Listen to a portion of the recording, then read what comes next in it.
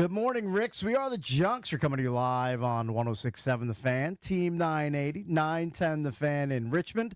You can watch us on the Monumental Sports Network, brought to you by Crop Metcalf, the official heating and cooling company of the Junkies. If you're looking to be their next 5-star HVAC technician or plumber, just go to cropmetcalf.com. You can join their team today. It's a Football Friday, brought to you by Chiniga Mayos, a 2025 top workplace. Visit careerswithmios.com. You got Bish Bucks and cakes on this Friday, post-Christmas. Hope everybody had a great holiday yesterday. Hope you had a Feliz Navidad. That, too, as well. Did you have a good Feliz Navidad? I did. How about you? It was busy. Busy because we were hosting not one, but two family get-togethers for brunch and for dinner. Yeah. So there wasn't a lot of downtime until later in the evening. But it's always good getting family together and breaking bread and seeing people you haven't seen for a while. So you had a busy day. Very busy day. Yeah. My day was just a normal day. We didn't do anything Christmassy. Really? We didn't, because my daughter was working. Oh, that's right. You told us. She worked the game. That's right. She was out at Northwest Stadium all day. She was at Northwest. She left the house at 7:30 and got home at 9. She left at 7:30 a.m., got home at 9 p.m. Yes. That's a long day. She had to be at the stadium by 9 o'clock. Okay. She left a little early. Yeah. Because there was no one on the road. But she had to be at the stadium by 9, and she has to stay after the game probably for another 3 hours. The game ended at, call it 4. Right. She was there until 7:30, so she didn't get home until close to 9. That's some dedication right there. It is. That's putting in the work. It was putting in the hours. It was just a normal day. Yeah. Today's actually our Christmas. Today's your Christmas. You just moved it. You kicked that can down the road by a day. Correct. Very good. Correct. Love it. But yours was good, huh? Busy? Yeah, very busy, but fun. Mm-hmm. You know, good brunch, 2 really good meals. I mean, just leftovers for weeks and months. I mean, We got a lot of the leftovers. fridge and the freezer out in the garage, just stuffed to the gills. The holiday LBs. All-time high. They're just coming in. Yeah. I mean, you just know intermittent fasting now. You got to stop eating for about 16 hours. Yeah. Someone needs to ship us Ozempic. Yeah, Ozempic. Give us all the shots. Give it to us.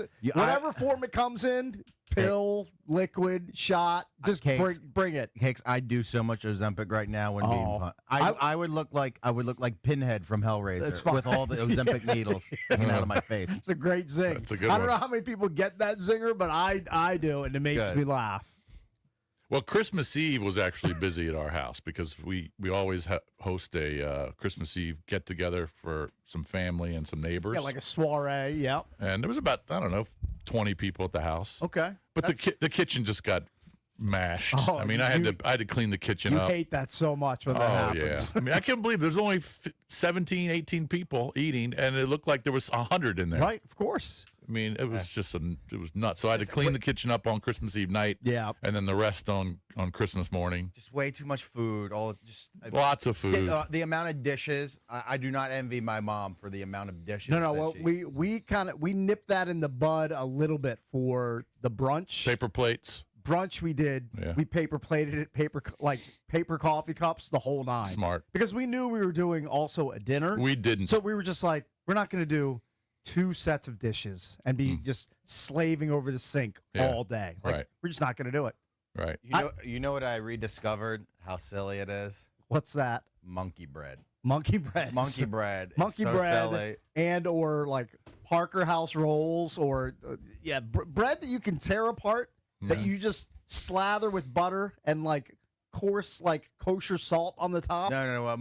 Monkey bread has cinnamon. Sweet version. Yeah. Okay, yeah. And just gooey. I mean, warm, gooey so cinnamon great. dripping off of biscuits. No, that sounds amazing.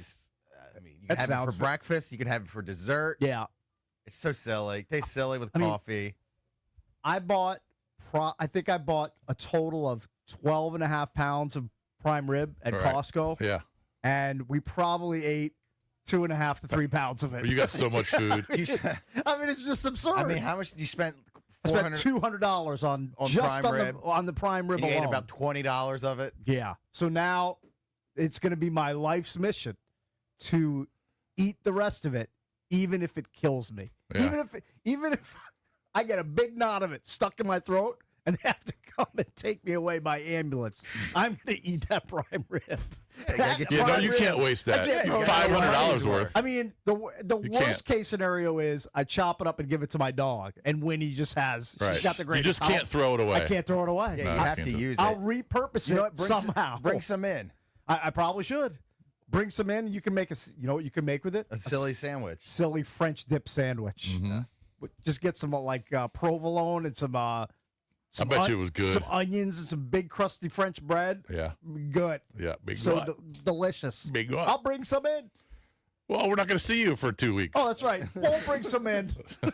I don't want it on January 5th. Throw it in the freezer and we'll be good to go. Yeah, moldy prime rib. No. That prime rib will get frozen and will get eaten. But Christmas Eve, after the show, Christmas Eve, by the way, I did not go to Tyson's. Okay, you didn't. You bypassed that. I said, F it. I'm not going to Tyson's. Okay. I can understand that. I know I said I was going to go back, but I did not. But I did go to pick up a bunch of wine and some beers. Sure. Because I didn't know what people wanted to drink. So I went out and got some light beer. I went and got some IPAs. I got white and red wine. Got a mix. I got a good. mixture. That's smart. I spent like $180 on drinks. Yeah. And because we had some friends who have some kids who are in college. Okay. Two of them are in college. One just got out of college. And I didn't know. I mean, they're going to drink something. They're going to want some drinks, of course. Right. Had some Surfside. Yeah, perfect. But I had my open road vodka and the bourbon. I had all that. But most people just drank the Surfsides or the wine. Right. So, but I spent $180 on drinks on Wednesday. You think after everybody left and both of the meals were done, and my wife was a saint. She was just grinding and cleaning in the kitchen while I was watching some bad NFL football. Right. We'll get into that later. Yeah. Okay? Next segment we'll get into that. We'll definitely get into that. I definitely went over to the Rodney Strong. I was like, well, I got to have some of this. Good. Poured that in a cup. Glug, glug, glug. Yeah. Then I was like, oh, there's a little Prosecco left. Pour that in a cup over ice. Add a little mixer. Glug, glug, glug. Yeah. So this was yesterday. This is last night. Well, did you before I went to sleep? Yeah, you can't waste it. Wow. I didn't have anything yesterday. Come on, guys. It's Christmas. I know, but I was just worried getting up at 4. Today is going to be your Christmas. Today is going to be my Christmas. You have to have a Bloody Mary or a mimosa in the morning. On Christmas morning? Yeah, Christmas morning at like 10 o'clock. Yeah, I didn't do that. But Matt, I just didn't feel, it was weird. I woke up and I told my wife, I said, this is weird. This is Christmas morning, and it doesn't feel like Christmas. You're treating it like a normal day. Yeah, we're not, because my daughter wasn't there. Yeah. We didn't open up any gifts. We had the Christmas Story on, but I was just kind of getting ready for getting my Netflix up. By the way, why was it CBS affiliated? Because they'll still air it locally, even though it's on Netflix. So, like the local markets, like so it's Washington and Dallas. It was on CBS. CBS there and CBS in Dallas. Okay, because it was. Well, the second game was CBS too. The Vikings, because that was Drew Brees. He's CBS. Oh, you mean calling it? Yeah. Oh, yeah. Like they just Netflix just hired mercs to come in and do there's contractors or mercenaries. Yeah. Like, that are coming in. Diana Rossini wasn't pumped when she got a call. She gets her. Hold on, let me do a recreation. Yeah. I'm Diana Rossini. Yeah. Oh, Netflix? Oh wait, you want me to do sideline reporting on Christmas in Minnesota? Yeah. How much are you going to pay me? How much is the check? Oh, I'm in. I'll be there. Yeah. I mean, that had to be the case. Well, the sideline reporters maybe, but the broadcast teams were CBS. Right, like Noah Eagle and Drew Brees. Drew Brees. Calling one of the games. It's just the Netflix hiring them. Yeah, just hired them, to do their. I don't know their Christmas broadcast. Was the Commanders game on the CBS affiliate or like JLA? I believe it was. Okay, I'm pretty sure it was. No, but really, I didn't know that. I thought it was just on Netflix. I know they do that for some games where if it's like only on Peacock, they will show it on local. I think JLA. that was the case yesterday. Don't quote me on it. I watched it on sure. CBS. Okay, so it was on locally. There you have it. Oh, it was. Okay, there you go. It was funny when Rossini asked Jared Goff, so who are you going to throw to today? Right. Well, you think he's going to answer that? Did you hear her? Was she asking that before the game? Yeah, it was right before the game. I didn't see the pregame. So I don't know who the other. If I were Jared Goff, I would have said, I'm going to throw the ball to Amon-Ra and Jameson Williams and Jahmyr Gibbs. Yeah. Someone interviewed Justin Jefferson real quick. Yeah. and asked him, the game doesn't really mean anything, but talk about the pride of, playing on Christmas Day. And right. And he goes, yeah, we all got pride. We all went. Right. And then they went to Rossini, and Jared Goff he had the shortest answer of all time. Okay. I think he had 6-word answers. Right. But she did ask him, so who are you going to throw to today? Right. He's like, I don't know. We'll find out. That's exactly what he said. Try and get that on audio. But Christmas Eve was more of a party night for me, because Christmas Day, there was just nothing. I was just getting ready for the games. Right. Understood. Well, you enjoy your Christmas today, a day late. Yeah. Okay. Everybody else enjoyed their Christmas on this. By the way, props to my wife. Day. My wife made some great Christmas Eve food. I told you it was chicken barbecue, pulled chicken. It was mashed potatoes, mac and cheese, baked beans, a great salad. You can do without the baked beans. Oh, I love baked beans. They're okay in very certain scenarios. Oh, I love them. Was there a bowl game sponsored by baked beans like a few days ago? Probably. Because every bowl game, like the Cheez-It Bowl, I saw that because didn't they have like a big bowl of huge, baked beans? The hugest bowl I've ever seen of baked that the beans. winners were eating out of. Yeah, they just had ladling baked beans into their mouth. Hey, can you think about that locker room later after the baked beans? Just Florida-palooza. No thank all the you. fat linemen pummeling. I mean, can you baked imagine? Beans. You could go to the Cheez-It Bowl, or you can go to the baked beans bowl. Which one are you going to pick? I need all the Cheez-Its all the time. There was the Xbox Bowl. Did you see that? I did not. With a big robot handing out the trophy. Jason, why does your Christmas Eve dinner sound like Memorial Day? Barbecue chicken with mac and cheese, baked beans. You know why? It's the 4th of July. What's going on here? You know why? But it does sound good. Because it doesn't cost a lot of money. Right. It's the budget conscious. You think I was going to go out to Costco and buy 2 cows for $500? There's no chance. I'm not doing that.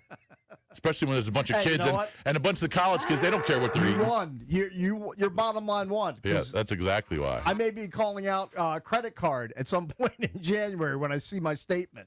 Yeah. Oh, I'm gonna be super rich. So anyway, so that was our Christmas, and today will be a Christmas morning. Very good. Well, you enjoy your December 26th Christmas later today. Sir. Coming up next, we will get into the Junk Sports page. We'll go around the NFL and recap all of the games. And, of course, we'll get more into the Commanders' loss to the Cowboys with John Keim, who's going to join us at 7 o'clock. And we've got a colleague check-in with our pal Grant Paulson coming up at 8. By the way, we're also going to talk to Bikey Bots today. Oh, we are. We're gonna rebook him? Yeah, because Bikey Bots, we talked to him last week about his Survivor play. Mm-hmm. And he had the Dallas Cowboys. Yep. So he advanced not another round, not another week. But he's got to pick somebody this weekend. Okay. And we'll get the update of how many people are left, who they took, and what is he going to do? What team is he going to pick for this weekend? $18 million pot. It's a lot at stake in the Circa Survivor Pool. Lots to get to here on a post-Christmas edition of the Junks with Cakes and Bishbucks. We'll be right back.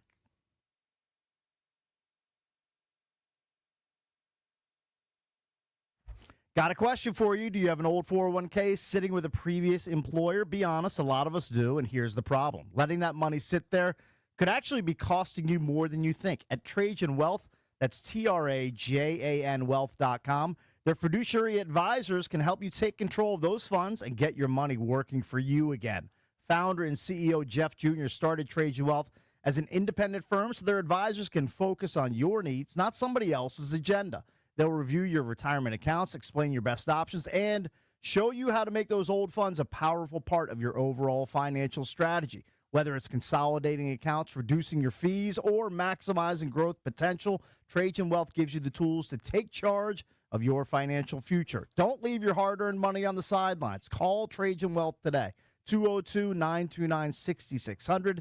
That's 202-929-6600, or visit TRAJANwealth.com. Advisory services through Trajan Wealth LLC, SEC registered investment advisor, client paid advertisement. Additional disclosures at TrajanWealth.com.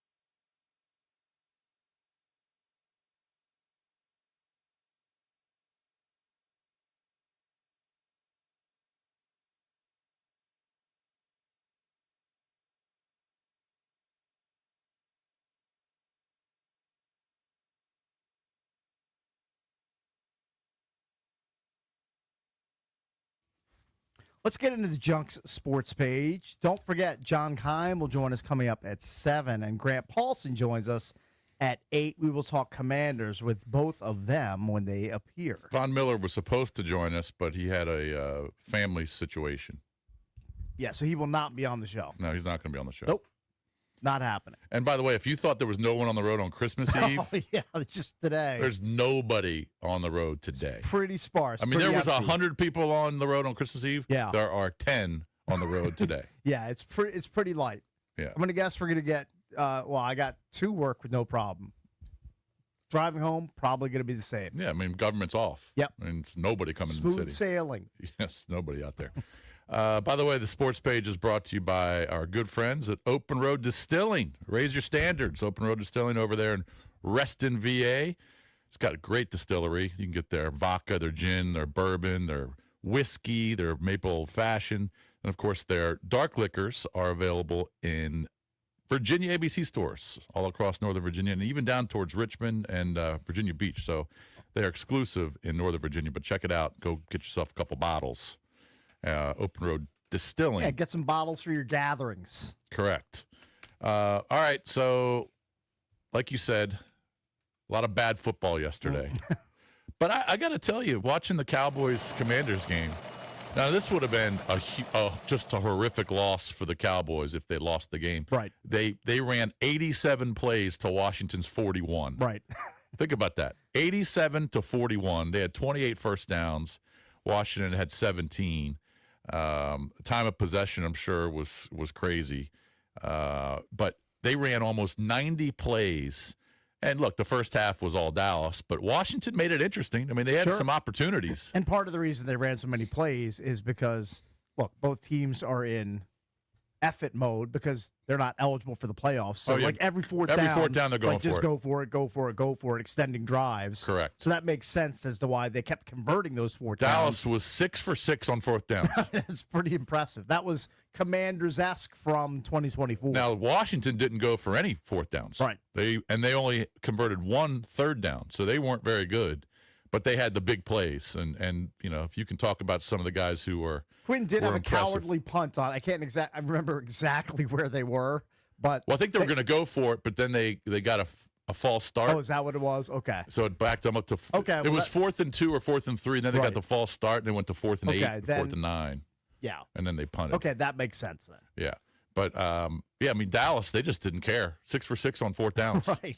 And look, if you're not in the playoffs, you should be going for every fourth down. Yeah, it doesn't matter. Actually, even if you're in the playoff hunt, most of the analytics, if you're in a certain part of the field and it's a short, 4th and 2, 4th and 3, tell you to go for it. Mm-hmm. You don't even have to be eliminated from the playoffs to have an aggressive mindset and try to keep the ball instead of punting the ball back to the other team. If the game meant something, of course they're punting there. Right. They were on their own. I think they were inside their own 40. Right. Maybe 38 or 39 on a 4th and 2.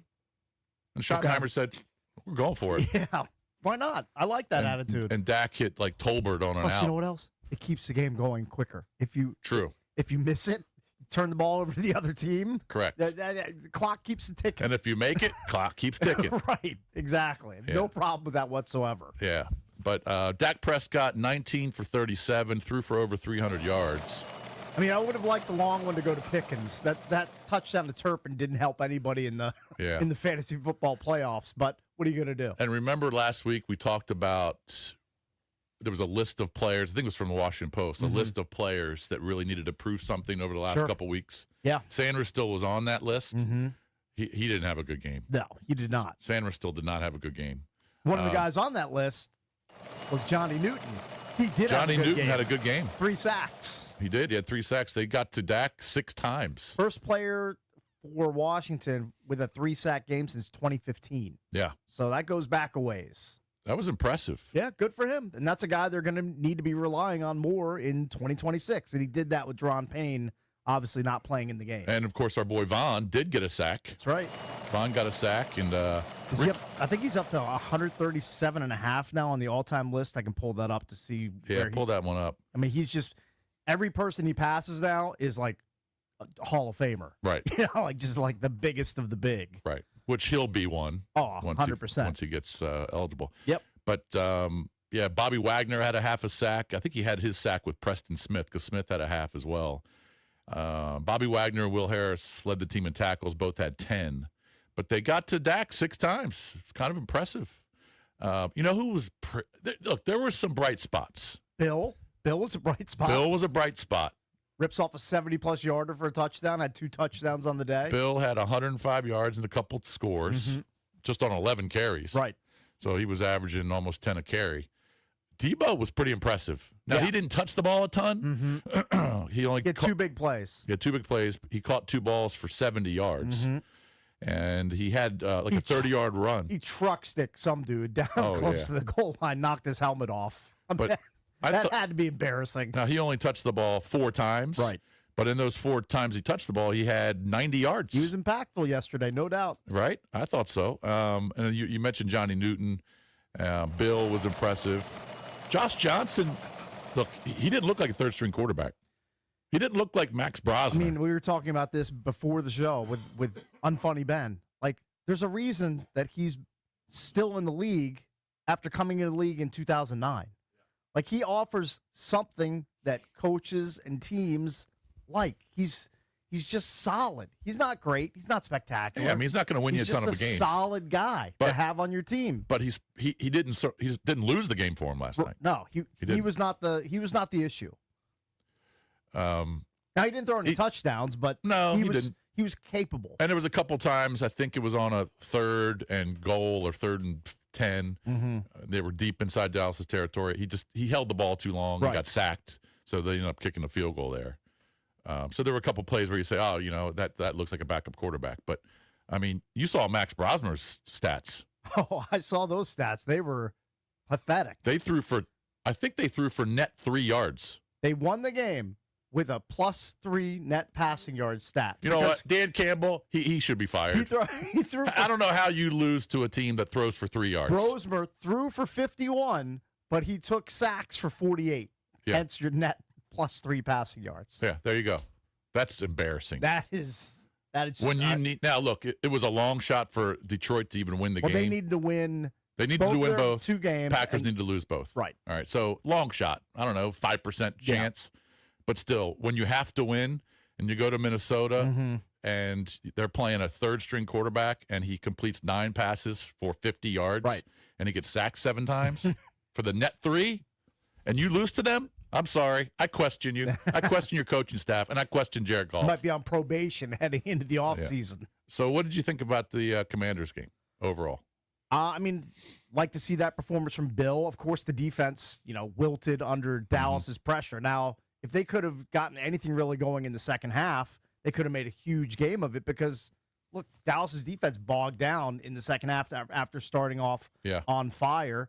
I mean, they couldn't really affect Dak in the first half, and that lead was just too much to overcome. But, look, you have to be pleased with the performance of your 3rd-string quarterback keeping you in the game.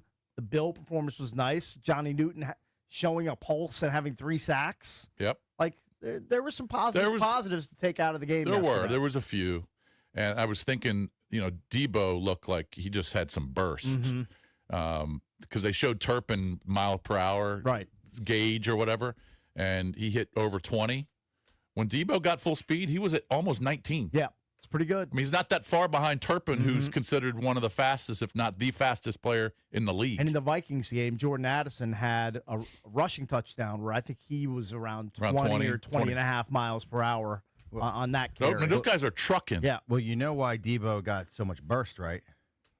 Oh, hold on. Is it what's your one-liner on this? Or is it like no? This is really why he has this. I would hypothesize this is why he was so energized for the game. I mean, he's trying to get a bag for next season. I mean, that could be part of it. Well, he earned $700,000 in incentives in this game for eclipsing 70 catches and 700 receiving yards. Right. Oh, good. There you go. Yeah, tis the season to track guys' incentives that they're close to. He got $450K in incentives for total catches for the season, and then another $250,000 for receiving yards. You think he didn't go to Cliff King? You think he didn't go to Cliff's office and say, "I'm X away from this amount, and I'm Y away from this amount"? So, like, I mean, I have to be featured in the game plan. That would light a fire under anyone's ass. Of course, it would, especially in a lost season where you're not making the playoffs. Like, yeah, I'm sure that Cliff. I would tell Cliff,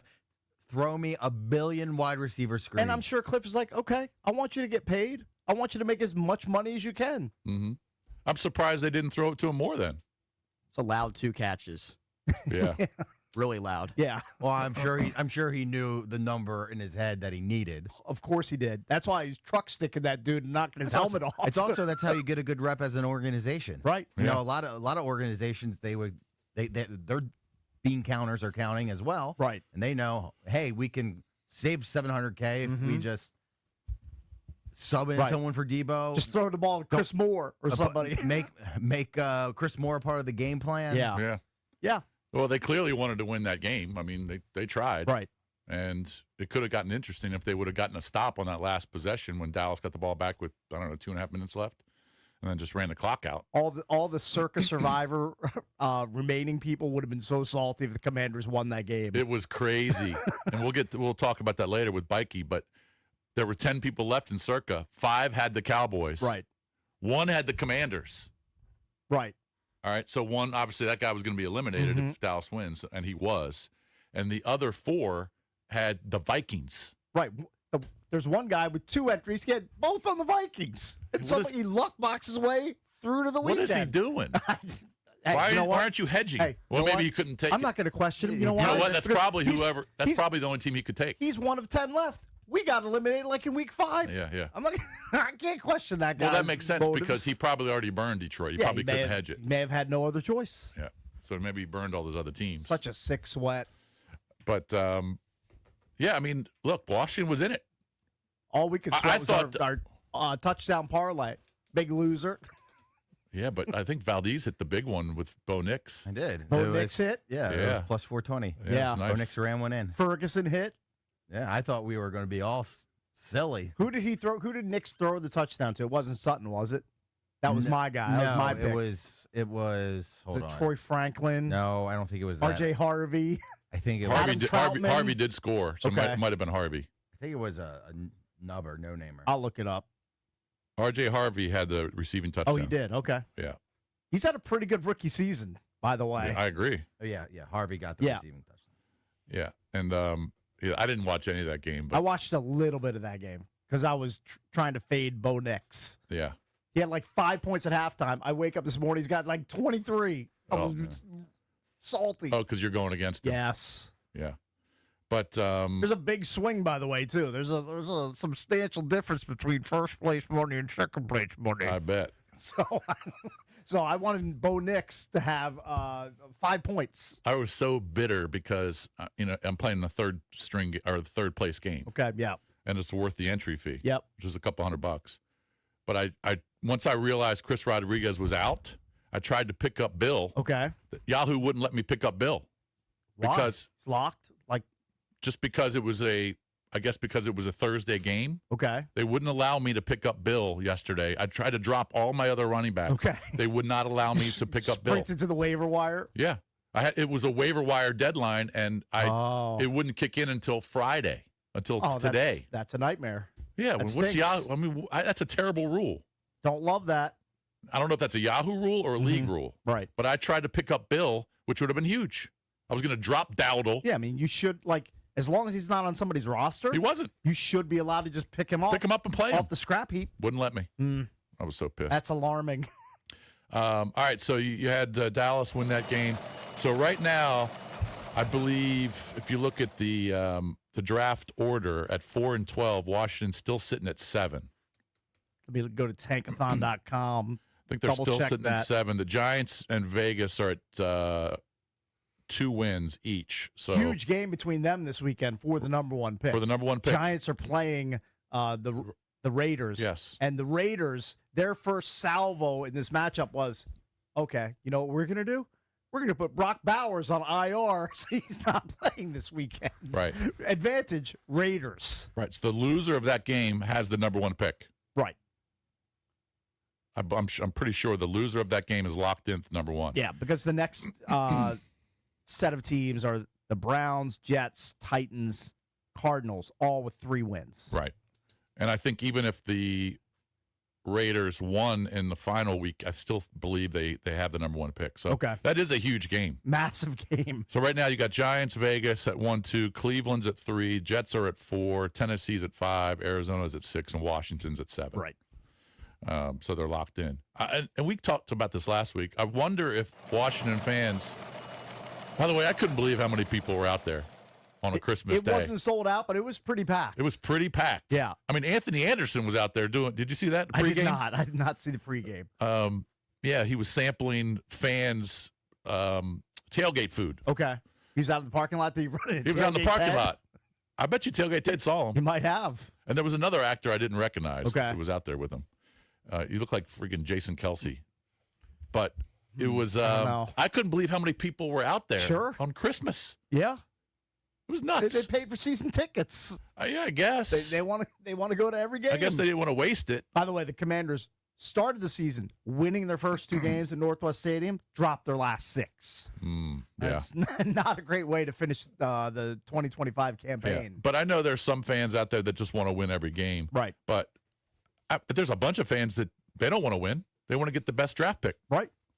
So I thought that was a good loss. Right. Even though there were some positives. A solid L. There were some positives with some players, some young players like Johnny Newton. Mm-hmm. But why win? The game doesn't mean anything. Right. Improve your draft stock.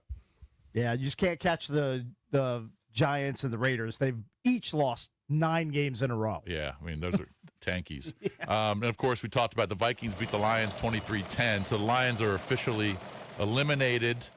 Current NFL playoff picture, so the Packers are in.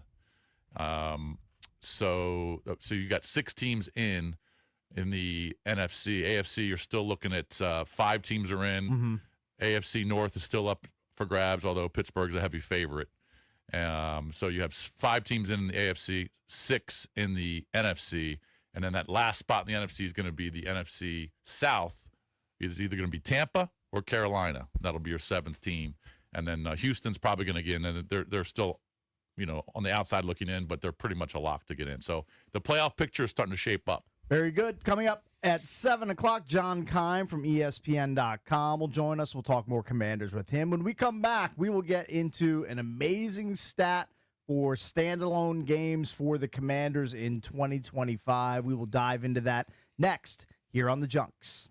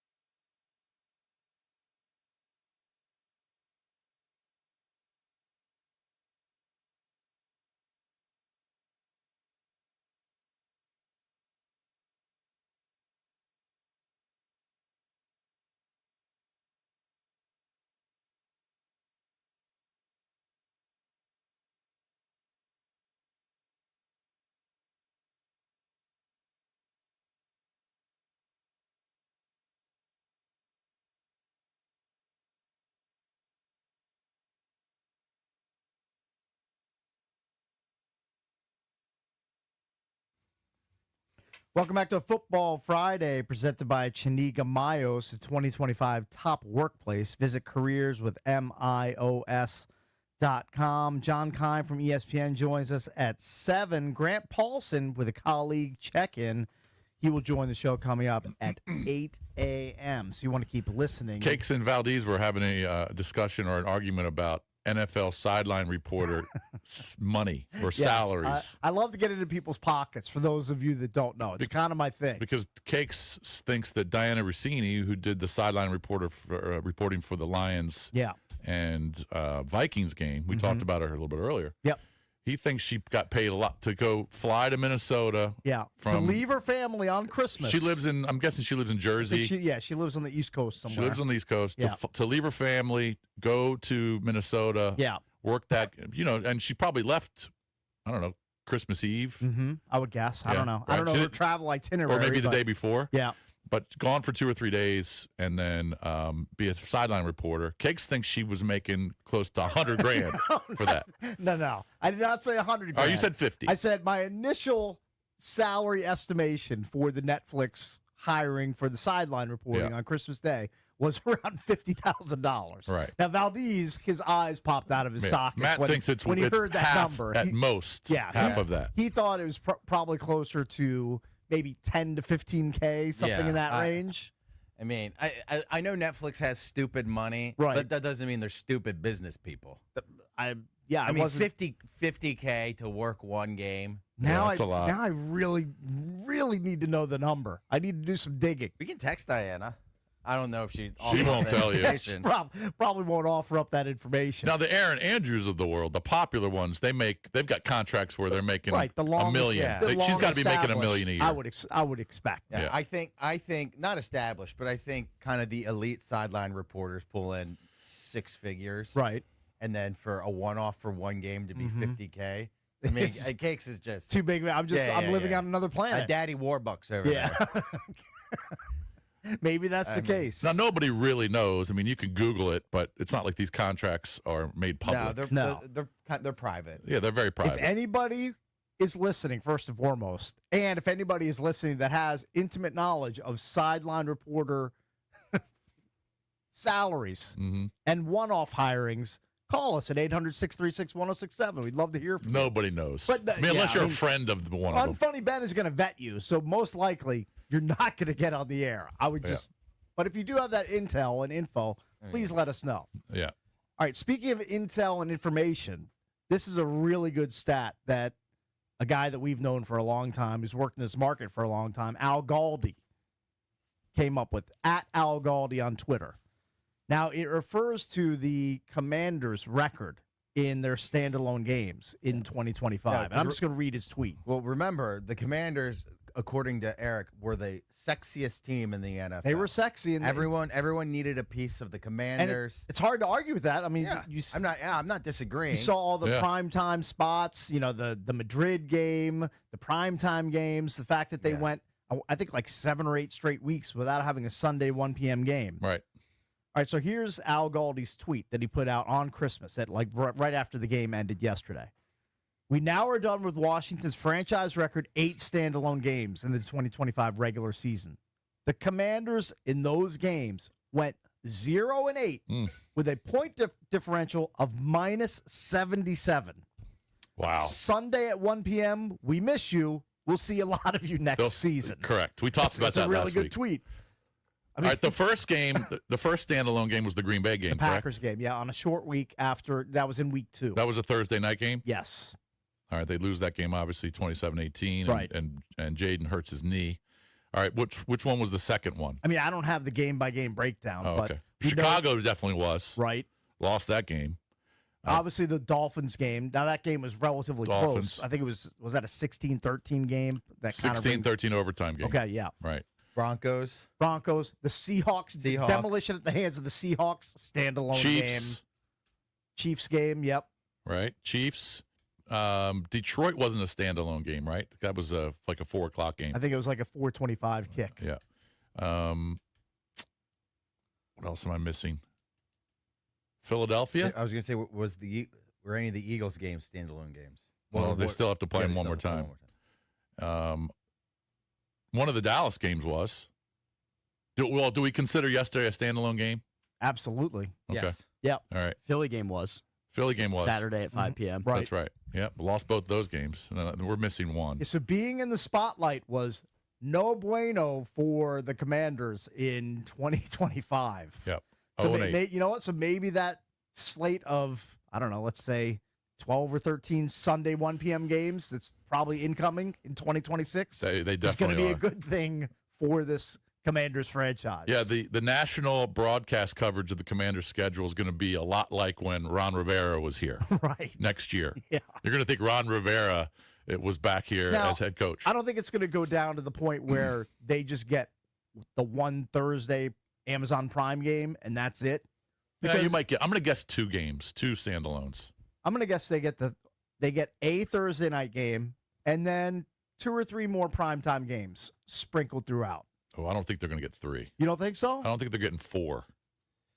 I still think that. I think 2. I Jaden think Daniels 2. has drawing power. It's just a matter of, is he going to be on the field? I know, but I bet you these networks are going to get a little iffy on Jaden. Will he be available? They're going to be cooling on him. Yeah, that's because totally not possible. because they think he sucks, but Right. because they're not sure if he's going to play a full It's season. going to be the first question out of their mouths when Yeah. they're sitting, around and trying to plot the schedule for 2026. I mean, if you're Netflix and you have an opportunity to schedule Washington next year late in the season, after what happened this year, and you had Josh Johnson starting, but again, it's more of a big picture thing because just take the Netflix 2 games. Like they were expecting, I guess J.J. McCarthy isn't a huge draw, but they weren't expecting the Vikings' third string quarterback to be playing in that game. No, they weren't. You're right. Let alone to win the game, but like they didn't, Amazon Prime didn't think Pat Mahomes is going to be up in the suite, yucking it up with Gardner Minshew and watching Chris Oladikin And look, play maybe on Christmas night. maybe they got their buys that they needed, and of course they sell ads. Right. There's ads everywhere, but I don't know. I think 4 is too many. I'm going to guess 2, maybe 3. 2 to 3. Yeah. I still think they'll get. I'm going to go 3 to 4. All right. Well, when's the NFL schedule released It's usually? usually in May, I believe. Yeah. All right. We'll find out I mean, in May. we're a long ways away from it, but I think it is May. Yeah. generally. But that is crazy. 0-8 in your primetime games. Now I'm not as I'm not as vociferous about Sunday 1 p.m. kicks as EB is, but it'll be kind of reassuring that a lot of the games will most likely be Sunday 1 p.m. in 2026. I mean, the 4 wins, Giant game to open up the season, that was a 1 o'clock. Week 3 against the Vegas Raiders. Yep. That was a 1 o'clock. Okay. Now at the Chargers, obviously a 4 o'clock. Right. And then the Giants It's 1 again. o'clock West Coast time. 1 You o'clock can West count Coast. that. Okay. And then the second Giant game was 1 o'clock. Yeah. So they went 3, or if you want to consider the Charger game a 1 o'clock game because it was 1 o'clock on the West Coast, they went 4-0. I'm not going to complain. We get better sleep when the Commanders are kicking off at Sunday 1 p.m. from Northwest Stadium or wherever visiting stadium they're in. I don't mind the 4 o'clock games. That's fine too. Or 4:25. It's usually 4:25. But man, that's crazy. 0-8 in the stand. And how many of those 8 games did Jaden start and finish? I mean, I don't have that number, but it can't be a lot. 1? I would guess, yeah, it's a very small number. Think about that. Think about that when the NFL puts their schedule out and they talk to the networks, blah, blah, blah. And they go, you know what? We want to see Jaden. We want to see Jaden because he was so good in his rookie year. Right. And he was in like one of those games. Yeah. Oh, man. See, that's the problem. You schedule these things in May, and then by the time you get to November and December, injuries take their toll. Teams fall out of the race. Sometimes they're benching guys in late December. Now, that wasn't the case during yesterday's slate, but it was more that, injuries have just hit these teams super hard, and the guys you were planning on playing back in May are chilling in a suite, watching the action unfold on the field. Well, what was funny is Austin Eckler wasn't even on the sideline. He was doing pregame. I wonder what Austin Eckler got paid. Let's look into that next, Valdez. How much did Austin Eckler make to double dip as a commentator during the game? Is that the game? the sign that Austin Eckler is going to call it quits and he's going to do TV next year? I mean, it's it's kind of a no-brainer. Like if he wants to do TV, he'll be great at it. Yeah, I think so too. He's a really good personality. Isn't it wild they asked him for a pick at the game? Like imagine if he picked Dallas. Yeah. Yeah, it wouldn't be a good look. That would not be great if that happened. I mean, he's still currently on the roster. Right. He's still getting paid. Still a member of the team. And he was up doing pregame with Michael Irvin. Right. All right, coming up next, we'll get more into the Commanders' latest loss to the Dallas Cowboys. We'll talk to John Keim from ESPN.com. We'll do that next. And don't forget, Grant Paulson joins us coming up at 8 here on The Fan.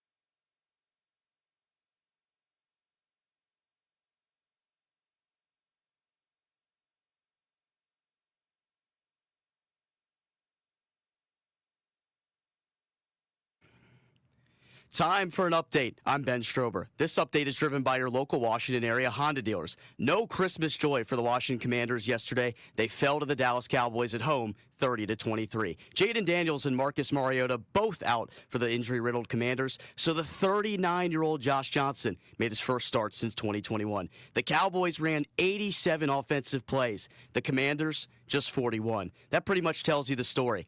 More NFL on Christmas. The Vikings took down the Lions 23-10, eliminating them from postseason contention. And get this, the Vikings only had 3 net passing yards. That's just brutal. In the nightcap, the Broncos squeaked out a 20-13 win over the Chiefs.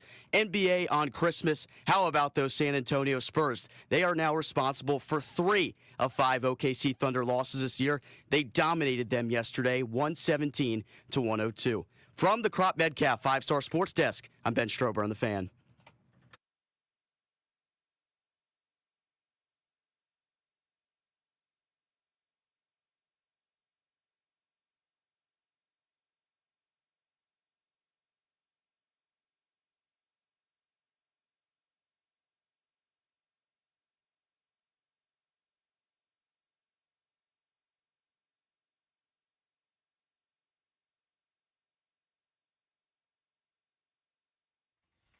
Welcome back to a Football Friday presented by Chiniga Mayos, the 2025 top workplace.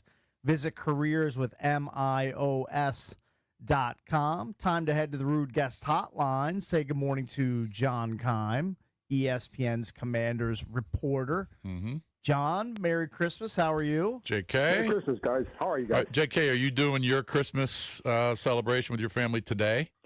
No, we kind of have we had a bit of a makeshift when we had to do it.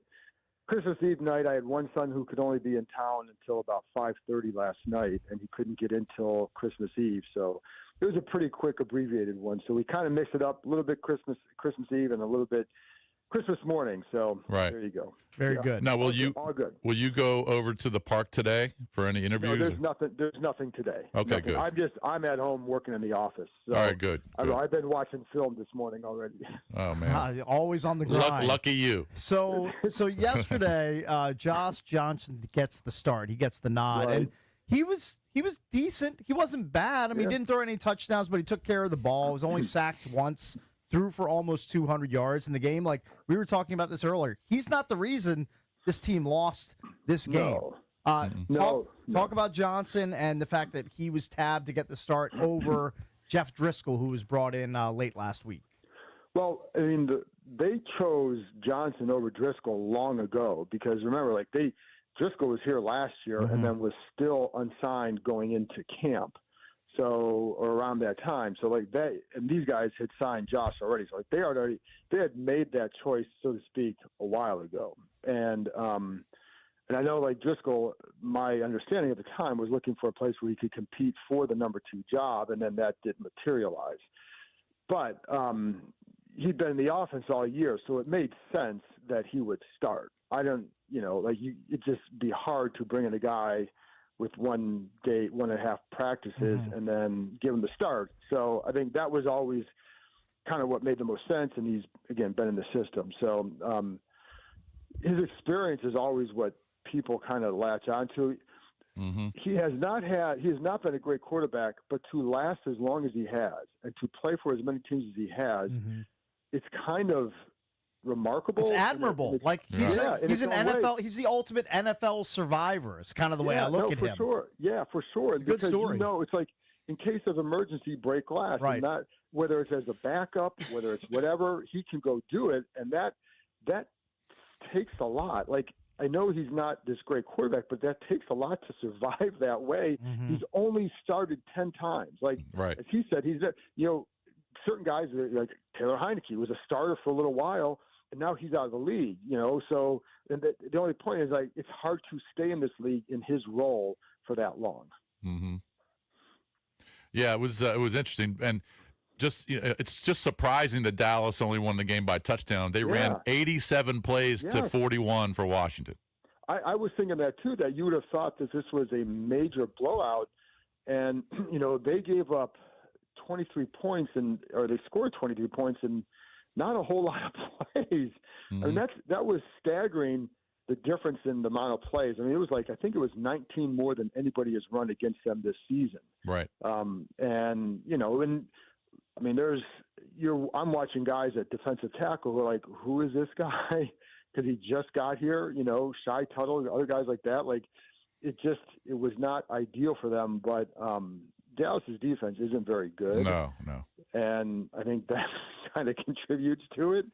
But yeah, I mean, the difficult part of it for Washington is you had 2 shots inside the 5 on 2 different drives that touchdowns were there, you know, and I mean, Johnson even admitted on the one, like, Terry McLaurin runs a route, like he's got to sell the like he's going to kind of fake block on the backside, or just kind of like stagger off the backside like it's a run, right, to match the play action, and the safety bites on it, but then Josh doesn't stay with it long enough, and that's one where it's like, is that an experience thing where it's like, okay, you know, you've got to trust that McLaurin's going to win on that route because he does. And it was a touchdown. There was a touchdown if he throws it. It's a touchdown if he throws it. Yeah. But that's like, you know, you haven't played much with him. And then you learn that, like, you got to stick with him. You know, like that. But that's the hard part. Correct. Hey, John, we had a call late last week from a trucker that was listening to the show in Georgia that had an encounter with basically like a church van packed with Commanders fans at a truck stop.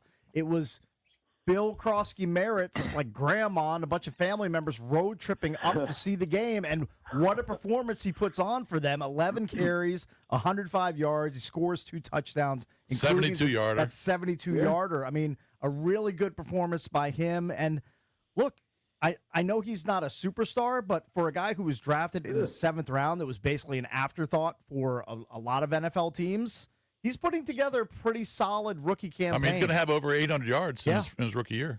It is, you know, it's funny because even in training camp, like, you saw little signs, and we talked about this at the time, and not that, you know, he hasn't become a superstar. He's a 7th-round pick who's got around 800 yards. Like, that's really good. Right. And so he shows a lot, and I think both of his touchdowns show something, because the first one, he breaks a tackle and he finds his way to the end zone. Like, he's got a little bit of a nose for that. And, you know, I always liked that he runs violently, but he gets extra yards because he's leaning forward on contact. And I think that's something he's gotten even more consistent on. You saw that against the Giants a couple weeks ago, where he's knocking guys. You know, the linebacker tries to stone him, and he's still pushing forward for 5 more yards. And then on the touchdown, like you saw, he ran as fast, and it was on Next Gen Stats, 21.62 miles per hour. That's the fastest any Washington ball carrier, whether it's punt return, anything like that, has run this season. So you see that side of him too. Now, there was really good blocking on that play, but he takes it from there. And so you saw that too. I think the key for him will be, 1, you know, improve ball security, and then 2, you know, just continue to get better in pass protection. I mean, he's, you know, that's something that Cliff Kingsbury will talk a lot about, and I know that Krosky Merritt feels a lot more comfortable in that area. But that's also like the one where, what are the 2 steps to keep going? Well, those would be 2 of them. But he's been a remarkable story, and I know it's not like every game he's not having these great numbers, but he has done a really good job, you know, for sure. And I mean, keep in mind, like, he only played 1 game at a high D1 level, and then he missed. You know what I mean? Like, it's really, really a good story. Yeah, and it was cool to watch. On the flip side, you know, we talked about time of possession, and Dallas had 38-21 over Washington time of possession. If you look at overall defensive statistics, Washington's next to last in yards allowed. The only team worse is the Bengals. Against the pass, the Bengals, Steelers, Colts, and Cowboys are the only teams worse. And I was going to ask you about the secondary and your thoughts on the secondary, especially after that Turpin touchdown where Sanders still and Quan Martin get beat. Well, on that one, Sanders still, like, what I won on that one, I think the play design was really good. Because they have CeeDee Lamb going down the left side, so you got a split safety, so you're occupying Sanders still. So you've got to get deep. It looked like an inverted Tampa 2 coverage, so you got to carry down the middle. But so it was a good play design. It was a good play design, good right guys in it, and just poor execution. Gotcha. So it's a combination of things, right? Because even on the other side, they had Pickens occupying the other where it would have been a safety on that play, but a corner, but you know what I mean? Right. The safety position. So, but they need help. Yeah, I was going to say your that. thoughts on the secondary in general. Yeah. And how many of those guys you think will be starters this year or next year that were starters this year? Not many.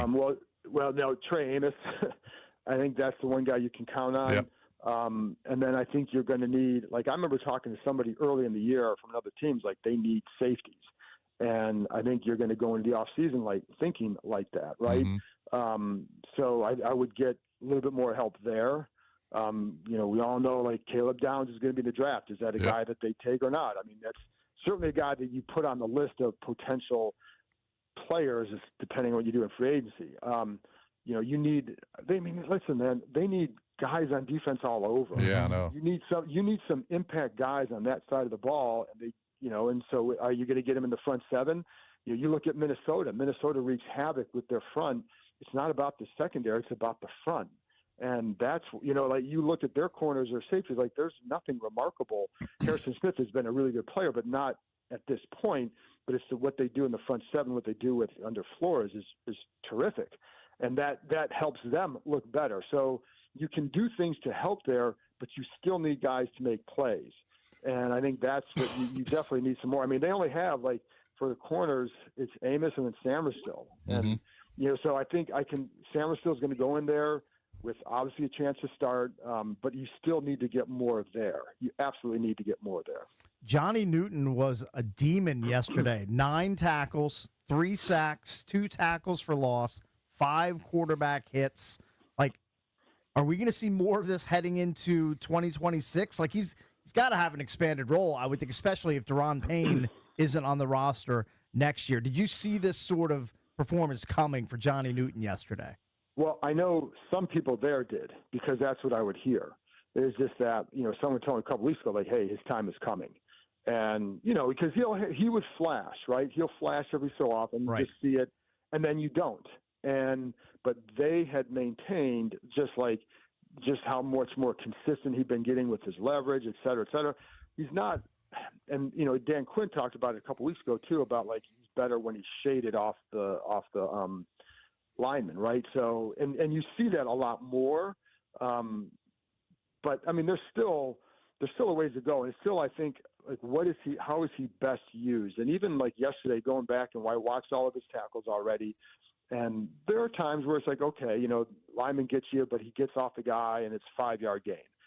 But then what really to me jumps out is that I would almost call like secondary quickness. So off the ball, he may not beat you, but when it starts going lateral, he's going to out-quick you, right? And I think that's how he made a couple stops that way, got a couple sacks that way, where it's like that effort and staying after, but then that next step quickness is where he gets you.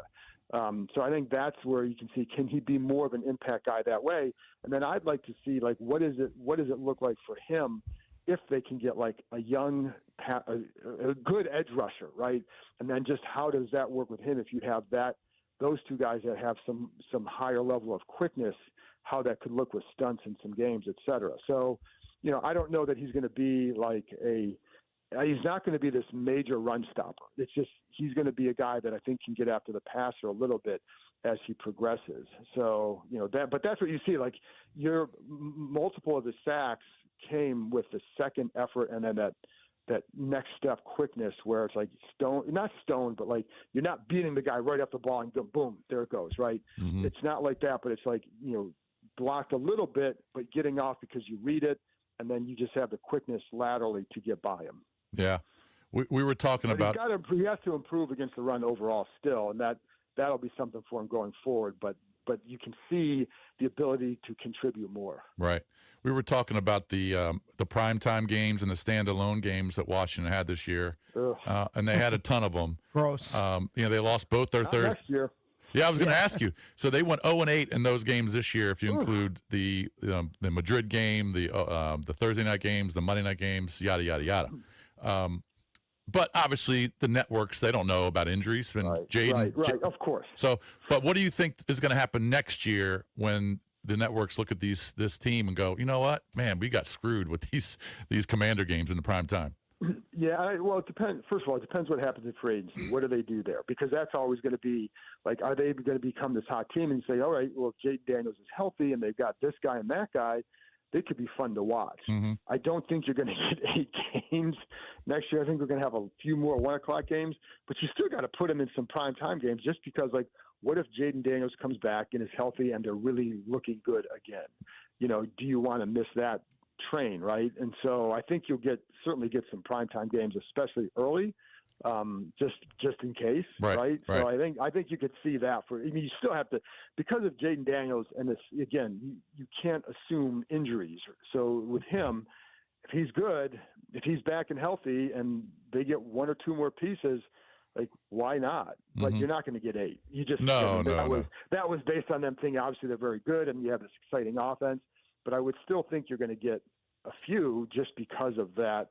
What if? And then it is like, people, a year ago, the kid was the next big star, and it's injuries that set him back. So, I think so. Yeah, I would expect some, but not like this. This was quite a bit, and if it was a series, it would have been canceled. Yeah, if I know you don't know this because it's the day after the game, we got a whole nother week, but against Philadelphia to finish out the regular season, do you expect Marcus to start, or do you think it's going to be JJ again? That I don't know, and it sounds like the quad was a bigger issue than the hand, which he had. Like he said, he had 6. I think it was 6 stitches in his hand. Yeah. But I don't know. I don't even know that they know. But yeah. And Philadelphia's not going to play any of their players. No. So yeah. No, that's gonna be so ugly. All right, John. Another preseason match. Yeah, exactly. We appreciate the time as always. Have fun grinding that film, rewatching the game, as I know you're going to do. So we appreciate the time. We'll talk to you soon, man. Thanks, guys. Merry Christmas, everyone. Merry Christmas to you too, man. That's John Keim from ESPN and ESPN.com. When we come back, we will take your calls at 800-636-1067. Are you out there? Who helped themselves for next season with yesterday's performance? Bill, Johnny Newton with 3 sacks. Dare I say, Ben Sinnott with a career-high 3 receptions in a game? Break up the band. Ben Sinnott had a remarkable game at tight end. Who helped themselves on the Commander squad for 2026? We'll take your calls on that next at 800-636-1067.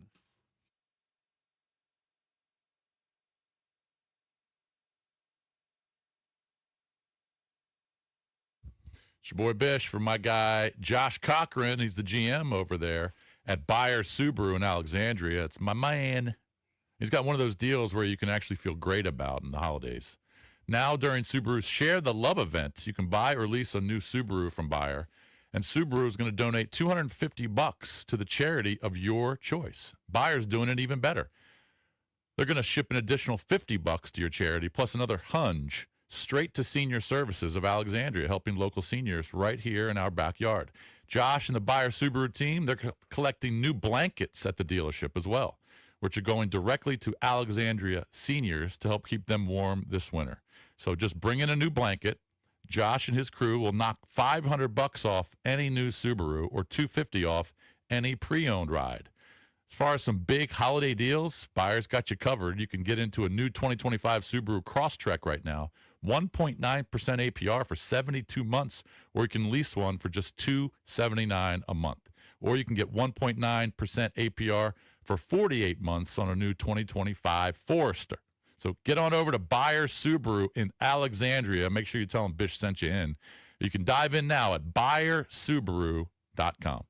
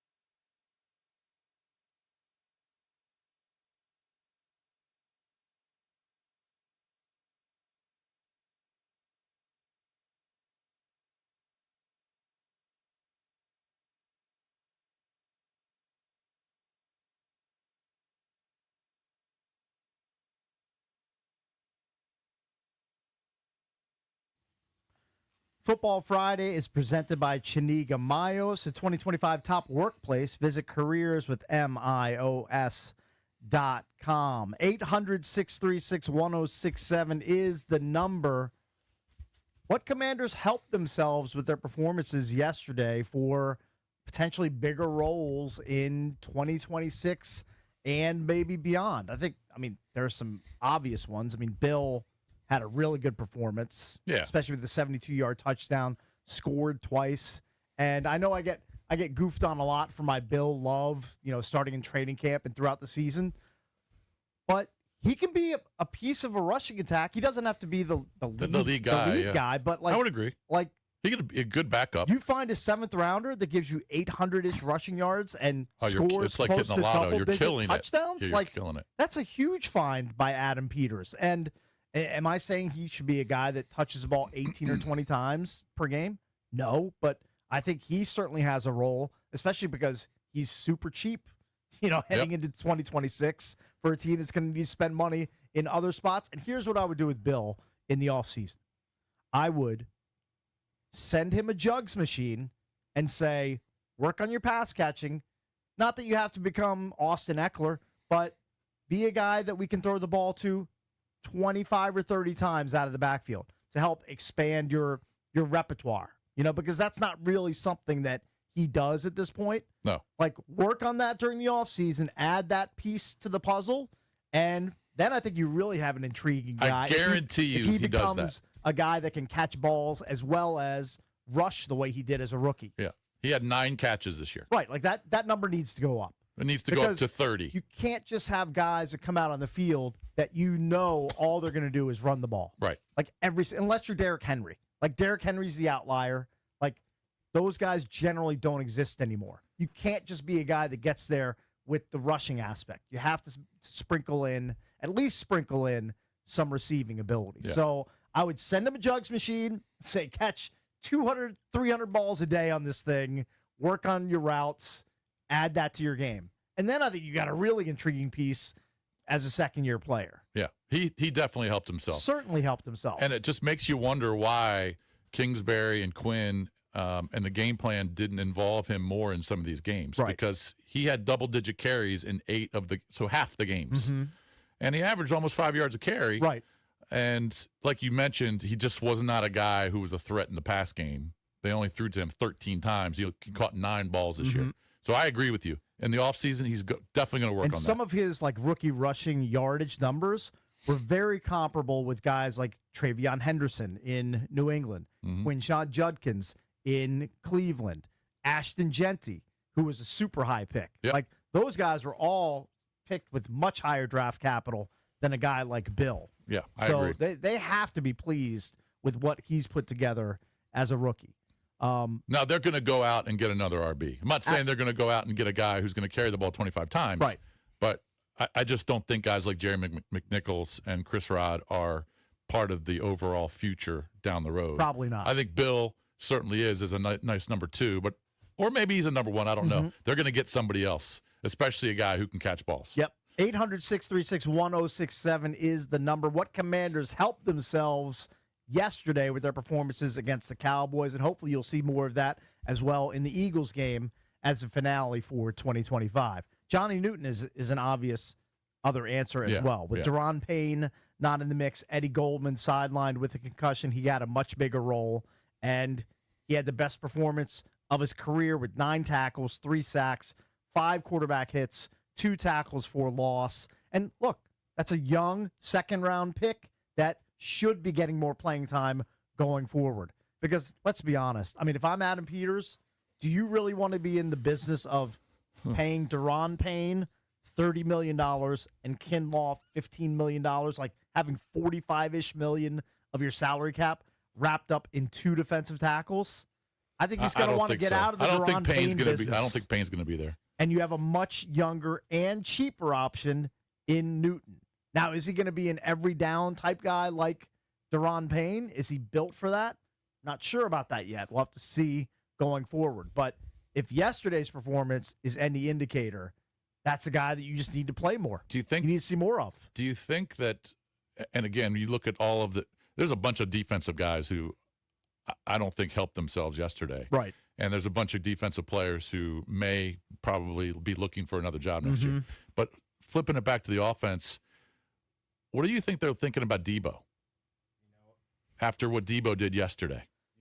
I mean, Debo looks like a guy that if he really wants to go all out, he can still give you production. Certainly. I just don't want to give him a lot of money. Yeah, I think it's going to come down to the length of the term he wants on his deal and what other teams really want him. And what's the salary going to look like? I mean, he's making $17.5 million this year. Yeah. Like, he's not going to want to go backwards from that number. And he did hit some incentives, like Matt pointed out. He looked like he had burst. He did. He looked like looked like week 1 Debo. It was very odd because you didn't really see that burst until early in the season. But for whether it's incentive related or what, but he had it that last game. He did, and look, maybe that heel injury that had dogged him throughout the kind of the middle to later portion of the season. Maybe he's back to normal. Maybe he's finally healed. Maybe he's just feels better. And again, when you have $700K on the line, like you might have a little bit of extra gas in your tank at that point. I'm sure that played a role. I don't see Adam Peters outlaying a bunch of money in a bunch of years to Debo. Like, if he can get him on a 1 to 2 year deal, a lot of incentives, not a ton of base salary, I think Adam Peters would love that. But look, Debo is 20. Is he 29, 30? He's right around that age. Like, he's going to want a big payday. 29, yeah. He turns 30 in January. And he's going to want a big payday, so I think he's going to go out and test the market. Oh, and definitely will. Peters will probably say, go test the market. Like, if it's not what you expect, come on back. We'll work something out. We'll reconvene. He ended up having, and you've got one more game left. Right. Let's just assume he plays next week and catches 2 or 3 balls. He'll have less than 75 catches, but I think still 70 to 75 catches for, call it 750 yards, 5 touchdowns, 1 rushing touchdown, so 6 total touchdowns. Now, that number would have gone up if Jaden was healthy the entire year. I feel like the numbers are probably what they expected, maybe a little bit low because of Jaden's injury, and you had backups thrown to him for half the year. But I think they kind of got their money's worth, considering all the injuries on the offense. There's a couple. I didn't think that he carried the ball as much as he was going to. He kind of surprised me that he came in as a guy who carried the ball close to 40 times a year in San Francisco. I was kind of expecting the same workload there. Right, and maybe Shanahan just wanted to use him differently out there, but I expected more than 15 carries. And maybe also they saw the injury early and said, we're not going to expose you to more hits unnecessarily when we've got a decent core of running backs in Bill, C-Rod, McNichols we can put in there for a spell, as well as the rushing from the running backs. Now, Valdez, you wanted to bring up a guy that you were thinking of. Yeah, well, first of all, I was very hard on Johnny Newton, so I should give him his flowers. Right. But I'm not trying to rain on everyone's parade, but I would like to see it 2 games in a row.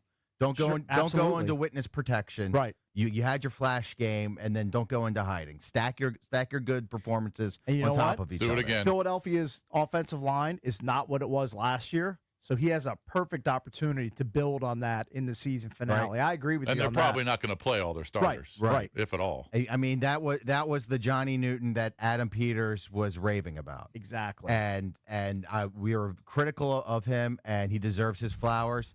But also, stack those games up. Don't go into hiding. Right. I thought Jake Moody really he helped himself. Especially for a franchise that's been searching for a consistent kicker. Right. I think he's going to play his way onto the team next year. Yeah, he might. You're right. I mean, look, Moody was a great college kicker. Yeah. And he was a 3rd-round pick. All right. It's a really high pick for a kicker. And you can ask kickers. I mean, it's a mental thing, man. Right. It's like having the yips in golf. But it seemed like his ball flight on each PAT and field goal were consistent. Yeah. And for a team that's been devoid of kicker for so long, I think that's a great sign to see Moody. You know what you're going to have for kicker next season. Right. That's a great sign. One thing I want to bring up with Newton, it's great to see him get the 3 sacks and show that potential as a pass rusher. He didn't look very good against the run, though. None of them looked very good against the run. They were getting blown off the ball every single time. And if Newton's a guy that you can't rely on to be a run stuffer, then where does that leave him in terms of his value? Does that make him just a rotational piece as a D tackle, or do you have to have him out there every down because of his potential as a pass rusher? I think if he can be a disruptor and get after the passer, I think you might just have to live with the fact that he's not the greatest run stopper. You know what? That's what you sign up Bobby Wagner for another year if that's the case, and say you're going to play right off Newton's back in case. Very out on that. Yeah, in case the run gets through here. Lastly, and I think this might be a tough decision for Peters to make, but I think if I were him, I'd be comfortable making it. I'm sorry, but if Josh Johnson's going to cost me $1 million, I would rather have Josh. It looked like he can run the offense. He's capable of running the offense. Right. I don't want to pay Marcus Mariota $9, $10, $11 million to be my backup. And that's what it's going to take. When I saw Josh Johnson, look like he was as good. Looked like he was just as good. Yeah. And he's a fraction of the cost. Yeah. And I have so many holes that I have to figure out and plug next season, especially on the defense. I'd rather take the savings of $8-9 million and use it towards a defensive line depth, right? Yeah, or signing a premier safety. And if you're Mariota, there will be interest outside of Ashburn for his services. I'm not going to compete. I'm not going to compete to get into a bidding war with other teams to try and sign Mariota as a backup. Yeah, like if I'm Mariota, I'm looking specifically just to point out one team, Minnesota. Why wouldn't I go there and try to beat out J.J. McCarthy because they got nothing behind him? Yeah. Like I feel like I could beat him out in training camp and maybe grab that starting job. Look, so yeah, I can see that. Every backup is going to have his shortcomings, right? But for what Josh Johnson would cost, and for the production I just saw, right? I mean, I think that's a no-brainer in terms of cost. It's a good cutting. calculated risk. Yeah, and I'm with you. And again, backup quarterbacks could be key in one or two spots during a year, right? But if your backup quarterback is playing 8 or 9 games, your season's over anyway. Yeah. So I'm with you. I don't want to pay $10, $11, $12 million for a guy who's playing only because my superstar is hurt. Right. Because the season's over either way. And hopefully next year, like if Jaden misses, hopefully it's only 1 or 2 games, not 8 or 9. Yeah, you don't want these guys playing 9 games. I'm sure Marcus was great in the locker room, and he developed a friendship and rapport with Jaden. But he's a good dude. But it's not worth it. It's right. I mean, the team has so many needs. Yep. So many needs. And that money can be allocated somewhere else. I'm sorry, Marcus, but this guy's doing your job, if not better, for a fraction of the cost. For a tenth of the salary. And again, I like Marcus, a great dude. And he's a good player. He's a good backup. But if he goes and beats out somebody in the offseason, like a J.J. McCarthy, I'm sorry, that team's dead. You're probably dead. right. Yeah. If Marcus Mariota is your starter for 17 games, you're dead. Yep. Probably the case. All right, don't forget, coming up at 8 o'clock, we'll have a colleague check-in with our pal Grant Paulson. You don't want to miss that. That's coming up at 8 o'clock right here on the Junks.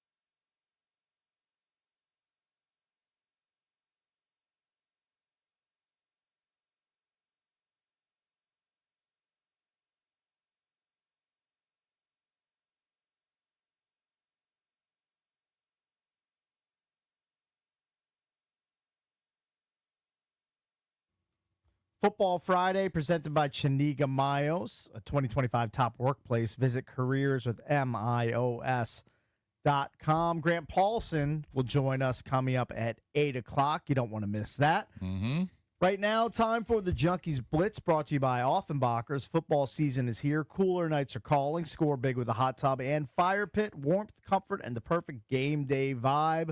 Let Offenbachers help you upgrade your backyard today. And don't forget, Offenbachers now carry indoor and outdoor saunas. EB loves his. You'll love yours, too.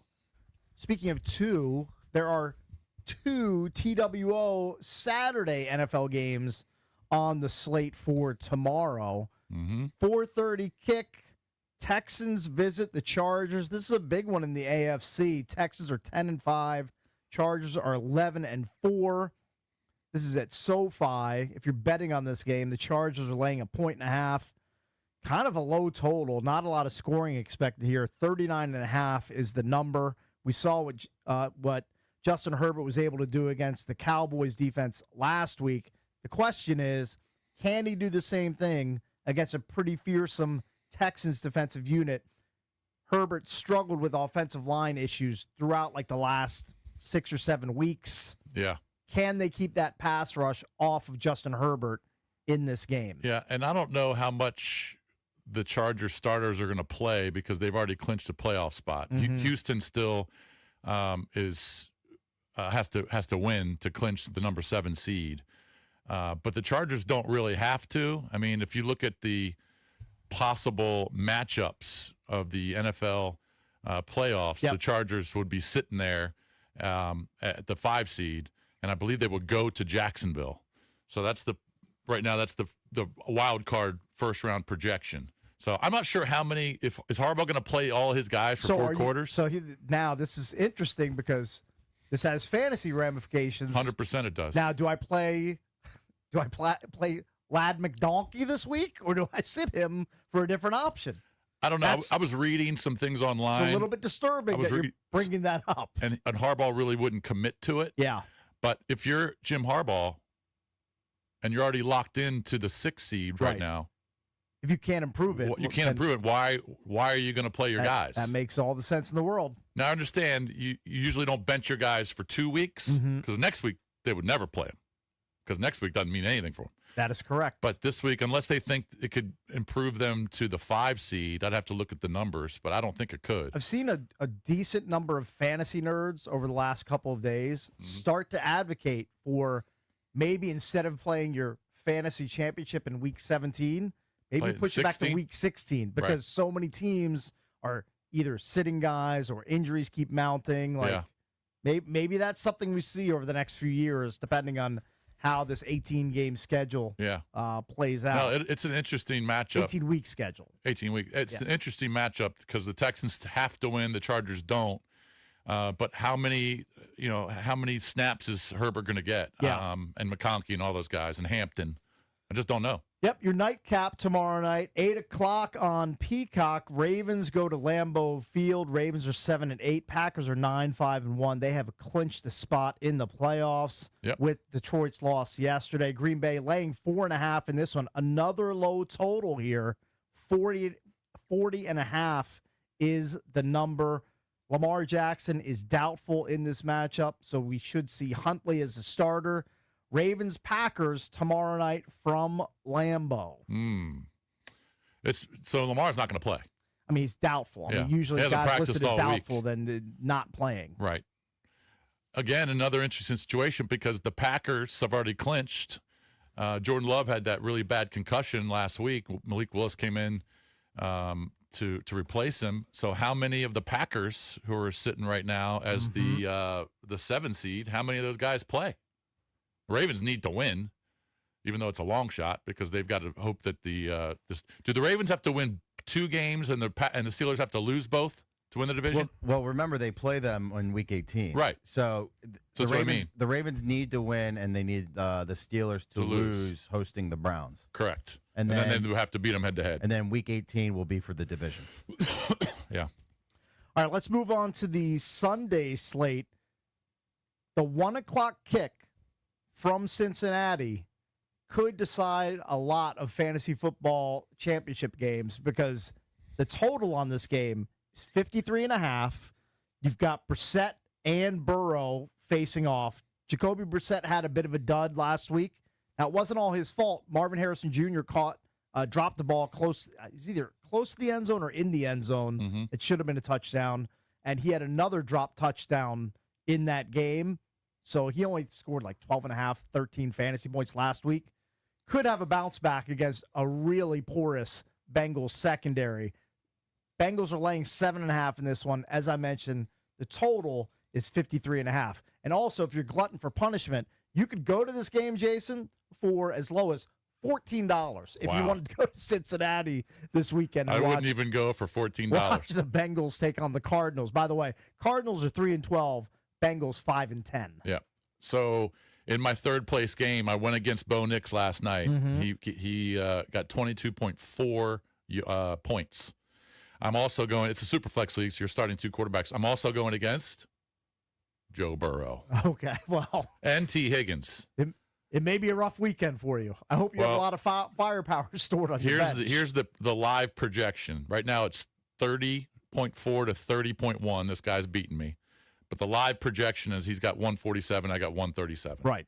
And it's because he's got Burrow and I've got Herbert. And I've got Josh Allen and he's got Nix. I don't know how much Josh Allen's going to play against Philadelphia. Right. It's a big question heading into It's a huge question. I actually picked up Geno Smith. I might play Geno Smith against the Giants over Josh Allen. I mean, these are weird considerations you have to make, but sometimes you have to look at the matchups and teams' motivations as to who plays and who doesn't. By the way, in the AFC, here's your actual projection for the playoff matchups. Texans win that 7 seed, so they'll go to the Patriots. Okay. Chargers, as I mentioned, they're the 6. They would go to Jacksonville, the 3. The Bills at 5 would go play the Steelers if the Steelers win the AFC North, which they probably will. And, of course, Denver would get the bye. So those are your first-round wild card projections. Pretty big game from Indianapolis this weekend, AFC South matchup as the Jags, who you just touched on, who are 11-4, they travel to take on the Colts. Jags laying 6 on the road. This game with a 48.5-point total. Trevor Lawrence has just been on fire of late. Like his play has really been elevated. Last 4 weeks, yeah. I mean, his last 4 weeks, he's got 2 touchdowns, 5 touchdowns, 3 touchdowns. Hasn't thrown a pick in that span. His quarterback rating in those games, 111, 105, 136, 115. Safe to say that Liam Cohen's system, he's finally settled in, and he's fulfilling that promise of being the number 1 overall pick, really playing well, elevating the Jags. And the addition of Jacoby Myers at the trade deadline has definitely helped this team. Yeah.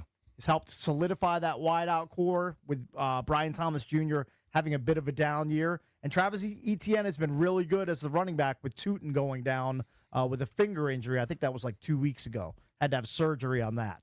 Yeah. And, of course, you get to see Phillip Rivers again. Mm-hmm. And the Colts are still breathing. I don't know how they haven't been eliminated yet.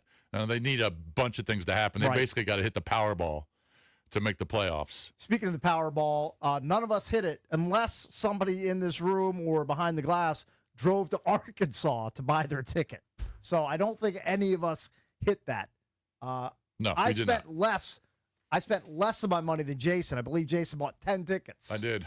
He went kind of hard. I did, right here. I was a little bit of a number, just bought one. $20. Here's my ticket right here. Yep.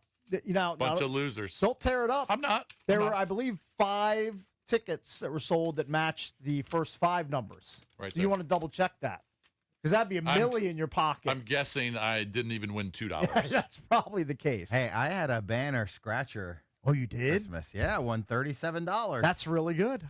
Off of how many scratchers? Let's see, 1, 2, 5. 5. And what was that cash outlay for said scratchers? I had one that was a 25er. Okay. And then I had 2 $5 ones. So you basically broke even. I didn't buy the scratchers. Oh, you didn't buy them. Okay, yeah, they're gifted. They're stocking stuffers. Big windfall. Yeah. I didn't go out and buy those. Now I bought 7 $10 scratchers to put in everybody's stonkings. I don't think a single one hit. Man, I hit a rough patch. Hey, Really? sometimes you're the hammer, sometimes you're the nail. Well, I was the nail buying those tickets. I can tell you that. I'm going to go buy the Harris Teeter today and see if any of my numbers hit. Yeah, go scan it. See if you're a big winner. I just feel just like such a loser when you just burn $20. Who cares? I do. Who cares? I just care. Fine. Because I know I got no shot of ever winning anything, but I still get talked into it. Yep. Especially when the jackpot's $1.7 billion. $831 million payout. Yeah, it's pretty tasty. Lump sum. Yep. Can you imagine that? No, couldn't. All right. I mean, that's after all the taxes. That's 831 deposited in your account. That's pretty sick. All right, coming up By the way, that next. Jags game is big because the Jags are still trying to win. They haven't clinched the division yet. Right. And Houston's a game back. Right. So Houston still has a shot at winning the division. Mm-hmm. That's why that Houston game is massive, as well as the Jags game against the Colts. Grant Paulson, colleague check-in. That's coming up next. You can listen to Grant this afternoon with Linnell Willingham sitting in for Danny. Grant Paulson's coming up next here on The Fan with the Junks.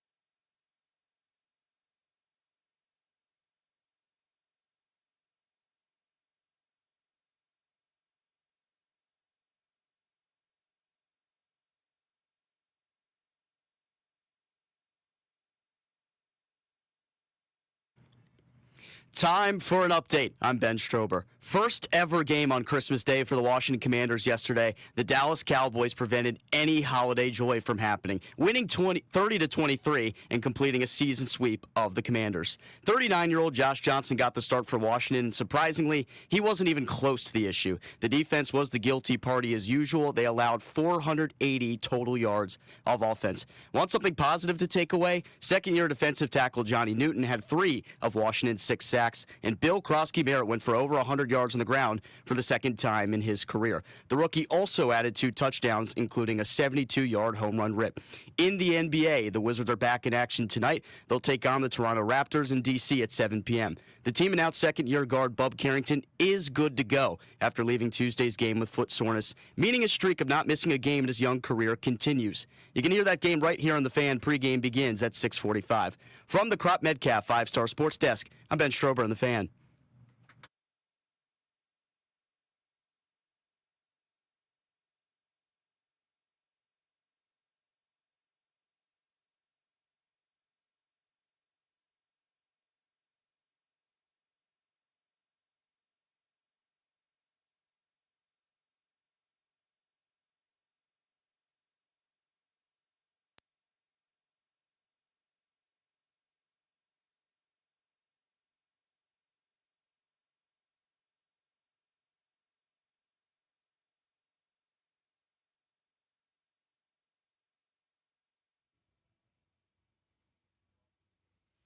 Welcome back to Football Friday, presented by Chiniga Mios, the 2025 top workplace. Visit careerswithmios.com. Joining us right now on the Rude Guest Hotline, Rude, the most reliable heating and air conditioning products in the DMV. It is our buddy Grant Paulson from the Grant and Danny Show. You can listen to Grant this afternoon with Linnell Willingham sitting in for Danny. Hello, Grant. Merry Christmas to you. GP. Same to you guys. Happy holidays. What's up, fellas? How was Christmas morning? Excellent. This is the best, man. I mean, I've got 6 years old, 4 years old, and then about to be 3, and then the baby. So baby was just kind of a spectator, but the other 3 crushed it. I mean, every time I turn around, there's a new Paulson running around. I mean, right. you were just doing work there, Grant. Well, don't turn around anymore, Kate. Yeah. Oh, so there's no starting 5? Not going to be a starting 5? I think we're at a good number. I think 4 is a really good place to be. Four is a solid good spot. number. Very good. What time did the oldest get up? Well, the oldest was not the problem. My son woke me up at 4:24. Oh, Good God. man. And so I said, Bud, we're not doing this. Mm-hmm. Yeah. So he proceeded. I said, well, basically, we started opening presents at 6:30. That was like the longest we could hold him off. Yeah. But from 4:30 to 6:30, he proceeded to just like sit in my bed and just tell me things he saw, or go down again, look around, come back up, talk to me again. Right. So he was awake for those entire 2 hours. Right. So he knew Santa had already come to the house because he saw all the Oh, gifts. yeah, he darted downstairs at like 4:30, whatever that was, and then he came back up, and like my wife had she put like a stocking, bag for me or whatever on the couch, Mm-hmm. and like popping out of the bag was like these like hard pretzels that I like or something. So like he came running back upstairs to tell me, Dad, you got pretzels. And I was like, dude, that's awesome. That's a great He could gift. see that he got like a soccer ball and I think like Stitch from Lilo and Stitch or something, and he came back up to tell me that. So like anything that was like not wrapped, he was telling me what it was. I mean, Yeah. it's the best age, but it's not as good of an age at 4:30 in the morning. Yeah, I don't think my daughter's ever woke up at 4:30. No, that's aggressive. 6 or Yeah. 7 maybe, but not 4:30. That's Junk's wake up for work kind of time range. Yeah. Well, like I said, we basically told him, we're like, nah, man, not right now. Now, he tried to go get his sister up. She did not stay up. She ran down and went back to bed like a reasonable person. Right. But, yeah, so about 6:30, all of our videos from all the years of them opening presents, it's still pitch black outside. Yeah. So Yeah. I do look forward to a year, not where they're not as excited because this is the most fun, but where at least you can, like, I don't know, like we wake them up at like 8 or something. Mm-hmm. It's coming, buddy. All right. Yeah. And no doubt. don't rush it along because my daughters are 24 and 22, and my youngest daughter wasn't even there for Christmas morning because she was at the Commanders game. Yep. No way. Lucky her. Yeah, lucky her. She was the one, huh? She was the one. She was the one fan there. No, you're goofing on the crowd size, and it wasn't a sellout. But Jason and I were talking about this earlier. I was kind of surprised as well as how many people were actually at the stadium on Christmas Day in what's a lost campaign for the Commanders. Right, just a meaningless I'm shocked game. that many people disrupted their Christmas. Well, they just wanted to go drink early. Maybe that's what They it was. just wanted to party it up. Maybe that was the case. Because the weather was really good. It was warm. Yeah. I think that helped for sure. I actually totally agree with you, Casey. Like, I'll tell you, man, watching the game, we were joking, like, what's this going to look like? And they were able to do some of the crowd shots at the lower bowl, and it was pretty full. I was stunned. I mean, this was the first game that I can remember in my entire life since 1999 that I did not go to that I could have, where, like, I'm able, I'm home, I'm not sick, and I just said I'm not going.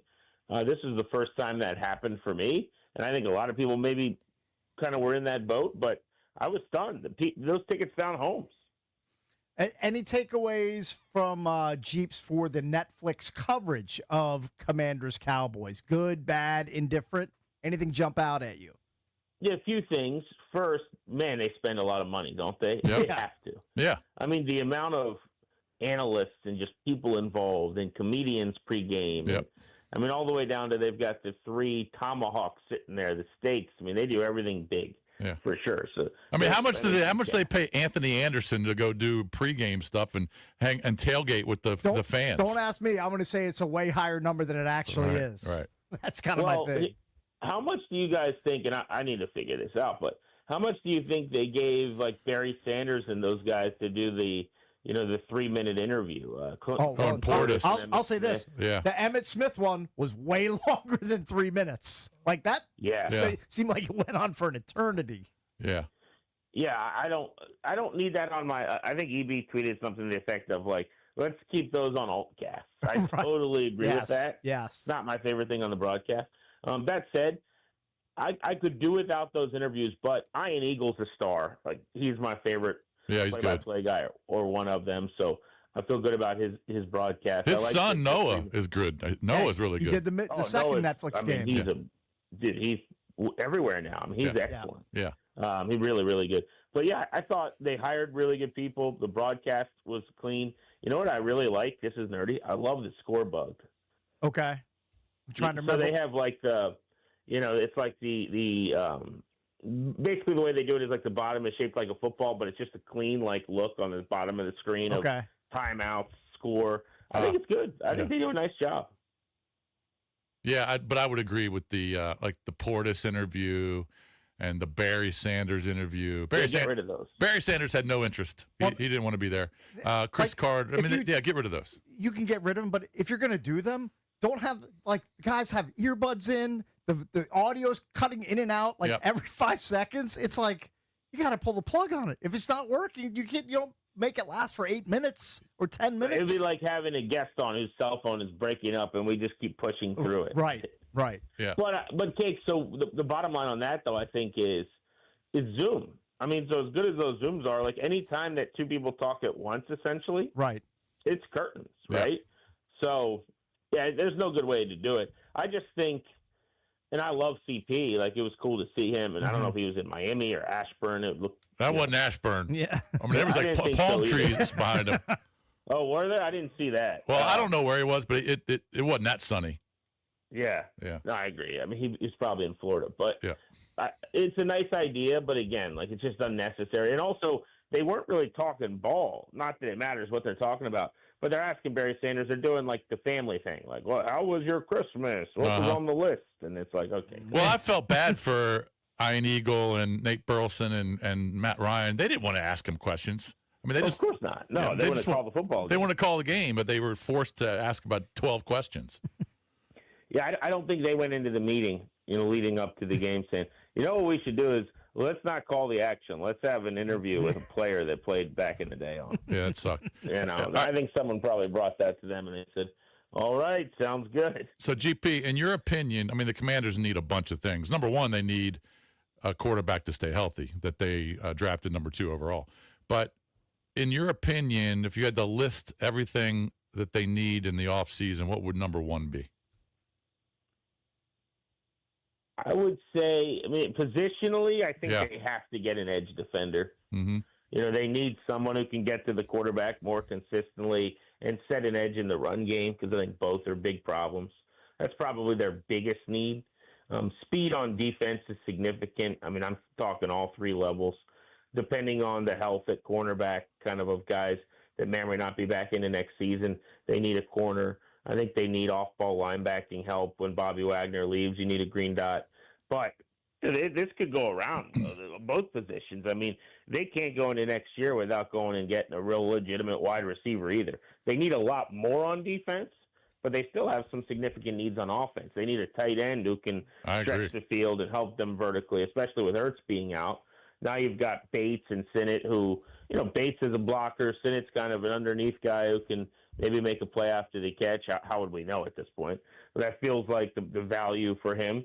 So they need all that. But I think to answer the question, the biggest need, if you're ranking two or three things, edge defender and probably, I would say, a wide receiver opposite McLaurin. But on defense, I think you need another 5 or 6 starters. Yep. Hey, Jeeps, I want you to look into your crystal ball and tell me if these two big names are going to be on the roster next year. One is a receiver. You just touched on they need receiver help. Debo, will he be a Commander next year? And will Daron Payne be wearing a Commander's uniform in 2026? So I'll say no to Debo. He's a free agent, and I think somebody would be willing to pay him comparable money to what Washington did this year, especially coming off of what's going to be close to 75 catches and whatever else. He's a good weapon. He's just not explosive or doesn't separate, whatever. So I'm going to rebuild the receiving room. I'm letting him walk. Would not be upset if they kept him, but I think you're in a better place if you have Terry as your wideout 1 with a new wideout 2, and basically draft somebody with speed or whatever to be in that mix in the top 3 as well. So I'm going to let Debo roll and prioritize guys who can separate and get down the field. Daron Payne will be back, I think. I wasn't confident about that at the beginning of the year because he's due a ton of guaranteed money. I want to say his cap number is something like 26 or I think it's closer to 30. Million. It might be closer to 30 from what I remember. Yeah, maybe it is. Maybe it's 28 or 49. I remember looking at it and thinking this is untenable. But I think you could either, tack on like void years or extend him if you wanted to. I don't think you do anything significant. I think it'd be hard to move. I don't think you're in a position where you can eat dead money just to move on from a guy who's still really productive. They don't have enough good football players. So I don't know if they have a choice. I think he's definitely, if he's not the best defensive player they have, he's close to it. But they have to probably keep him, pay him that money, and then build other pieces up around him. Look yesterday without him. Like Johnny Newton was awesome rushing the quarterback, but they were dreadful against the run. And that has been the case mostly when he's been out. They just get worse and worse stopping the run. Yeah, I would agree. There's a laundry list of needs, which is kind of crazy. It's going to be like a complete rebuild next year, and we thought it was going to be kind of a rebuild last year, but they, all these guys played great, and they stayed healthy, and they won 14 games, including the 2 playoff wins, and now you're starting from scratch, and right now you're drafting 7. Maybe that goes up a little bit. They don't have a ton of draft picks, so maybe they're going to trade some players from extra picks, or they trade down in a couple rounds and add a pick or 2. But man, there's just so much they need for next year. But number one is obviously Jaden needs to play 15 games minimum. Well, exactly, and that's the thing. Everyone's wondering, well, can they get everything done in one off season? Are they going to sign who they need to? Here's the bottom line. No is the answer. Like, you're never going to be able to make all the moves they have to close the gap. So on paper at other positions next year, we're all going to look at this thing and go, oh, they're just not good enough. The same way we did last year. The difference was Jaden Daniels, right? The difference was he was spectacular. He drags them into the fight. He elevates them, and that's what needs to happen again. Like, they were a 7-win team around him last year. He played at a 14-win clip or something, and they ended up settling in around 12 wins. Like, that's what needs to happen, is they need to try to build an 8 or 9-win team. They need him to have a 12, 13-win season, and then you win 11 games and you make the playoffs. But that is the path here, and they need him to not only stay healthy but elevate his game and just play better ball. And That's the whole goal. I mean, we kind of all thought, I think, they got their Mahomes, Allen, Burrow, Lamar. Well, those guys, they're elevator players, right? Every year, it doesn't matter. Josh Allen's defense this year stinks. He's got no receivers. I'm not saying that Jaden in year 2 should be Josh Allen, but my point is, when you get that superstar quarterback, you don't have these years where you fall to 12 or 13 losses. That doesn't happen for the Bengals or these other teams, the Chiefs or the Ravens or whatever. So, and that's even like in a year where Lamar's in and out of the lineup or whatever's going on with him. That's what needs to happen. Is it needs to be about Daniels just getting back to playing like a star.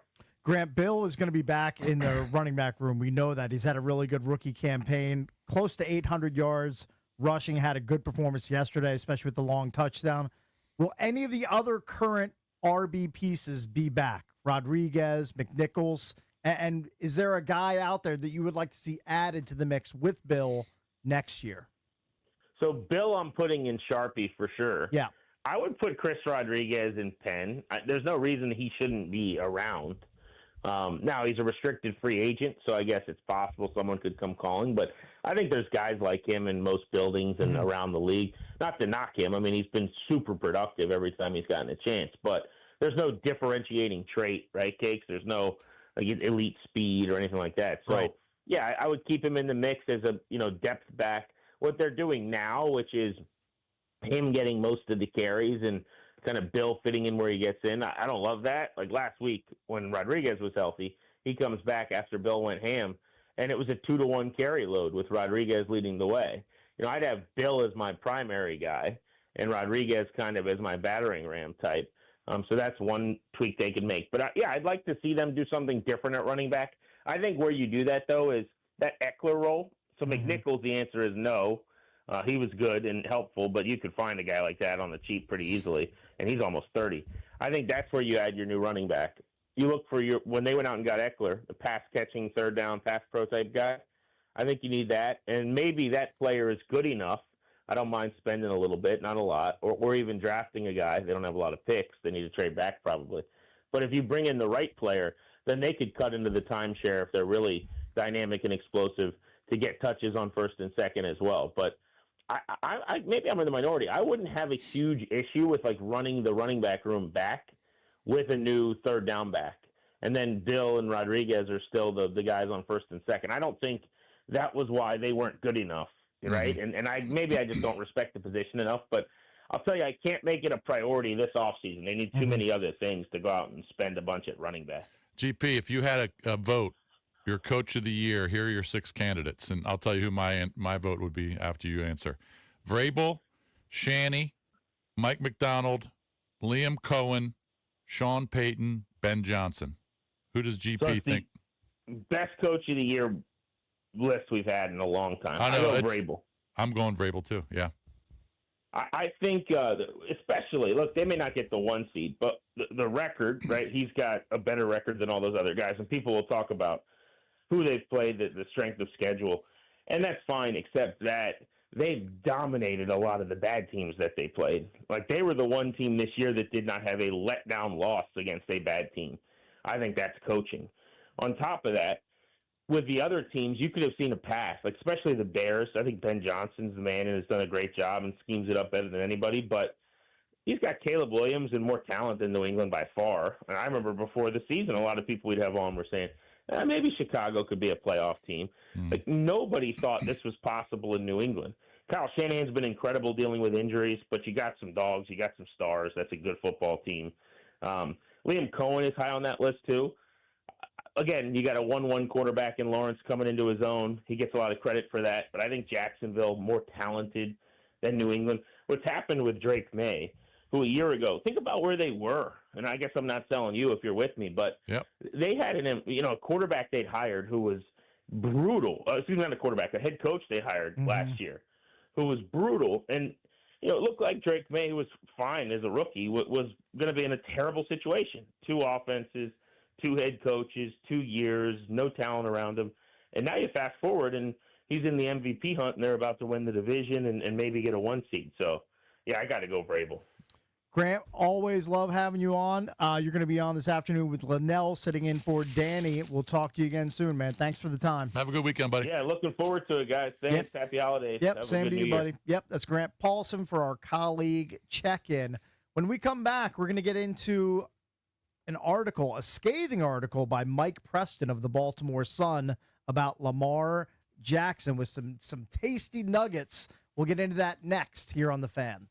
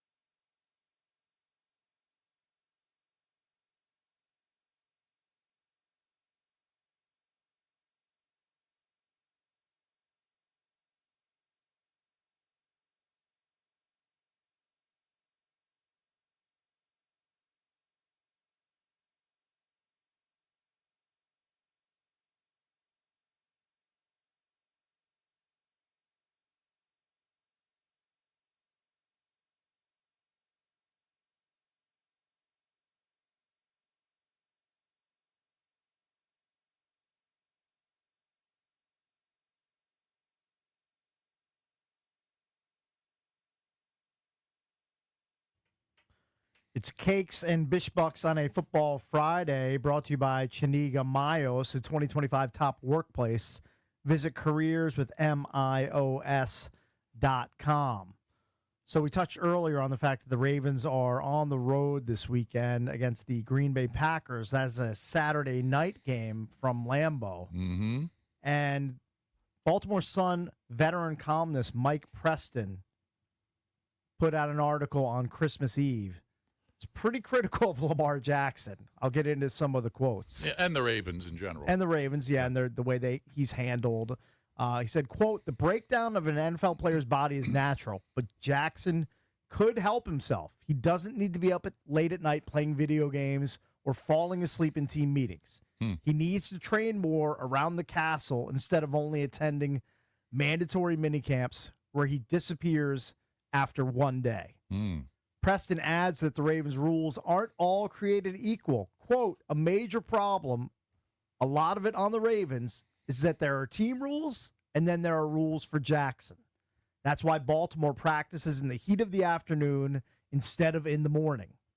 He goes on to say, once the Ravens become critical of Jackson, he becomes more withdrawn. It's a shame because Jackson isn't a mean-spirited person, just an overgrown kid in an adult's body. End quote. Yeah. Those are and this guy not, Preston is saying that the Ravens apparently have been in negotiations on extending his deal. Does he have one more year left on the deal after this year? No, he has 2. Oh, it's 2. Okay. But the cap hit is so substantial. Yeah, at the bottom of this million. article, yeah, it's going to be a $74.5 million cap In hit 26 set for and 2026 if it doesn't get restructured. Yeah. But this guy Preston is saying they should explore trades. At the end of this article, it says, Jackson and the Ravens seem to go hand in hand, but at some point a change is coming. It may be sooner than you'd think. Mm-hmm. So, I mean. Well, let's ask the biggest Raven fan we know. He's sitting right. If they can get 2 or 3 first-round picks, I don't know if they would get 3, considering he would be in year 9, and he's had some injuries, but they could definitely get 2. Would you be open to trading Lamar Jackson? Well, first of all, Lamar has a no-trade clause. Okay. But if he goes to Miami, he would love to go to Miami. I would guess. He's from there, yeah. This is what I would like to happen.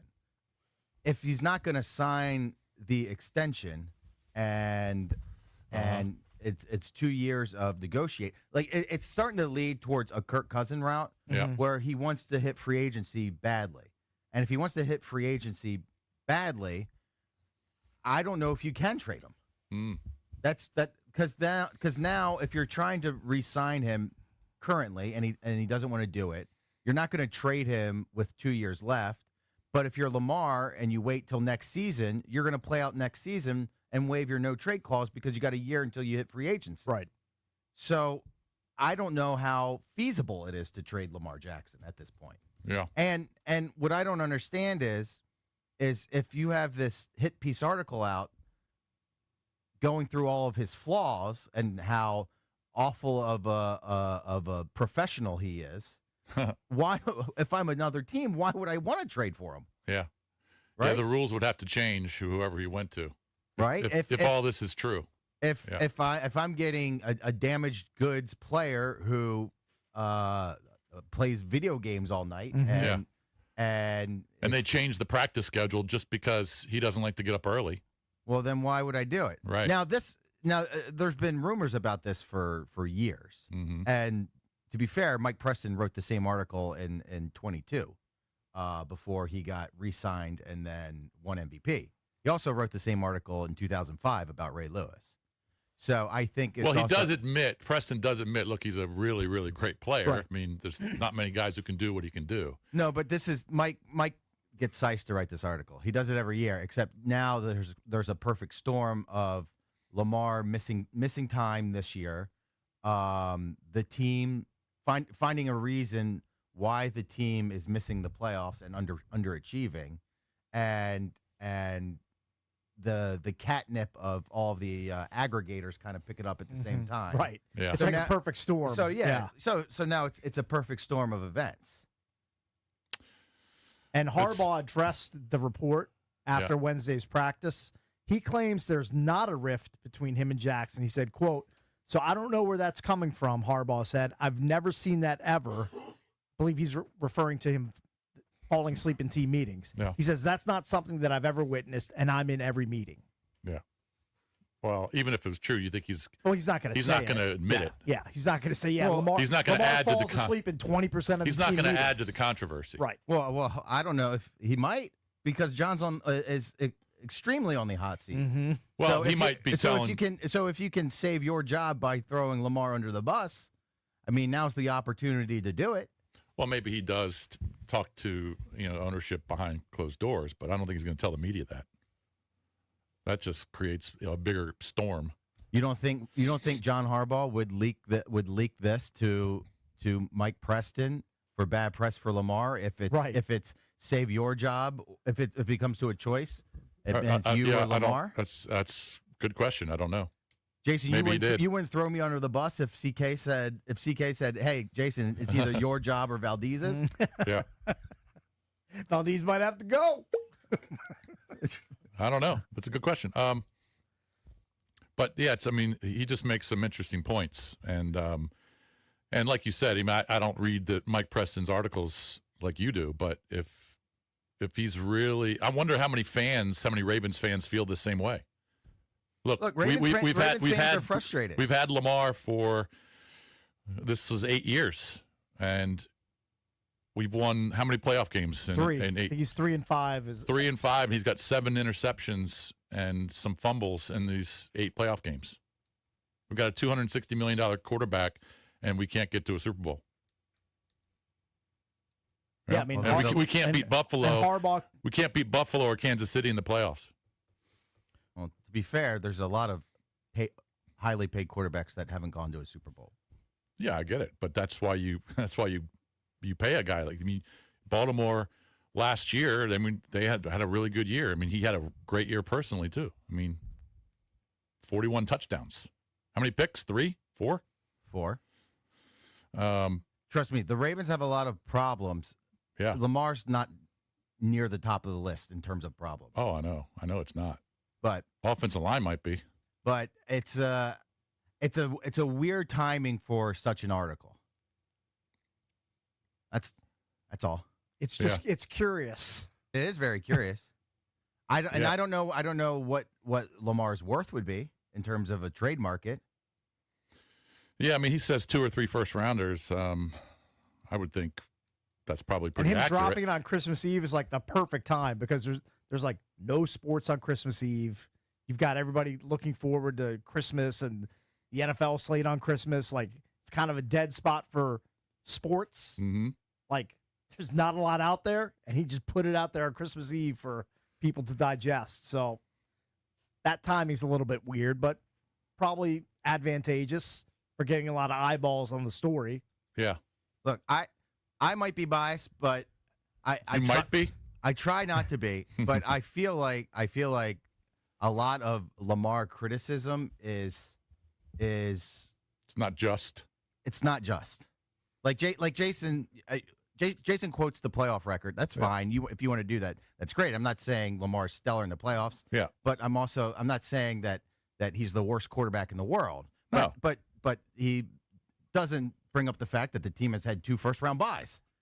Yeah. You know what I mean? Like, okay, yeah, they've had really good regular seasons. They've earned that. I know. But you get judged by what you do in the postseason if you have a $300 million quarterback. I know, but also what I'm also trying to say is that he's gone the same distance as Josh Allen in the playoffs. Yeah. But look, there should be criticism for all those guys. I know, but I feel like for whatever reason there's more. And I think it's because he's such a good player that you would expect him to make and win a Super Bowl. Right, to break through at some point. Yeah, get there. And that's part of the frustration is he hasn't gotten there yet. And that's I know, but there's been a lot of good quarterbacks that haven't gotten there yet. Right. That's what I'm trying to say. Is that sometimes S happens and it's not always your fault. But you have to admit, and if you say no, I think you're fibbing. You have to admit when you're watching these games, these huge playoff games, and Lamar does not play well or makes key mistakes like he did in that Buffalo game last year, you you have to be upset with Lamar Jackson personally. Lamar Jackson didn't fumble the ball like Mark Andrews did. That's true. Lamar Jackson didn't drop the ball like Mark Andrews did. No, you're right. You're right. But he also threw a pick, and he has fumbled the ball before in the playoffs. He's okay. He has. I know. See, you're showing your bias. I'm not. You and forget about just last year. He's played awful in some of those other games too. I know Lamar Jackson didn't fumble the ball across the goal line. Zay Flowers did. Of course, and I hope you're criticizing them. I'm just talking about Lamar. This article isn't about Zay Flowers. It's about Lamar. I know, but it's putting the onus and the crux of the shortcomings all on Lamar's shoulders. Well, I mean, I wouldn't do that. I wouldn't do. No, yes, you are. You just said. You just said. I'm just commenting on the article. So as a fan, and you're a huge Raven fan, are you critical of Lamar when he makes mistakes as opposed to when Mark Andrews does? Or are you just biased and you love Lamar? Of course. I'm not. I mean, Lamar didn't play a perfect game. I think he's squarely in the loves the Ravens, and Lamar's just part of the Ravens more than he just loves Lamar. Yeah, that's my takeaway I'm not some from him. Lamar stan. I don't. As I'm watching the game, if you're gonna tell me Lamar Jackson's interception to Rashad on a broken off route to Rashad Bateman in the first quarter that resulted in 0 points for Buffalo is the same as Mark Andrews' fumble that happened on a drive to tie the game in which they scored on the off the fumble is the same. It's not. No, it's not. I know, but quarterbacks do get looked at differently for their mistakes as opposed to tight ends. But what happens is you look at the box score and you see, oh, Lamar Jackson just threw an interception in the playoffs. Yeah. Like it's just it's not the same. No, that's but for whatever reason it gets thrown on his shoulders. Yeah, that's all. It does. I mean, it would for Josh Allen. Right. It would for Joe Burrow.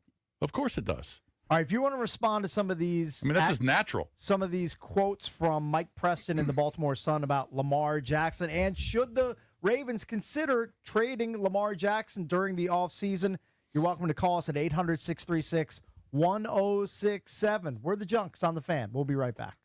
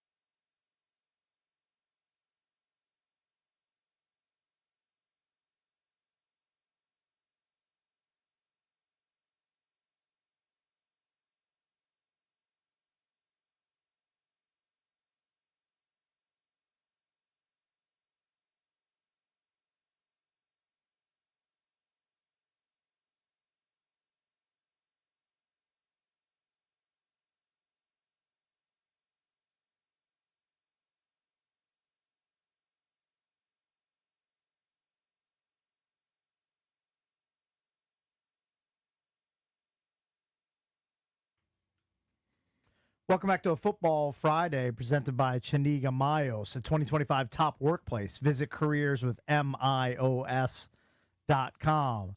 Mm-hmm. So Valdez, I'm ashamed of myself for I pulled a rookie Bush League move on Christmas Eve. Mm-hmm. So as we're getting ready for hosting 2 meals on Christmas Day, there was less than a 0% chance that we were going to cook something to eat on Christmas Eve. So our go-to move is just order Chinese takeout. It's easy. Everybody eats it. There are no dietary issues with it. Everybody can find something they like. It's been a cakes family tradition for many years. But my move back, like in prior years, is I always place the order early, like 3 o'clock, 3:30. Because I know it's just going to be a zoo the later you get on Christmas Eve. Right. Because either people are just going into the restaurant to eat and or getting Chinese takeout. This year I waited till about 4:45 to place the order. Yeah. Just because it got. Is this your go-to restaurant? My go-to spot in Yeah. Olney. It's 5 minutes away. Everybody likes it. It's great. But I waited too long to place the order. I placed the order at 4:45 instead of at 3 o'clock. And I knew I was in trouble when the woman at the other end of the line said, your order will be ready in an hour. Wow. When usually it's like 15 or 20 minutes, maybe 10 or 15 minutes. She said, the order will be ready in an hour. And that raised my antenna. I was like, what have I done? What have I done here? I've committed a terrible mistake. So and it did take an hour? No. I wait an hour. Oh, you wait an hour. And I walk into the Chinese restaurant at about 5:50, almost 6 o'clock, and every table is full. Every single table. Wow. Now, it's not the biggest place, but every table is full. Place is just buzzing with activity. And not only is every table full, but the line to pick up carryout literally stretches 5 feet inside the door up to like the bar area, which is tucked over in the corner of the restaurant. Yeah. And I was like, I'm gonna stand in this line, even though I've already ordered the food, literally for 40 minutes. Because it's a goat rodeo. Like there's people just moving around, but nobody's getting. I'm not seeing people walking out with bags and the line getting shorter and shorter. It's just a mass of people around the cash register waiting for their to-go orders to be done. This was Christmas Eve. This is Christmas Eve. Yeah, I think you should next year you should flip it because you went and bought the $500 rib. Was it ribeye? $200 rib roast, but I like the $500. Okay, explanation. You got the rib better. roast, right? Yeah. So you bought them for your Christmas Day dinner. Correct. Instead of your Christmas Eve dinner. Yes. If you had flipped it and you bought those and you made that for Christmas Eve, right, you wouldn't have had to stand in line and wait 2 hours. It's probably true. And then on Christmas Day, that's when you do your Chinese dinner. Maybe because no one will be there on Christmas Day. That's true. Maybe I'll have to flip that going forward. Yeah. So I'm standing there. I'm like, oh my God, I'm not gonna get out of this place until 7 o'clock. So I'm standing there for about 10 minutes, just staring a hole in the wall in front of me. Like I can't believe I've fumbled. I fumbled the ball right on Christmas Eve.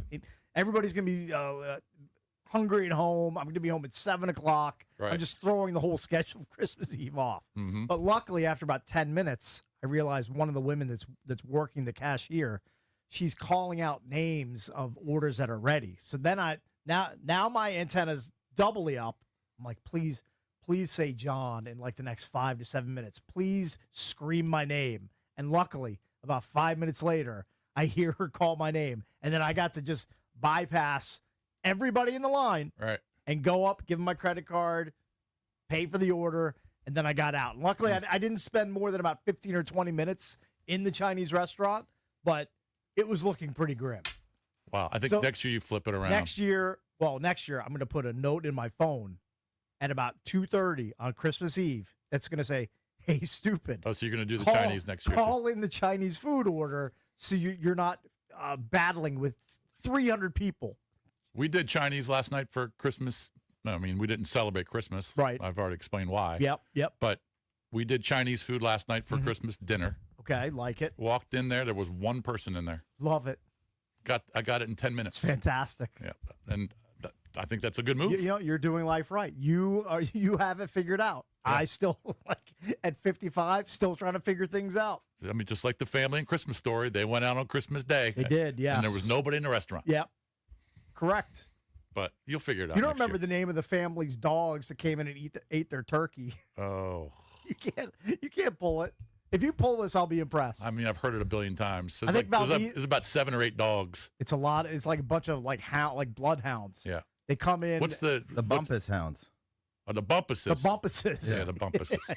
He gets very upset at the Bumpuses dogs for coming in and ruining his Christmas. They crushed the turkey. They pummeled it. Yeah. They pwned it. Yeah, that's funny. Had to go out for Chinese dinner. Yeah, but that's interesting that you you had to wait that long for dinner. Wow. It was brutal. As soon as I heard her say it's going to be your food will be ready in an hour, I was like, oh, that just means. I mean, they killed it on Christmas Eve. Oh, I can only imagine them just printing. Is it a pretty popular spot even on regular weekends? But on Christmas Eve, it kills it. Everybody's cooking everything for the next day. They don't want to make another dinner for that night. Right. So that want that sweet and sour chicken? Needed it. Needed the Kung Pao Mushu pork. Mushu pork. I'm a Mushu pork guy. Mushu pork. It's kind of a slept-on dish. But yeah, there was nobody in that restaurant last night. Very good. One guy in front of me. It's so funny. It's the best. By the way, we're going to talk to our friend Bikey Bots. We can do it next segment if we want. We can do it whenever. Yeah. Whenever he's up for it. Because, of course, he's in the Circa Survivor pool. And now there were 10 guys still alive going into this weekend. Mm-hmm. Now there are 9 because one person had the Commanders. Okay. And he had the Cowboys. I mean, the guy who had the Commanders actually had a decent sweat. He had a good sweat. That game was pretty close down to the end. He had a great sweat. And then the other 4 had the Vikings. And I would have thought the Lions going against Max Brosmer, they have to win, even though it's a long shot for them to make the playoffs, but they have to win. Right. They're desperate to win. They played like butt. Jared Goff played like butt. The offensive line played like butt. Their defense was terrible at certain times. I mean, against the pass, they were good. Did you see after one of the sacks, Max Brosmer's jersey was just in tatters? It looked like somebody had taken like a pair of scissors, to the shoulder pad and sleeve area of his. He threw for negative 3 yards or 3 yards. Maybe it was 3 yards. Yeah, that's a team that has major quarterback issues heading into 2026. They do. The Minnesota Vikings. But so Bikey Bots now still alive, but he does have to select a team this weekend. Right. Those are the rules. Yep. When you have Christmas Day triple header, you got to pick a team on Christmas Day, which he did, and he won. Now he's got to pick a team for this weekend. So we'll find out who he's thinking about. All right, so we will be joined by him next. Coming up in the 9 o'clock hour as well, we'll try to take your calls on, were you team NFL on Christmas Day or team NBA on Christmas Day? Where was your viewing on Christmas Day? Did you partake in the Netflix games for the NFL, or are you a big NBA stan? We'll get into that in the 9 o'clock hour as well. It's Cakes and Bishbucks from the Junks. We'll be right back.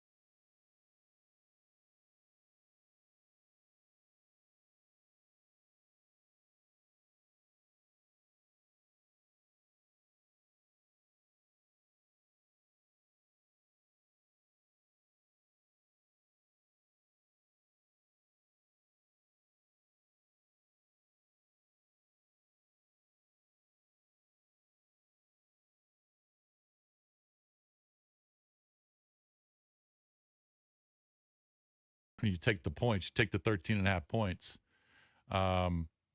Or if you're taking the Commanders on the money line, which is like plus 350, put a bunch of money on that just in case you lose. At least you win something. Yeah.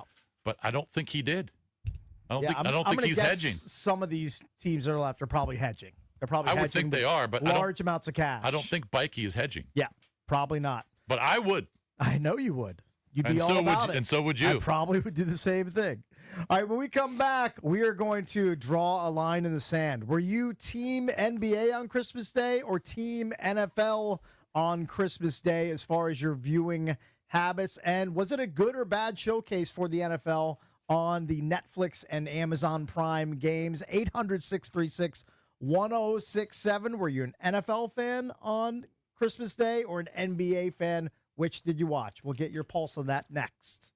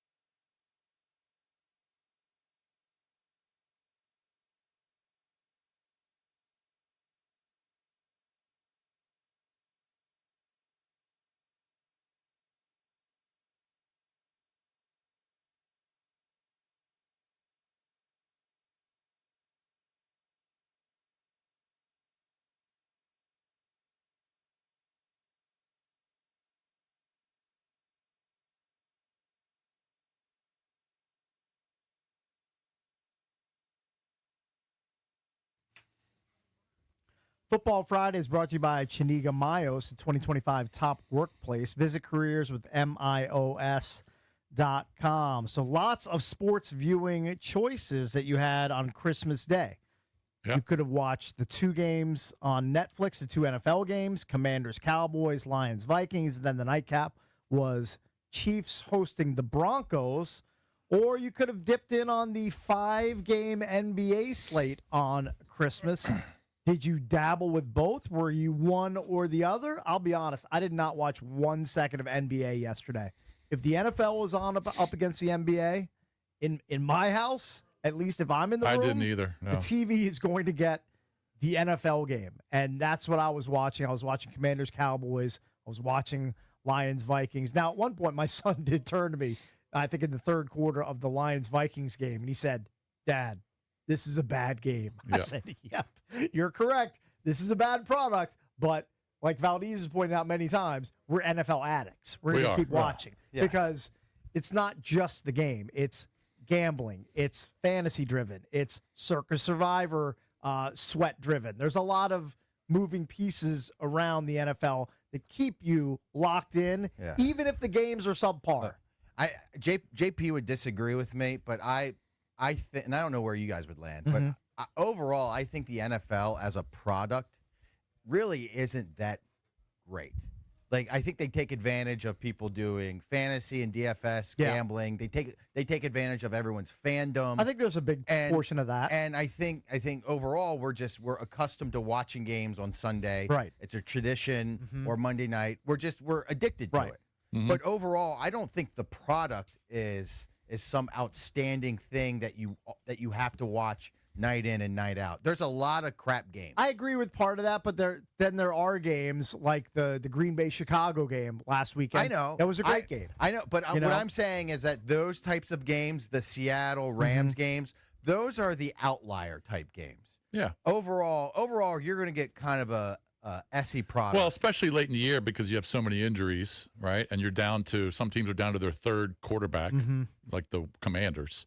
So you got bad quarterback play because of injuries.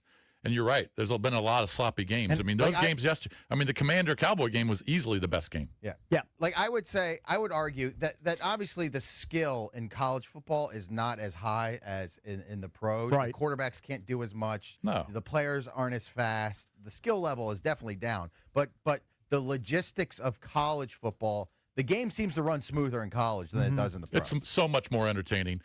So much more entertaining. It's more enjoyable football. I agree. The quarterfinals of the college football playoff are must watch.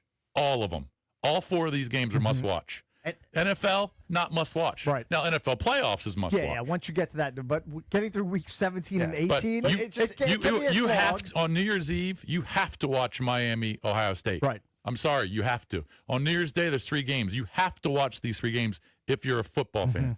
But Netflix taking the plunge and trying to take the stranglehold of sports on Christmas away from the NBA, I don't know if it's really going to work in the long term because it's hard to predict what games are going to be meaningful December 25th. It's tough. Next season. This year was a perfect case of that. And this is not good Exhibit A or Exhibit B for Netflix and NFL football. Right. Yeah. Well, I'm a degenerate. I didn't watch any of the NBA, but I put a money line parlay in with I had the Cowboys, the Broncos, and I put the OKC Thunder in. Okay. So I thought the OKC Thunder, and they were talking a lot of smack 3 weeks ago or 2 weeks ago that they wanted to break the NBA record for most wins, which would be, 73? Was that what the Warriors had, 73 wins? That's right. They're talking a lot of smack. Now they can't beat the Spurs. And I thought, you know what? They just lost to the Spurs in San Antonio, and they come back on a back-to-back and play the Spurs at home on Christmas. They're going to win this game. Right. No, they got shellacked. Wasn't the case. No, they got pummeled by 15. So, but I'm a degen, and I put the freaking Thunder in a money line parlay. You had to big fat loser. Yeah, you should have just kept it NFL. You might have been a winner. Well, I was. I had other plays with just the NFL. You had to dabble with the NBA. But these games, I mean, the Rockets game against the Lakers, J.J. Redick was grilling the Lakers players, basically telling LeBron, you don't care. T-Wolves Nuggets. Now LeBron was whining about having to play on Christmas. Yeah, and then Reddick saying you don't care. Yeah, it's clear you don't care. The best part about the Christmas football games on Netflix, I think, was the halftime show. Yeah, seeing Snoop. I saw Laney people Wilson raving about Snoop's halftime show. I didn't see any of it because generally at halftime I'm just up and about doing other things. I didn't make a point of watching Snoop. What did you? Yeah, it was on. Give us a review. It was entertaining. It was just as entertaining as a Super Bowl halftime show. Is it just him singing, or is he just lip syncing? Right. Yeah. I mean, it was fine. Playing all the nostalgic hits. All the hits. Nice. Very nice. And then I think last year Beyonce did the halftime show when the Ravens played the Texans. Because she's a Houston native. Right. And they paid her a boatload of money to come out and sing. Sure. Yeah. Why am I spacing on who the halftime act is for the upcoming Super Bowl? It's because it's Bad Bunny. Bad Bunny? Okay. Oh, is it Bad Bunny? Yeah, that's right. I couldn't remember. Don't worry, I'll make sure I record that and fast forward to it. 800-636-1067 is the number where you team watch the NBA or team watch the NFL on Christmas Day. Let's go to Travis. He's calling in from Fairfax. Travis, you're on with the Junks. I believe you're the first call today. Hey, Cake, this is Big Travis, man. Your old guy, man. Hey, what's up, Big Travis? How are you? What's up, Big T? Hey, man, I'm not dead yet, man. I got a new device in my heart, but I'm still going to watch all these games. I was Team NBA yesterday. Oh. You guys are like me. Don't you have 3 or 4 TVs in your living room or your man cave to watch all your sports? I do not. I'm not. My basement does not look like a Dave and Buster's. I'm just old school. That's me. That's old. Remember, I'm ESPN zone too. So I have that. I'm about to put a 4th TV on the wall and watch all my games. I'm in the empty nest today. All my kids are out the house. Okay. So I'm a big Spurs fan. So I was very happy to watch that. The Cowboys were on, but that was the best game. Was that Minnesota game last night? Holy crap! Jokic was killing it. Anthony Edwards was killing it. It was an awesome night, man. Yeah, you're an NBA guy. You're an NBA mark. I haven't been. Spurs for life. You know that. Thanks, Are Travis. Is Travis from Texas? Are you from Texas? I'm from Brooklyn, New York, man. You know me for 30 years. Oh, I didn't know that. I had no idea you were from Brooklyn. Yeah. Thanks, Travis. I love you guys, man. Yeah, man. I just think it's funny that he's from Brooklyn and likes the Spurs. Right. I mean, it's kind of weird. But yeah, I mean, what Joker did was 56, 16, and 15. Yeah. I mean, that's a pretty absurd triple-double. That's dumb, isn't it? It's crazy.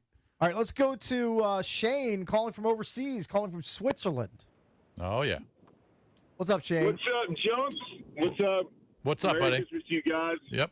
Hey, look, here's the thing. I watched 0 football, NFL games yesterday. What I did yesterday, I watched nothing but Christmas movies and drank nothing but homemade moonshine.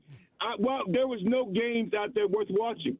Trust me, our Christmas story was way better than the Commanders and the Cowboys game yesterday. I checked out. And yes, college football is 10 times better than NFL. Let's call it what it is. It's a better product. When you got a Division II school out there competing with the top 5 power conference school, that's great.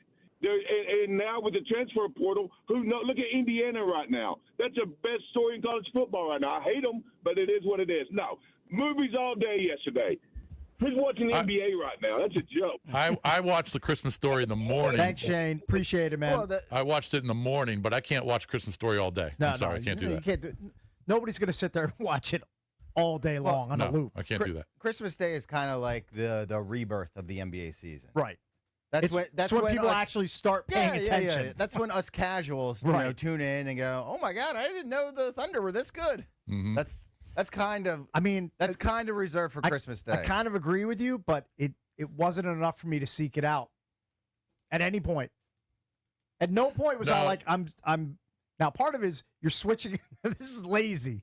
You have to switch off the Netflix platform, go on to another platform to get to the NBA. I didn't feel like doing that, but I wasn't compelled to do it either. You know what I mean? You weren't thinking about the NBA. I just wasn't really thinking about it. I don't know. I've always equated Christmas Day to NBA. Yeah. And right now I kind of still do.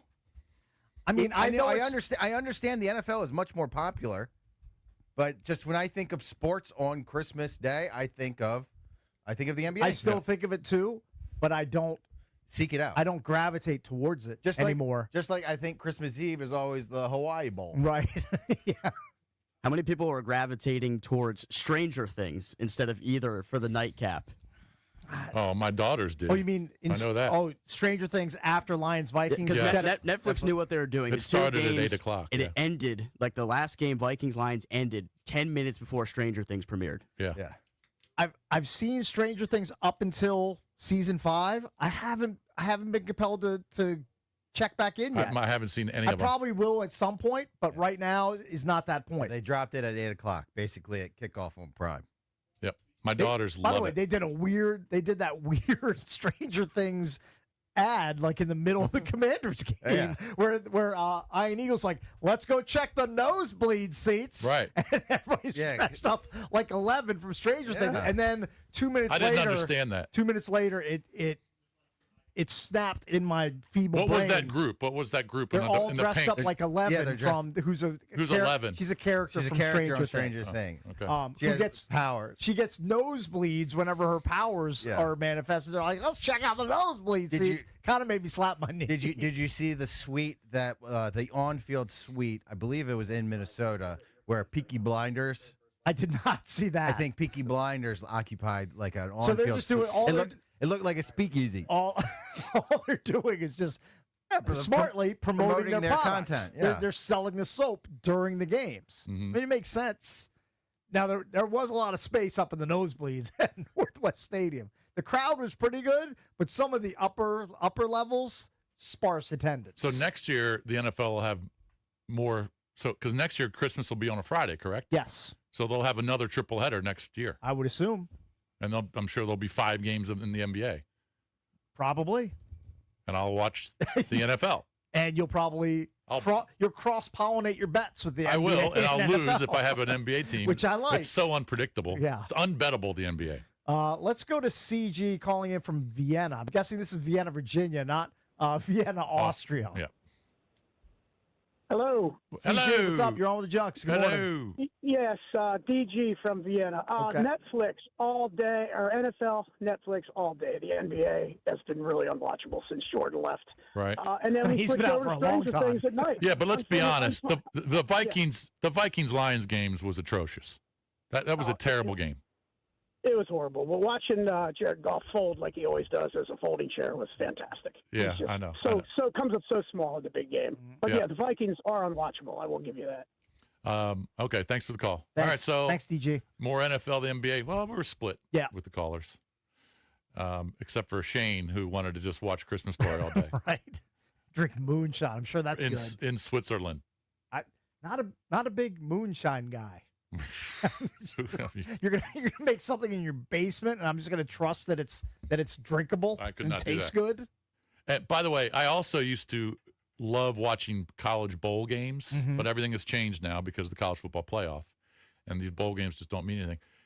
These bowl games are unwatchable unless you either are betting on them or you have a kid or a son or a cousin or a nephew that plays for one of the teams. I mean, would you ever watch Central Michigan Northwestern today at 1 o'clock? No, unless you're betting on the game. Of course not. If I went to Northwestern, I probably would. Okay. Only if I went to the school. Right. I'm just saying that. I mean, you're not going to watch New Mexico, Minnesota today at 4. I mean, I hope Valdez, because he loves Myrtle Beach, watch the Myrtle Beach Bowl presented by Engine, whatever that is, between Western Michigan and Kennesaw State. Yeah. Kennesaw State made a bowl game? They did. I guess good for them. They've only been in FBS for a couple of years. Right. It's actually a nice story. But today you've got the Game Above Sports Bowl in Detroit at Ford Field. I mean, some of these companies, they need to describe what their business is in the title of the bowl game. Does anybody know what Game Above does? Nope. What do they sell? What's their product? I don't know what that is. There's have no idea. something called the Rate Bowl. The Rate Bowl. RATE Bowl. Yep. Serve Pro First Responder Bowl. I mean, I know what tonight. I know what bowling is. There's the Go Bowling Military Bowl. Bowling's fun. But Valdez, I agree. I mean, if my kid went to Florida International or if I went to Florida all right, maybe I watch it. But I mean, unless you're going to bet on these games, even if I'm not even going to watch it if I bet it. Now, is this real, Valdez? Were you aware of this? The Snoop Dogg Arizona Bowl. Snoop Dogg is sponsoring a bowl game. Yeah. His name. How is that happening? I think he's attached to Arizona like the iced tea, and then okay. I think he does publicity for it, and so Arizona threw his name on the bowl. Mm. Oh, so it's like the Arizona iced tea bowl. Yeah, it's not like I don't think it's like the Arizona as in the state bowl. Oh, okay. I have no idea. Even though the product may be from there. Okay. Don't quote me on that. Oh, trust me, I won't. I will not be quoting you. I have a question as to whether some of these are actually real, legitimate businesses. I think they are. I guess some of them are. Yeah, but you got 3 of them today. Yeah, I know one thing. You'll be betting on them. I'm just going to bet on Northwestern. Hey, I'm in a parlay. Can you send me a winner? I need a winner. My accounts have been dwindling of late. I need a little bit of a boost. Dude, I mean, these are unpredictable. All these games are unpredictable. It's fine. Just give me your best tingle. My best tingle yesterday was a money line parlay with Dallas and Denver. And it didn't pay great, but that was my biggest bet. You know what? Hey, Cakes, I have an answer for you. All right. I don't think it's the Arizona as in the iced tea company, but Snoop Dogg and Dr. Dre have their own premium gin and juice spirit. Okay. And that's sponsoring the Arizona Bowl. Very good. Excellent. Because didn't Barstool once sponsor the Arizona Bowl back in the day? It's just like a rotating. Hey, it's a revolving door. Hey, the Junks should get a bowl. I mean, at least we should put our name like on the military bowl because it's local in Annapolis. The Junkies Military Bowl. Somehow we get our name in the mix there. That'd be fun. Yeah. So Snoop and Dr. Dre have a gin and juice spirit, and that's the primary sponsor of the Arizona Bowl. Speaking of sponsors, we've been hitting the skins throughout the show, but we have not given the love to Oseo Korean Barbecue in the Lansdowne Town Center. Authentic Korean flavors, bold marinades, premium cuts grilled right at your table. A dining experience that's as fun as it is delicious. Perfect for date night or dinner with the fam. Oseo means come on in. It's Cakes and Bishbucks. We're the Junks on the Fan. We'll be right back.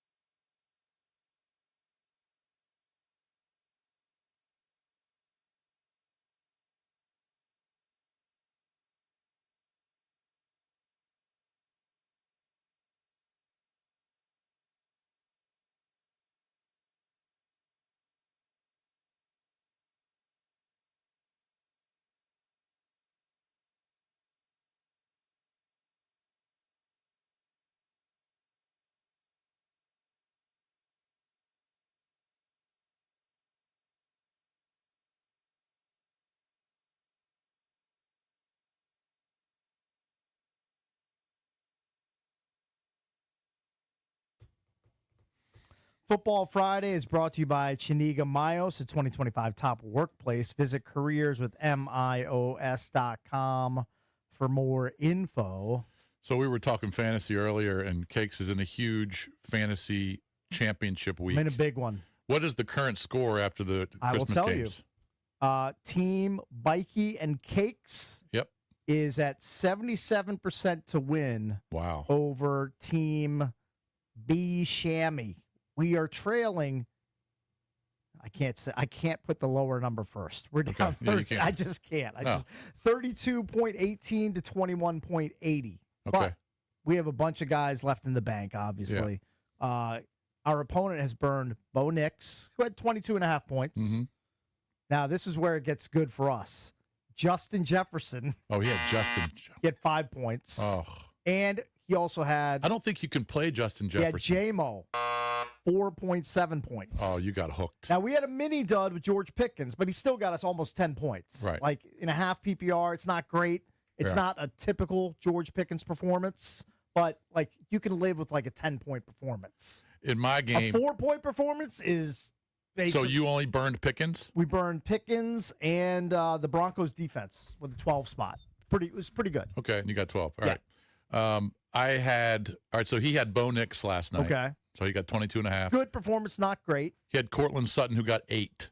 Okay. I'll take that. It's pretty mediocre, yep. Okay, I had St. Brown, who gave me 15. All right. And I had Aaron Jones, who scored a touchdown, which was huge. Oh, that's big. Because he was projected at about 10 or 11 points, but he got me 15.5. Beautiful. Love it. But the problem is, like I've said before, I've got Josh Allen and Justin Herbert, and I just don't know how much they're going to play because their games really don't mean much. Okay. And he's got Burrow still left to go. All right, my question to you is, can you pivot to somebody off the waiver wire that might have something more to play for? Well, I picked up Geno Smith. Okay. So I can pick up Geno Smith, or I could play Geno Smith over Herbert or Josh Allen. I just don't know. I guess I'll find out more on. Well, actually, Herbert plays tomorrow. Now, are the Bills completely locked in, like they can't move, or do they have motivation to potentially win their last two? Could they move up? Because I'll be honest, I would have a hard time benching Josh Allen for Geno Smith. Now, I know that the Raiders are playing the Giants, and that's a pretty soft defense for him to face, but that's hard for me to trust Geno. Like you're gonna be kicking yourself for a month afterwards if Allen has a good game and you put in Geno Smith, he gives you a 10-point dud. No, I think the Bills can definitely move up because the Bills and Chargers are both 11-4. Okay. So if the Bills won and the Chargers lost, then they would move up to the 5 seed. Yeah. And the Chargers would drop to the 6. So they definitely could move up. Right. But they still wouldn't be hosting a game. It would just depend on who their opponent would be. Okay. Would they go to Jacksonville or would they go to Pittsburgh or would they, who would they go to? Mm-hmm. So maybe that's why they do play because they want to move up in seeding. What is your lean? Are you leaning towards playing Geno Smith or are you leaning towards Josh Allen? I don't. I think I'm still leaning towards Josh Allen, but I'm going to have to find out more on Sunday morning. Okay. We should know more about what they're going to do in terms of how much they're going to play, I would think, on Sunday morning. Right. And I'm going to be texting Dave Rick. I think you should be. I'm going to text Dave Rick a bunch this weekend. Very important. These are very important questions you need answered. But anyway, so like I said, I'm up. Actually, I'm tied with this guy, right? But he's got Burrow going. I've got Josh Allen and Justin Herbert. If Josh Allen and Justin Herbert both play 4 quarters, I do like my chances. Sure. I've got Nico Collins. He has Mike Evans. Who do you like better there? He has Nico Collins. No, I have Nico. He's got Mike Evans. I might like the Mike Evans side a little bit better. All right. I've got James Cook. He's got Achane. I think that's pretty close. Pretty close. It's pretty. That's kind of a coin flip. If James Cook has a game like he had against Cleveland, what was that last week? Yep. And I like me some James Cook. I've got Rico Dowdle. He's got Trevion Henderson, but Henderson's questionable. I think he's going to go though. Mm-hmm. I like the Dowdle side. Okay. Because Henderson's role still scares me a little bit. He's got me here. He's got Kittle. I've got Loveland. Yeah, but Kittle's questionable. He's questionable with a groin injury, right? He is, but if he plays, I certainly like it. He's got T. Higgins, and my flex already played. It was Aaron Jones. Okay. And then Burrow, and then I've got Pinheiro. He's got Cam Little. He's got the Patriots D. I've got the Texans D. I mean, I think I've got a pretty good shot, but it comes down to Allen and Herbert. And this is to break even and not pay your entry fee? Correct. This is for the $300. It's not It's a $300 game. Look, it's not for the league championship, but if you can get out of it with a clean slate and not owe any money, that's pretty big too. Well, I actually would have made money because I won 3 high score league weeks. Okay, so I had the highest weekly points. pots. I won the pots in the high score. Yeah, weekly pots come up big. So it would make it profitable. Yeah, but yours is much more profitable. Mine's pretty intense. Yeah, I just you know what I need? I need Jacoby Brissett to not be a pumpkin in back-to-back weeks. Because last week he turned into a pumpkin. They gave me 12 points. Yeah, I need him to have get back into that Jacoby Brissett 8-game heater where he was giving you between 20 and 25 every single week. Yeah. That's what I need. Just do that against a horrible Bengals defense, and we're good. Yeah, I just need Burrow to have a bad game. I don't think it's going to happen. I don't think it's going to happen against the Arizona defense. I mean, I think he's probably going to throw for 3 or 4 touchdowns. Yeah. And I'm going against Higgins and Burrow. That's going to kill me. You just hope if he throws them, throw them to Jamar Chase. I need Burrow to hurt his foot again. No, come on! Don't be that guy, Jason, that wishes injuries upon people. I wouldn't hate it. Purposes. I wouldn't hate it. Can't have that. Hey, can we do this though? I don't know if we've ever done this. All right, and we could do it as a show or as a station, whatever, or we can get some fans and listeners in. Can we do an NFL playoff fantasy league and draft players? Doesn't have to be for a lot of money, but it give you more incentive to root for certain guys and teams. Would you be interested? If it sounds like if you're gonna be the ringleader, I would potentially be interested. I'm not gonna be the commissioner for that.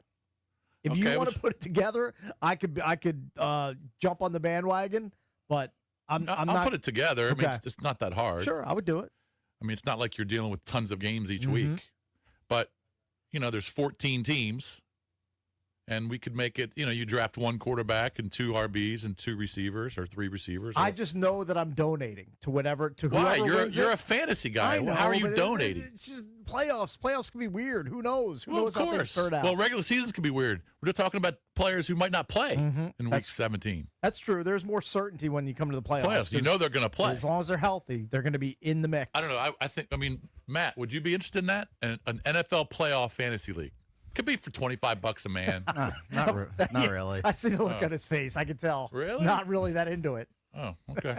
I thought you would be. Not really. Nah, you know what? We'll get some listeners involved. Sure. I have a hard enough. I only do 2 leagues. Right. And I have keep your fantasy portfolio nice and small. Yeah. And I'm not that good at it. I have a hard enough time with regular season. Right. I got to think about what teams are going to advance to the Super Bowl, what teams aren't. Yeah, that's what it comes down to. All right. I'm gearing up for the golf fantasy. Okay, so you're out on that. So we'll get some listeners involved. I'm sure it'll be very easy to solicit for listeners to get in your league. 100%. Yeah. And they won't be wusses like me and Cakes. I thought Cakes would be all in. Am I getting the itch to get back in the fantasy golf and get my guy Kenny Kim to give me all the picks every week? Maybe. Are you getting the itch? Maybe. Maybe I would be. Maybe I'd be intrigued. Matt and I are going to chop a team. Do you guys still do the dorky golf survivor bit? You still do that bit? What do you mean the survivor? Or is that the same thing? It's the same thing. I'm It's getting one and my done. pools Yeah, mixed one up. and done. The one and done pool. Yeah, Okay, yeah. got it. Yeah. You pick 1 American and 1 international each week. I apologize. My brain's a little scrambled. I think the Rodney Strong mixed with the Prosecco, mixed with the beer, it did a number on me. You're going to have some night. more tonight. It's 100%. Yeah. Because the Rodney Strong's got about that much left in the bottom of the bottle. Yeah. And Go out and get another how much bottle. is going to be left at the end of tonight? 0. 0. Yeah. Right. The wine oxidizes, and then you tastes can't like poop. You can't let it go to waste. That would be horrible. I think you need to go get another bottle of Strong and have it for this weekend. It's probably a great idea. Yep. Hey, have a great week next week. Great weekend, everybody. It's Bish Bucks and Cakes. We're out of here. BMitch and Finlay up next here on The Fan.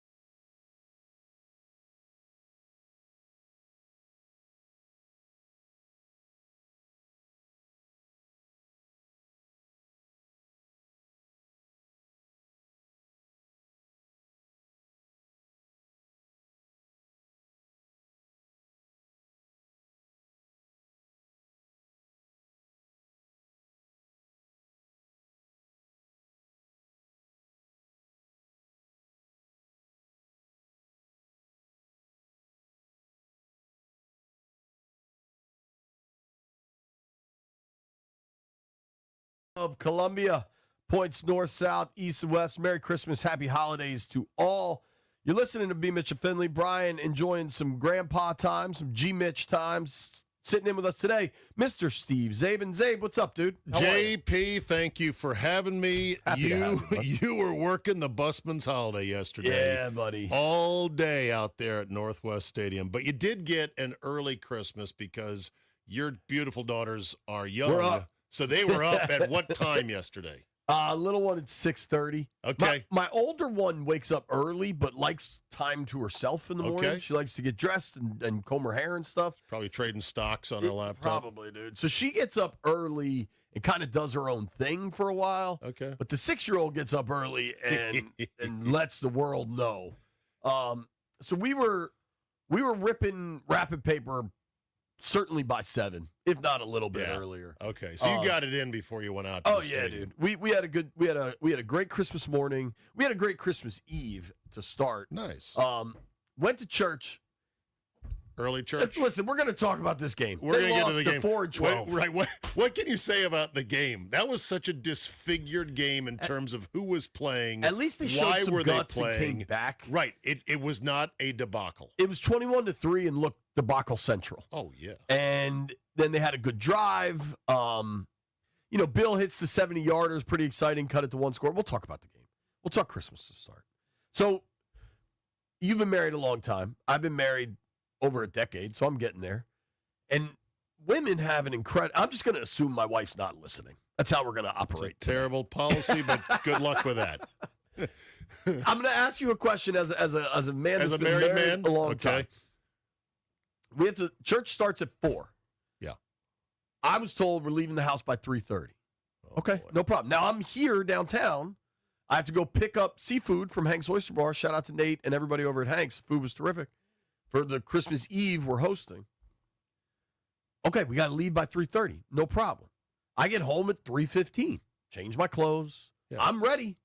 The last person out of the house is my wife. Okay? Just saying. Like me and the 2 girls are outside. My mom was with us. We're outside. She locks the door. Get to church. It's packed. It's Christmas Eve. Yeah. And this is the kids' mass, so it's going to be packed. Right. It's the Showtime mass, full choir, kids, everything. Lovely service. Everything was cool. Yeah. We get there, and I don't know that they always do this, but they had parking lot was juiced, but operational. Totally fine. They had a dude guiding parking, which I think is new. I could be wrong on that, but it was helpful, I thought. Was he charging for parking? No. Okay, thank God. No, it's where the girls go to school. It's a great little spot. Have you seen some of these mega churches in the South? I wouldn't be shocked if they did charge. I guarantee Joel Osteen's charging. $35 to park. You get VIP up front for $75. All right, so everything's going fine. I dropped my wife, my mom, and my oldest daughter at the church. My little one likes to stay with me. We go park, no big deal. Walk in. At that point, I get my first of many kind of death stares of the day. Oh, boy. There's no seats. Oh, what do you mean there's no seats? There's no seats. No seats. There's got to be seats somewhere. I was like, have we looked?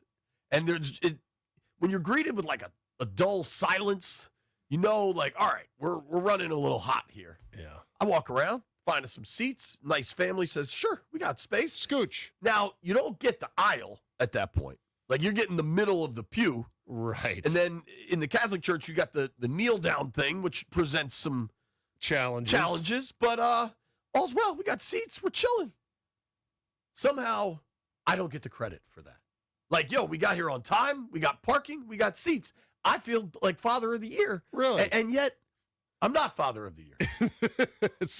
So what do you think it was? What's your best man guesstimate as to why the cold front had blown through? Now, things warmed back up, right? We did okay. Sure, they always do. But apparently, I heard we're leaving at 3:30. But what was said was we need to be at the church. At 3:30.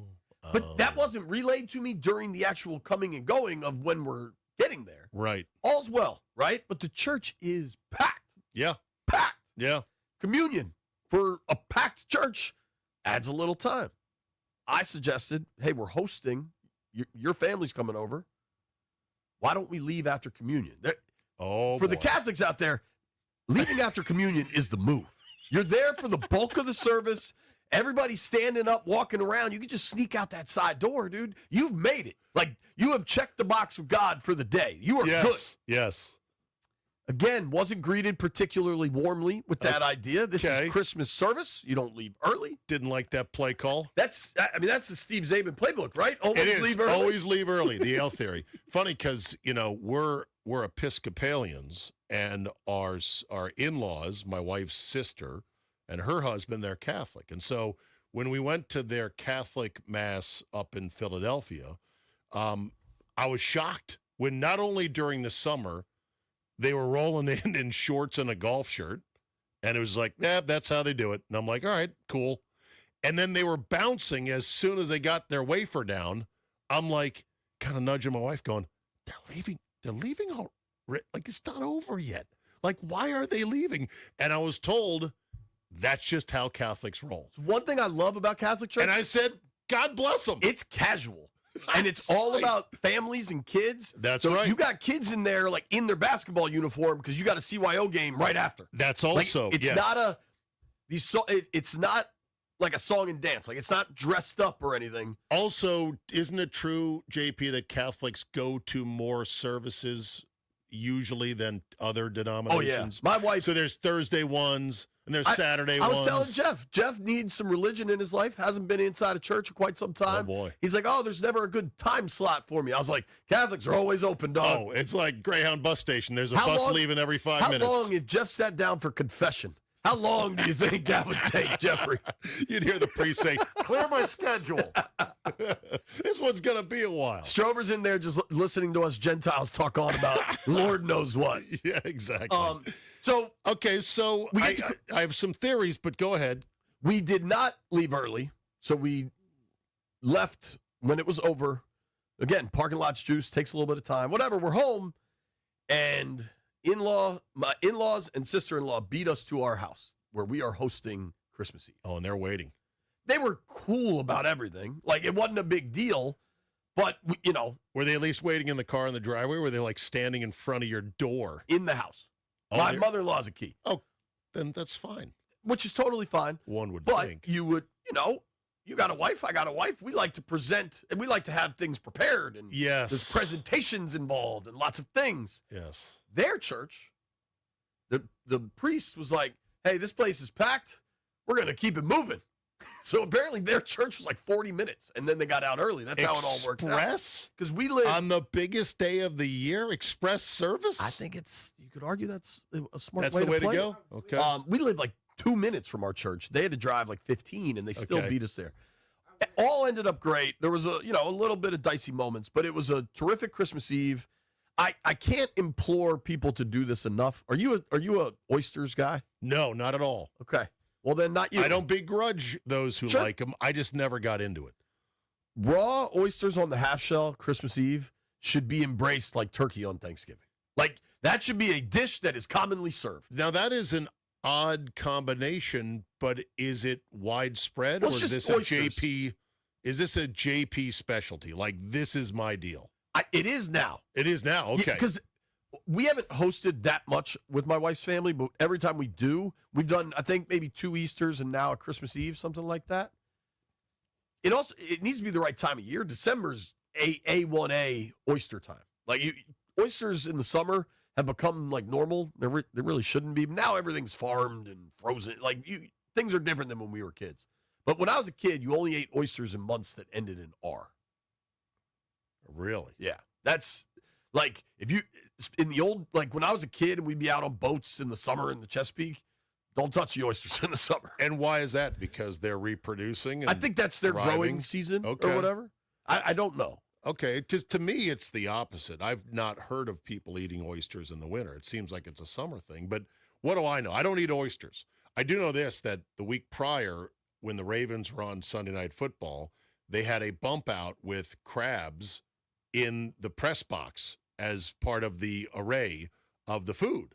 And I've worked a lot of games at Raven Stadium, like crab cakes or like steamed crabs. Well, okay, they had steamed crabs. Maybe it was just sort of a bump shot. I don't know where they were serving these. Maybe it was in a suite. Maybe they cooked up a batch just In fact, they did it, I believe, for the players.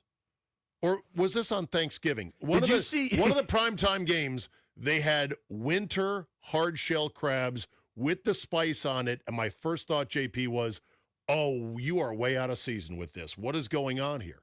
So but you can theoretically get these things any time of the year, mostly from Louisiana, North Carolina, and other parts. If Brian was here, he would adamantly shout that those are Louisiana crabs, not Maryland crabs. They probably are. Maybe Brian is here. Do we have B on the phone to talk Louisiana crabs? Apparently, Jeff doesn't know how to turn the microphone on to do his BMitch impression. Oh. the main mic is broken in there. Oh, that's easy. That's convenient. We're only on television and YouTube and audio, but that's fine. It's Christmas Eve. I haven't seen an engineer in a week. So good luck on that. They ain't coming. Daniel's on vacation. I bet Daniel's in Georgia. There we go. There we Jeffrey. go. Hey, there we go. Hey, BMitch, where are those crabs from? Man, you know them crabs from Louisiana. Y'all Maryland people keep saying that those crabs from Louisiana. So the problem with Maryland crabs, as a Marylander. These would be the Chelenectes sapitius. It's the same, biological thing. You just broke out the Latin name. Wow. Well, because it's the same animal in different parts of the country. Yeah. People don't know this. If you actually want Maryland crabs, like Chesapeake crabs, the best time of year for that's the fall. People get all excited for crabs on Memorial Day weekend. Those are all from the Gulf. Interesting. And then throughout the summer, it's generally the Carolinas and the Gulf. The best time for Maryland crabs, you want crabs from the Chesapeake Bay, is the fall. Because I think they come out of the mud in the early winter. Then they ideally get fat all summer, eating whatever's at the bottom of the bay, and then you steam their ass and eat them up in the best, Zabe. I don't know if you've ever done this. You ever been to West Ocean City? No, West Ocean City. West Ocean City is a hang. It's a vibe, man. Ocean City goes north and south. How is there a west? It's like the bay side down at the bottom. Oh, and it's all marinas and little dockside bars. West Ocean City's a vibe, Zabe. Okay. You go to West Ocean City for a Saturday college football or a Sunday NFL football, like week 2 of the NFL, week 3 of college football. Oh, must be wild. That's when the crabs are fat and local, and you drink Orange Crushes all day. That's a vibe. That's a good Saturday. Now, I'm sure there are people that swear they can tell the difference between a Maryland blue crab and that from the Gulf of Mexico. Those people are lying. Of course they're lying. I think it's the Gulf of America. I'm looking at it right here. It's only one way you could tell. There is only one scientific classification of the species. Hold on. Before you give us the science, let's get the Jeff Walker theory of how you can tell. The only way you can tell is how it's cooked. That's the only way. Because in Louisiana, BMitch will scream about this, that you boil them. Whereas up here, we steam them. Yeah. Steaming is correct. And since Brian isn't here, I'm just going to say that unequivocally. Yes, it is.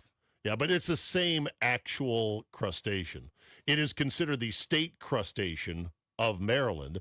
It's their largest commercial fishery. But due to overfishing and environmental pressures, some of them have seen declining yields, especially in the Chesapeake Bay. Yeah. But they're rather plentiful down on the Atlantic Ocean side of North Carolina. And down in Louisiana, they got them coming out their ears. And people down there don't like them like we do. No, they don't. They're all into the crawdads. That's a simple supply and demand. Right. They're into crawdads, gators, and that kind of crap. When you go to the Outer Banks and everything, what is the sound side? I don't know. I can't remember the name of that body of water. But the Outer Banks are the little barrier islands out to the side, right? That sound is crawling with blue crabs. Right. The people down there don't eat them, have no idea how to cook them. I've been to this restaurant would be in Destrethan, Louisiana, or maybe it's Destrehan. I mispronounce it every time. You're talking about the Albemarle sound. There you go. Yes. Currituck sound as well. The folks in Louisiana could cook a crab. It's different. I prefer Maryland style, but they know what they're doing. The folks in North Carolina have no idea what to do with crabs. It's sad. It's sad. Well, some people also don't like the spice piled on the outside of the shells. I love it. They're nuts. Do you like crabs? You're not an oyster guy. Oh no, I love crabs. The difference is you my sit brother. And pick all day? Yeah, I'll sit and pick. Me too. My brother, though, does not like the spice on the outside. He says it's a waste, it's too messy, it's not needed. And I say, but then you don't have to necessarily apply the spice because it's everywhere. So it's always going to be on your fingers. It'll be getting into the pieces into the chunks of the crab meat as you go along. So I'm all for it. He's not. Everyone has their own preferences. Hey, Dak Prescott sacked 6 times yesterday. I mean, there's that. 6 sacks. How about Johnny Newton? 3 of them. Johnny Newton showing up. I love his quote after. He's like, when I get on fire, it's hard to stop me. And hard to put me out. Hard to put me out. And I'm thinking, okay, this is the first you've really shown in a while, right? Yeah. Johnny Newton yesterday, 3 sacks. That is more than Javon Kinlaw and Deron Payne combined on the year. That's crazy. Crazy, right? That is crazy. Yesterday sucked, obviously. You get down 21-3 against a good offense. Dallas kind of took their foot off the gas. But you did see some stuff from young players that I'd argue should be encouraging. Because that's where we are in the season. Yeah. That's all anybody wants to scream about is Ben Sennett and Johnny Newton. And you're looking for what I call green shoots of grass starting to grow up through the depth chart. Sure. Hey, look at this guy. Look at that guy. Absolutely. And Bill, I think Bill deserves some credit for week 17 in the NFL, where he didn't play last year at all, still healthy, still getting it done. Yeah. I mean, think about the NFL hits he's taken. He has entered an entirely new world coming off a year where he didn't play, and he's still going. And I think you've got something in Bill. He either has to get better in short yardage or they need a complimentary short yardage back. I think yesterday you would have seen C-Rod in some of those short yardage situations. But C-Rod, imagine how sick he must have been. He was game day captain, and I know he had family in town for this game. Right. They had a big screen thing pregame with a bunch of different family members wishing Merry Christmas to their sons or husbands or grandsons. And I believe they had C-Rod's grandmother up there saying, Merry Christmas, we're so proud of you. And then he had to be sick as an absolute dog. Yeah, he had to be really, really bad. But you know what? Bill took advantage of it. And you mentioned the fact he's played all 16 games so far this year, 162 carries. So, yeah, he's pursuing his chance to stay in the NFL as a 7th-round draft pick. Absolutely. So that was good. Plenty for us to run through from the game. I do have some exciting news. Yeah. Maryland Governor Wes Moore is going to join us at 11 a.m. He's going to make his picks. I believe we're trying to track down Doc Walker for 1 o'clock. Jeff is on the case. You're listening to BMitch and Finlay. We got Zabe hanging out for the day.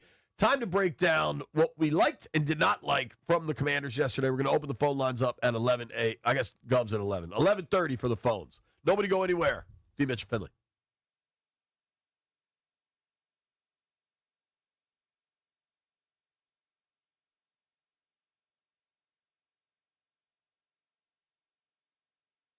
Hey, it's JP Finlay, and let me tell you about my friends at the Oarsman Automotive Group of Virginia. They've been serving area car buyers for over 100 years. With that kind of track record, you know they're doing something right.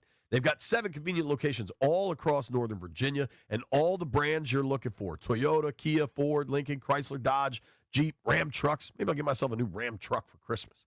Whatever it is you're looking for, they've got incredible deals and financing. And let's not forget Oarsman's tremendous selection of quality certified used vehicles you could choose from. But best of all, Oarsman's got the lifetime edge, which includes up to $1,500 in extras, complimentary car washes, loaner cars, and a lifetime engine guarantee. Here's what's even better. If you're looking to sell your car, Oarsman will pay up to $125 of Kelley Blue Book value, regardless of the make, model, or year. Even Jeff's 25-year-old beater, they'll give him 125% of that. It's simple. At Oarsman, they like to keep their customers happy. Take it from me, BMitch, all of us. We've been buying cars from Oarsman for a long time, and we're not going to stop anytime soon. We're beyond satisfied. Oarsman customers, you know what they say over there. Let's ride together.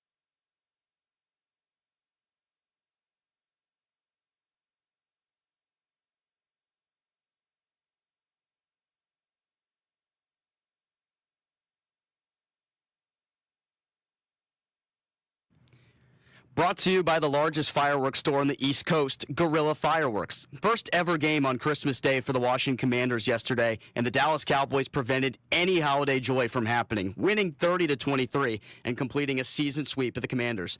I suppose you want something positive to take away, right? The Commanders' pass rush got to Dak Prescott 6 times yesterday. That's the most sacks they've had in a game all year. Second-year defensive tackle Johnny Newton was the catalyst, picking up a career-high 3 sacks. Newton is the first Washington player to record at least 2.5 sacks in a game since Frankie Louvu did it last year in Week 6. In the NBA, the Wizards are back in action tonight at home against the Toronto Raptors. You can listen here on The Fan starting at 6:45. Corey Kispert's return to the lineup was short-lived. The team announced he's out tonight with a hamstring injury. The largest fireworks store on the East Coast is now open. Guerrilla Fireworks in Charlestown. Guerrilla Fireworks has mortars, artillery shells, repeaters, fountains, and more. From the Crop Metcalf 5-Star Sports Desk, I'm Ben Strober on The Fan.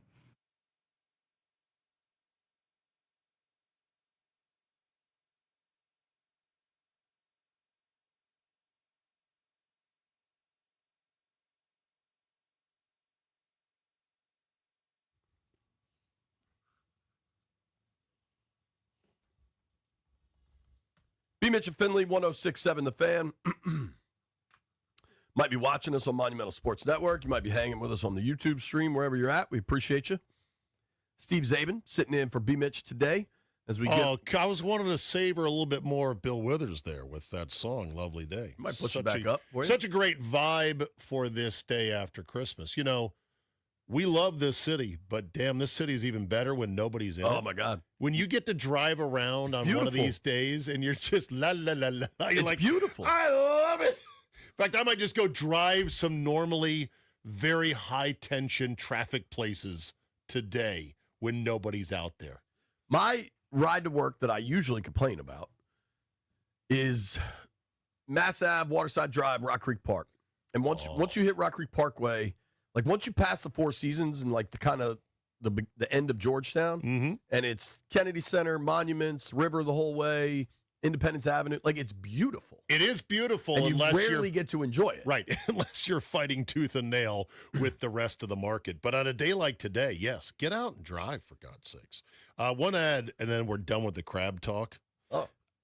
You said, when I told you the biological name, Calanectis sapidus, and you're like, ooh, Greek? Yes. I thought Latin. Well, okay. Well, the genus comes from ancient Greek. Okay. Calanectis, kalos, meaning beautiful, nectis, meaning swimmer, and the epithet sapidus is Latin for savory. So beautiful, swimmer, savory for blue crab. I had never known that, and that makes a lot of sense. Well, dude, I had never known that. There's a famous book about there's a famous novel about like the watermen and life on the Chesapeake Bay based on people that go crabbing for a living called Beautiful Swimmers. Oh, no way. There you go. Yeah, interesting. Okay, and now we know. So Dallas 30, Washington 23 in the season from hell. So obviously they get down 21-3. Defensively, Washington looked terrible early. Eventually they started rushing the passer. The second half of this game was totally different than the first. Jeremy Reeves said something to me in the locker room after the game that I thought was just brilliant. He's like, we shouldn't have to wait to get punched until we know we're in a fight. We should just know we're in a fight. Right. And yesterday, I mean, the Cavante Turpin touchdown to go down 21-3, he was wide open by a factor of, I mean, literally, if you could draw like a circle around, a radius, whatever the hell that is. Yeah. 15 yards? Easily. The kind of open that you normally never see in the NFL. That's college football open. Well, and C.D. Lamb had one where he didn't score, but he down the right side, Dak found him, and there was nobody within 8 yards of him. Well, and then there was the gainer. Then there was the underthrow on the post to Pickens where he had to slow down. That's another touchdown. When I had Pickens in fantasy, I could have used that. So, I mean, there are still burning open fires, dumpster fires on the back end with this defense, no matter who's calling the plays. And that obviously goes hand in hand with pass rush. And they did sack, Prescott 6 times, which was remarkable. He also was held Prescott under 60% passing for the first time all year in a game. So at least there was that. But there are a lot of problems in a lot of places. It's daunting to try to think, where are you going to start in the offseason? There were a few different sequences that drove me crazy. But I'll give you my first half and then remind me about my second half. My first half sequence that drove me crazy. I do not agree with a lot of people like to go crazy, never punt ever, right? Because there's some Madden football. There's some We're out of it. right. Yeah. Well, and they're 4-11, never punt. Yeah. You're still playing a game. Yeah. The coaches are trying to win. Yeah. There's an obligation to the 53 dudes on that roster to try to win the game. Right. It's not all about draft status or whatever the hell, right? Right. You got guys busting their ass, laying it on the line. You're trying to win a game. That said, 4th and 7 from the Dallas 43. And you don't go for it. I understand you got your third string quarterback. I get that there's some limitations here. And I get that 4th and 7 is probably a little bit outside of where you want to go. Sure. 4th to 5, maybe you go, right? But it's also, you're at the plus 43. You're not at the 49. You're at the 43. Even if you don't get it, but you gain 4 yards, the field position battle's still pretty good. I also can recognize they have a Pro Bowl punter. Tress Way's, the drop shots are as good as he's been maybe in his career. Right. So the thought, all right, let's play complementary football here. Even though the Dallas offense has shredded your defense. All right, let's play complementary football. Tress does his job perfectly. Punts it to the 3, ball gets down at the 1. Oh, it was beautiful. This is exactly what you do. All right, so Dallas has 1st and 10 from their own 3. 2 plays, first down. Now it looks, Zabe, there's a penalty. I'm sorry. Now it's 1st and 10 from the Dallas 15. Dak's incomplete to the left. 2nd and 10 from the Dallas 15. They tried just like a quick out to Lamb. He gets tackled. It's now 3rd and 11 from the Dallas 14. Dan Quinn's vision of complementary football is appearing. Yeah. Until you give up an 86-yard deep shot to Kevontae Turpin. Yes. That's why I wouldn't have punted, because they're shredding you defensively. Right. Yeah. I see a lot of times when you pin a team deep, the ability for them to swim out of that hole is shockingly easy at times. They're hitting like 15-yard hole shots and ins with impunity. It doesn't matter what team, what game. It seems like a lot of teams punch their way out of being pinned back there because maybe the defense takes a more conservative tact at that point, thinking, we got them pinned. Let's just make sure they don't get behind us. I would love, maybe this data exists somewhere. Like an offense is starting inside of their own 5-yard line. What is the percentage of first downs made? Because the reality of pin them deep is if it's not about going on or hitting an 86-yard deep shot. If you could generate 2 first downs, the notion of the field position advantage is vacant. Right. Like you're not going to get much out of the field position. If you have 1st and 10 from your 5 and you get 2 first downs, and then say you're punting from your own 19 eventually, like where the punter's actually lined up. Right. These guys are so good, they're flipping that. Yeah. The opposing returner's returning that from his own 25. The general conversion rates, according to this chart I'm looking at, they cut them up into 3 pieces: 3rd and short, 3rd and medium, 3rd and long. 3rd and short is 3 yards or less. Is this NFL inside? globally? But this is just anywhere you are on the field. Yes. Okay. Yeah. Field position agnostic, just 3rd and short, 3rd and medium, 3rd and long. Short is 3 yards or less. Medium is 4 to 7 yards. Long is 8 or more. 3rd and short converts generally between 65 and 80% league wide. Medium drops to 45 to 60% league wide. And long is a 20 to 35% conversion percentage. So for me, JP, in today's NFL, anytime you're on the plus side and you're 3rd or 4th and 7 or less, just go for it. You're on the plus side of the field. You're on the plus side. It just doesn't matter. And if we can, I understand that Aubrey is a unique weapon. Even though he missed one yesterday, first time he's missed kicks in back-to-back games in a long time, that's a unique weapon.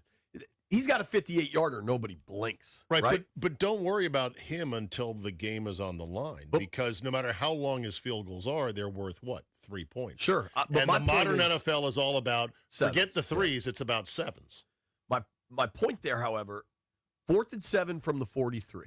I imagine of those numbers, the reason they punted was the 7 part.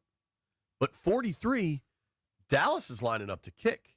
Jacksonville's lining up to kick. True. Indy's lining up to kick. There are a host of teams that's a field goal. Sure. That is points. Sure. And Jake Moody, we talk about young guys that might have a future with this team. Moody nailed the 51-yarder yesterday. Yeah. Moody has been good since he's gotten here. 3 for 3 yesterday. They don't seem all that confident in him. And I think if you're going to play in this modern NFL with these crazy K-balls that are inflated rugby balls, you need a dude that you could line up out there for 60. It wasn't that windy yesterday. It was 50 degrees. It wasn't raining. No, it's beautiful. Like, you're going to play until RFK is built, which is 5 years away. You're going to be playing in that stadium in the winter. Find you a kicker that can kick. Are you calling it RFK or are they calling it RFK? They now, I think you'd be shocked by this. And I'm not expecting to see you in Landover anytime soon. The guy in the office now wants it to call it after him, which is a very political hot football. I think by the time the place is built, I know. I think that's largely irrelevant. But why do you call it RFK? They have been. Who's they? The Commanders? Dude, in-game, in-stadium, they now run a promo saying the new RFK. Make it bounce like RFK, and they play jump around, and the letters RFK are on the jumbotron. Oh, they mean that about the current They're saying make this jump like RFK. Yeah, but they have fully embraced now. Jack Eventually, Kent Cooke Stadium, the rusting hulk of what was once Jack Kent Cooke Stadium. I got a prediction. I don't know if I do, but. That's interesting. United Airlines obviously has the United Center in Chicago. That's a basketball arena. Yes. United's got a huge hub here. Big presence in D.C. Who do you think would sponsor the new place? Marriott is based here, one of the largest hotel chains in the world. Possibly. I wonder, between the government contractors and the defense contractors around here, right? That's where the cash is, right? Sure. But I don't think they need to spend money on a public-facing type thing like that. But I also think any company, like Google is certainly based in, the Bay Area. Amazon? I don't think it'll be Amazon because eventually I think Bezos is going to buy one of these. Okay. I don't know. So anyway, back to the whole thing about them calling it RFK. That's fascinating. So they're appropriating the remembrance of what it was like at that old, beautiful, confined, cantilevered, 55,000-seat hot box. And they're using it as a marketing slogan of, make it like RFK. Do you know how many people don't even remember what that was like? If I may, that doesn't qualify to me as appropriation. It's the organization. They're not appropriating it. That's what we were. That's what we do. They're using it for sure. I just don't know how relevant it is. Because you're talking 91 when it opened, the new place? No. 90, 91? The FedEx? Yeah. 97. Was it 97? Yeah, okay. Yeah, all right. yeah. So we're talking 20 years. There's people who remember it, obviously. But it's a little bit insulting, though. I don't think so. I don't see it that way at all. You don't see it as insulting? If I may, I think you feel it's insulting because they changed the name.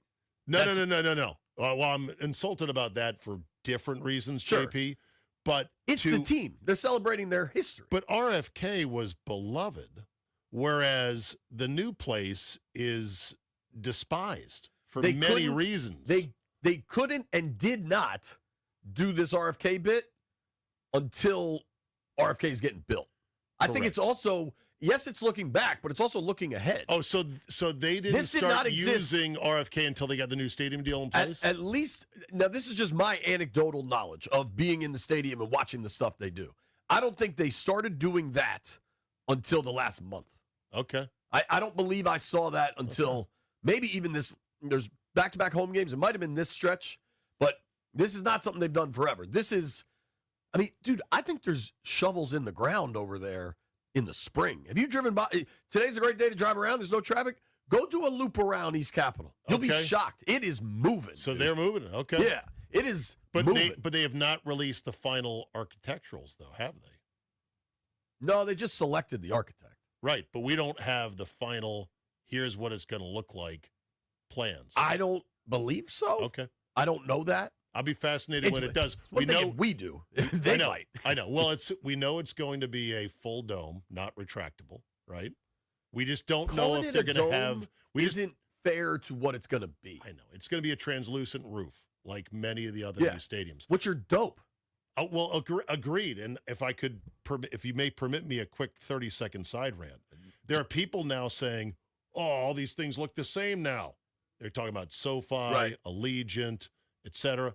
And I say, it's not that they're cookie cutter. They've optimized the best stadium. It's optimization. It's not cookie cutterism. Like, you're not going to look at the outside of the stadium for more than 5 seconds. Who cares? What is the best optimal indoor viewing experience? Correct. And it's modeled off of U.S. Bank, SoFi, Allegiant, etc. Rant over. Agreed.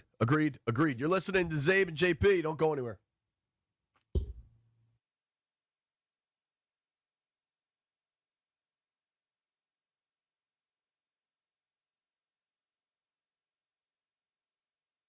Hey, it's JP Finlay. You've heard me talk about the great work my friends from Rude have done at my house. I got a Rude system. That thing is whisper quiet.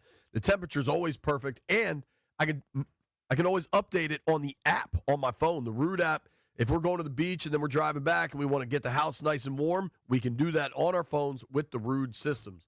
Perhaps most importantly, you can save a bunch of money. You can get federal tax credits up to $2,000 with the new Rude system. Check them out. They've got the most reliable and best products in the HVAC world, proudly serving the DMV. Check them out at rude.com. Wherever you are, get a Rude system. If it ain't Rude, it ain't right.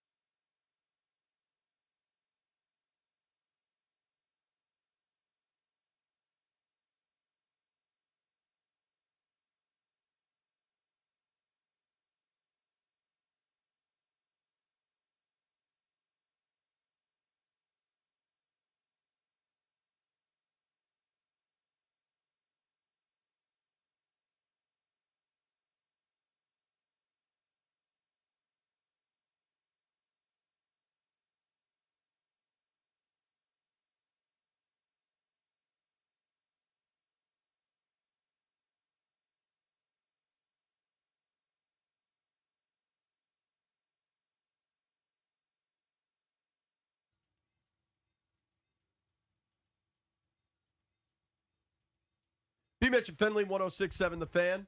Shout out to everybody watching on Monumental Sports Network, hanging with us in the YouTube chat. Zabe sitting in, the legendary Mr. Steve Zabin.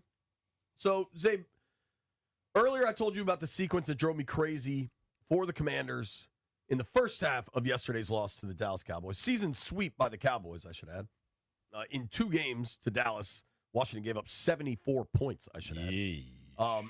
The first half sequence that drove me crazy, you punt on 4th and 7 from the plus 43.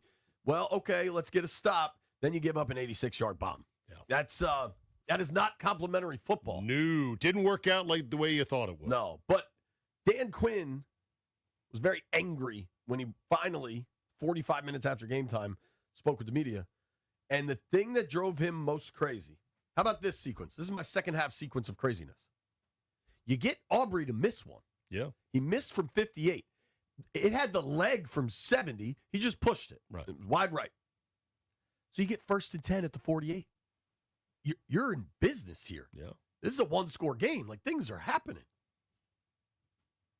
First play. Bill, 9-yard gain off the right side. Nice. Next play. Bill, left tackle. No gain. At some point in this sequence, Brandon Coleman, the starting left tackle, goes out.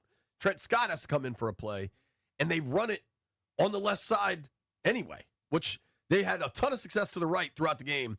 Your left tackle comes out. I'll never understand going to the left there, but I'm not paid millions of dollars to be a play caller. 1st and 10, gain of 9. 2nd and 1, no gain. 3rd and 1, -2. Oh, boy. Now, I'm not knocking Cliff for running the ball because we've all been screaming about running the ball. Yes. I like the decision-making here. 3rd and 1 from the Dallas 43 becomes 4th and 3 from the Dallas 45. Now, at this point, to his credit, that's a throwing down in almost every situation. 4th and 3, almost every team throws. DQ's going for it. Yeah. Until there's a false start by Brandon Coleman, who was injured 4 plays later and checked back into the game. Yes.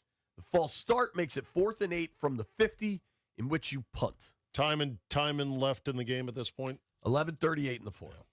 I am not, and you would have gone for that one too. I don't know, because to their credit, defensively in the second half, they started to get stops. And you've got Tress, who's going to do his thing and pin him inside the 20. So 4th and 8, I don't know. And you're at the 50. The previous one was 4th and 7 from the 43. What if you looked at it like, hey, we should have been down 3 more points at this very same position on the field, but Brandon Aubrey, the best kicker in the league, missed one, so I've got house money. Now, that's probably a dumb way to look at it. I don't know that's that it is. That's like a gambler saying, well, I hit that lucky blackjack or 21 back door, so I'm now up $50. I can afford to double down on this particular hand here. If you look at it that way, maybe they should have gone for it. I don't know the thinking and who makes those decisions. Sure. And as far as running it to the left with a backup tackle, it was only one play, but nothing surprises me when it comes to coaches in this league, JP, getting fixated on their systems, play calls, rotations. Because what Harbaugh did in Baltimore with his precious rotation, leaving Derrick Henry out of the game in the crucial minutes before they went down and probably lost their season, is a testament to sometimes these coaches can't get their head out of their stupid own play sheets. What bothers me most is just the futility. Like, you have 2nd and 1. And you can't convert and you that. go backwards on 3 straight plays, and then you have a false start. Mm-hmm. That is indicative of a bad football team. 4-11 team. And I think 4-12. 4-12. And I think that's why DQ was so mad. He talked about that specific sequence 3 different times over the course of a 10-minute press availability. That said, Coleman played well yesterday. I'm not mad by all accounts. I'm not except mad for that at false any start. lone individual in that sequence, but it's just that to me is just fully encompasses this season. You know what I'm saying? Like, you can't take advantage of a gift from the best kicker in the league pushing it right. And you said something in the break that I wholeheartedly agree with. I believe your quote was, I'm not sure Dan Quinn's compass on fourth down decisions is set correctly this season. And I think it's been all season. Last year, they were so aggressive. Yeah, his go, no-go has not inspired confidence. Is it better than Rivera? Oh, yeah. I mean, anyone would be better than Ron Rivera. But at times, I'm just like, I don't feel like you're calling go, no-go like most of the league is now. Like most of the league and most coaches say, this makes sense, like they did last year. Now, they also had a cheat code last year. They would run that little QB draw to the right, and Cosme would get out pulling. And it was, I bet the success of that specific play in short yardage situations was close to like 85%. I remember when Philly stopped it up there, I was like, damn, I think that's the first time I've seen this get stopped. Yeah. It was their version of the tush push. It was a cheat code. Yeah. You don't have Jaden. Jaden gets beat up. Maybe you don't want to run it. I don't know. But of the many, many, many questions this year, a lot of them are roster construction, and I think that goes more to the front office. Of the coaching questions, fourth downs are near the top. Yeah. To me, the whole game was just, when you're sitting here thinking, okay, I'm going to be on the radio tomorrow. I've got to analyze this game. What can you take out of it? It's so hard given the fact that neither team is playing with any motivation. They have a complete mishmash of guys in the game, not in the game. Dak played for reasons that only Dak and the Cowboys understand. He probably won't play against the Giants because Shoddy Jr. was asked about it, and he said, I just want to enjoy Christmas, meaning he's probably not going to let him play. Dak wants to play, which is kind of weird to me, but whatever. So football players want to play. I know. That's how they're wired. Dak played and got sacked six times, but still played pretty well, Dak 307 misses, yards. Dude. He not did have as some precise misses as normal. Right. But got a break. Jeff's going to kill us. Okay. All right. Maryland Governor Wes Moore joins us next.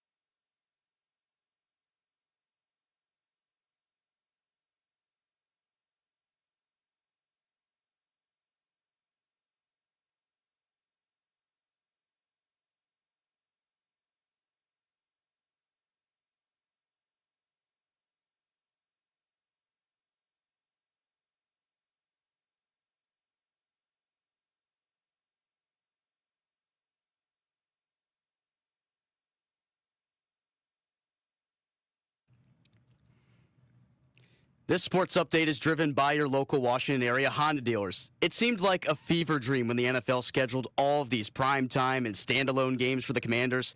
Hindsight has the NFL regretting that decision. The Commanders went 0-8 in standalone games this year and had an abysmal negative 77-point differential. In the MLB, how about this? The Athletics forked over some cash. The A's agreed to a 7-year, $86 million contract extension with 24-year-old stud Tyler Soderstrom yesterday. That's the largest guarantee in Athletics history. In the NHL, the Capitals are off tonight. They're back in action tomorrow at 7 p.m. when they take on the New Jersey Devils.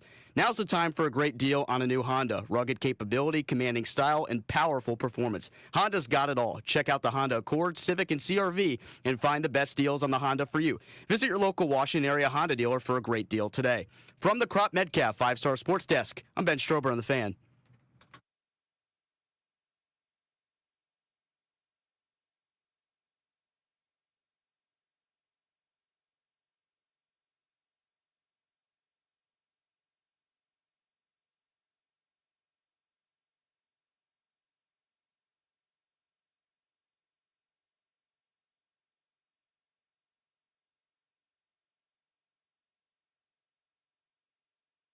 Mount up.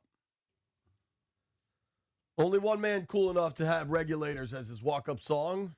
That man is the governor of Maryland. Mr. Wes Moore joins us now. Gov, Merry Christmas, man. How are you? Merry Christmas, JP. I'm great, man. I'm great. Merry Christmas to you. I know you were in Landover yesterday. Did you guys get Christmas morning and then you shot down to the game? That's exactly right. Yep. So the kids had their Christmas morning. And then we just had watch the game with a bunch of my cousins, and listen. It was first of all, it was a beautiful day. It was great football weather, and honestly, especially when you consider these are two teams that had nothing to play for, and especially when you consider the fact that the Commanders were starting a third-string quarterback, it was a good game. It was a good game. Fun to watch. They pulled it back from the brink, Gov. Absolutely. Of it being an awful game. At 21-3. Well, that's true. It would start to look like a runaway. It looked bad for a while. It's a conference game. Yeah. It's a conference game. These are always going to be, by the end of the game, it's always going to be hard fought. Gov, does your family have any Christmas traditions? Anything you like to do with the kids every year or anything like that? Like any special food or movies you watch? Well, it's funny. So the night before. We'll always do some of the initial gifts exchange, kind of like amongst the immediate family and all that kind of stuff. We always do a big dinner on Christmas Eve, but kind of similar to Thanksgiving, like a lot of our food, like we'll do a lot of Jamaican food, like we had like oxtail and we had like curry chicken and all that kind of stuff for our Thanksgiving Eve dinner. So it's always a lot of good family time. Oh, we watched this movie called Genie because we were trying to figure out what's a good, Christmas movie to watch on Christmas Eve. And so it's a movie with like Melissa McCarthy. It was actually kind of cute. Okay. It was actually kind of cute. That's great. We're looking for movies at our house, so maybe we'll check that out. And maybe y'all can end the debate whether or not Die Hard is a Christmas movie or not. That's not a debate. Where do you land on that, sir? I mean, I think it's a Christmas movie, but I'm probably pretty flexible on that. I think it's a movie based at Christmas, but it's not a Christmas movie. Christmas is not central to the plot. He was going to see his kid at Christmas. Ho! I have a machine gun now. Ho ho ho! Christmas. One of the great sports talk radio debates of all time. The new argument on the text thread I'm looking at here is whether or not Rocky V is a Christmas movie. When Rocky defeats Drago. That's and he's training with 4. Okay, when he's training in the snow in Siberia. Yeah. But Siberia is cold from I know it is. August to Listen, I don't know. I'll show you the I'm reading this morning going, "Oh my god." Before we go too far down the Rocky IV rabbit While we're hole, asking questions, Governor, I can't understand where the meat is on an ox tail. It looks like that thing is very thin. Where's the meat on the tail? I gotta tell you, man. Like you gotta see the oxtails that we have. I mean, you don't have to work hard to get a whole lot of meat, and so maybe we just got different kind of ox out there. But we got some serious meat on our oxtails, boy. Gov, I would like to think a man of your position could get the big oxtails. I'm glad. We get the big oxtails. That's right. We get the big oxtails. Obviously, Washington played yesterday. There were 3 games yesterday, but it is a packed and important slate in the NFL this weekend. You are over 500 on the year. I believe I got you at 37-33, if that sounds right. I'll confirm that with Carter. I know he's got the spreadsheet and everything. Yep. There's a couple of big ones, some Saturday nights, some Sunday nights. Should we start Saturday with your boys? I'm going to let you talk about the Ravens because I imagine you're a little frustrated. Last week, Derrick Henry not being out there late. Ravens are going to Green Bay. Green Bay's already now clinched because Detroit lost. Interesting game. Ravens fighting for their playoff lives. Yeah, I mean, listen, for the Ravens to make the playoffs, so much needs to happen. Like, it's no longer in our destiny, right? Like, yes, we have to beat Green Bay in Green Bay, and then we have to beat Pittsburgh in Pittsburgh, and then Pittsburgh has to lose to Cleveland. So, I mean, like, it's too much. I think, and one of the biggest problems I'm honestly having is if you look at all the news that was coming out of the Ravens camp this week, none of it is good, right? Like the whole conversation is, will we trade Lamar to Miami or Vegas? And what's happening with Harbaugh? And what about the play calling? Where, like you said, you're keeping your horse out of the game when the game is actually on the line in Derrick Henry. So I think mentally something is going on. I think the locker room is having some very real issues right now. And I don't think, and also not to mention the fact that we don't know if we're going to have Lamar. Yeah. In Green Bay. So, I mean, unfortunately, I think Green Bay wins. I think Green Bay wins at home. And I think that we can finally, just put this season, put it behind us. It has just not been a good season all the way around. And I think there's a lot of soul searching that we got to do during this offseason, which I think begins it begins this week. Looking like Ty Huntley and Malik Willis, but we'll know today after practice because today's the day where the teams will basically say, here's who's going to be in tomorrow night, 8 o'clock Eastern time. Gov, can I ask you? That's right. I don't know that you saw this. You're a busy person juggling lots of things. There was a column from Mike Preston in the Baltimore Sun. Oh, yeah. That I thought was Mike Preston. This is not a hot take guy. This is a very long-tenured, respected writer in Baltimore that talked about Lamar's future. And he's like, it's not that Lamar's a bad guy. He's a nice kid. But he gets different rules than the rest of the Ravens. And inherently, that kind of creates a divide. Now, quarterbacks always operate under their own world, but like scheduling and practicing, like that stuff has to be uniform. How much of that have you heard? Have you seen? Like, where are you in the Baltimore-Lamar marriage? Yeah, I mean, so one, what Mike is saying, I have heard that that there are just some different sets of rules. Now, everybody loves Lamar, right? Everyone thinks that Lamar has just been, again, he's a singular talent in the NFL, not just right now, but I would actually argue that he really is a bit of a singular talent that we've seen in a generation. I mean, you're talking about a guy who won 2 MVPs by the time he was 25 years old. Crazy. A guy who is the absolute threat on, whether he's running, whether he's throwing. I mean, like he's just something that the NFL had not seen. And he really helped to revolutionize the game. But I think what Mike has talked about is something that has been an open conversation amongst a lot of folks in Baltimore for a while. And the question is when you look at these quarterbacks, whether it is the Mahomes of the world, whether it is the Brady's, whether it is increasingly the conversation around Josh Allen. And again, I'm cautious on Josh Allen because he ain't won a damn thing yet, so I don't put him in the same conversation as the Brady's or the Mahomes.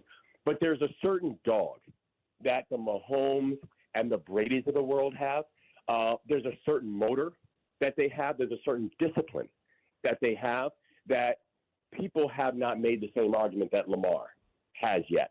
He's a singular talent, but the question is, does he have the same kind of motor and discipline that a Mahomes or that a Brady had when they stepped onto the field? So, again, I'm very cautious on the idea of saying we should just look to offload Lamar. The guy is still incredibly young, incredibly talented, and we've seen this before where you have guys where we become this farm system for another team that then runs their own dynasty with our players.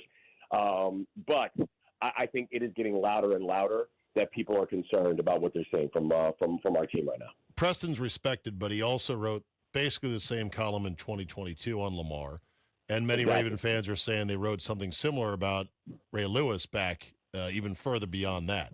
So who knows what it – and when I read the complaints, Gov, I was like, so he stays up late, play video games, better that than going out. I don't have a problem. Right. He likes to practice later in the day when it's wintertime and it's warmer. I'm like, I don't have a problem with that. The treatment issue, if he's not getting proper treatment from the team at the facility, that would be one that I would lean on. But it may be a lot of things that don't really matter in the end. Can we get to the next game? Let's push it ahead. Let's do it. Texans Chargers, your early game tomorrow. As the line is, what's the line, JP? I'll pull it up. We'll let the Gov answer. I'll get you the info. Okay, I believe it's Chargers minus a couple at SoFi. I think that's right. I think this is actually one of the closest lines of the week. Chargers -2. Yep. It's -2. Yeah. I mean, it's a very evenly matched game. I think that you're watching two things, right? You're watching two teams that are hot, which is always important going into the playoffs, and two teams that actually have something to play for. The thing is, I really like what I'm seeing with Justin Herbert right now. And not just because he's my fantasy quarterback. He's giving me a lot of points on fantasy, so shout out to Justin Herbert. But he's really putting together a very consistent season right now. And I think that you're going to see him step up. He's got to keep those interceptions in check. I mean, one thing about him is that he has an absolute gun, but sometimes in almost Favre-esque, he can shoot in a lot of different directions, so he's got to keep that under control. But I think the Chargers end up winning this one this weekend. Once Herbert made the decision that I'm going to start running a lot, and I imagine Harbaugh coached him to that, I think that has been the difference for that offense. Are his carries up for Herbert? I'd love to look at that. He had a run last week, though, that took my breath away because he was out into the open water and showed no signs of wanting to slide. And I'm like, damn, boy, go. That's real. Yeah, Herbert's been fantastic for sure. And I think that Chargers team is a team nobody's going to want to face in the playoffs because they are just tough.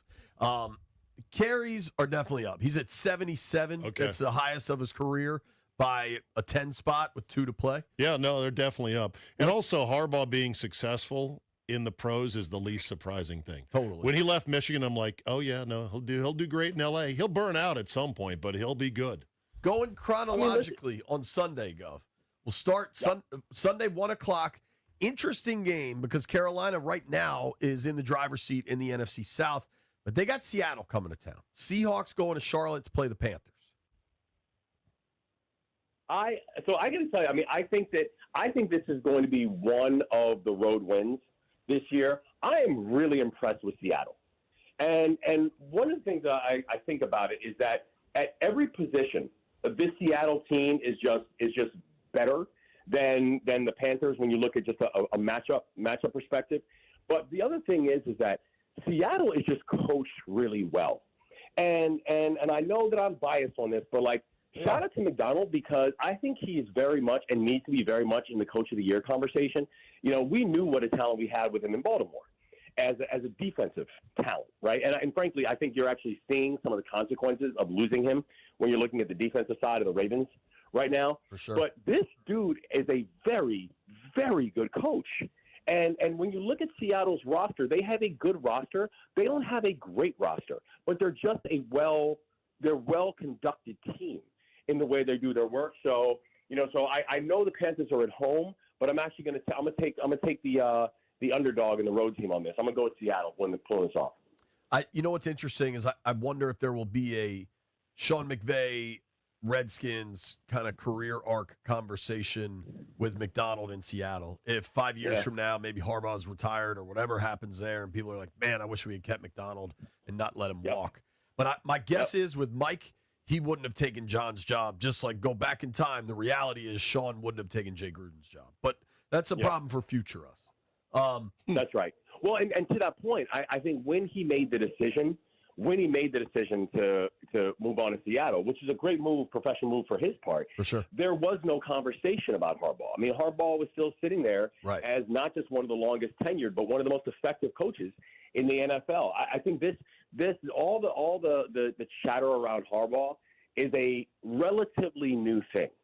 And I think, and McDonald couldn't have predicted that a couple of years ago when he made the move to go to Seattle. Totally. All right, now we got two heavy hitters to close out Sunday. The 4:30 national game is going to be Philly going to Buffalo. Eagles, Bills. Now both teams have clinched the playoffs, but I got a feeling nobody's taking this game off. This is a big one. Yeah, this is a big one too. Because also, so here's the thing. I think that Philly needs this game more because Philly is still not playing great football. And you're talking about a team that, yes, they're going to be in the playoffs, but I don't think anyone is saying that Philly is walking into the playoffs in a strong position. And so I think Philly needs the game more. I think the idea of them going into Buffalo and beating Buffalo when you have two teams that, to your point, are not taking the year off is still a very tall task. I think you have Josh Allen, who's still, even though the team's already made the playoffs, everyone's still fighting for positioning, and Josh Allen is still fighting to try to, do what he can do to stay in an MVP conversation and try to be a two-time MVP, which of course he wants. And so I just don't see the Bills losing at home to this Eagles team. They're just not – the Eagles team are just not a great team right now. And I don't see them going on the road and beating the Bills in Buffalo. I'm with you there. That Philly offense just has too many questions for me. Another big one. These are teams fighting for the 1 seed in the NFC. Bears going to Santa Clara to take on the 49ers. This is the Sunday night game. Yeah, so first, even before we give a prediction, let's unpack is what you just said, right? Two teams that are fighting for first place in over in the division, and two of the best teams in the NFC, the Bears and the Niners. Right. That's the thing about the NFL is that when people put these predictions for next year at the end of one year and say, like, well, I think this team is like, who knows? Because that's not the way the NFL works. The fact that the Bears and the Niners are now essentially fighting for spots as who are some of the best teams in the NFC is just mind-boggling right now. And so I think that Chicago's going to come back with a win on this, and I know Vegas has the Niners up. I don't think home field advantage matters as much in this game. And I do think that the Niners, while they have won, 5 in a row, but the thing about it, and I think that's why Vegas has them winning, but if you look back at the teams they have beaten, right, they've beaten the Colts with Phillip Rivers. They beat the Titans, which is like a Division II football team. They beat the Browns. Right. I mean, I don't look at the roster of teams that they've beaten and think that gives me a whole lot of confidence in how you're playing. Versus the Bears, they've beaten folks like the Packers and the Eagles. Right. And I think you're watching Caleb really play. And shout out to Maryland and Caleb Williams. But I think you're seeing that he's a guy who's actually starting to really feel comfortable. Under center for the Bears. So I think the Bears pull this one off. I know it's a Vegas upset, but I think the Bears pull it off. All right, Gov, I got you at Packers, Chargers, Seahawks, Bills, Bears. There you go. Lock it in. Oxtails, rich, highly flavorful crosscuts of beef or veal, deep, rich flavor and tender, sticky texture, stew or braise in low, moist heat. I now know that oxtail is a thicker thing. It's got bone all the way down to the little tassel at the end. So there is a lot of meat on an oxtail. There is. But you're right. You got to cook it. It's going to be just low and slow. That's how you got to cook oxtail. There you go. Low and slow. Low and slow. Gov, thank you for making time. You getting a little time off? Maybe a warm weather destination for you and the fam? No, I mean, listen, I'm just hoping that we can break 40. That'll be warm weather for me. Me and you both. Well, thank you very much for the time, sir. We always appreciate it. Merry Christmas. Happy holidays, man. Merry Christmas. God bless y'all. All right. That's the great Maryland Governor Wes Moore making his picks for the week. He's +4 on the year, 37 and 33. He's going Packers, Chargers, Seahawks, Bills, Bears. I like those picks.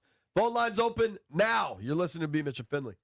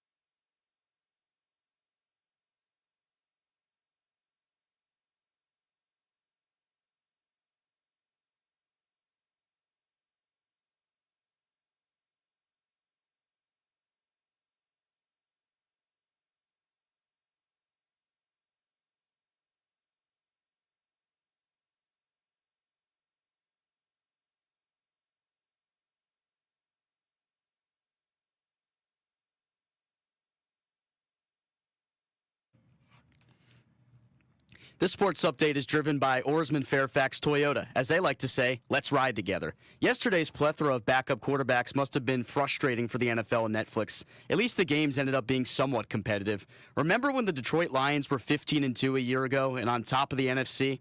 How quickly things change. The Lions had their playoff hopes dashed after an embarrassing loss to third-string quarterback Max Brosmer and the Minnesota Vikings. Jared Goff turned the ball over 5 times himself, and the Lions as a team finished with 6. That's a tough way to miss the playoffs for the first time since 2022. Oarsman Fairfax Toyota keeps their customers happy by offering great deals on the area's best selection of new Toyotas, each backed by the Oarsman Lifetime Edge, featuring up to $1,500 in extras. From the Crop Medcalf 5-Star Sports Desk, I'm Ben Strober on The Fan.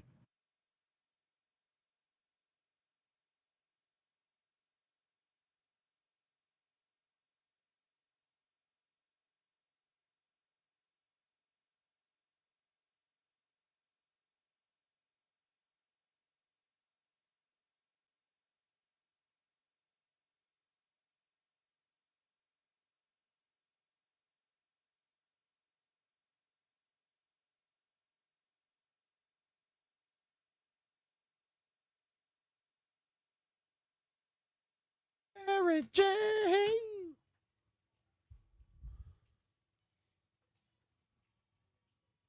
What's the more suggestive yet not direct drug song? This or Lucy in the Sky with Diamonds? Oh, okay.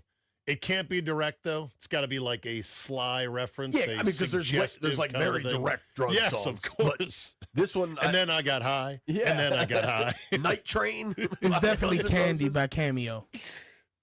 Oh. The most direct is You Got to Cut It. That song. Who's that guy, Jeff? Can you play that for me? OT Genesis. Yeah, OT Genesis. We know what you're cutting, pal. We know exactly what's going on. Although Master P, back in my No Limit days, had a song called Make Crack Like This. So he really wasn't hiding much. What about Coco? Yeah, there's drug songs. That's why I was saying Mary Jane is at least suggestive. Like this. Yeah. That's a song. I mean, Biggie had 10 crack commandments. Like, there's a lot of them that are not subtle. But, all right. Thank you to Maryland Governor Wes Moore for joining us. If you missed any of that, get on the Odyssey app or find it on YouTube, wherever you get us, we're there. Zay, the ball game yesterday.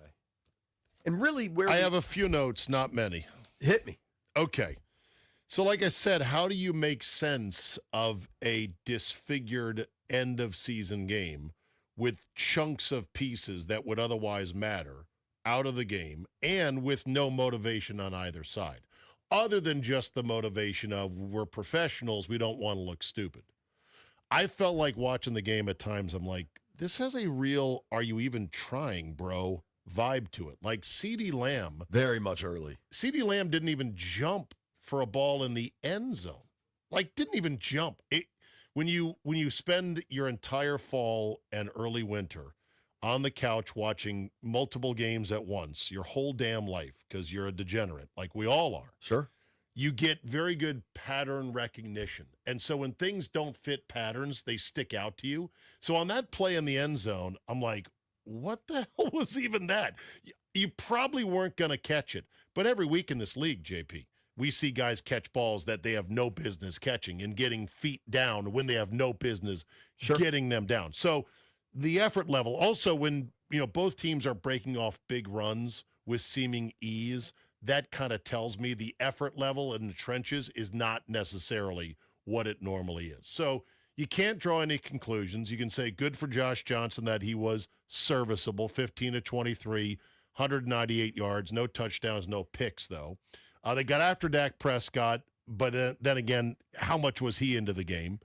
And Dak had some misses. He had some definite misses for sure. That is not Dak, who's a very accurate passer. And so at least they fought back to not get humiliated. That, to me, was the overall best part about it is they have the pride to not get embarrassed. The Lions yesterday quit.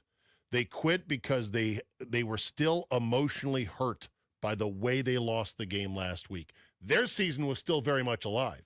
The fact that they will have to live with Max Brosmer throwing for 3 net yards. Net yards, meaning passing minus sacks.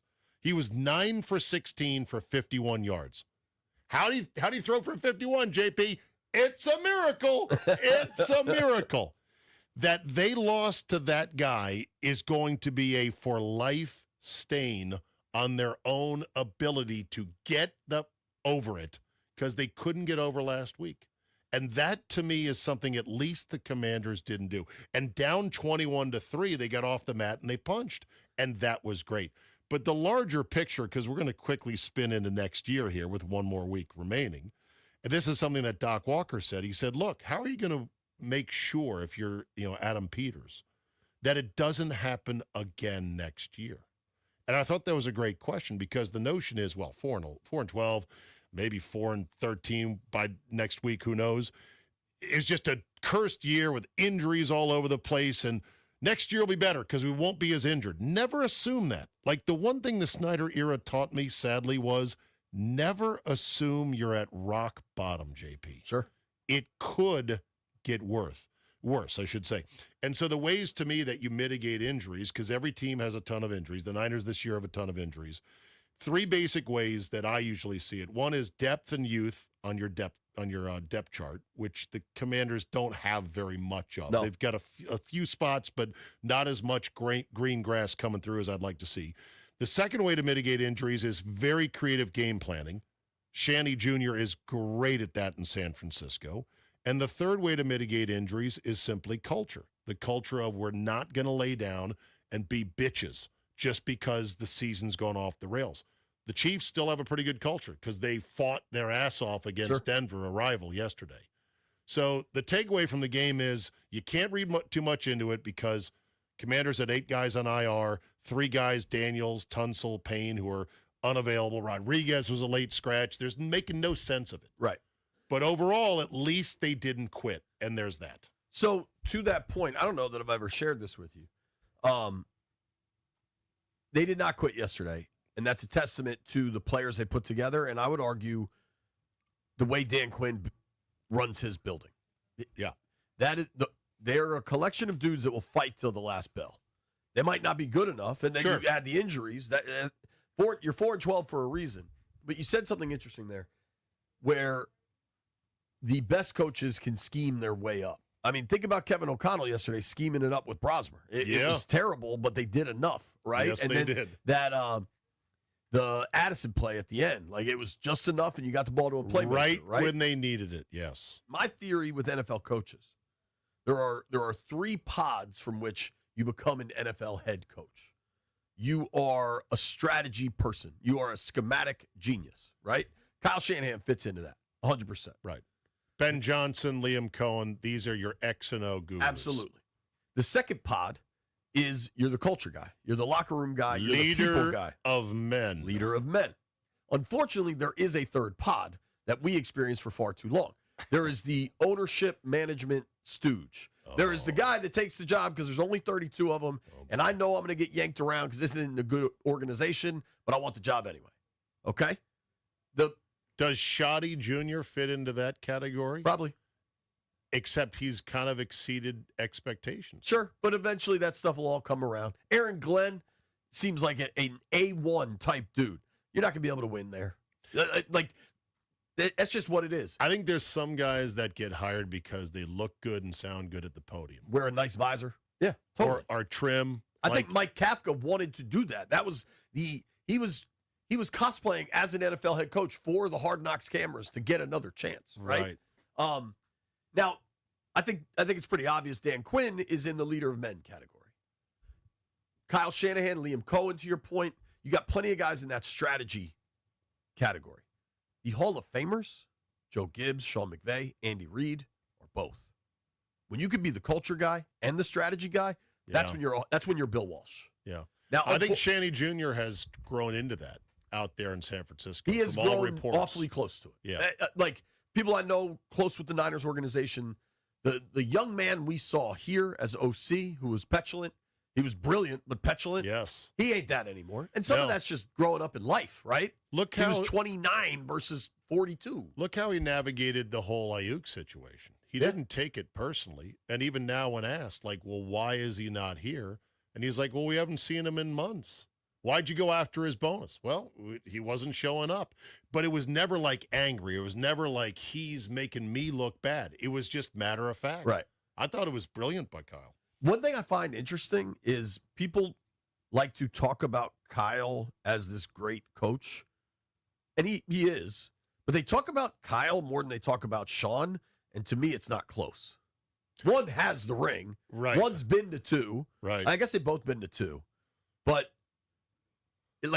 I know both of those people, and I get to make that choice. It's 100 out of 100, McVay. 100 out of 100. Right. The toughest thing is, though, you had Jaquiski Tart with a belly ball that would have ended the Rams that year, and he dropped it. Sure.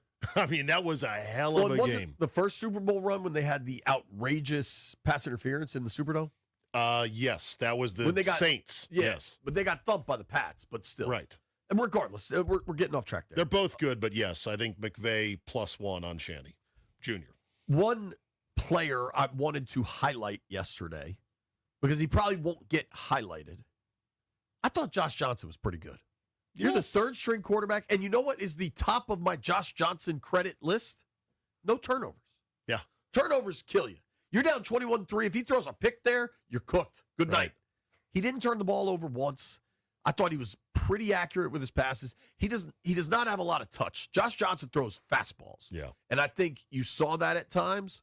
But I thought it was a pretty damn good performance for Josh Johnson. For a QB3 or maybe a QB4, I'm not even sure what outer reaches of the solar system he orbits in, he is reliably non-awful. And that's why he's been on 14 teams. You want somebody who can at least get the operation up and running. Yeah. That's the biggest fear for most coaches. I think both the Chiefs and the Vikings yesterday operated on the razor edge of you're almost non-functional. Hell, Brosmer on one play yesterday had the ball just come out of his hands while going back to throw it. They thought it had been knocked out of his hands. They're like, nope, it just fell out of his hands. Indoors, JP, in a dome with no weather whatsoever. The kind of thing you don't see any actual NFL quarterbacks do. So Aludicon and Brosmer are so not NFL caliber quarterbacks, but they had to play yesterday. Right. And one team actually found a way to win, the Vikings. The Chiefs came damn close. Playing the best of the 3 teams involved on the day. And by the way, by the time you were home after your very long day, you probably, I don't know if you saw it or not, but the ending and the exit by Kelsey for what might be his last home game was pretty cool. Pretty special. Deserved. There was a vibe in the stadium, and there was an emotion level from him that was unique. And the other thing that's interesting is that T Swift is hanging in the back of the luxury suite. I don't think when you're that, her fame is so beyond reproach that I think she's happy to defer. Well, here's the thing. She used to be much more in front. Now she's laying back. And there's theories as to why that is, including that there might be a baby on the way already. They're not even going to get married until June of next year. So who knows what's going to happen. But he's had a phenomenal career, and this probably was his last game at home. Zabe reading the dark web on T Swift.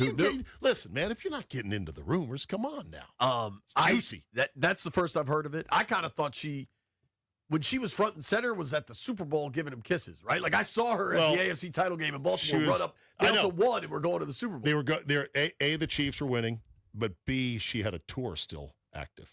You got all the theories. It's not a theory. That's true. That's a fact, I suppose. And listen, I'm not against any of it, but the thought crossed my mind of, okay, if this was Kelsey's last home game, will Taylor Swift ever set foot in Arrowhead Stadium again? Jersey retirement night, maybe? There you go. Probably. Some numbers I want to run through from yesterday's loss to the Cowboys. Some legitimately shocking numbers. Phone lines at noon. Nobody go anywhere.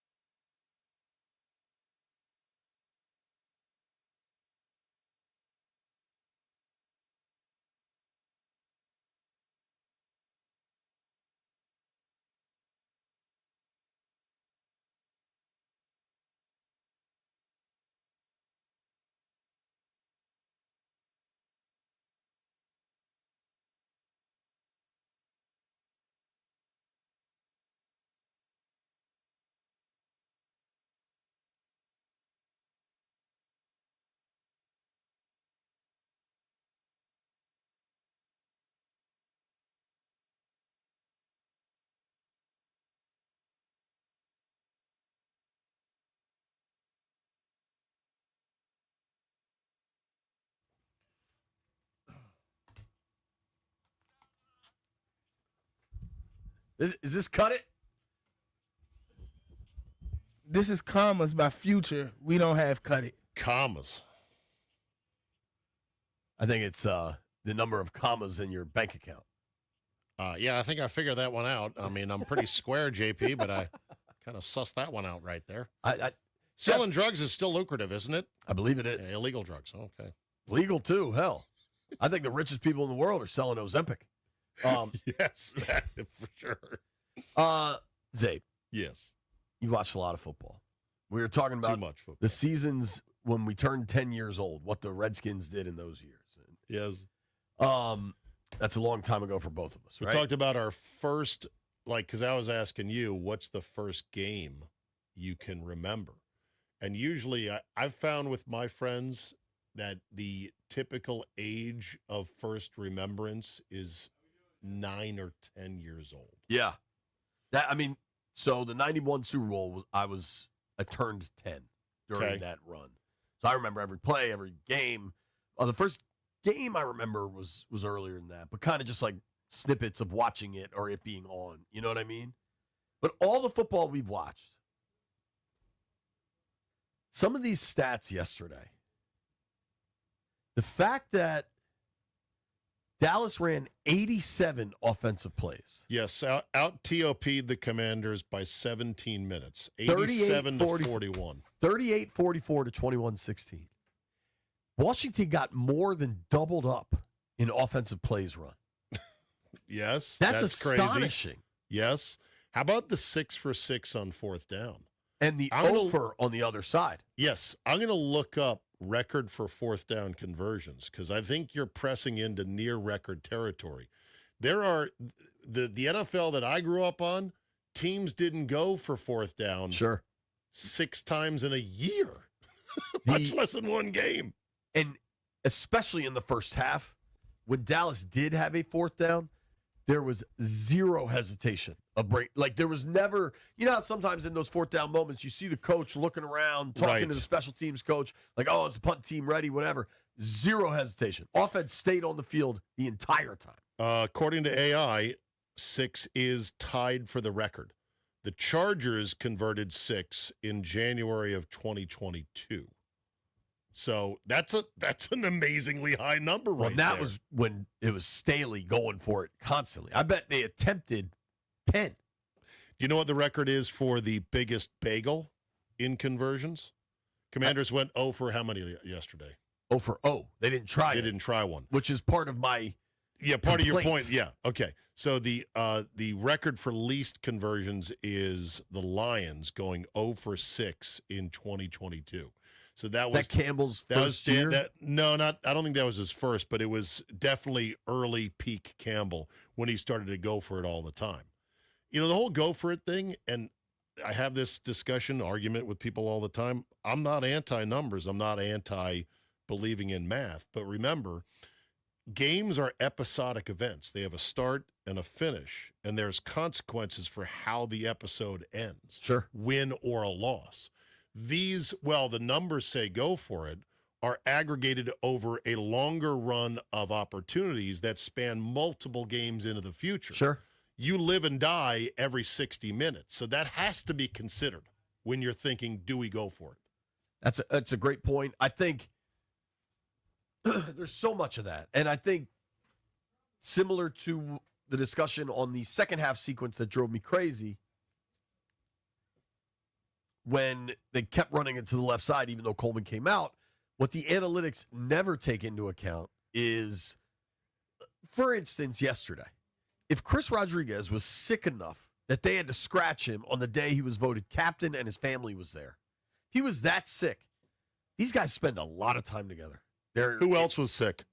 Who else was a little bit under the weather but didn't want to tell the coaches because they want the opportunity? And that would never show up on the analytics. No. Hey, all 3 tight ends are battling the flu.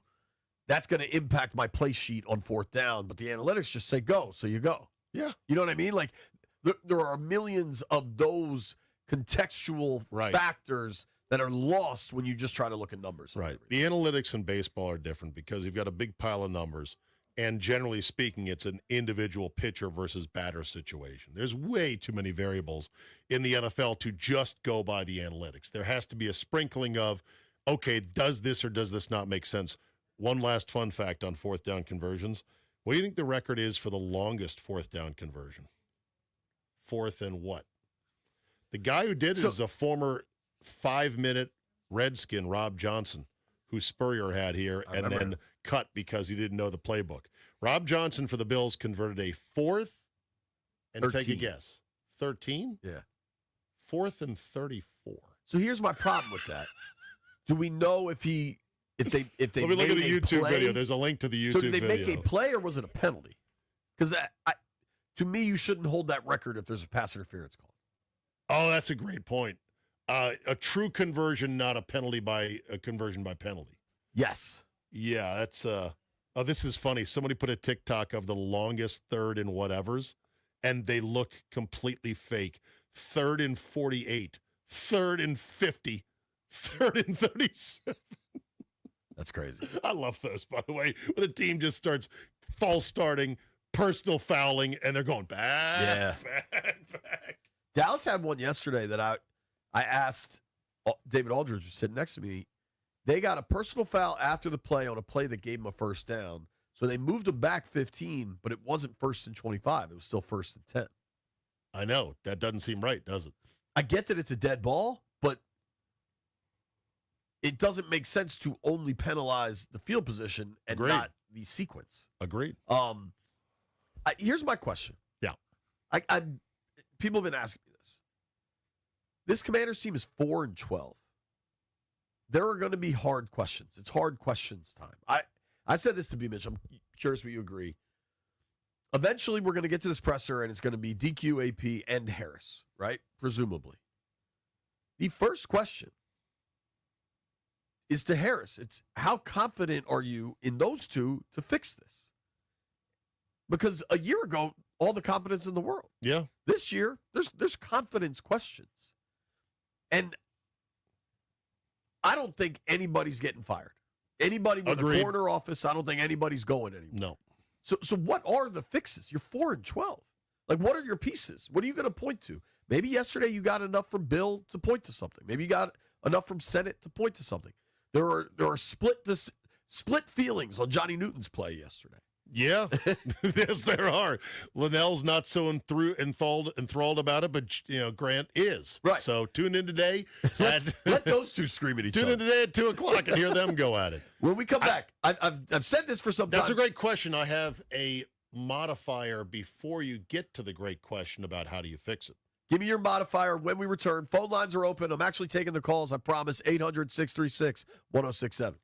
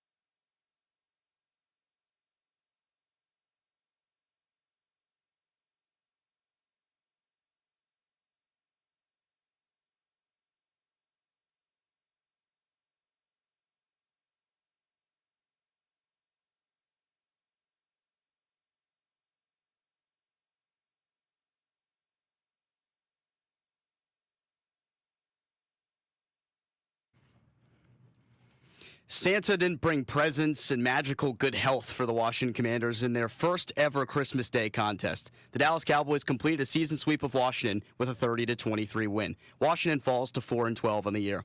39-year-old Josh Johnson wasn't even close to being the problem yesterday. The defense was very bad once again. Look at it this way, though. Ja'Cory Krosky Merritt ran with some purpose, scoring 2 touchdowns on his way to his second 100-yard game of his rookie campaign. NBA on Christmas, Nikola Jokic continues to prove why he is the best player in the world. 3-time MVP, put up a 56-point triple-double, and it gets more absurd than that. He's the first player in NBA history to put up 55 points, 15 rebounds, and 15 assists in a single game. Breaking college football news, Ohio University is promoting defensive coordinator John Hauser to be the program's new head coach. He was Ohio's interim coach in the 17-10 Frisco Bowl win over UNLV, and he's been at Ohio since 2022. From the Crop Metcalf 5-Star Sports Desk, I'm Ben Strober on The Fan.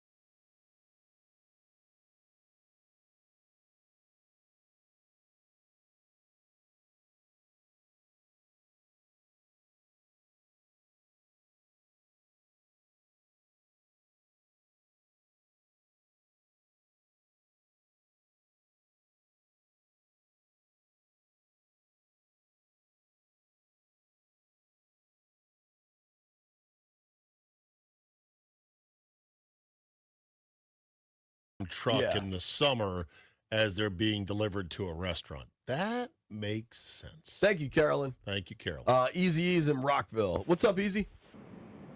What's up? What's going on, JP and Zabe? Hey. We're chilling. That's good. I got something to tell you after I tell you how what I think about the Commanders. So here's what I think is going to happen, and it's you're going to be like, you may agree, you may disagree. I think the fact that they don't have as many draft picks, they're definitely going to have to be much, much more aggressive in free agency, and they got the money to do it. To be quite honest with you, they kind of sort of have the New England Patriots $100-something million in salary cap by the time we get to free agency next year, when the Patriots started going crazy and using their money. So they're going to have to kind of use the money that way if they really want to become relevant again. But don't go and sign, and I hate to say it because I love these players, but don't go sign me a Bobby Wagner again. And don't be signing these 34, 35 year olds. Wagner's been good. People love knocking Wagner. He's been good. Are there scenarios he's in coverage where he shouldn't be? Yes, but he's been good. And that's the problem, though. Eventually, JP, you can be good, but you need a great linebacker. So eventually you have to go get a linebacker that's 25, 26 in his prime that's good, okay? They could cover, because we can't keep being okay with tackling but not covering. That's one of our problems. We're okay with looking there and being there and tackling, but sometimes we need to be able to cover, okay? Now, here's the other thing.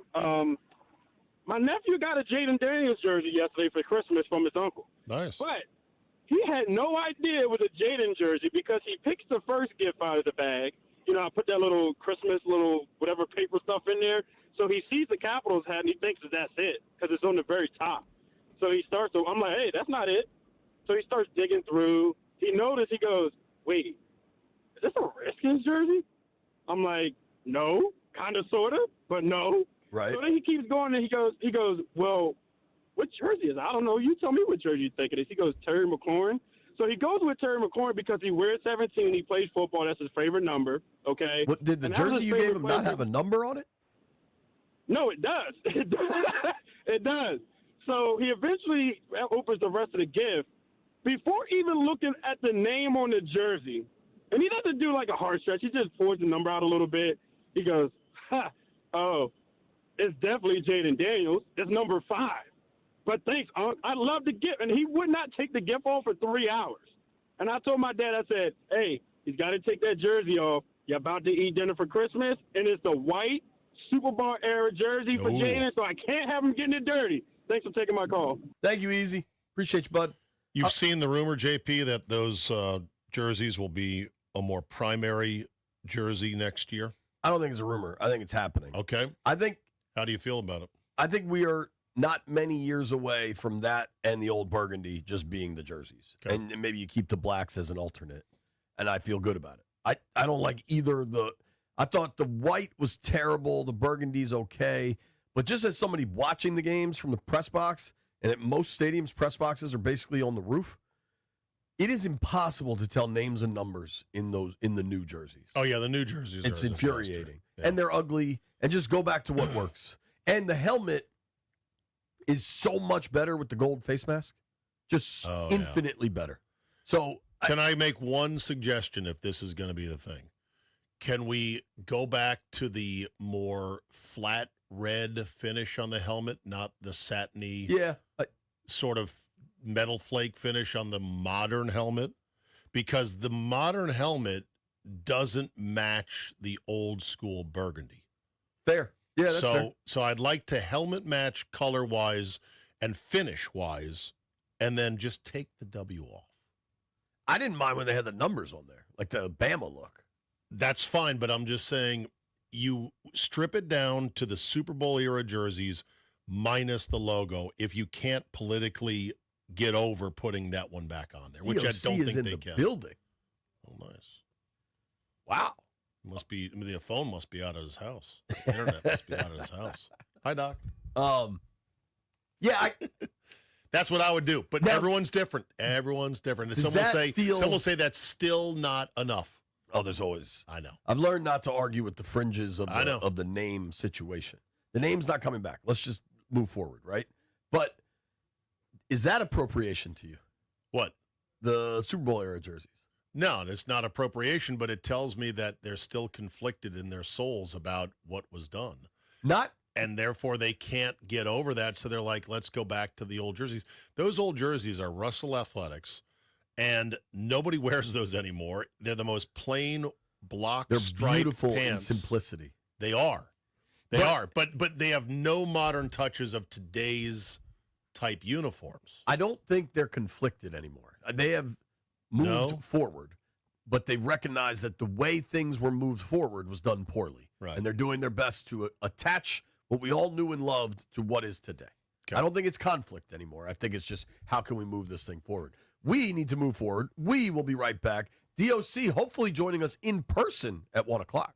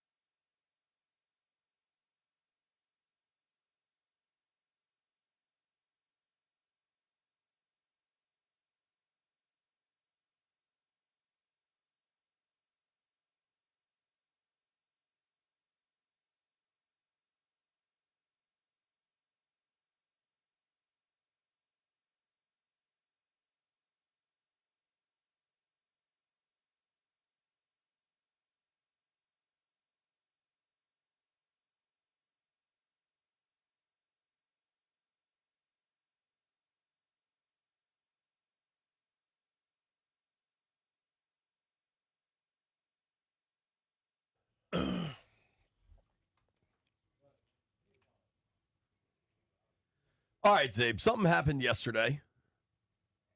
The Commanders, coming off the 2024 season with a star young quarterback and an NFC title appearance, they were a hot ticket. The league wanted as much Jaden in national windows as they could get. Buy. And boy, we got national windows. 8 of them. Let's run through them, shall we? 8 standalone games. Week 2, Thursday Night Football. It was my birthday in Green Bay. Trounced, 27-18. Bully ball. Tough game. Let's go to Monday Night Football. Chicago Bears at home. They had that game. The rematch of last year's miracle. And this time it went the other way. Much like last year, the Bears fell apart after the Hail Mary. This year, Washington fell apart after that fumble. Yeah. They were 3-2 going into that game, and with about 2 minutes left, looked like they were about to be 4-2. Things looked different. Yep. Right up until they weren't. That's an L to the Bears. 2 weeks later, Monday Night Football in Kansas City. Mariota is your quarterback for that game, I believe. Yep. That's a loss, 28-7. It was a good first half, and then it wasn't. The following week, Sunday Night Football, Seattle Seahawks, never in doubt. That was what felt like low tide. People were leaving in the first half. Yeah, I posted a video of it. That was people really, leaving in the first half. Really bad. The final there was a string of name your score games, and that was the third of 4 of them. That Seattle could have named their score. Yeah, that felt like low tide, and then Detroit came in. And then Detroit came in, put and up Dan 44. Campbell said, I'm taking the play sheet. And everyone thought, oh, he's so much better at calling plays. Well, no, he just played the Commanders. Then they go to Spain. 9:30 Eastern kick, only game on in that window. And they lost to the Dolphins in overtime. Dolphins, also terrible. That fell their record to 3-8 on the season. You come back for another national window that everybody was begging to be flexed out, only it wasn't. And Washington showed up, took the Broncos to OT to lose by a point.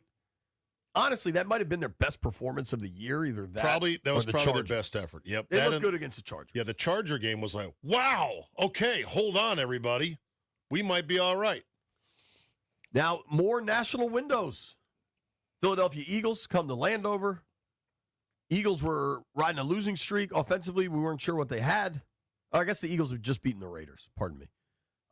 Eagles win 29-18. They were in that game until Mariota goes down. Eagles threw a C-minus effort out there. They made a ton of mistakes, still won the game fairly easily. That brings us to yesterday, Christmas Day in the nation's capital. Fa la la la la la la la. 21-3 early second quarter. Yeah. Washington fights back. Final score looks better than the game, perhaps. 30-23 loss to the Cowboys. That's 0-8 in national windows. Not all prime time, because some of these are different. But when they were the only pro football game on in the country, they lost them all. I've heard people say they can't wait for 1 o'clock Sundays again. I am one of them. You are, but you're obviously in the sausage factory. Yes. Working a shift during games. And I know everyone who covers this league loves the 1 o'clockers on Sunday. I think the league has stretched their taffy, JP, so far now. In fact, this week, I always do this in my You Are Looking Live segment every week. I list the games by, are they standalones? I go, it is your 1-1-1-1-1-7-1-1-1-1 lineup of games. That's the furthest it's ever been stretched, meaning that's literally, there's only one window, the 1 o'clock window Sunday, in which there's overlapping games. Everything else is at least staggered a bit. There's a 4:05, there's a 4:25. So I hate the late night games.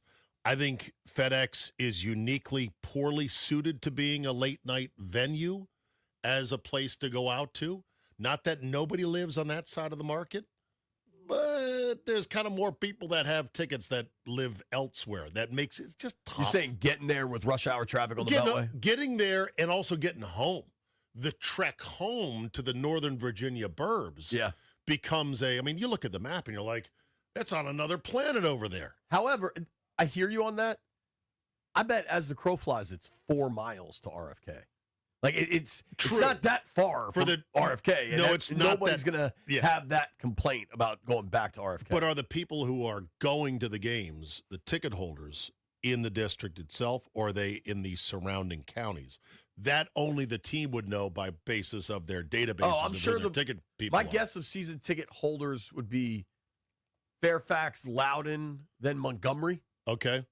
As far as counties. And are you saying that Howard County has been gone to the Purple Tide for a while now? No, I think Howard, Anne Arundel still, but like just the lion's share. Where is the greatest percentage of season ticket holders? I bet it's Fairfax, Loudoun, and Montgomery. Yeah. And dude, like Prince George's, Charles, and then I guess that'd be Prince William further south. Like there's people coming from everywhere. I think it's just great the new place is going to be back where it belongs. Right. Because that was my thing all along. I'm like, it has to be where RFK is. It ties our sprawling region together. Agreed. And my point there, I guess, is for the Chantilly resident, they will complain about the drive to Landover in a way they will never complain about the drive to RFK, even though the physical distance is not that significant. True. The with the new metaphorical distance is the Grand Canyon. With the new place, you'll be driving to a palace that is spectacular and has new stadium smell for at least 5 or 6 years. Yeah. Now you're driving to the other end of the earth for a dump. The one thing that they have done really well at Northwest Stadium, the investments into the light shows and the LED boards and everything, they can actually make that thing look pretty cool for night games. Yeah. But they're getting trounced in them. So Sunday, 1 o'clock, man. Right. Go 12-5, Sunday, 1 o'clock. Nobody's complaining. Yeah, I think there's also, when it comes to these national games, not just the inconvenience of, okay, we got school the next day, or do we have to get home in time? Or if you're in the media, how late am I going to be Or out Metro working? Riders, too. Or Metro Riders as well. The other element, JP, is no fan base wants to get spanked in front of a national audience. And they did. They did. 0-8. And minus 77 was the number on those games. So I would say don't expect there to be any fewer than 3 or 4 national games. There'll be at least. Some of it's just NFC East football always sells. It's a function of market size. Everybody gets a Thursday night or two. Right. So I think you're right. Probably 4 or 5, I would guess. By rights of what teams are good and worth watching, the Giants should not have been on national TV for the last 6 years. And yet every year you get at least 3 or 4 orders of them. The Jets. I know. Because of market size. Right. And by the way, they've got so many now individual windows that there's only so many teams that you can show over and over. In fact, there's a limit, right? Isn't it on the high end? 6 or 7. Yeah. Maybe it's 8. I'm surprised there's not a game today. I'm surprised they didn't look at the calendar, see the void in this Friday where everybody's home, and call it NFL Boxing Day and just have a game today. Well, they took Black Friday and they took Christmas this year when it didn't fit logically on their schedule. Thursday's better than Wednesday. When they did it last year on a Wednesday, it was unbelievable. And they're going to keep doing it going forward. They're like, we'll figure out a way to at least have some. I'm not mad at it. I wish if there was a 5 o'clock kick today, I'm home tonight with my family. Right. What else we're going to make a fire. I would love to have a game to put on. Do you make real fires? Oh, yeah. Oh, I love that. Oh, yeah. See, we have a real chimney, JP, and I know this is not marriage counseling, but my wife is just like, oh, it's so messy, and we got to clean the chimney out. You do gas? It's going to be a fire. No, wood. I got wood, baby. I got wood. I would love to. No blue chew, all wood. Yeah, I would love to throw some real logs in there and get her going, but it's a tough sell, and it's a sell that I don't have the votes in Congress for, and so I'm not even proposing not the worth legislation. swimming up that stream. It really isn't. We have tremendous news. Also, Joey Savitt, if you're listening, this matters to you too. Doc Walker joining us in person in the studio next.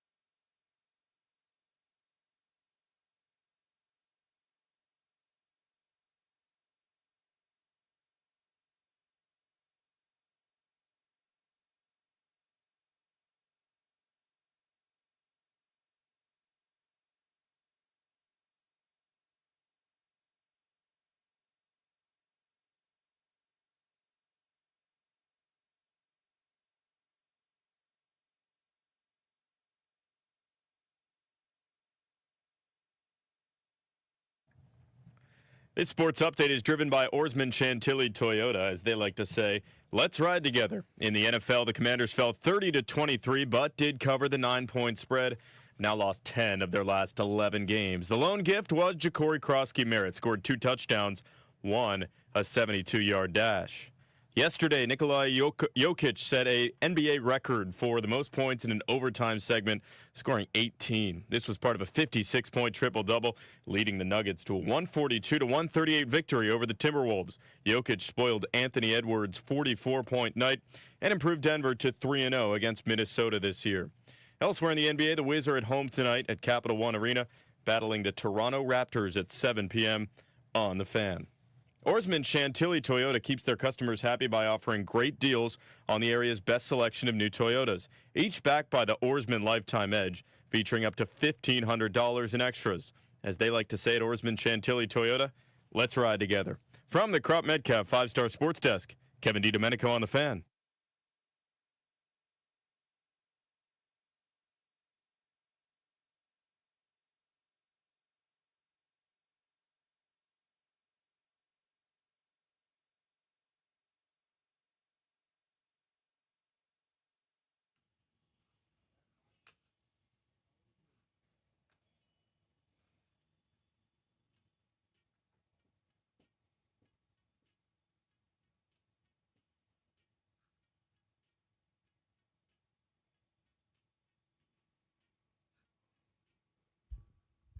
The DOC is in the building.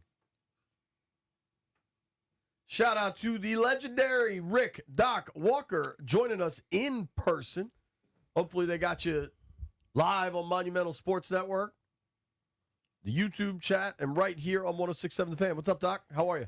Hey, Merry man, Christmas, good, man. Get to rub shoulders with Zabe. I couldn't turn this down. I had to come in and do it. Big day. Big day. Weather's turned south out there. Yeah, I came in. There's some pellets things hitting, so I'm going to have to do an exit stage left. You know, Coach Gibbs would call that Redskin weather. Yeah. If we were playing a game, you would, yeah. Not practice. Yeah. Well, nasty. Speaking of the game, what'd you think of yesterday?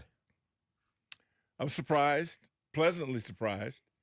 I didn't think they'd win the game. I hoped they would, but they were far more competitive at areas than I expected, and then the other areas are just not good enough. I was impressed at the guts they showed 21-3 to fight back. Yeah. But the performance that leads to 21-3, to your point, they're just not good enough. It's not good enough.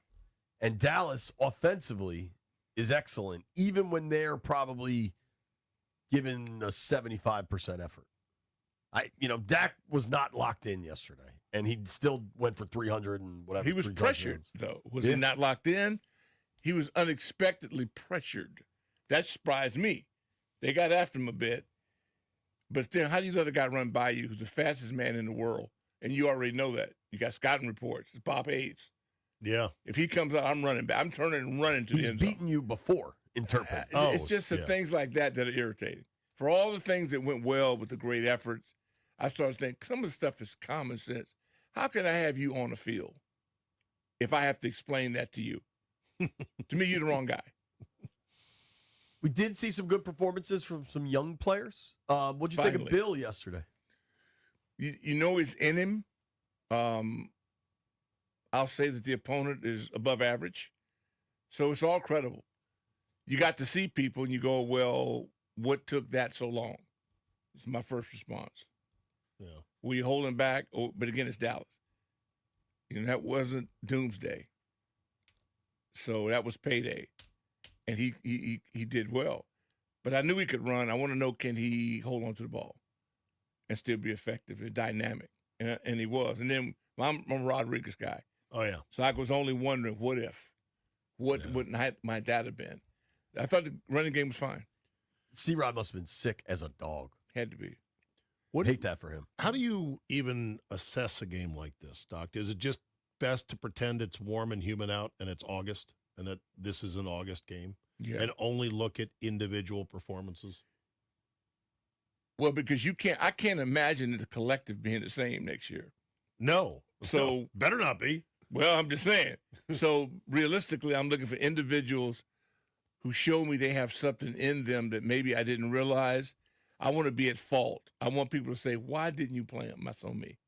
Because if they could do what they did yesterday in some instance, I go, well, where's that been? Was that my fault for preventing you to let this animal come out in you, or was it you? Well, the number one guy for that is Johnny Newton. What did you see in Johnny Newton? Because your boy Linnell didn't see much. He saw 6-second sacks, which are more indicative of coverage sacks or just brain fart sacks by Dak.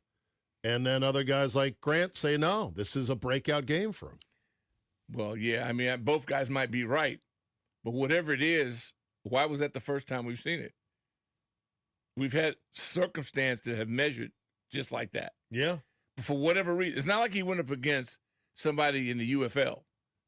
I mean, their line is stout. Their line is as good as our line, any line. So they protect a guy making $60 million a year. Yeah. He wants to play next week too, Dak. Why wouldn't you? Well, I'm just saying. Sure, he says he wants to, but is it smart to play him? Would you play him? Also, I got to get Doc on record here, JP, as to what makes sense to play at quarterback for the Commanders this week or next. Well, I don't think JD5 is healthy. Okay. Well, yeah, we know that, but just who would you play There's amongst? no way you're going back to Jaden at this point. Right. So, but do you play Johnson again, knowing exactly what you got in him? Based on what he showed you, I'd like to see him do it again. Okay. So sort of he earned the right to start I think so. again. If you get a guy, if he's not prepared, he's your third guy. To me, that's your fault. You've had him there the whole time. You know, I remember how Joe used to have Jerry Rome, one coach, with our backups for 3 straight hours. They worked every day on that. That should be the norm. You never heard them say, well, Trent Green, well, he's not. He didn't know. They all had reps. They all worked because he's assigned a person to them, and they did it for 2 or 3 hours every stinking day. Who do they get reps with, the second team? They got reps with Jerry Rome. They worked on fundamentals. Oh, individual reps. Individual okay. reps. Not yeah. 7 on they 7. They had a professor in a room with them for 3 hours every day. And 2 of those guys ended up being all-pro and one won a Super Bowl MVP. Yeah. But yet no one decides to kick the tire and go, well, maybe there's another way to develop. So let them do it their way by not playing them. Saying, well, we don't even know what they're capable of doing. I don't know if they know what they're capable of doing. But the starter showed you something yesterday. Showed you that might be a bargain based on what you're paying other people. Got Rick Doc Walker sitting with us here. We're very excited to have Doc in the building. Senate. Talented. When he gets the ball in his hands, he can go. He can break tackles. He's athletic. He's shown that. Got the 3 catches yesterday. Yeah. 2 of them came late in no huddle drive down 10. Well, still, he caught them. Yeah. What do you think of Senate? I loved him at K-State. I watched him a lot in college. I said, wow, this guy's got a lot of promise. Question is, what do they think? What is he doing in practice that has put him on the back burner? Now, when Ertz is there, obviously respect goes. But he can do things Ertz can't do. So the object of the game is utilize all your talent. There should have been a package. Should have been something. But then again, it's Kingsbury's deal. He's running everything. So whatever the king wants, he gets. Thing about tight ends, too, and I don't need to tell you this because you played it, is that there is more, it seems to me, Doc, more tight ends pop as later round guys as absolute game wreckers than perhaps any other position. And I'm not sure why that draft is. Capital in, because even though you're asked to do 2 things as opposed to 1, right? It's a risk on draft capital because there's so many people that cannot block at the line of scrimmage. Right. Well, guys like Kittle, 5th round pick. Yeah, and he's a gem come true. He's a beast. Exactly. Absolutely. Tucker Kraft was that guy for the Packers. They actually drafted him as the blocking tight end. Meanwhile, Kyle Pitts is a first rounder. Yeah, right. Can't block. Yeah, because one game. Yeah, but that's because they drafted an athlete. And then he didn't develop. And why would you? What's wrong with drafting an athlete? Don't you want athletes? Depends on what your offense is. Oh, okay. If you're not depending on the running game, Atlanta has backs. Yeah. They can chew you up on the ground. Yeah. But taking that one guy out of the blocking deal hurts. If he's in and effective because the receivers block, why we're good here is when Terry blocks.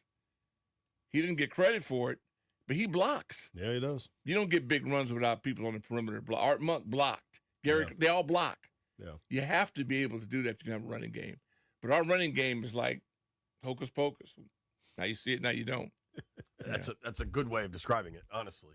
What do you think the biggest needs are? How did they fix this? 4-12 is broken. How do you fix it? Well, your big four, your quarterback, your left tackle, cornerback, and edge. So 2 of the 4, they're batting 0 at. So it doesn't matter. And edge. It doesn't matter how good the quarterback is or the left tackle. You can't go 0. They have no edge and they can't cover a cold. So you know who's in your division receiver-wise.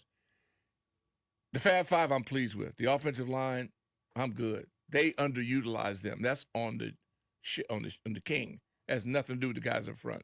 You had big athletic people that love to block people, and you didn't unleash them. That's on you. So with his philosophy, I have no idea what the hell they're going to do. Probably get another receiver. Oh, boy. Yeah. It's going to be interesting, man. So you would go corner or edge? No, I can't say who. Till Can't you see say the board? what. I need to see who's Till you see there. where, okay. Yeah, who's like this. There's a couple of kids everybody's screaming about. I need one of them to live up to it. Remember, nobody was screaming about Dexter Manley.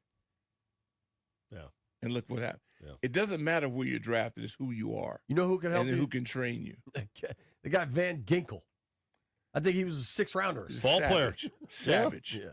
It's, but look at his defensive coordinator. Oh, yeah. He is Flores is tearing the league up. Well, and Flores brought him to Minnesota after coaching him in Miami. If Flores had been maintained in Miami, they would have a beast. He's perfect for the tropics because he don't give a damn about the sun or the weather. So he conforms you into being a beast because he's sick. One of the other reasons they said they ran him out was he was being mean to Tua because he thought Tua was soft. Well, no, he knew Tua was soft. Right, right. But the rest of the media was not on with it because Tua had his best season ever, and they're like, "Why are you being so mean to this guy?" And McDaniel comes in, and he's the new school nerd genius. For how much longer? For how much longer? I'd flush that whole thing. He's out. You got to move on from Tua. Hit the big plunger, big plunger on that down there. Yeah, you think they will? Huh? You think they will? I don't know because they got one of the bottom 5 owners in the league in Ross. Easily. We're happy to spend money though. So that doesn't help you. Of firing. No, people. it isn't. It isn't, but it actually hurts you because you're spending it on the wrong guys. See the Jets with what they paid for Justin Fields. Justin Fields was a known QB2 at best, and they're like, I don't know, maybe we could shine him up. Terrific runner though. If you would, he's a great perfect runner. 2. Right. He's a great pace guy. Yes, can come in and disrupt a defense because you didn't prepare for him all week. And he's the best runner I've seen. I mean, the kid in Baltimore is elusive. This dude's powerful and can make you miss. Yeah. When he was in Chicago, I was going, wow. Starter? He's just not a passer. Having a weapon. Yeah. Yeah, he was a weapon. Doc, who's the best team in football right now? My gut still, first thing comes to my mouth is Rams. I think the first thing you say is usually about it. We really believe that from what I've seen, young, athletic freaks on defense can cover and run, got a quarterback, got receivers, and they'll run it. And they've got the coach. I feel about them and the Chargers are probably the most powerful West Coast entities I've seen since the old silver and black days. Wow. They got everybody. More so than some of those Niners teams? Well, the Niners always. They're like whatever you consider your go-to automobile for reliability, luxury, it's got everything. Yeah. And they always do. Yeah. But it's not enough to win the big one enough. And so that's what makes it so interesting. One thing I love about the Rams that you mentioned, because I don't know that this happens everywhere, but here everyone just obsesses with the first round pick. That's normal. That Rams D line that we all talk about. Amazing. The 2 top sack guys are 3rd rounder. Amazing. Byron Young and Kobe Turner. Now Verse is a first rounder. I think he was about the 20th overall pick. Mm-hmm. So everybody that wants to lose, so the pick is higher. Like there's good players all over. Yeah. I think Verse was maybe he's nasty. I think he was 19th. Mm-hmm. The kid Fisk. He was a second rounder, 6'5", 3 bills. Like, you got to build rosters. It's not all about having the 4th or the 6th pick. Daryl Grant, 12th. It matters what the guy has inside of him. Do you have anybody on your staff that can unlock it? Can you talk about the Lions for a second? They had, I think, 6 turnovers yesterday. They hadn't had 6 turnovers all year as a team. They were 4th in yards per game, 6th in points per game this year. And they just, to me, look like they emotionally couldn't accept the fact they lost that game last week. They let 1 loss turn into 2 losses. The fact they lost to a guy who threw for 3 net yards passing is an all-time embarrassment. When your head guy is that emotional, for all that he's good at. Hit the ding button there, JP. Was it? I've never hit a button. I'm not really. For all that You're right. When your head coach is an empath, yeah, which is what Campbell is, and it's very endearing. I love to see it. The fiery locker room speeches, the tearful speeches as well. It's the best. You're saying that your team is going to vibrate to the same rhythms as he does. He can't be the guy pushing the button. Right. He's got to be the guy that behind the guy to push the button. So I don't know who tranquilizes him. Everybody in charge has got to respect somebody. So if they go off the deep end, there's only one guy on that staff, their buddy, because they're all their buddies. Well, I think also this year he misses the lieutenants who went and got head coaching jobs. And that Glenn hurts. and Johnson, because those guys, I think, knew how to mitigate his emotional swings. Exactly. Sure. And they were able to get to the players to go, okay, look, last week sucked. We had it won 3 times, right? And penalties took it away from us. We're still alive. And he respected them. We're still alive. Let's beat the piss out of these Vikings. Yeah. They stink. Yeah, he wouldn't trump them. And the offensive coordinator, who's now in Chicago, shows you that in the end, the guy I always like is the guy that nobody wants to take him to the dinner party. I don't want the Toastmaster. I want the guy that nobody wants to go with. Right. Because he's the guy that's 24/7. It's all football. Yeah. And he knows how to push buttons. The Walmart guy, the card greeter, whatever, it's rest for us. In the media, give me the guy with the sound bite. But if I were an ownership person, I want the guy nobody wants to talk to. Yeah. I want the jackass. I love, this is many years back. Yeah. I don't think we were on air. We were talking about how you never want a coach that plays golf. No. If it comes down to it, you can say the guy with the golf bag in his trunk and the guy without. I'm saying the guy without. What about a coach who would, cut practice short to get an emergency 9? Spur you. No, it's nothing wrong. It's love golf. It's the addictive part. Did I ever? It's the addiction. I'm fully aware. It's so strong. It's one of my many addictions. No, but JP, you remember when Spurrier was cutting practice short to go get 9 holes in at Beacon Hill? Not as as I wasn't working in the business then, but I remember. To channel my inner Ron Burgundy, not Ron Burgundy, but Talladega Nights, Ricky Bobby, my inner Ricky Bobby, that was real. That happened. Spurrier cutting practices short to get 9 holes in at Beacon Hill, which, by the way, is resurrected again for those that want to go check it out. 9 holes where he lived out there.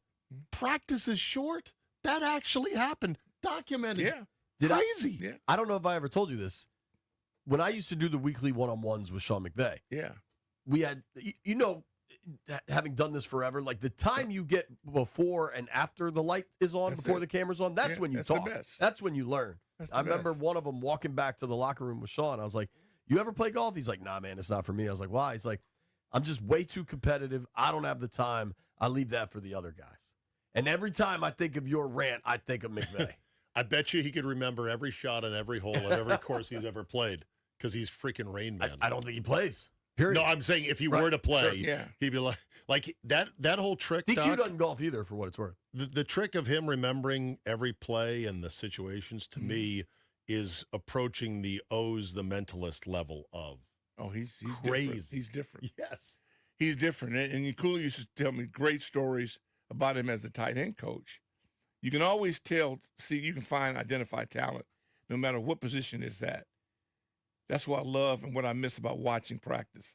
If I can see the practice, I know who's on because they're buddies, and I know who's on who I wouldn't want my son being coached by. Right. And then I know the guy, no matter what his position, his level on the staff is handing out gold. Yeah. Because of how he's talking to people, how he's getting results. They're very fundamentally, it's all hands and feet and eyes. And I can hear him talking about it. And the guys who don't know that don't do it. They're screaming and they're trying to impress their buddy who hired them. That's where the good teams in the NFL, they get extracted talent. Yeah. In other words, they're not buying him on the free agent market. They're not even drafting him high, but they're extracting it out of the ground. And they're like, how did this guy become good? Who was the wideout that flipped to DB for the Commander / Quentin Dunbar? Yes. Yeah. Quentin Dunbar was a great example of Bingo. They made a serviceable DB out of this guy. Dunny was something, man. We do have to break. You can just chill if you want to, but I know you might be driving home. Yeah, I might have to go exit stage left. We may or may not have Doc with us as we return. You're listening to BMitch and Finlay.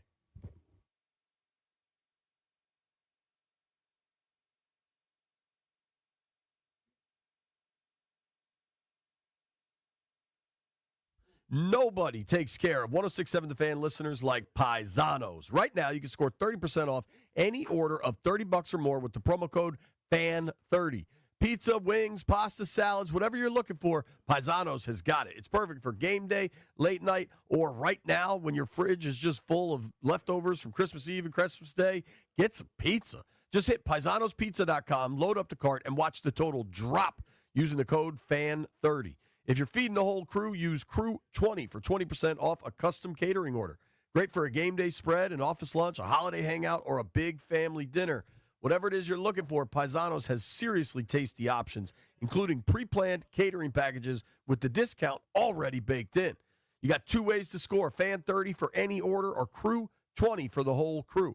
Paisanos, it's not just pizza, but something for everyone. Order now at paisanospizza.com.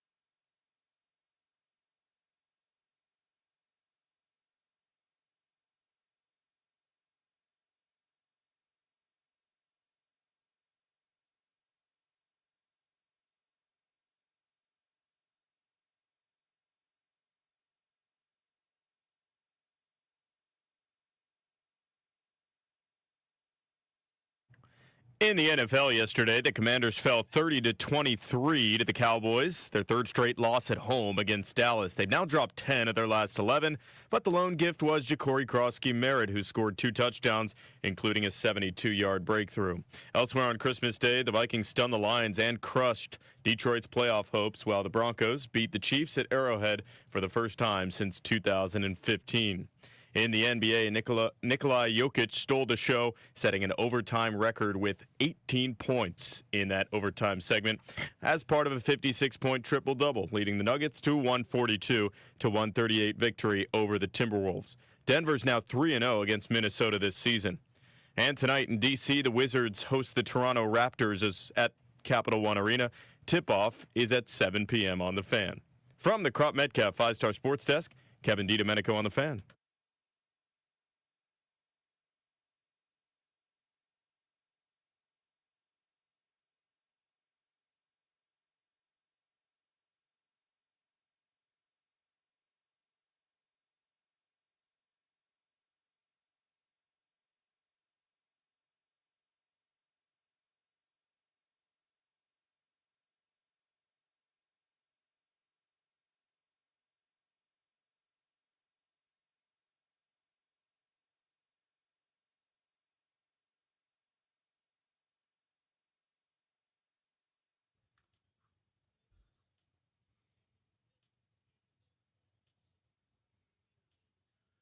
BMitch and Finlay, 106.7 The Fan. Steve Zabin joining us today. Everybody can follow Zabe at Zabe, C-Z-A-B-E. I was at the game yesterday, so I did not get to watch the Netflix broadcast. I can tell you one thing that bugged me about the Netflix broadcast, and this is extremely inside baseball, but the entrance to the stadium that all the media goes through, same as the players, it's kind of like the non-ticketed entrance, if you will. There's like a walkway down this little hill on Ring Road, the road that surrounds Northwest Stadium. And Netflix parked a trailer just on the sidewalk. And I said to the guy that I see every week, I'm like, where am I supposed to go? He's like, just kind of around it. So I had to like kind of shimmy between this trailer and the whatever. They made it a Christmas extravaganza. They obviously spent the money. Hopefully they see the ROI that's appropriate. What was the broadcast like? Because I saw some criticisms online as it was going. Any Iron Eagle broadcast is okay with me. Yeah, he's good. Who was color? Nate Burleson and I like Burleson and Matt Ryan. Okay. They don't normally work together, so there was a little bit of chemistry issues there. I don't mind any of those three gentlemen. Neither Burleson nor Ryan do much for me overall, but Iron Eagle is so good. I'll watch that. The actual physical delivery of the video, if you had sufficient bandwidth, was spectacular. I was at my brother's house, and he has a new Samsung 95S 4K OLED display. Well, you're a tech guy, so I imagine your brother is too. Not typically, but now I've got, TV FOMO. I've got TV jealousy because my brother has the best panel I've ever laid eyes on. That the 4K that Netflix delivered in with his robust Fios fiber bandwidth was so good. I was like, oh my God. How long until you acquire that television? I don't have the bandwidth to drive true 4K. What is it? Not on Starlink, not way out in the hinterland where I'm at. Okay. I'm on Starlink, which is good. It's just not fiber good. It's not cable TV good, and I don't have either one of those.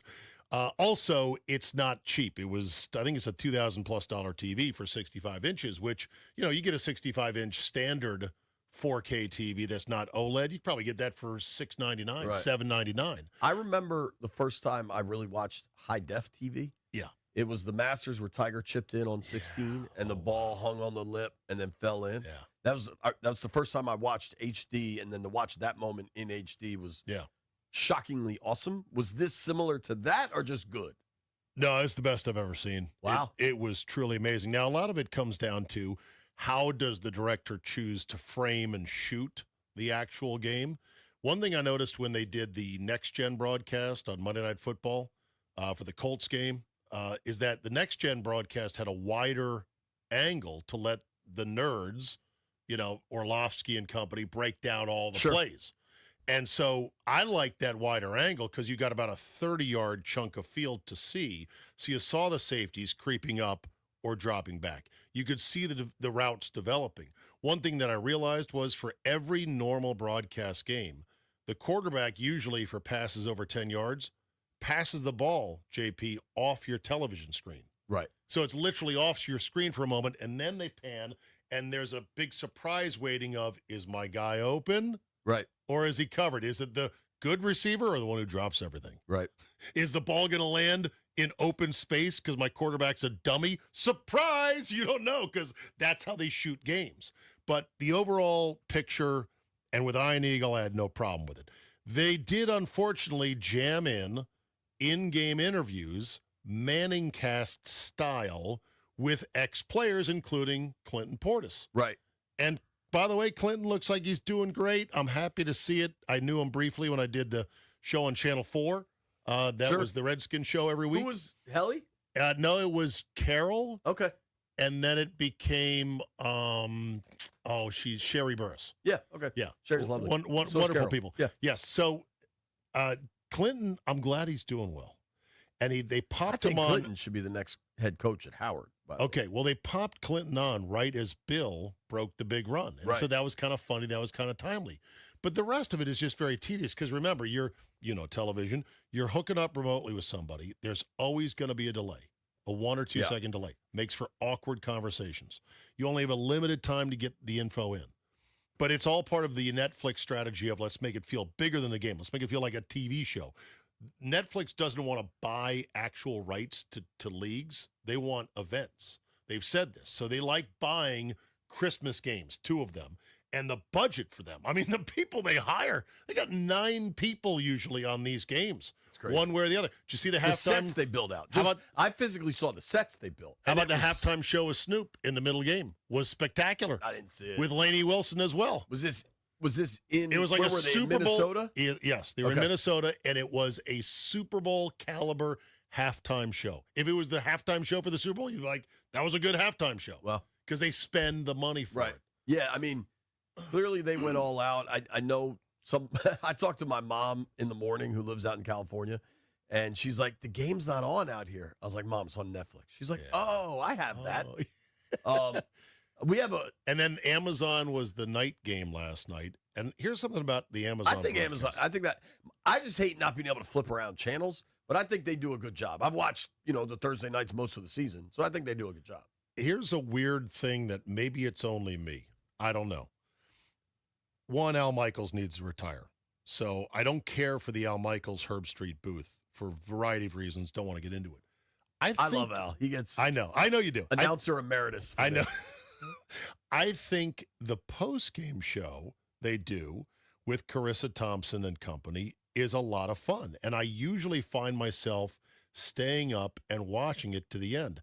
Not only do I like the fact that they get to bring the players on the set for an extended chat and to get to know these players' personalities, which I believe they had the offensive lineman for the Broncos last night, Bowles, and he was funny. He was interesting. He was intense, but he was cool.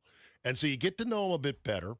And then they just do some dumb, silly stuff. Like they had Mary Waxmas last night, where they waxed the TNF letters into Fitzpatrick's hairy chest. Jeez.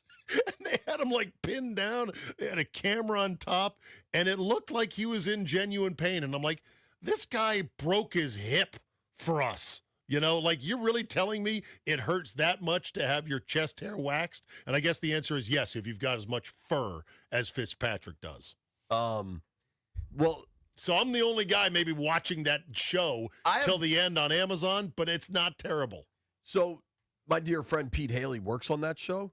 Yes, he got a shout out, by the way, the other day. So I have tried to support it and just watch it, and I enjoy it. I enjoy that broadcast. I think you and I may or may not see eye to eye on Monday Night Football. I think, and people say it's Olsen, and that's fine. I rarely get Sundays at home to watch. Yes. But I frequently, most of the time, am watching Monday Night Football at home.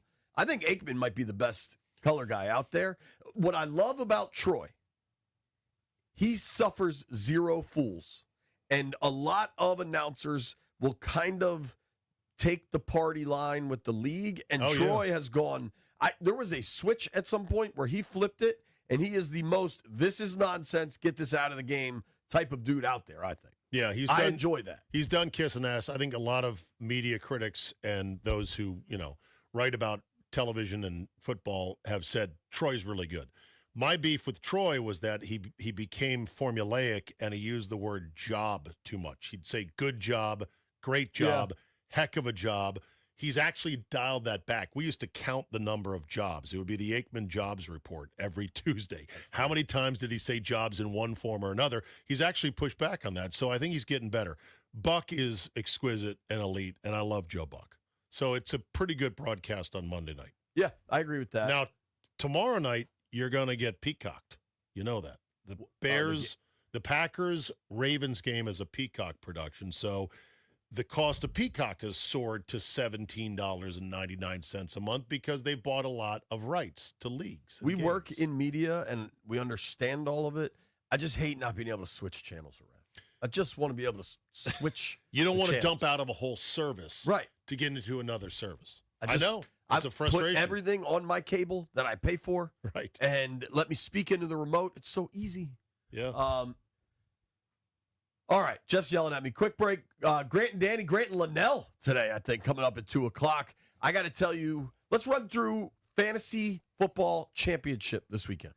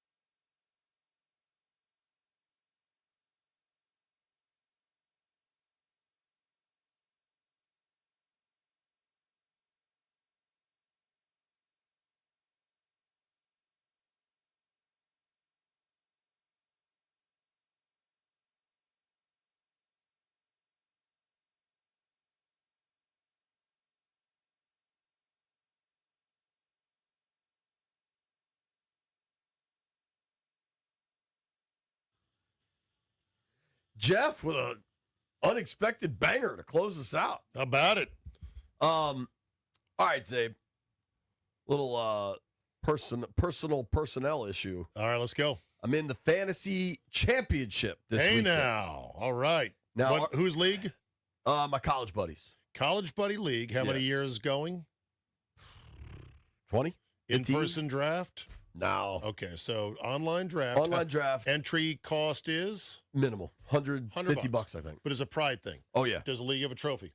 No. Okay.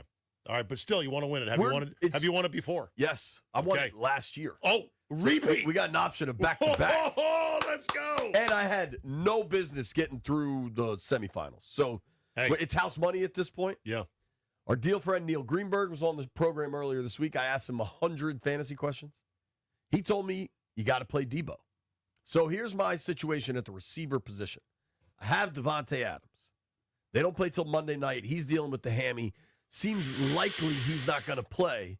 So I'm scrambling. What do I do? I have Debo on my bench. Are you committed to benching Devontae? Not committed, but so this was the problem is you got to run an injured player all the way into the dead end of Monday night. I know. But here was my situation yesterday. So I had Bill. Yep. Bill was not a consideration, though, because I have Jalen Warren, Josh Jacobs, Woody Marks, right? And Bill's in this weird timeshare nonsense. Sure. So when C-Rod's inactive, I know enough about that situation. Bill's going to get the chance. Did you plug him in? I played Bill. I put Bill in yesterday. Big hit. 26 points yesterday. That was a huge move. That's awesome. However, at that point, I have Pickens. Pickens is not negotiable. He's playing, period. Yeah. So I'm already playing two guys in the first game of the entire weekend. I got Bill and I got Pickens. And now I got to make this decision on Debo, who Greenberg told me to play. And I was like, do I really want to have three dudes invested in a game at 1 o'clock on Christmas Day where neither team gives a rip about the outcome? It shouldn't matter. Okay. My next question then, if that didn't matter, here's my next question. Do I want to have two of my players in the fantasy championship game invested in Josh Johnson as their starting quarterback? That's a more fair question because the sequencing of when guys play or if they're in the same game together really shouldn't matter. Right. It's all fake. It feels better to go, I want to have a couple cards in my back pocket. But if the cards are stinky cards, it's dumb to keep a 2 and a 6 off suit in your back pocket. Agreed. So I did not play Debo. Okay. Now, how many points did he end up with? 11.8 in our league. That's a good contribution. It certainly would have helped. I wish I played him. When he busted that first long play and knocked that dude's helmet off, I wanted to scream in the press box. There's no screaming allowed in the press box. However, I wanted to scream in the press box. Right. The flip side, when Bill went 70 house call, I did not scream or make any emotion. That's remarkable restraint, my friend. Because that is not easy to do. David Aldridge, the Hall of Famer, said, "I'm impressed by you not yelling."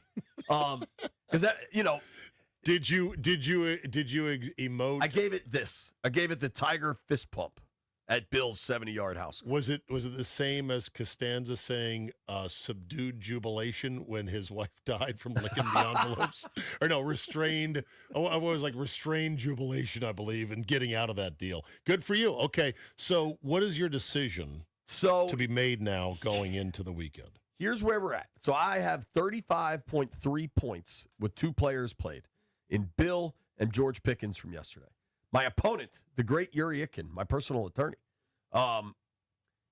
Yuri had Jamison Williams last night as his flex. JMO gave him 4.2, so I don't hate where I'm at there.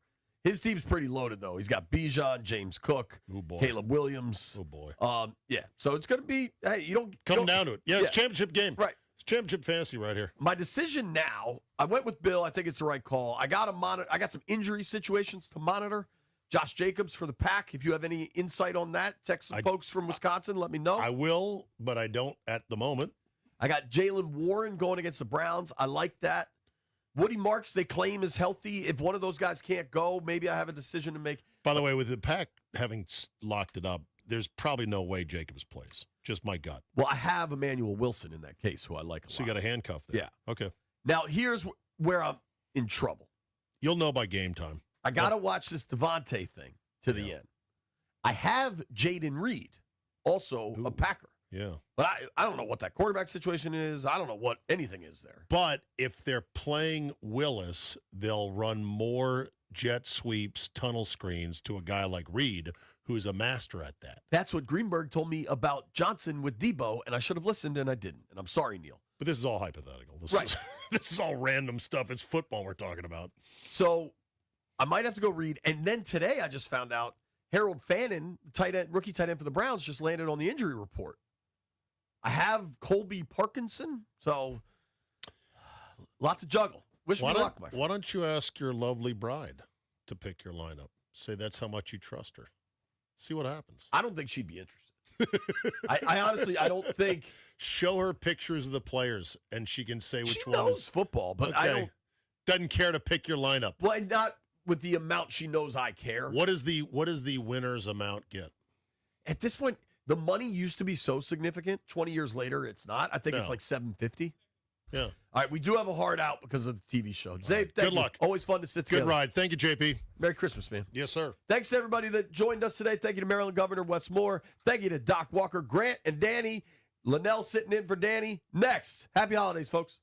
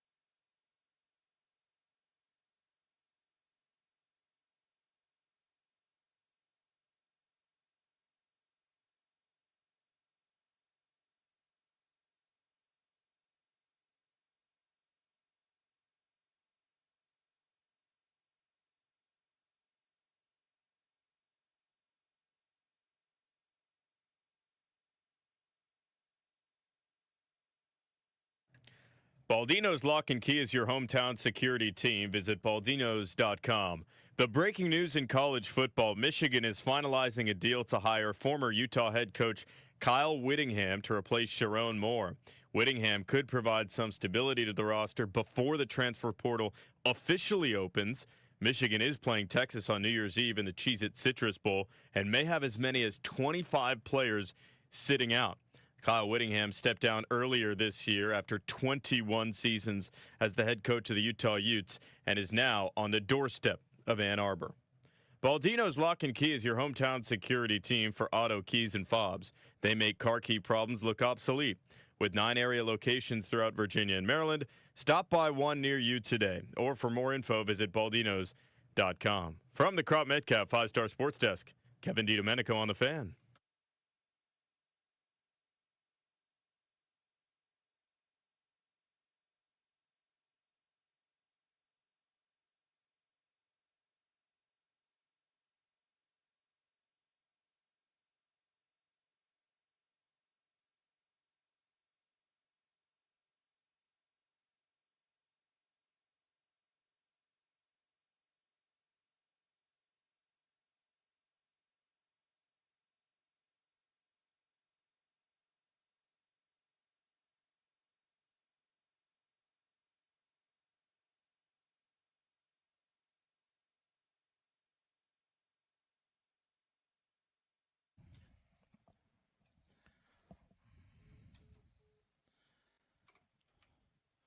What's up and welcome in. Hopefully everybody had a very Merry Christmas and a happy holiday.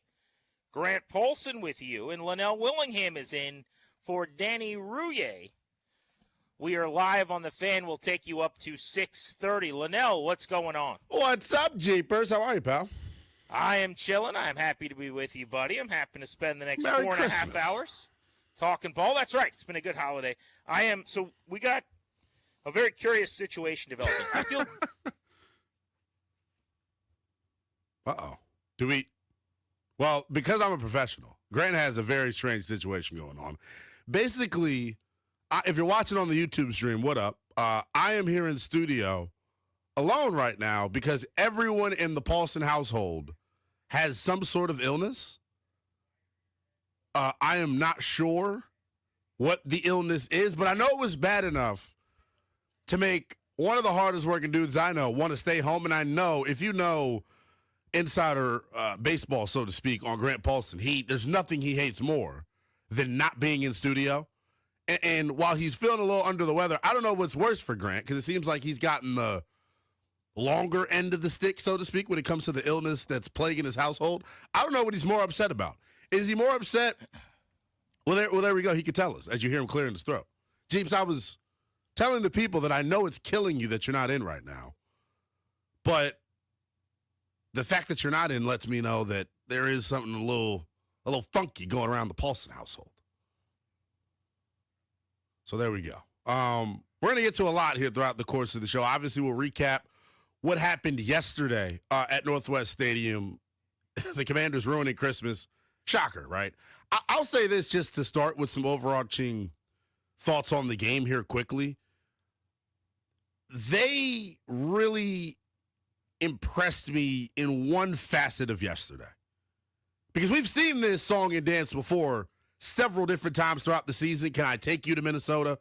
Can I take you to Detroit? Can I take you to the first Dallas meeting? Can I take you to the Seattle game? When this group, traditionally throughout this year, when this group is getting stomped on, like they were yesterday, 21-3, other times throughout this year, we've seen them fold like an accordion. They don't fight back.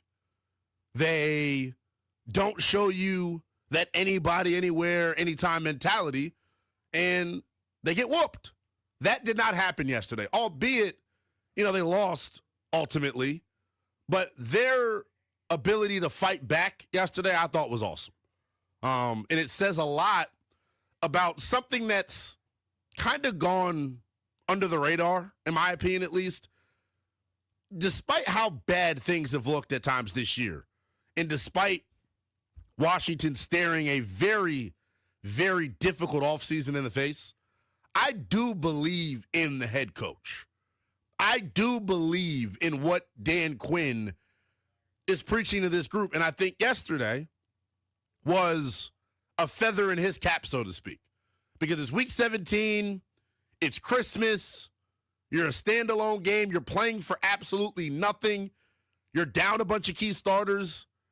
It would have been very easy yesterday for Washington to go, oh, here we go again, down 21-3, let's just stop playing. That would have been the easy route for them to take, but to their credit, they fought like hell. And you saw improvements in the second half. You saw more of a sense of urgency. I was saying it on the postgame show last night. I would have loved, and I mean loved, to be a fly on the wall at halftime. Who was the guy that lit the spark under the team at the half? That's what I want to know. Because they did come out and look way better in the second half. And look, there are limitations that this team has. And look, you all have been watching them all year just as I have. There are limitations that this group has that nothing's going to fix until the offseason, right? You're going to need to bring in some different bodies, some different personnel, so to speak, to fix some of your problems. But the one thing, and I kind of got irritated with this a couple of weeks ago, I will admit. It's like me back when I was in high school, right? My uncle would always tell me, Linnell, you know your job is to take the trash out and wash the dishes. That is what we're tasking you with doing. You don't get credit for that. You don't get credit for showing up to class on time. You don't get credit in the work world for showing up to work on time. It's something you're supposed to do. So this is kind of how I feel with the Commanders on the effort front. This is your job, Slim. This is what you get paid to do. You get paid millions of dollars to play a child's game to give good effort. So I don't know how crazy I can go on the effort front, but I will give them a feather in the cap and say, hey, look, y'all gave it everything y'all had. Despite being down 21-3, despite it being easier to just tuck your tail between your legs and get blown out, they decided to fight back. I think they deserve a hell of a lot of credit for that. They do. Now, obviously, as we roll throughout the show, we'll talk about this. There were some bright spots yesterday. And that's why I've always been of the notion of like, hey, and this is going back 5 or 6 weeks now, when this conversation kind of first took form, so to speak. I don't want to just lose every game. I don't want to just tank for draft positioning. There were key guys, several key guys, in my opinion at least, that were very much under the microscope here in the final 6 weeks of the season. And over the past couple of weeks, some guys have rose to the occasion, others haven't. Yesterday, for example, I know a guy that we're going to talk about quite a bit here this afternoon is Drazon Newton. A lot of folks are going to feel like, hey, yesterday, Drazon Newton rose to the occasion. Bill Merritt with a 72-yard touchdown scamper. A lot of people are going to feel like yesterday, Bill Merritt rose to the occasion. That, to me, has always been what the final 5 or 6 weeks was about. Who's the phony tough and who's the crazy brave?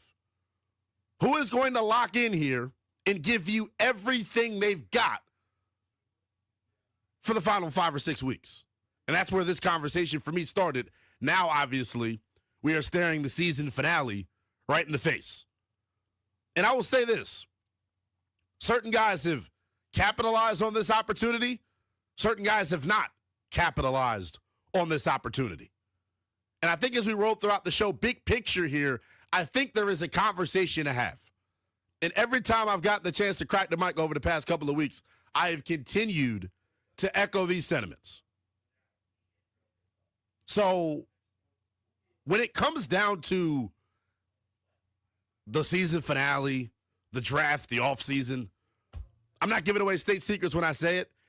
It is the most important offseason of the Adam Peters and Dan Quinn era. 100%. Not debatable, in my opinion. It is the most important offseason. The other piece of it is this. I do not envy Adam Peters' job at all.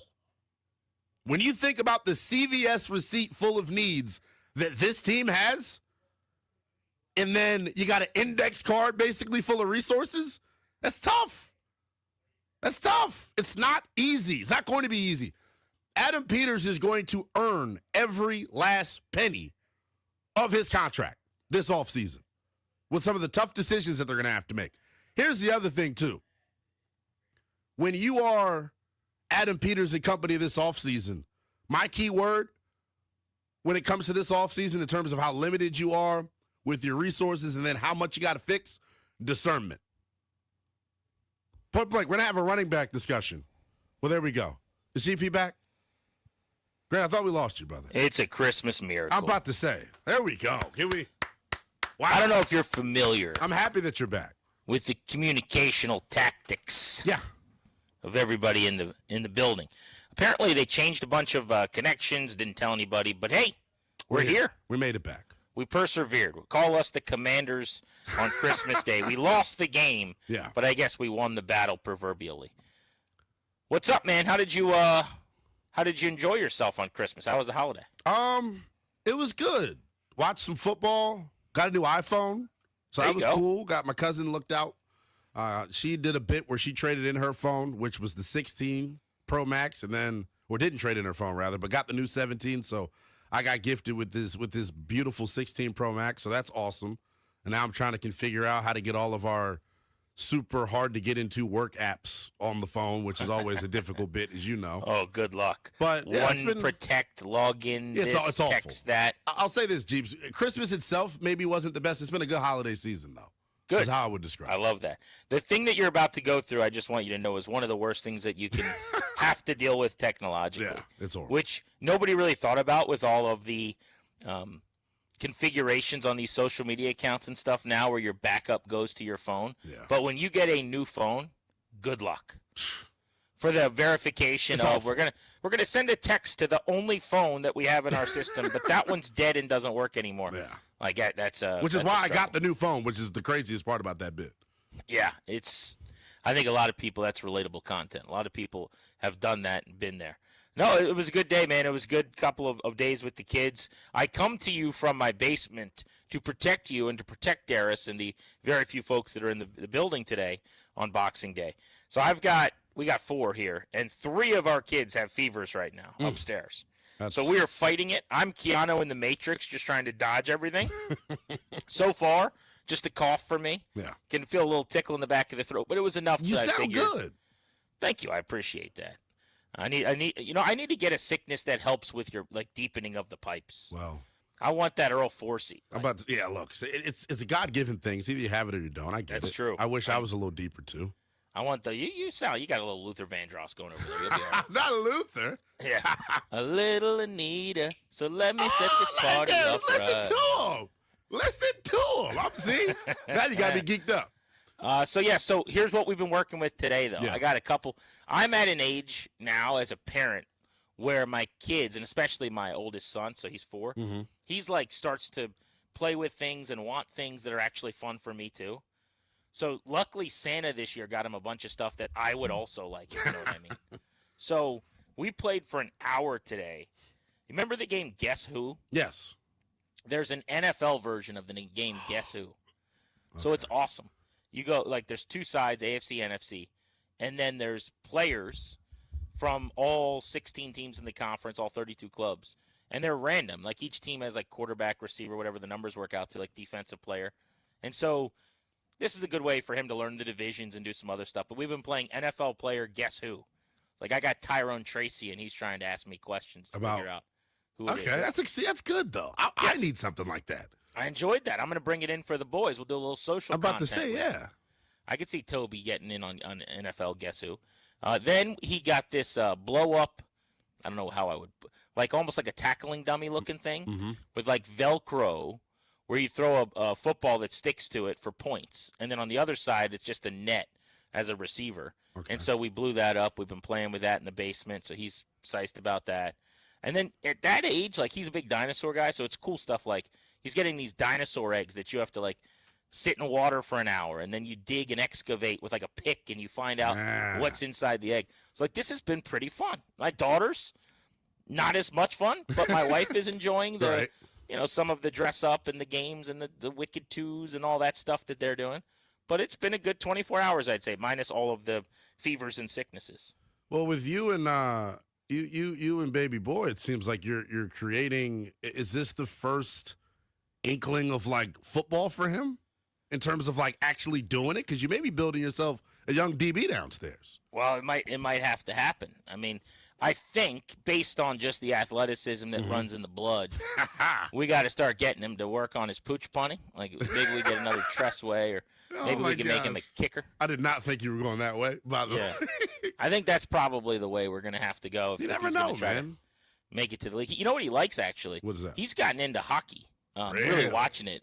But, like, he likes to he's ice skating, which at 4 is, like, crazy to me. That's I mean, he's not out there like TJ Oshie, but he stands up and kind of glides around. So we'll see. I would love for him to not get into hockey much more than he already is because it's so expensive. Yeah, that's true. But that is the sport for whatever reason he's gravitated toward. Now, Santa gave him a soccer ball, which I appreciated because that's a very cheap sport that you can just play right by the house. You don't need a whole lot. You just show up with shin guards and cleats. So hopefully that works out and he becomes a soccer player. That's interesting, man. Yeah, I'm kind of team what costs the least. Yeah, I feel that. Because we're not going to the league, man. We don't need... You don't know that. I need you to channel. I need you to channel your inner LeVar Ball here, brother. No. I need. Look, that's quite literally the opposite of what I want to channel. I'll be very honest with you. What if I became a big baller brand too? Wow. And I just traveled the country passing out T-shirts with like my 2 kids, trying to get them to the league. Well, I'm telling you now, I can see it. The year is 2036. You're on the Monumental Sports Network telling everyone why the Wizards should take your son. There we go. There we go. The next Cooper flag. The next Cooper. But it's been good, man. It was awesome. So I do want to get into Commanders Cowboys though, and do we have to? Took place yesterday. I say big in that jokingly you had 2 teams that were eliminated, but can I say shout out to the people that went to that game? For sure. There were way more people than I thought there. I know it wasn't a sellout, but the lower bowl was pretty full. We could talk to Dad in a little bit. I know he was at the game. That was a decent turnout, and it was not what I expected, Linnell. I thought it was going to be all Eagles fans last week, and it was. And it's, I mean, honestly, like 65-35 kind of thing. Like, it was wild to me. I actually this had week was not like that. I actually had expectations going in because it was the home finale, Grant. That's why. Like, I thought people would probably try to relish that one final time to get out to the ballpark. I loved your tweet, by the way, when you were telling us why we should all be appreciative of Christmas football and another Commanders game because, boy, I can see it now where it's February the 19th. Oh, yeah. And you're starving for it. I mean, you're scratching and itching for football. So I totally get that. But that's interesting to hear.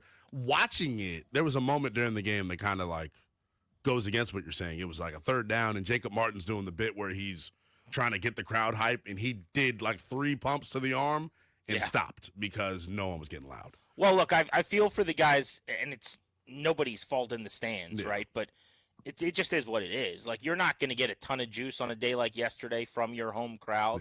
There's not going to be a big discrepancy.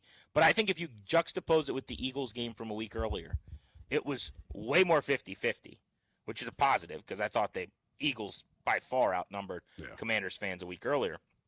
And I just thought the energy was good. I was talking to Logan Paulson about this. We recorded a New Take Command today. And he said he was doing some of his pregame obligations. He said it was crazy how many families, and especially dads and sons, came up and were like asking for an autograph or whatever. And the dad would say, or the kid would say it was their first game or they got the tickets for Christmas. Like, I think that's amazing. I mean, somewhere in this DMV area, a kid unwrapped tickets or printed off, document, but you could probably get paper tickets somewhere now. That used to be how you did it, by the way. You opened up your paper tickets to the game, which was the best. But maybe it was like some type of printed thing, and the kid's looking at it like, what is this, Dad? And the dad goes, we're going to the Commanders game this afternoon. And it's like 8 in the morning, and you got to throw on the jersey you just unwrapped because you're going to wear your Sheldon Day jersey out to Northwest Stadium to watch the boys in Week 17. Yeah. It's a moment that, and I'm glad you brought it up, it's a moment that for some families they'll never be able to recreate that. There are probably kids that were there for the first time, and that's the best moment of their young life to this point. No doubt. So that is definitely the cool part of it. Somebody got their Traylon Burks or Chris Moore jersey. Yeah. Fresh white throwback alts. What about a Jake Moody jersey? That's what I think we all need to start copping. Oh, a Moody jersey would be nice. He wanted so badly to miss that short field goal. I know he did. Like, he has not missed kicks. So I guess in that way, he's closer to being the long-term answer or the kicker next year. Nothing has happened yet to make me feel like he should be the leader in a competition in training camp. He just, I don't know. He's got this demeanor about him when I watch him. Like, he was smiling after he nearly shanked the extra point. Well, as long as you make it, I don't mind you smiling. Well, yeah, you feel good about it. But he's it's probably like, going like, "Whoa, that one came off funny," but we won't do that again. All of his kicks, grossly uncomfortable. What was the longer kick he made? Let me look this up. Did he have 51? Was it the 51? Let's see. No, it was I guess it was probably like the 29-yard. Which one was, whatever his kick that was shorter and didn't almost go wide. He had this movement on it where it's like, so it went left and then back right. And I've always found that watching him in San Fran. Like, he's like a golfer where the ball acts like a snake slithering around. Yeah. And I just don't trust it. It can be a I'm not trying weapon to on knock Jake kickoff, Moody. though. He might be the guy. But if there's camps such as he's the answer, put it in pen, I'm definitely not there. Yeah. If there's a put it in pencil, like he is the leader going into a competition where you're bringing somebody else in at training camp, I guess I could get down with that. But I'm still in he'll be one of two guys in camp, and it's an open competition, and neither is the leader. Yeah. Like, I have not moved him past that. Just because he's my kicker right now, he did make a 51-yarder, to your point. And for him, that's a big deal because he has struggled from 50-plus. It's also the first time they've tested him in that way. Right. But I'll put him in the good pile from yesterday, the present pile of the kids were all right.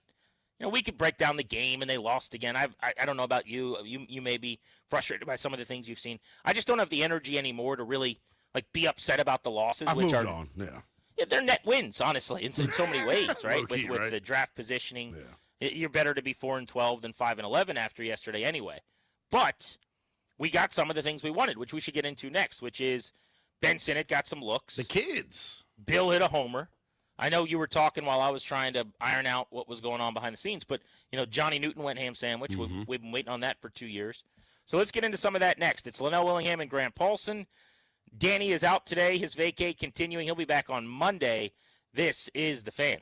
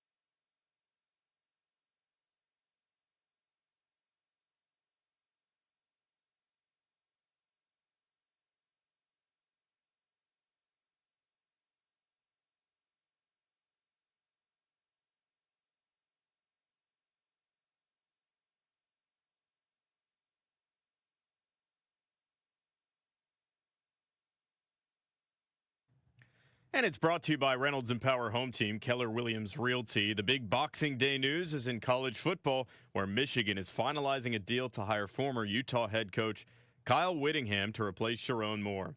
The transfer portal officially opens on January 2nd, and the hiring of Whittingham could provide some stability before the pending transfer portal doom. Michigan is playing Texas on New Year's Eve in the Cheez-It Citrus Bowl and may have as many as 25 players sitting out. Speaking of the transfer portal, JMU's starting quarterback Alonzo Barnett III plans to enter it in January. Barnett was the Sun Belt Player of the Year and helped lead the Dukes to their first college football playoff appearance in program history this year. Want to hear the fastest way to know what your home would sell for? Reach out to Empower Home Team. Simply text your address to 800-763-3000. No phone call, just text your address to 800-763-3000. That's 800-763-3000. From the Crop Metcalf 5-Star Sports Desk, Kevin DiDomenico on the Fan.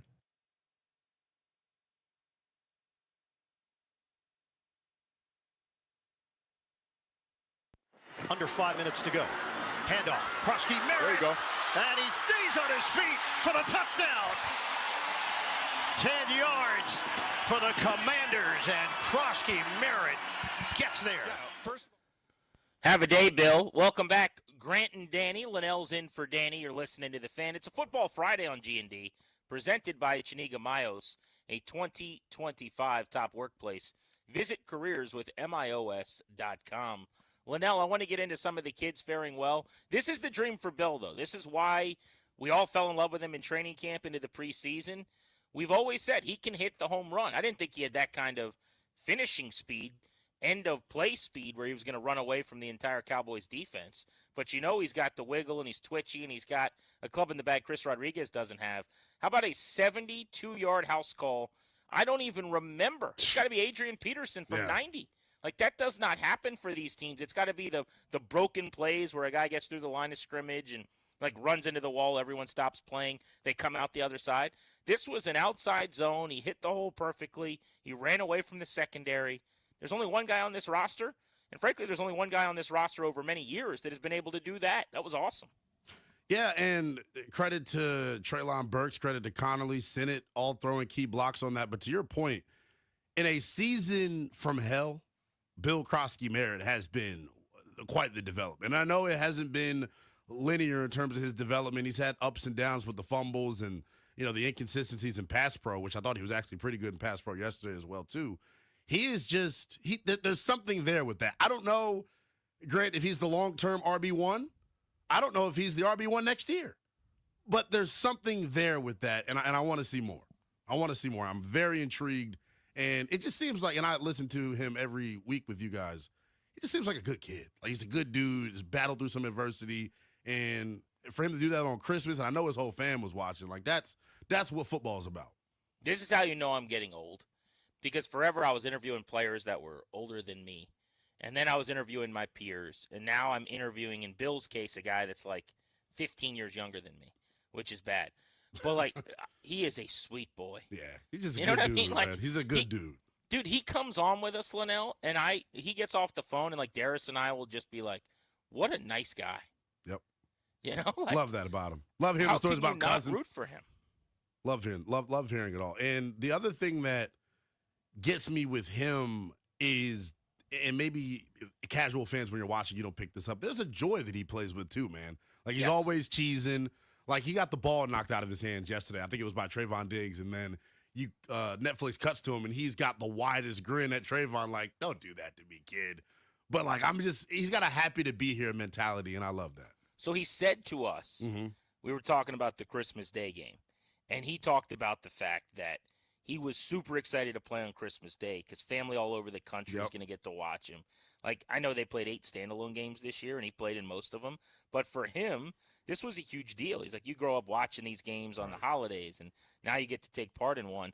And I do think it means a little more for these guys. But you said something I think that's correct, and we probably should double down on.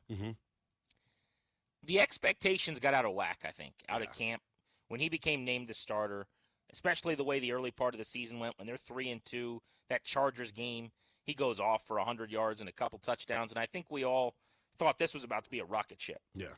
Like, buckle up. Let's get our seatbelts on. We're taking off to the moon.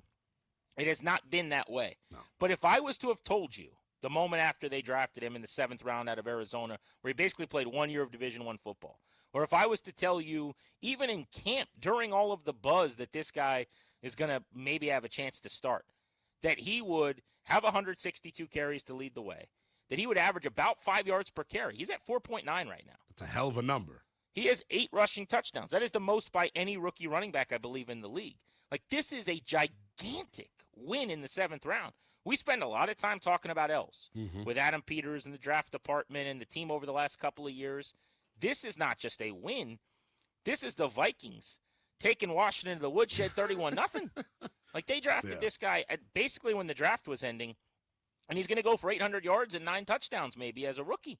I love it. Did we want a little more? Maybe. But this is a huge season, and you said it right. In a bad year, this has been one of the brightest spots for sure. Yeah, and the thing that's awesome about it is he's the only running back under contract for next year. McNichols is a UFA. Rodriguez is a restricted free agent. I'm sure they'll tender him or something. But, I mean, I definitely think when it comes to this laundry list of offseason needs that you have, I've seen enough with Bill to where I wouldn't want to spend draft capital on another running back. I'm now in the market of like, and this is something they specialized in, GP. Think about this. Your Olamide Zaccheaus type of signing. 28, hadn't really gotten an opportunity to come here and go off. Right. Jake Martin, 28, hadn't really gotten an opportunity to come here and go off. They've kind of specialized in that. I want to see that at running back coming up this offseason. I do too. We're going to actually get into their RB plan a little bit later in the show. I think at 4:25, I want to talk with you about where that ranks on the list of needs and wants.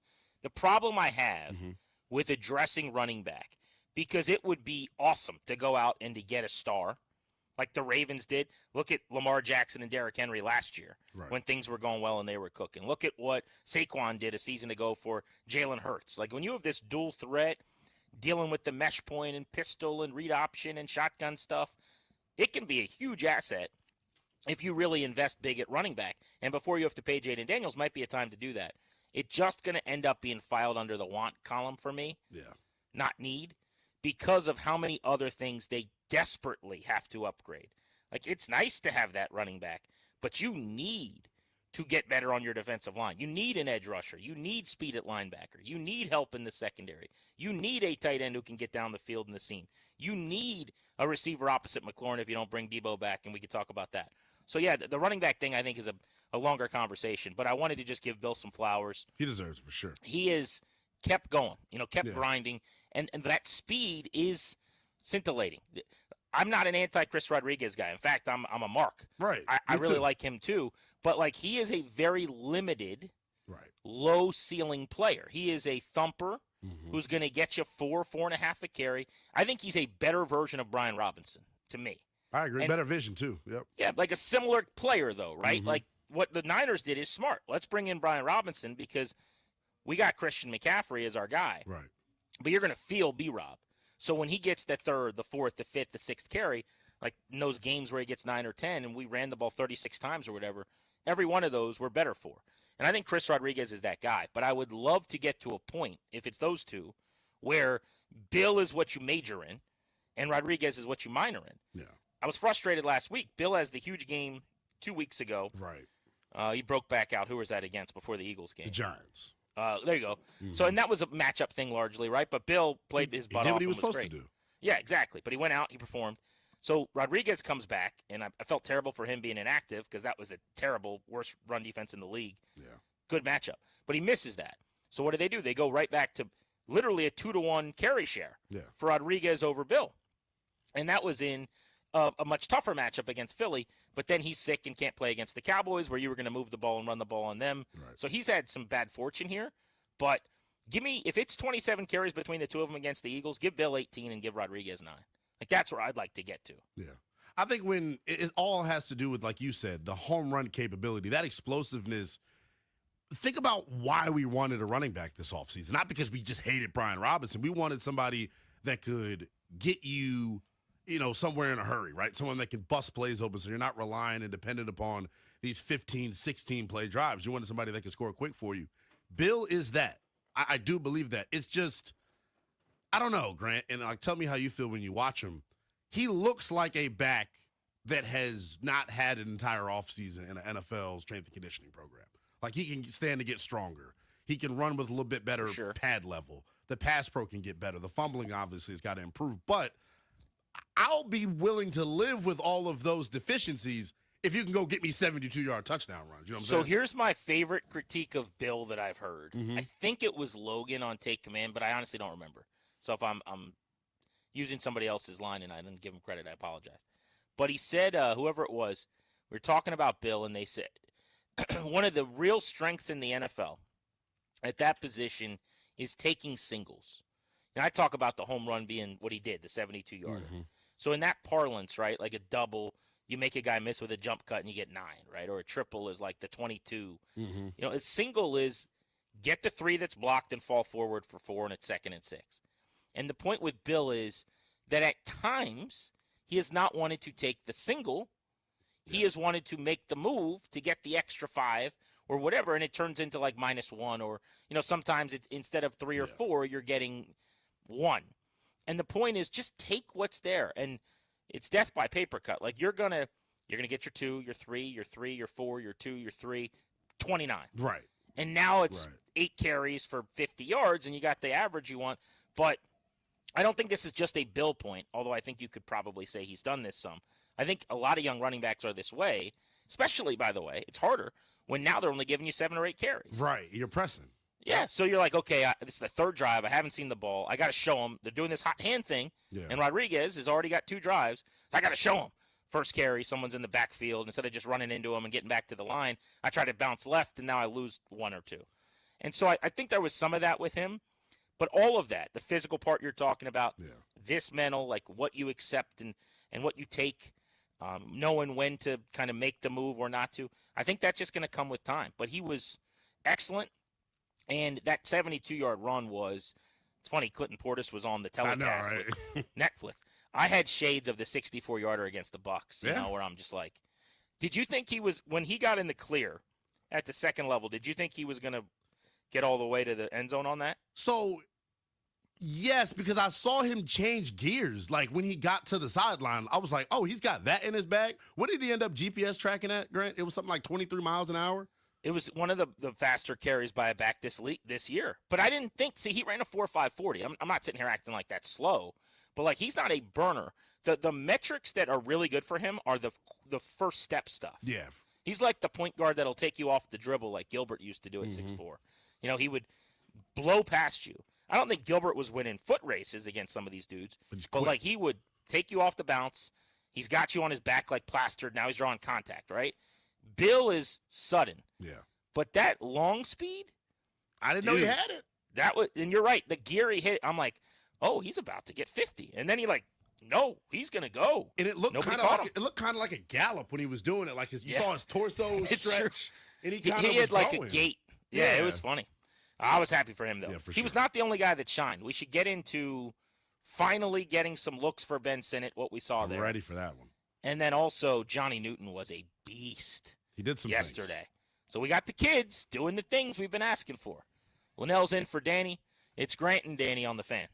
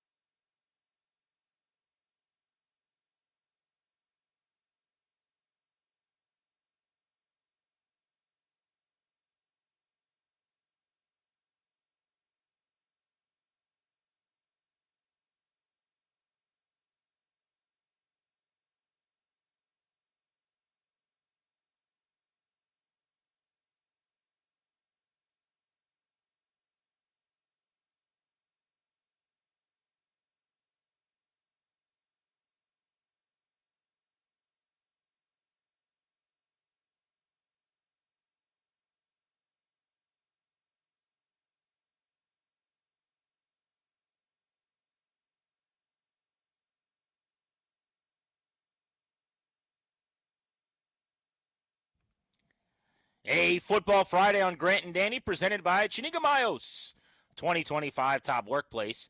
Visit careers with MIOS.com. Linnell Willingham's in for Danny Rouye today. He is out. He'll be back on Monday. I'm Grant Paulson. Thanks for making the show part of your holiday weekend ahead. This is the weirdest Friday ever. Like, if you gave me $1 million and held a weapon near me and said, "What's today?" and I had like 3 seconds, I would not be able to do it. I'd have to think about it over and over again. I had this happen in real time to me earlier. I don't know if it was Darius or someone in the bullpen was talking, and I was like, "Today's Friday?" Right. It's not Friday. It feels like a Wednesday. There's never been a day that felt less like whatever it was. Yeah, I totally agree. Speaking of Danny being back on Monday, a congratulations is in order to Linnell Willingham, who's going to be launching his own national show on the Westwood One Network. Oh, you guys are too kind. The Youngest in Charge movement has a new home, although you're not going away, I'm sure, from our fine neighborhood here. But 11 p.m. to 3 a.m.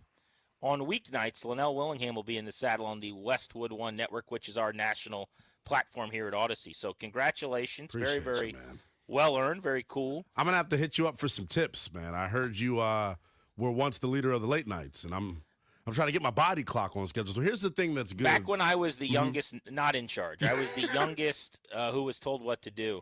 I worked from midnight to 3 a.m. at Sirius XM for several years, quite frequently. And what I was telling Darius was, when you're young and single, it's like perfectly fine. What's the difference? It's like those 3 hours or the middle of the day. There's no difference. Except that you think, like, in your mind, you go, okay, I'm going to work till 3. Are you going to be in studio, or where are you going to be broadcasting from? This is where they've thrown a total wrench in everything. I've got to go down to near Friendship Heights. So, I just moved to Waldorf, and it's an hour and 12-minute commute. The youngest in commute is really I'm about to say, bro. Okay, so you're going tough. to get home close to 4 a.m. a lot of days. Oh, yeah. That's standard.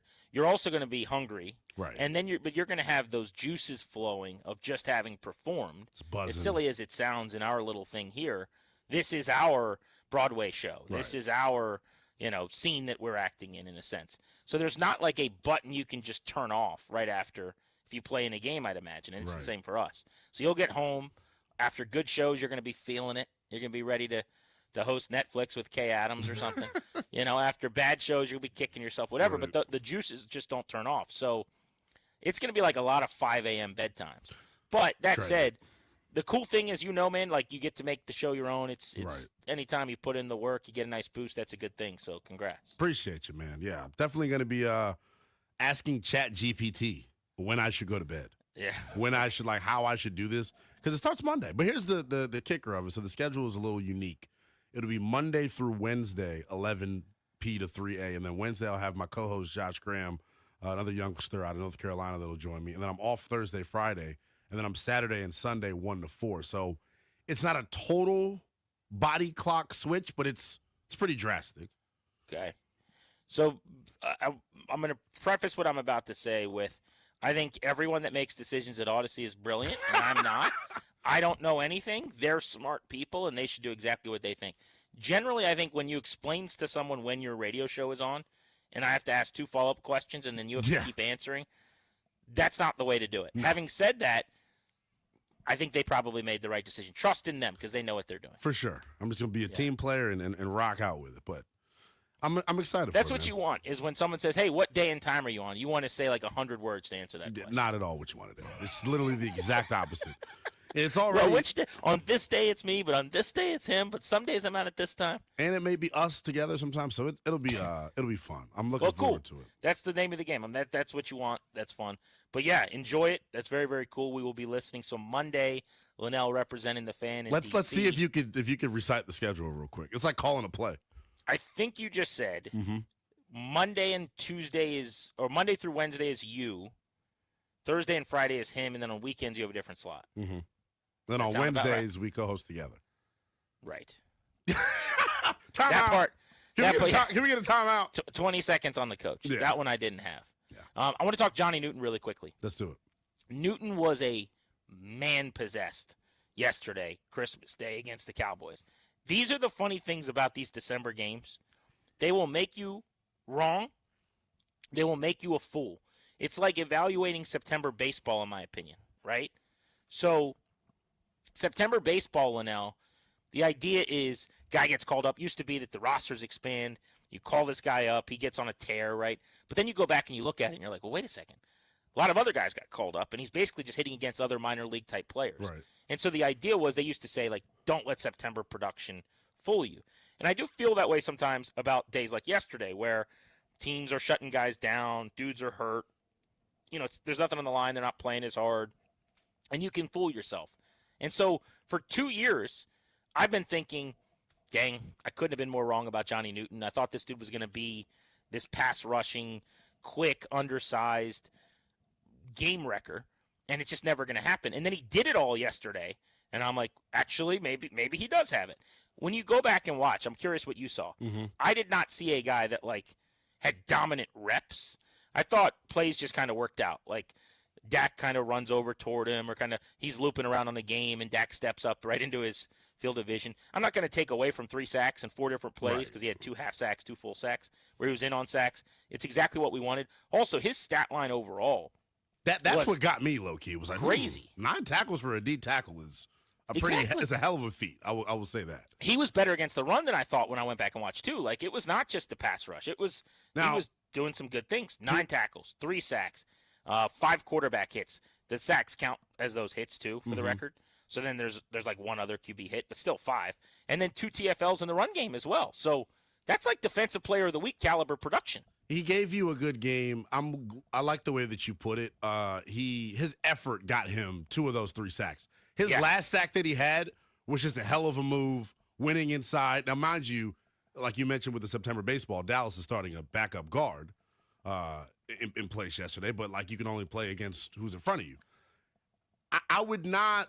It wouldn't change my overall outlook on Drazon Newton. I think it's good for him because it's a confidence builder. You got 3 sacks. Duran's posting him on his story saying, look at Newton. All his teammates are sized for him. Like, that's what you want. But I just, when you're unplayable as a run defender, Grant, like it's hard for me to get worked up for you as a defensive tackle. Well, 2 things, right? 1, at some point he had to show that as a pass rusher. Yeah. He had not yet, and now he finally has. I mean, it's not like he had a sack, right? He had 2 sacks in his whole rookie year. He had 2 sacks all of this year, and then he had 3, and really it was like 4 plays where he got the quarterback on the ground yesterday.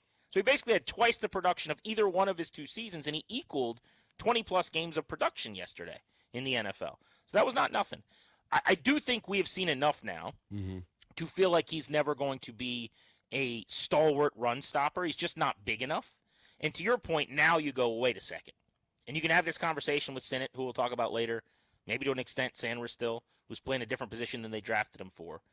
Maybe there is a long-term future where he can help you in a role, bring him on the field on passing downs and let him do some of the stuff he did yesterday. But that's not what you drafted at 36. Right. Like you tried to draft a 3-down defensive tackle who doesn't come off the field and who's a game wrecker.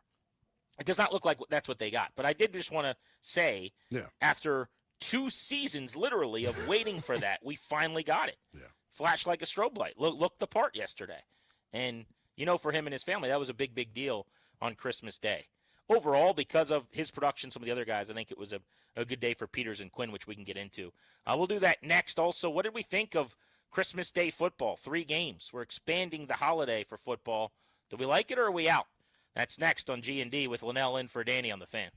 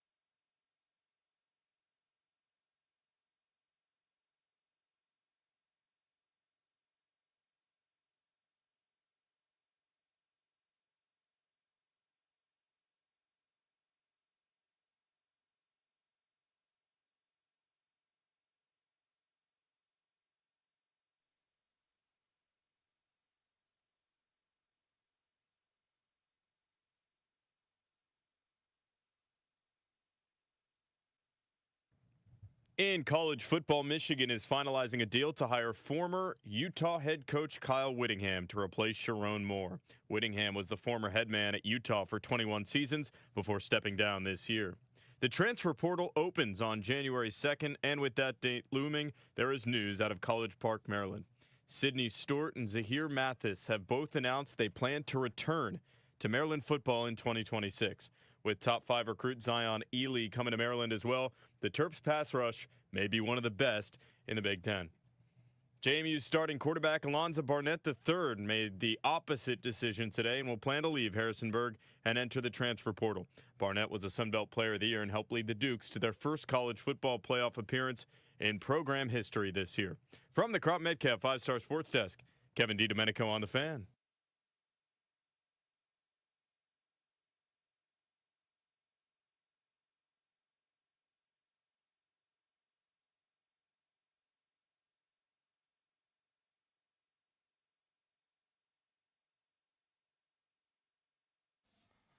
Welcome back to Grant and Danny on The Fan on a Football Friday, presented by Chiniga Mayos.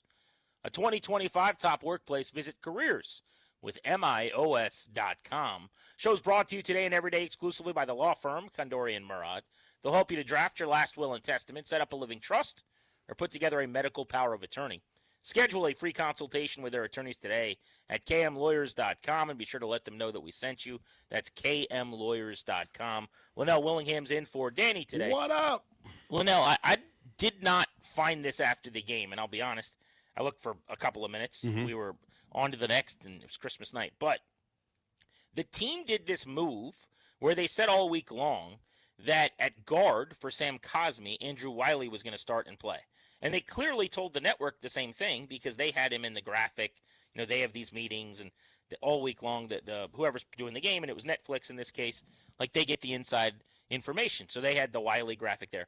But Allegretti was on the field to start at guard and was the guy they chose. Did I miss that something happened to Wiley? He obviously came into the game later when they had to kick Allegretti over to center. There's no way that was like a subterfuge bit. Please tell me that this was not some competitive advantage thing that they thought they could gain by saying, we'll trick him. We'll tell him it's Wiley, and then it'll be the other former Chiefs backup. Well, if that's not the explanation you want to hear, then I'm going to be quiet. Because that's exactly what I think they were trying to do. They think they're the Patriots. Everything that they do, they act like this is Foxborough East. And it is frustrating at times. And we'll get to Adam Peters, obviously, throughout this hour as we talk about the puppies playing well. But I just kind of shrugged my shoulder at it.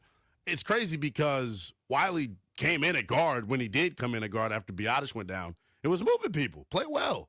I know this is a way too far ahead look, but, like, I'm down to bring both of those guys back as backups again. They're quality, fringe starting level dudes that play well for you. Yeah, their offensive line is better than it gets credit for. Mm-hmm. I think PFF, sometime last week when I looked it up, had them 7th, I believe, in the NFL this season in terms of some of the grading. I don't know whether you think they're 5th or 10th or 12th. They're a top 10 group, I feel like. There's a line of demarcation you've got to be above, like a requisite level of play that is necessary, and they're clearly on the other side of that. With the Jaden Daniels dialogue, occasionally you'll hear people say, oh, well, this line's terrible, they get him killed. No, it isn't. And it hasn't been, by the way. They have maybe the best left tackle and pass pro in the sport, who they need to pay big money to this offseason, in Laramie Tunsil. Connerly has been up and down irrefutably, like there's no doubt. But I would say that even a detractor on his season, looking at him saying, like Jay Gruden, has been more down and more negative about him in our weekly appointments. He'll be on with us on Monday. I guess it'll be Danny and Kedrick. But on Monday, Jay will join them. He basically said that he thinks Connerly's been a bottom 10-ish tackle.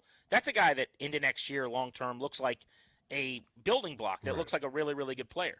And on the interior, I think they've been really solid. Yes. Getting Cosmi back, huge deal at right guard. Paul is starting over Coleman, not because Coleman can't do it, but because they like Paul better. They've chosen to go that route. They may pay him and keep him. Biotish, who got hurt yesterday, is obviously a steady Eddie at center. But this is a very, very solid offensive line. So if Allegretti, I don't know that you would keep both of them. Maybe it's a little redundant, but if you choose one of those guys, both of them. I'm saying Allegretti is like he's clearly got a role as your backup center and your backup backup off the bench as an interior guy. And I think Wiley could be your swing.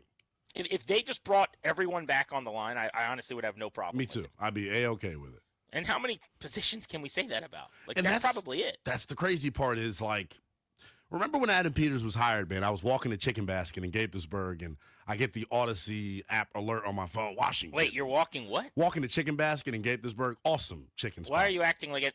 Do I know what Chicken Basket? What is that? Chicken Basket. I feel like our listeners out there. There's some folks out there driving around in Montgomery County. Moco, Is that a Maryland thing? It's a Montgomery County thing. Okay, even more because specific. Virginia's doing great. So what is that? That's not like a Chick-fil-A. What is it? It's fried chicken, subs, fried shrimp, stuff like that. Well, okay, Your but traditional like, is it a carry-out fast place. casual? Yeah. Semi-fast, semi-casual. Semi-fast, very casual. You walk in, the owner of it, Eddie, is actually a huge mark of the station. Oh, let's go. So that's interesting. So is this like, do you know Danny's Carryout? Yeah, yes. It's like that, or like a Yums kind of thing? That's more your traditional DC carry-out where you do mumbo sauce and all that. This is more of your, like, fried chicken, burgers, mozzie sticks, mozzarella sticks for those that don't know what mozzie sticks are. Stuff like that. Just fried deliciousness. Something that Danny Rouillet stays far away from. Yeah, you sleep, first of all, on how amazing that sounds right now. Yeah, come on. I like to go there. Those are the types of places you get a styrofoam cup. It's a lock. Love it. Because it's just the big white styrofoam cup with like the perfect the lid and the ice straw. in the perfect, like, small 100%. circular ice. Yep. You get that little they call them like nuggets of ice, but it'd be like almost like the little cubed crushed ice, the little tiny joints. And then the Coke at those places slaps you in the face. It's the best. And I just like places where, like, you can order anything. Yes, literally. My dad used to hate it. We would go to this place coming back from every Redskins game, not a joke. We would go to Danny's off of 301 in like La Plata Waldorfy, I'm going to say. But it was this place. I thought it was the best. And you could just taste the grease on everything. The fryers probably hadn't been cleaned in however long. In a good week. Bro, I loved it. Anywhere you can go in and they'll just, like, there's like Chinese food with burgers, with tater tots, with mozzarella sticks and onion ring. Like, I need it just all. got everything. Give me everything. This was made for me. So I brought that up because that's where I was eating at the day that Adam Peters got hired. And I remember it was like, no way. My beloved football team that could do no right over my entire lifetime has landed the most highly sought-after talent evaluator on the market. Holy cow. And now, looking at it like a year and a half into it, there are some decisions that not only feel redundant, and we're going to get into Ben Sinnott here, and I'm going to say something to you that I haven't said off air, so you may be a little surprised at it. It just feels like, man, he's hit a bunch of singles. I need some doubles, some triples, and some homers. Well, Laramie Tunsil, I don't know if you want to call that a homer. That's a triple because you gave up the picks, but I'm challenging the call. It might have gotten over the fence. It might have hit the plant right behind the wall. You know what I'm saying? Like, I think look closely, a fan's glove might have nicked that, and then it fell back down on the field. Like, bro, that's the left tackle spot. Yeah. And you're locked in for the next few years. Yes. Now, you did give up a pretty penny, to your point. But I'm going to give you that. I'm going to tell you that it's a swing and miss strikeout on Marshawn Lattimore. Like, we can each their own this thing. The only thing I'm going to push back on, I do not think your point is wrong. They have missed plenty, is that we grade these positions as if they are positions of perfection. And I would just remind you and everybody else, this is not me trying to defend Adam Peters or be a homer, you're chasing a ghost. It's what we do with quarterbacks. I'm guilty of this, by the way. I do it all the time. But I watch every Jaden throw on all 22 after a game, and I'm like, damn, get the ball out, man. Yeah. Or like, you missed that. And it's like, we didn't do that 10 years ago. And I was filling in with Zabe the other day, and we had somebody on talking ball, and he's like, are the refs wrong more often, or are we just complain more? Do we just notice it more? That's a good question. Quarterback play is the best that it's ever been. We're comparing these. We're chasing ghosts. Right. No one used to have the all 22. No one used to. If you go back and watch a tape of Joe Montana, you're gonna be like, this dude. Right. He's a guy. He's a Hall of Famer. This is you. Come get your goat. Right. Okay. This is your goat. Right. Like, get the ball out here, Joe. Why did you miss this guy, Joe? Why didn't you see this? It's just a different world and an expectation, and everyone's an armchair expert now. Again, I'm not. I'm about to say, like me too. I do it. I do I'm it too. guilty. But it's the same with AP. I think it's the same with these executives where. I don't know what the percentage is of the elite GMs, but, like, we should look at Howie Roseman's batting average. That's what That's the elite. That's what you strive for. And I'll bet you it's in the 600s. Like, he's batting 650, 640, whatever that is. So if Adam Peters is hitting at a 312 clip or something, I'm just making up numbers. Like, it's not like he's 700 points below where he should be. It's like he's 220 points below being in the really good category and 100 points below being league average or whatever that looks like. And I just think we work back from that, especially they've been throwing a lot at the wall. Yeah. Because they didn't have anything. And I'm not going to keep using this Rivera-era excuse that I know people plan on using in perpetuity. But I do think it's perfectly reasonable still to suggest, like, it would be nice if you didn't have to add so much. Right. Like, if I That's go true. to Wegmans with nothing in my fridge, bro, I'm coming. My wife's like, why did you buy this? And I'm like, well, I'm fat. And she's like, well, obviously, I know that. I live with you. But, like, we didn't need this. And I'm like, there's nothing. Whereas if I go there for two things, I'm not going to make as many dumb purchases. That's very true. That's a hell of an analogy. I just need milk and I need eggs. And, like, maybe I'll do one dumb thing. I'm going to get some chocolate chip cookies. They're because I walk past them. There are just little decisions that I can second guess. And here's the thing, right? I guess, what would we call it? Monday morning quarterbacking. I guess this would be Monday morning GMing. I was just saying it to Darius during the commercial, and I've been kind of on this one for the past couple of weeks because I love me some Ben Sinnott as a move blocker. Like, he blocks his ass off, Grant. So if they knew that about him, GP, why did you bring back Bates? Like, they just... Well, Bates is still a lot better, I think, at what he... And I'm not trying to knock Sinnott. I legit think Bates is one of the best in the league at that. I think Sinnott's pretty good and getting better. You're not wrong. When you watch Sinnott, you go... Every week, dog. Grant.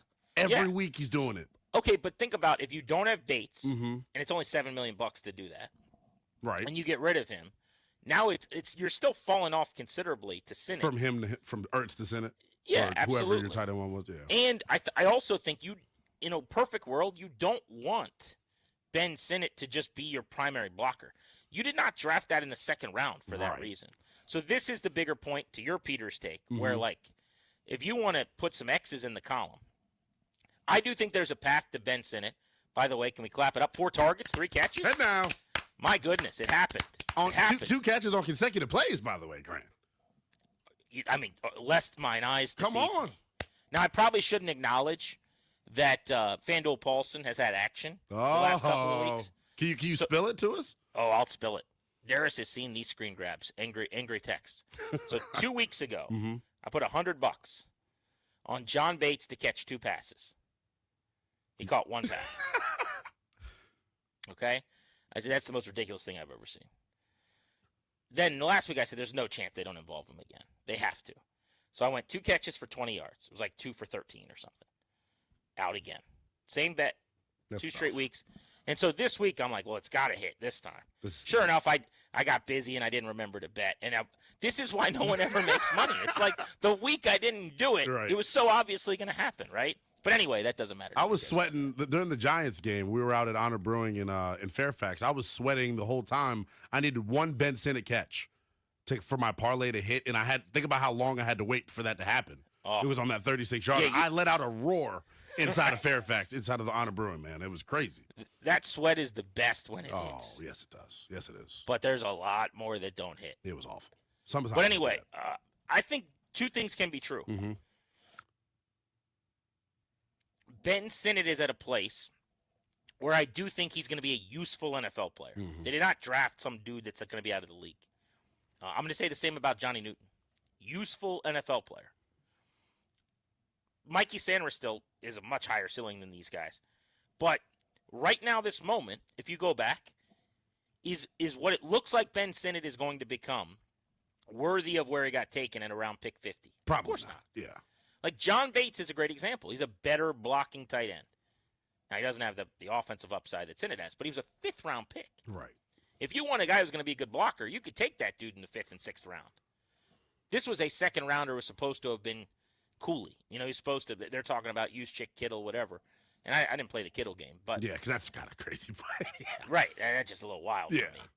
One of the greatest tight ends of all time. Say, allow me to see it first. Right. But I think the same about Newton, and I would have picked him where they did. In fact, I would have picked him before where they did, so I would have been really wrong on Johnny Newton too. But anyway, yes, Adam Peters. There have been mistakes. There's going to be mistakes. I just think that it is a job. It's a batting average job. I try to remember that with coaches too. You know, when I get down on guys, like it's not perfect. You know, it's if CK's doing air checks, I hope every time he hears a segment where we sound like poo-poo, you know, that he's not going, this guy can't do it. I don't think that's with the lily pad leap that you make, right? It's just like, damn, that was a bad segment. And then, you know, you're looking for traits. You're looking for things that you like or whatever. Right. And I think that's probably the same with executives. But this is a huge offseason, to your point, for AP, for the scouting department, for everybody. And they're probably going to need more ammunition than they have with their draft picks, Linnell, because they made the fewest picks last year. They're on pace to do the same this year. Over a 2-year span, no one's going to have added less rookie talent. That's a really good way to – that just puts more pressure on you to get these picks right. What did you think, by the way, before we move on, of the Netflix presentation? I probably care more about this broadcast stuff than some people do. I'm a mark for it, too, though. Yeah, I kind of nerd out on this. But, like, here's my super nerdy take. Mm-hmm. In fact, this is how nerdy I am. When I thought about doing the show today with you for 4.5 hours, the thing I was most psyched to, like, bring up, I get steamed up for the Netflix score bug. Oh, it's good. It's one of the elite score bugs. Yes. Where's Dad on this? I'm curious. Their score bug, I guess he was at the game, but he should have seen the late game. They have, so the shape of the football on the bottom, it's like without stitches, kind of like if a football's sitting there. They've got those odd, I don't even know what shape you would call it, but like rectangles without a bottom that meet in the middle on the end of Netflix. They got the score very obviously with the logos. The timeouts are very clean. The one critique I saw was that they do not have the records of the teams. Under the name, yeah. Now, I think that's not only not a problem, I don't care about that. I wonder if it was strategic because all of their games were bad yesterday. Huh. You know? Like yeah, that could be a thing. If you're turning on the game at Uncle Frank's house and like you're just casuals, you're like, oh, Cowboys and Washington, wonder if these teams are going to the playoffs. Like, if it says 4-11 and also Nubby, then it's a little less interesting. So I don't know if that was by design or not, but the timeouts, the clock, the game clock, the quarter, the 1st and 10, which, by the way, the fastest operator, however they did that. Oh, my goodness. On down and distance. Like Netflix. In an era where people are getting it wrong, he was fast they put on accurate. A clinic. Yeah. I thought, and how much money did they spend? Like, Kay Adams has become this rock star who costs money. Bert Kreischer and Anthony Anderson and, like, these comedians, and they're doing these unnecessary interviews with, like, Barry by the way, Sanders. Grant, that was the thing that annoyed the hell out of me yesterday. It's my number one pet peeve when watching sports. Do not turn off my comment. Do not put off the game action for me to stare at Clinton Portis. And they were good at this in terms of their transition from let's do a solo shot of Portis in between plays while they're trying to huddle up and then actually show the action when the action's happening. They were good at it. It just annoyed me. And they're on like this ridiculous tape delay that was like really bad. And it was just like, that was the only part of this I didn't like. I love Iron Eagle though. And here's the other thing too that kind of annoyed me. Nate Burleson, we're getting whooped so bad that Nate Burleson starts cheering for the Commanders during the middle of the game. That was tough. I'm like, what are we doing, Nate? There were people that liked that in the Commanders fan base. I hated it. Yeah, it's not, and it's not even that he was cheering for the Commanders. It would have been worse if he was cheering for the Cowboys. Yeah. I just thought we jumped the shark a little bit with like, we don't need to cheer at all. We can just just watch. Just tell me what route he just ran and why he ran it, you know. But so Iron Eagle's a star. His son Noah is that dude. Like he's gonna be the next guy. And so both of them had those calls. I'm with you. As someone who did the altcasts for Monumental Sports, I'm an altcast guy. I actually really like the Manning cast. I think there's a place for them. If you have the bandwidth, it actually makes a lot of sense, and they're super fun and entertaining. The Caps ones we did, I'm very prideful about them. You know, we would have these really good guests on. Sometimes it'd be Commanders players talking hockey, or Adam Eaton, who's a huge hockey fan, sitting in a Cap sweater, and we're just like talking about the game. Or the real cool stuff was when you have Bruce Boudreau on the couch with a former player like, you know, I don't know, you name the guy, but like Carl Alsner, and they're talking stories about when they were there. And then they're talking about what you're going to do on this penalty kill. I learned so much. I think that's cool. But you don't need that on your traditional broadcast. Right. People just want to hear Iron Eagle call the play and Matt Ryan tell you what happened, or Burleson. Well, it was more and Matt so Ryan. That was a mistake. But Sunday Night Baseball does this, where they try to turn this into like everyone wants to be talk radio. It's funny.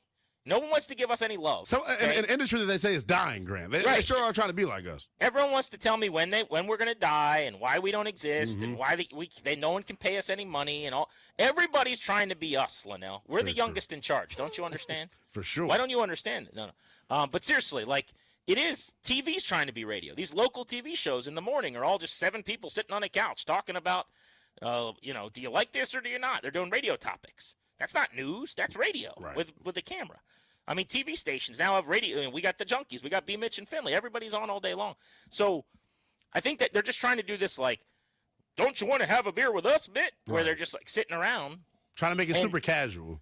Right. And the time and place, I get it. Like, yes, nobody's ever listened to more sports talk radio as a 12-year-old than I did. I was going to bed listening to JT the Brick, at 13 years old, like on my Sirius XM next to my bed, okay? But just let me watch the football game when I want to watch the football game. That's it. But I just want to know. I would love to know. What did Netflix spend yesterday? Dude, when you think about it between the two games, that is and I'm not trying to gas it, that is a all-star cast.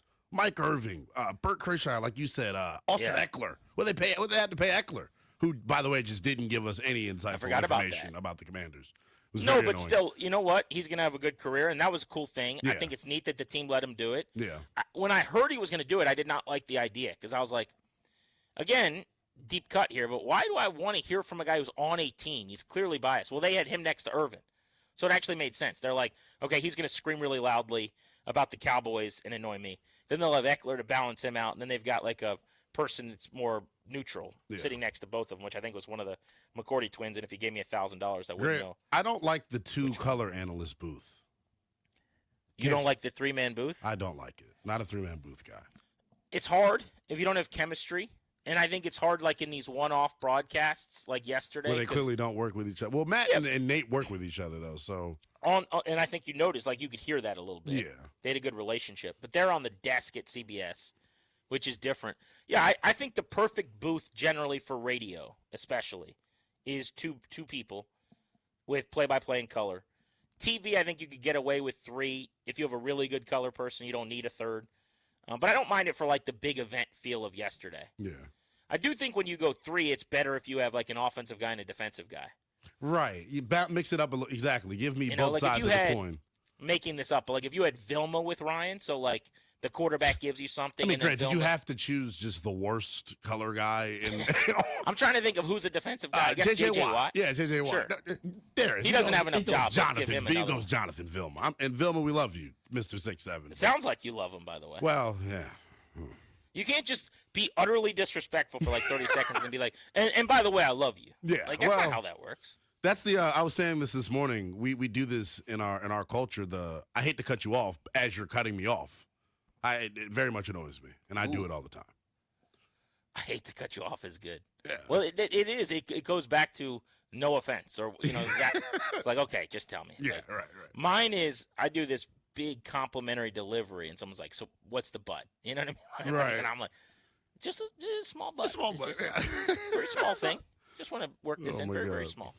All right, let's talk a little bit more about the future of a couple of the young guys that played well yesterday. I want to talk about the tight end spot, the need there, and then also the D tackle room as well with Johnny Newton coming on a bit. Linnell's in for Danny. Day after Christmas, Boxing Day, it's G&D on the Fan.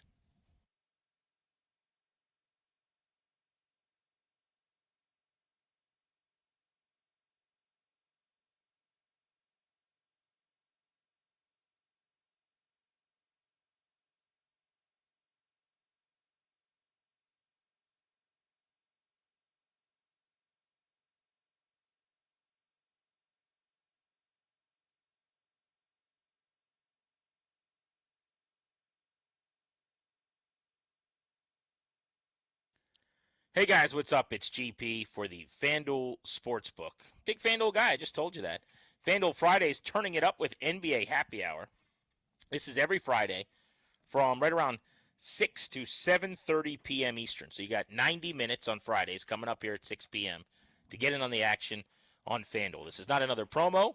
It's your weekly pregame. NBA Happy Hour every Friday from 6 to 7:30. Only on FanDuel, the official sportsbook partner of the NBA and official sportsbook of 106.7 The Fan. Go to FanDuel.com/GP, promo code GP. That's FanDuel.com/GP. My promo code is GP. Grab the reward before the clock expires. Got to be 21. Present in Virginia. Opt-in required. Rewards are non-withdrawable. Restrictions apply, including bonus and token expiration. Leg requirements and max wager amount. See terms at sportsbook.fanduel.com. Gambling problem? Call 1-800-GAMBLER.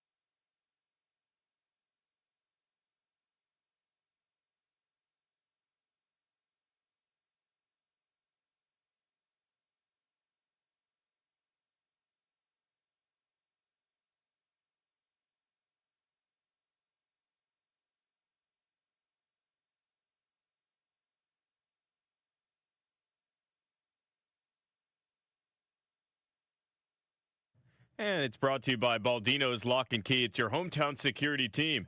Visit baldinos.com. Kyle Whittingham is expected to become the new head coach of the Michigan Wolverines football team in 2026.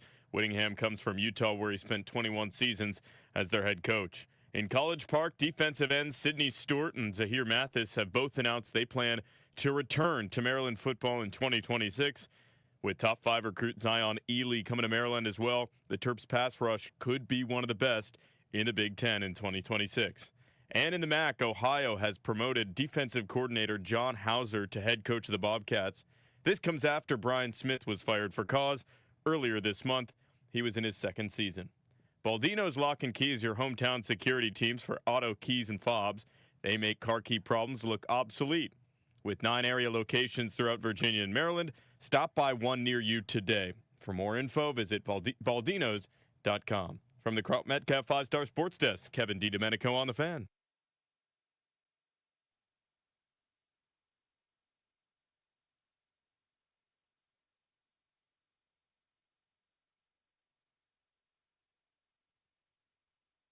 Two-time Super Bowl champion Jones did it with the Patriots. Fake the handoff.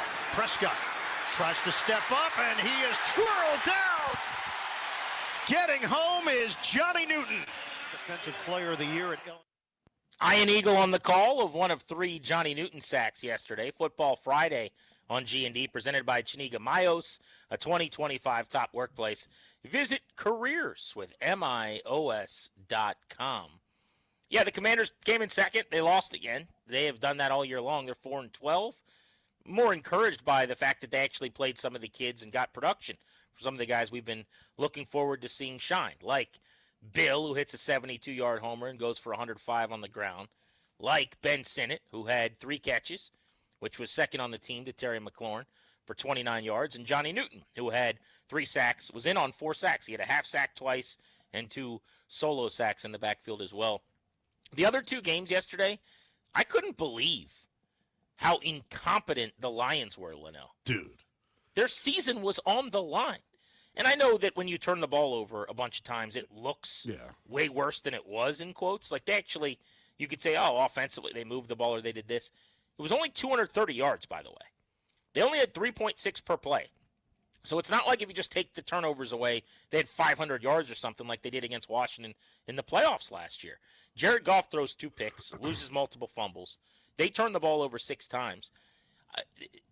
I guess it's too late. Like, I'm the last one to announce this. They're just not very good. Well, and when they don't make the playoffs and they're 8-8, I guess that's pretty obvious. But all year long, I kept saying, they'll be fine. They'll be fine. They'll be fine. Whoopsie daisy. Never mind. But they're 8-8 and they're out of the playoffs. There was merit to the they'll be fine thing because, like, we a lot of times put a lot of stock in coordinators and whatnot. I was more concerned about the defense because I thought Aaron Glenn was doing more with less. And I just didn't know if they'd be able to overcome that. Ironically enough, Kelvin Shepard's been awesome. I think the defense has been serviceable. Offensively, though, man, like when they've had attrition up front along the offensive line, their big thing is this. They have to have balance. Their formula is not dropping Goff back 45 times and having him beat you. They need Sonic and Knuckles, talking about Jahmyr Gibbs and David Montgomery. They need those 2 guys to get it going. This is the second consecutive week where they've been totally stymied on the ground. And they could not run the ball. Couldn't run it. Gibbs, 2.4 per carry. David Montgomery, 2.5 per carry. They can't win. You go back to last week, they lost to the Steelers 29-24. Montgomery, 4 for 14. Gibbs, oh my God. Yeah. I'm just making sure this is right. Yep, this is right. 7 for 2. 7 for 2. He must have had. It sounds like some sort of underwear deal at like Target. Right. 7 for 2.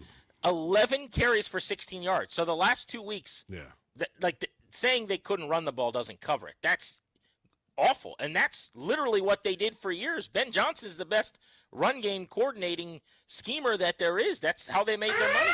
Ben Johnson alert. Ben Johnson alert. I mean, he's headed to the playoffs with the Chicago Bears. Him and Kyle Monangai.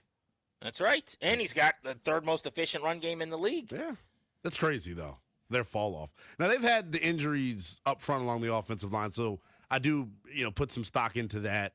Yeah. But it's strange because it felt like, and I was talking about this summer doing national radio. I was looking at the cap hit for Goff going into the 26th season, and I was like, is this their last dance?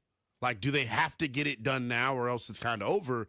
And it now leads you to believe, like, well, what do you do with Jared Goff? Because there's just no way you're going into next year with him having a $70 million cap hit.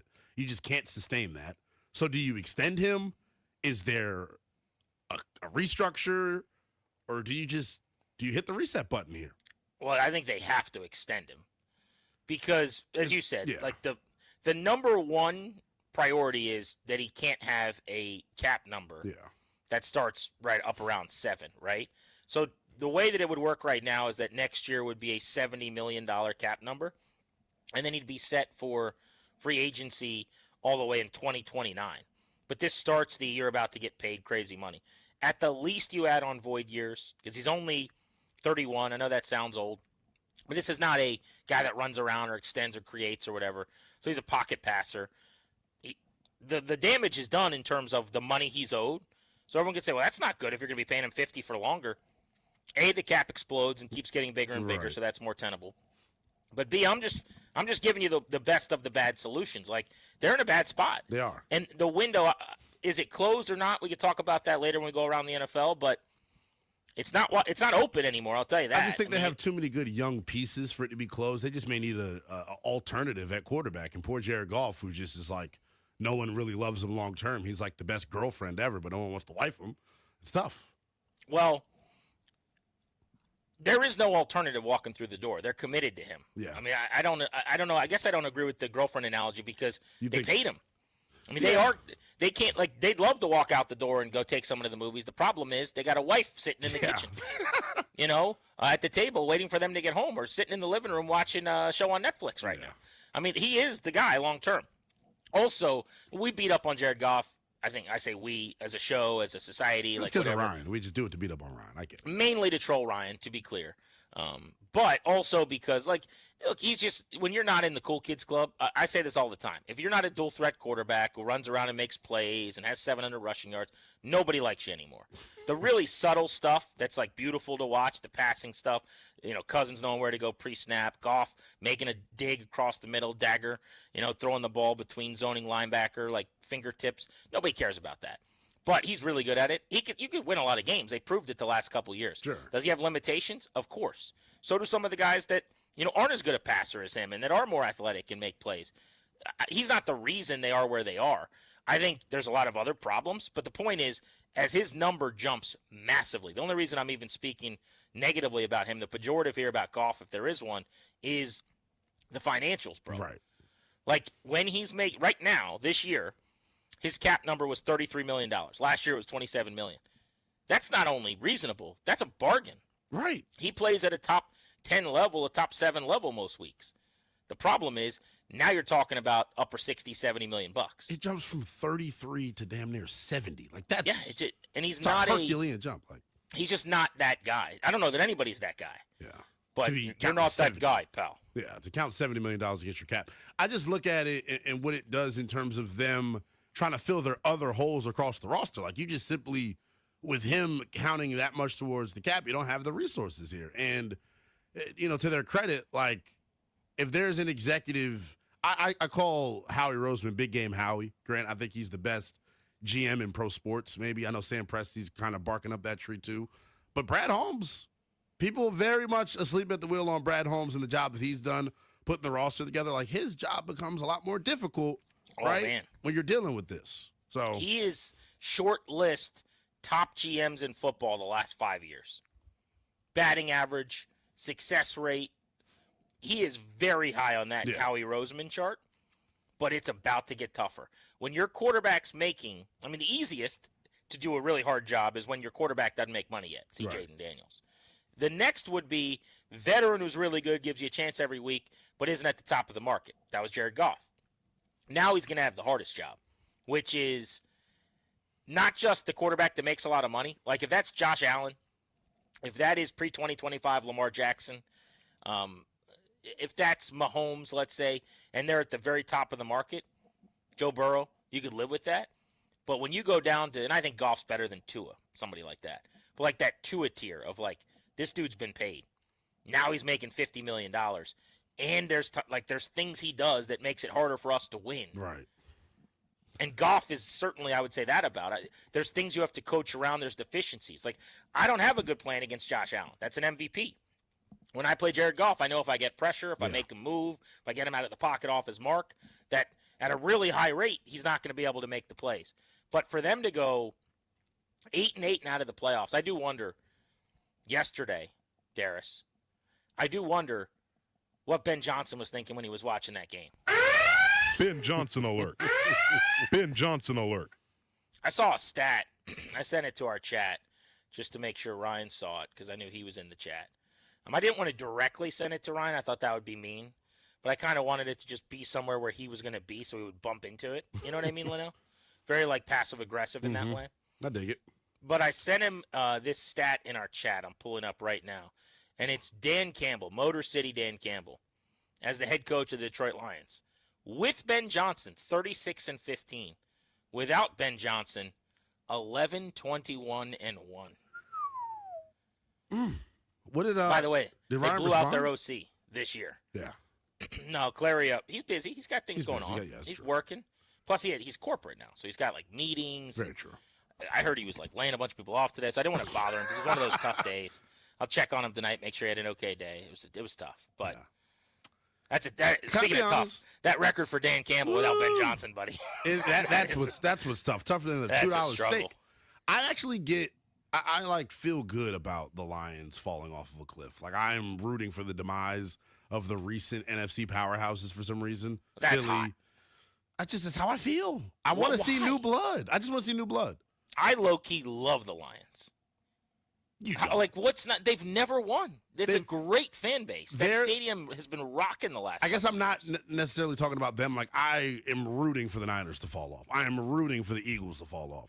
It feels in the Packers. Like it feels like those four teams: Lions, Eagles, Packers, Niners over the past since COVID. And for the Niners going back to like 18, like they have been the creme de la creme of the conference, and I want new blood. So I obviously am biased on this. Yeah. I want Kyle to get a ring, Mm-hmm. so I'm always rooting for the Packers. Matt LaFleur is one of the best human beings that I've been around in this game. Works as hard as anyone I've ever been around. I root like heck for him. So I'm not going to see you on either of those two. But the Eagles? Yeah. Say what you want, my guy. Let it all hang out. Let it rip. Yeah. Shoot from the hip. Yeah, whatever happens with them, let me know when it's over. I mean, I have no concern. We're just ready. We're just ready to get to the end of it. But it'll be fascinating, man. Playoffs are going to have some new blood in both conferences. Grant and Danny. Without Danny today, Linnell is in. We will win off the field next on G&D.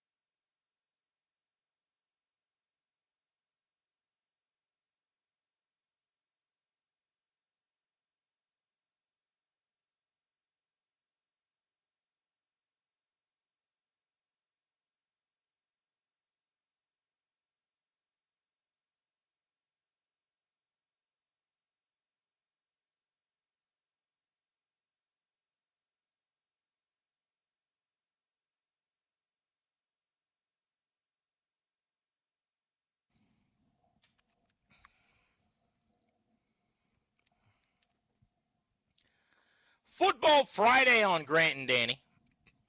Presented by Chiniga Mayos, a 2025 top workplace. Visit careers with MIOS.com. Welcome back.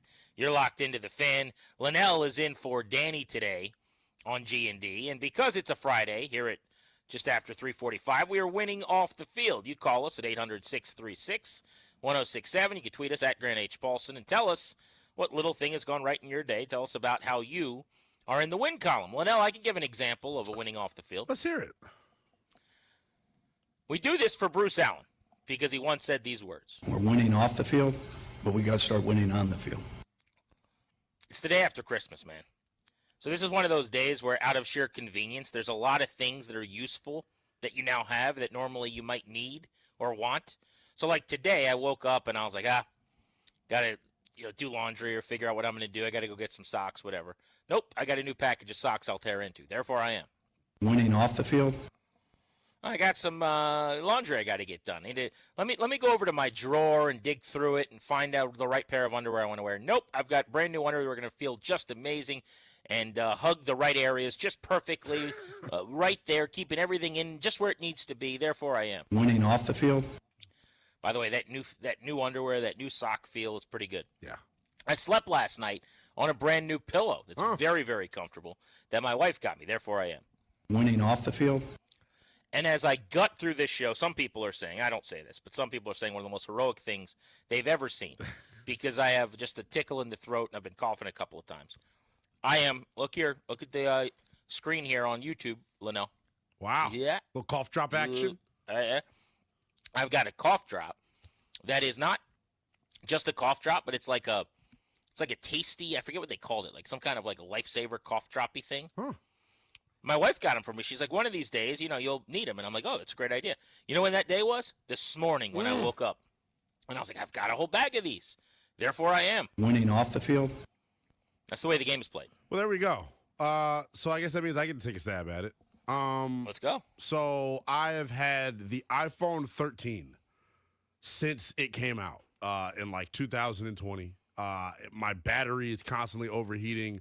Sometimes when my phone is being used too often, if I even pick it up, it leaves red marks on my hand because the back of it gets so hot. I've got to put it in my ice maker at home sometimes just to cool it off. I've done what? Yeah, it's a bad phone. It's been a bad phone. I have so much. How long have you been doing that? Putting your phone in the ice maker? I was started about a month ago where I had to put the phone That in the is ice maker. brutal. Yeah, so when I drive home on my hour commute sometimes and I still don't know the way to get here, I got to use my GPS and it gets super hot just from running the GPS for whatever reason. Well, yesterday, Christmas time, and obviously people are getting gifts, and I was thinking, well, do I buy myself a phone? I can afford it. I can, go get a new plan, and then it'll add to my monthly bill. My cousin calls me and was like, hey, look, cuz, I got a new phone. iPhone 17 that just came out. And I'm like, why do you have a new phone? You literally just got the 16 literally 3 months ago. So there was this deal with her phone company where if you add another line, you get a phone for free. So she gifts me, not the 17, which is the newest, baddest boy, but a 16 Pro Max, 256 gigs for $100. Therefore, I am. Winning off the field? Come on now, baby. That feels like a good It's purchase. a hell of a deal, is it not? How much upgraded is your camera? Oh, my goodness. I literally, it's actually too good. If I'm being honest, I'm noticing things about myself that maybe I didn't realize when looking in the mirror or in another Is camera. it one of those joints you can like zoom in like 8,000 yards? It's ridiculous. I'm going to be like you're sitting at our office and you're like zoomed into like Paul Taboni's office at Nats Park 4 blocks away, like watching him work. It is crazy to where like I can't wait to put this bad boy to use in our content creation game that we're in. A good new phone is useful. Use that zoom and tell me. Look at Paul Taboni's computer screen. Tell me who he's about to trade for. Let me actually. What take minor a look at leaguer is he about to? So make I'm a deal actually going for? to try to zoom in on. Oh my gosh, Grant! I mean, you're so big in my camera right now.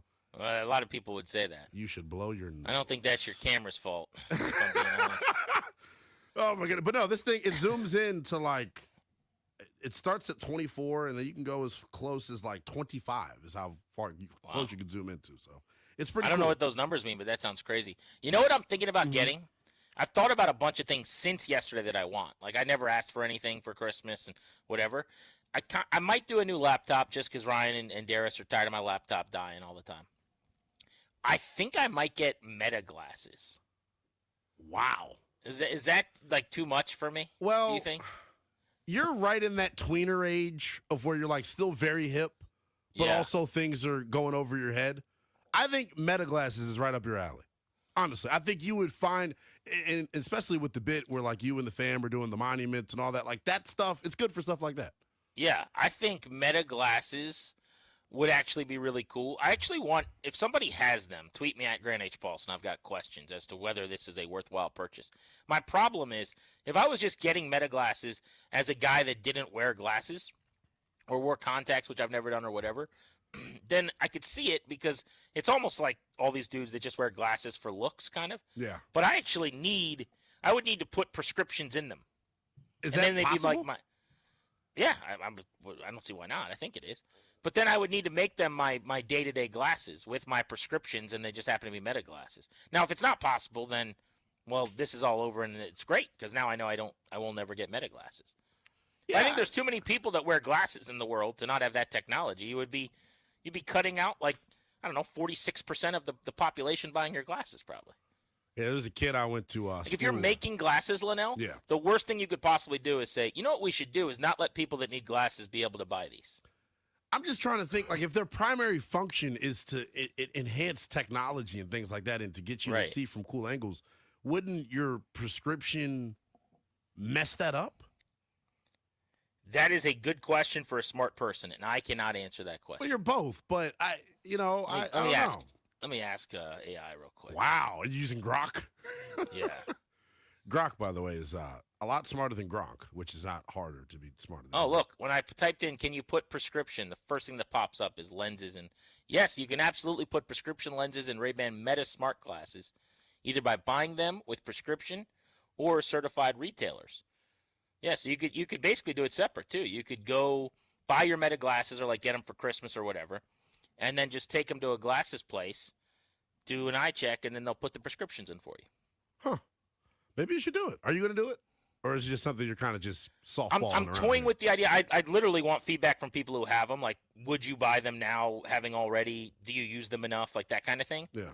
I don't know. If I do, I'd like it to be something that I use all the time. Like, I'm wearing them most days. I just think it's cool for POV stuff in our business. Imagine being in the press box. Exactly. Like one of the guys who's on the beat, David Harrison, the other day, was like, I think, I don't know if he uses them in press conferences or whatever, but he's like just tapping his eyes, like looking out at the field. I'm like, what the hell are you doing? Are you itching, brother? Right. I was like, what's going on over there? Yeah, But it's super helpful. It's like he's watching. If you're watching training camp, and now teams are going to come out with all these rules. Hey, none of these in the locker room. Guys are uncomfortable getting changed. I'm like, yeah, I totally get that. But, for what we do, like if you're watching a training camp practice and I could just tap twice and now I've got all the 11 on 11 that I want to go back and, like, that's awesome. Yeah. Wow. It's an interesting bit because I know how strict the rules are at camp with you not being able to record certain things. Imagine if you had a pair of Meta glasses that, like, no one realized was Meta glasses, and you just recorded the entire 11 on 11 when you're not allowed to record. Exactly. The more I think about it, the more I think it's a slam dunk for my life and the stuff I do. But this is also one of those things where I'll come up with an idea that I'll be obsessed with for like 10 days.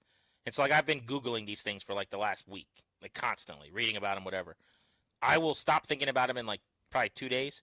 And like 2 years from now, I'll be like, remember when I almost got Meta glasses? Like, that's how it normally works for me. I feel that. It's like a passing thing. So if I just lay down until the urge passes, I'll be fine. I probably just saved a couple $100 and there we go. Make it work. Linnell in for Danny. It's G&D on the Fan. We do have a Beltway Blitz coming your way. Still a lot to get to on a show that's going to take you up to 6:30, including what is your priority at running back this offseason? Do they need to add to that position room? We'll also talk about the future of Daron Payne as well on G&D.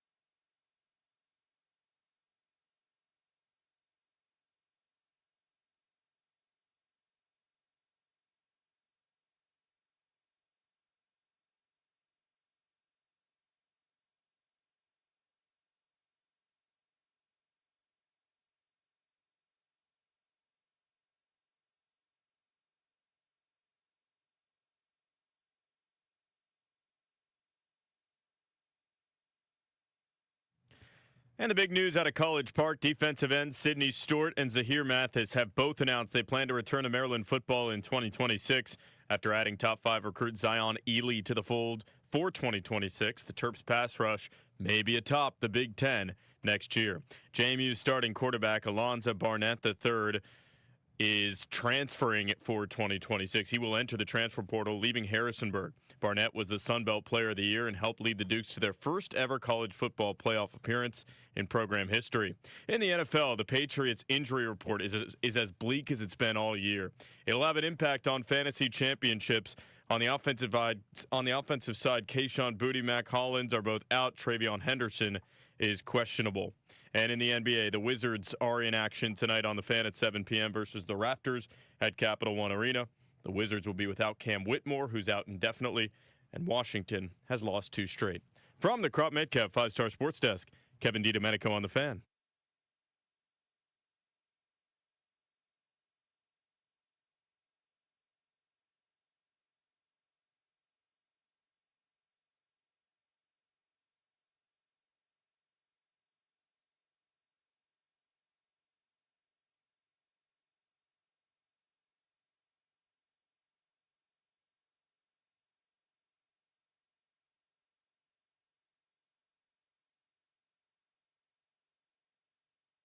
I had a couple listeners hit me up during the break, Linnell, on Twitter at Grant H. Paulson and tell me that Jason from the Junks, old Bish, was selling he was selling meta glasses. I guess he had meta glasses that he was getting rid of. So I texted him, and he said he already moved them. He said they sold a couple weeks ago. So too late, but I appreciate the feedback on that. See, that's how you help. That's good help. It's an inclusive radio show. Doing its thing. Football Friday on Grant and Danny, presented by Chiniga Mayos, a 2025 top workplace. Visit careers with MIOS.com. Show's brought to you today and every day by the law firm Kandori and Murat. They are our exclusive sponsor, and they take good care of us here at G&D. Law firm, they're based out of Fairfax, really good dudes. We traveled with them a couple times to road games this year in Minnesota and Kansas City. They're going to square away your last will and testament, set up a living trust, put together a medical power of attorney. Go schedule a free consultation with our guys, and they'll take great care of you and your fam. KMLawyers.com. Mention us for a discount. That's KMLawyers.com. We'll get you started on the Beltway Blitz on the ice. Mike Vogel, washcaps.com. The Caps have been enjoying a much-needed break based on how they had been playing after getting just one of a possible 4 points against the Red Wings. I think they dropped 5 out of 6 going into the break, just weren't playing well. And Mike Vogel here to break it all down. Then they got blown out by the Rangers, gave up a 7 spot in that final game before the break. Vogues, what was going on? I mean, that was starting to get alarming with just the quality of the play and the lack of point production.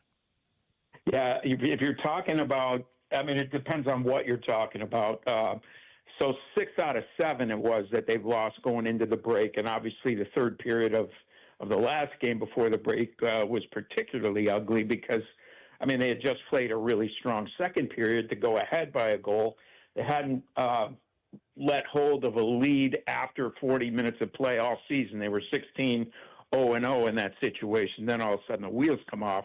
They give up 5 goals in just under 10 minutes. And now you're going into the break, and you got to sit with that for 3 days. So far from an optimal situation, but there's nothing you can do about what happened. You got to come out of this break and find your game pretty quick, because starting tomorrow they play 22 games in 41 days, and the first 4 of these games are against the 4 teams that are immediately behind them in the Eastern Conference standings. They sit 7th as we talk right now, and they're going to be playing 8, 9, 10, and 11, not in that order, but that's what they've got, and in a real short period of time, too.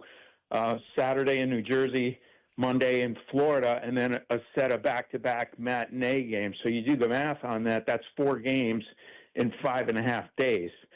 So it's they're going to hit the ground running. They go from 0 to 90 tomorrow morning when they hustle out to the airport to do something that, you know, it only happens once a year, where you fly the day that you're playing the game, and it's on December 27th.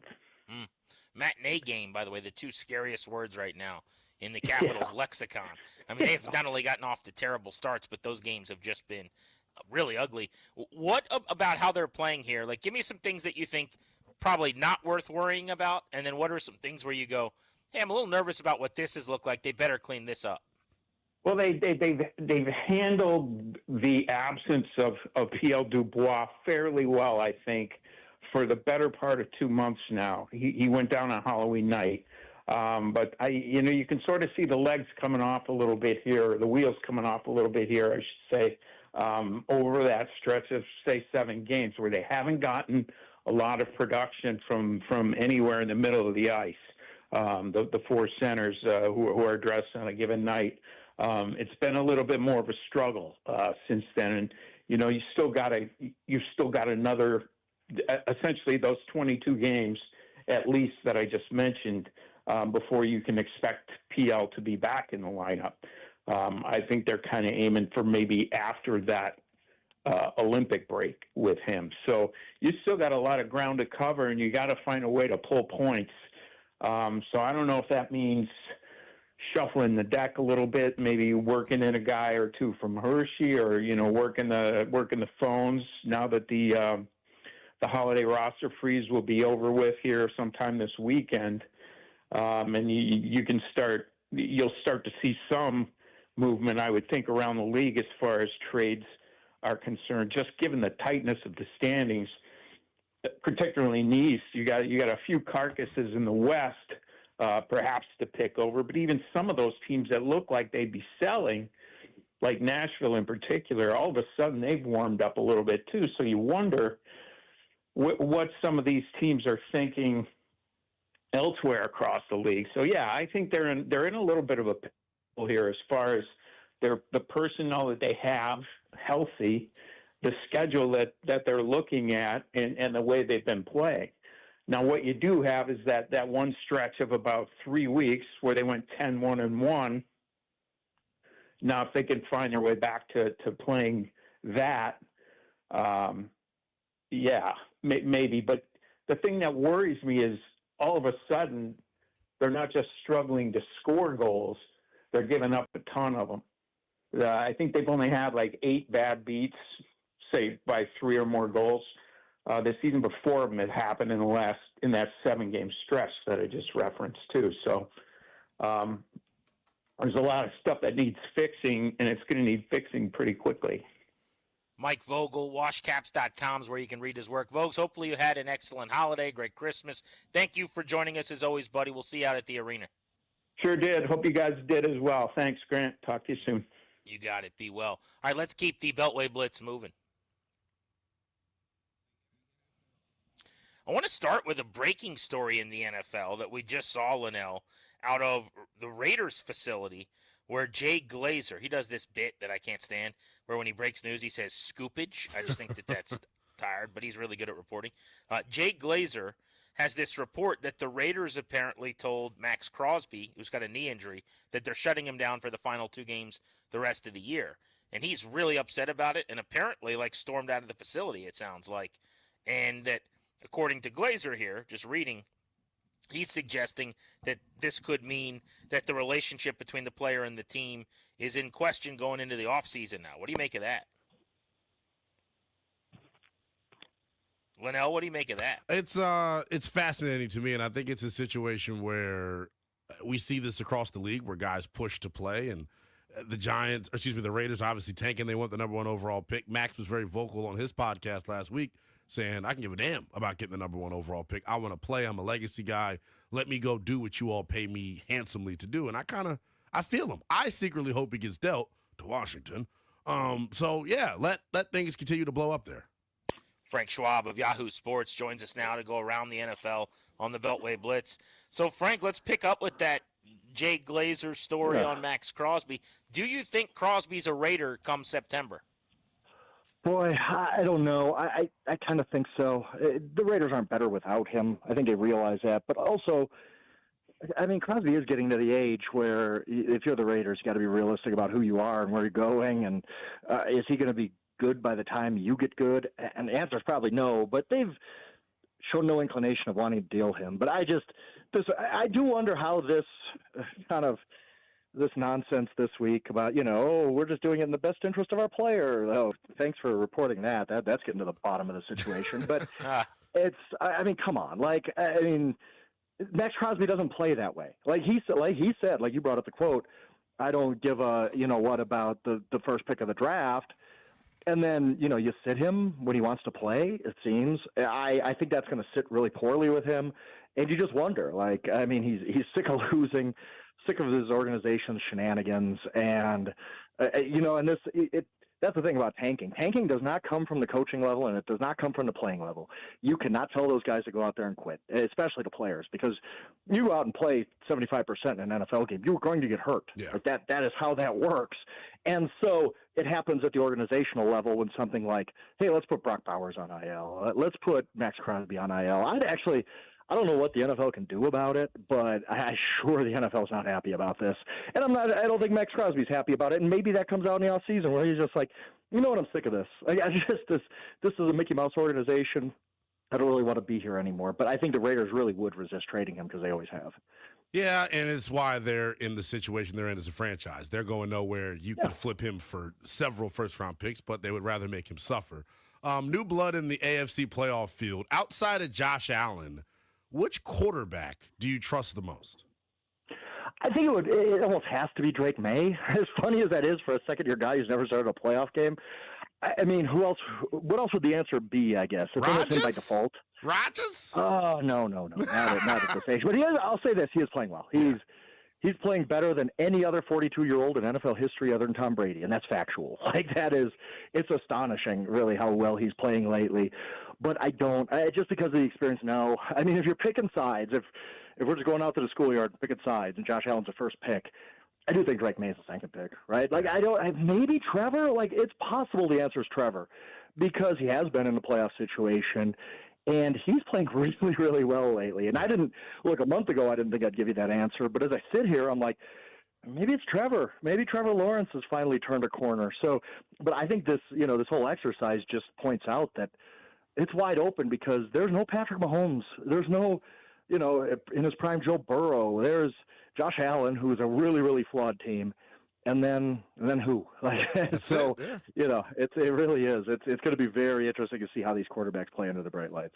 It's really strange that we essentially know everybody who's going to be in the playoffs and everyone who isn't at this point. In the NFC, you could close the book on the binary in or out, and some seeding's up for grabs.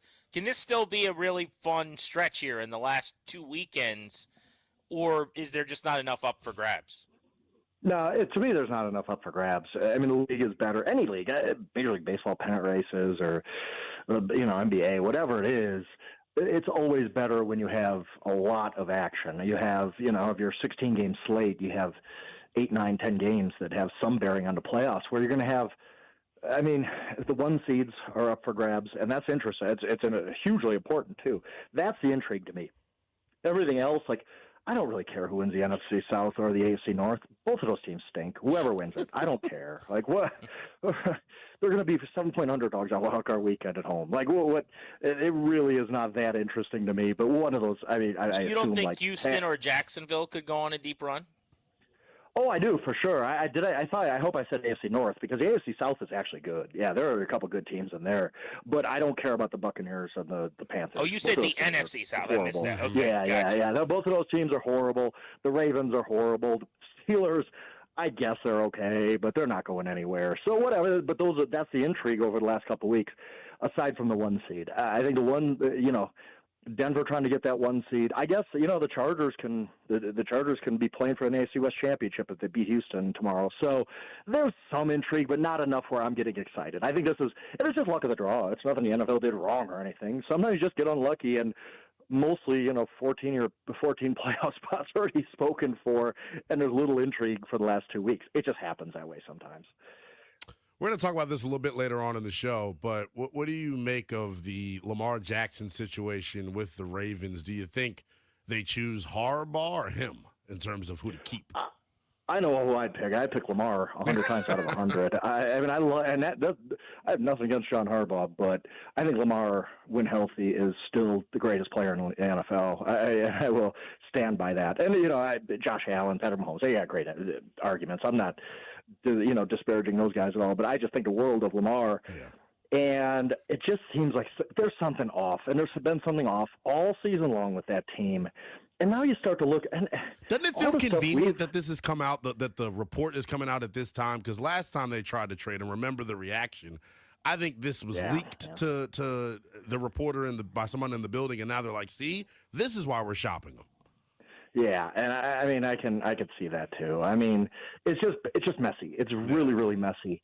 But all the things we've said about Tomlin for the past 3-4 years actually apply to Harbaugh. I mean, if you look, they haven't won. They have not. I mean, Ray Lewis was playing back last time they won the Super Bowl. That was a long time ago. They have not won multiple playoff games in a season since then. They've won one a few times, and that's it. And all the we all put all of the blame on Lamar for losing these playoff games when they're hosting the AC Championship game or they're the 1 seed against Tennessee. Well, what about the blame for John Harbaugh?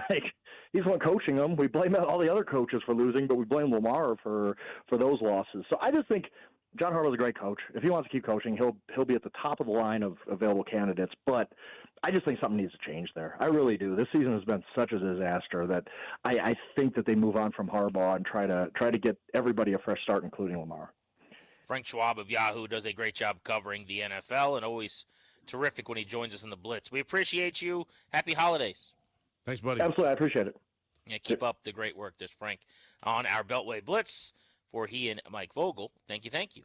Next, I want to get into the Commanders' running back room. I said something to a buddy yesterday, completely disagreed with, who covers the team, and that was essentially that I'm just not going to spend a lot of time this offseason worrying about running back. I want to see what Linnell thinks about that, and I want to have that conversation next on G&D.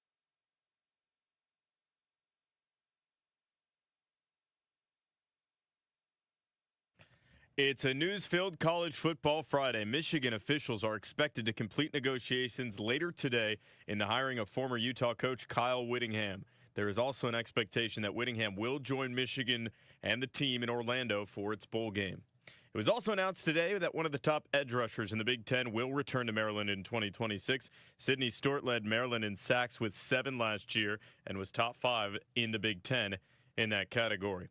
More quarterback movement down at Virginia Tech. Hokies quarterback Pop Watson, who led Tech to a win over Virginia last year, will enter the transfer portal next week.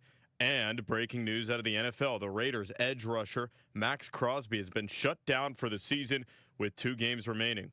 According to Jay Glazer, he disagreed with the decision and has left the building today.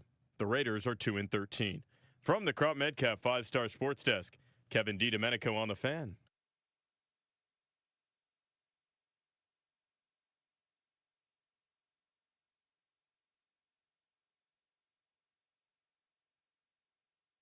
When these games happen in front of you. Oh, you're studying that? I think when I'm looking at the Krosky Merritt. That's a great sight to see. Krosky Merritt. Let's go. Cue for the long touchdown. Perfect timing. Oh, they just needed Clint Portis to join us.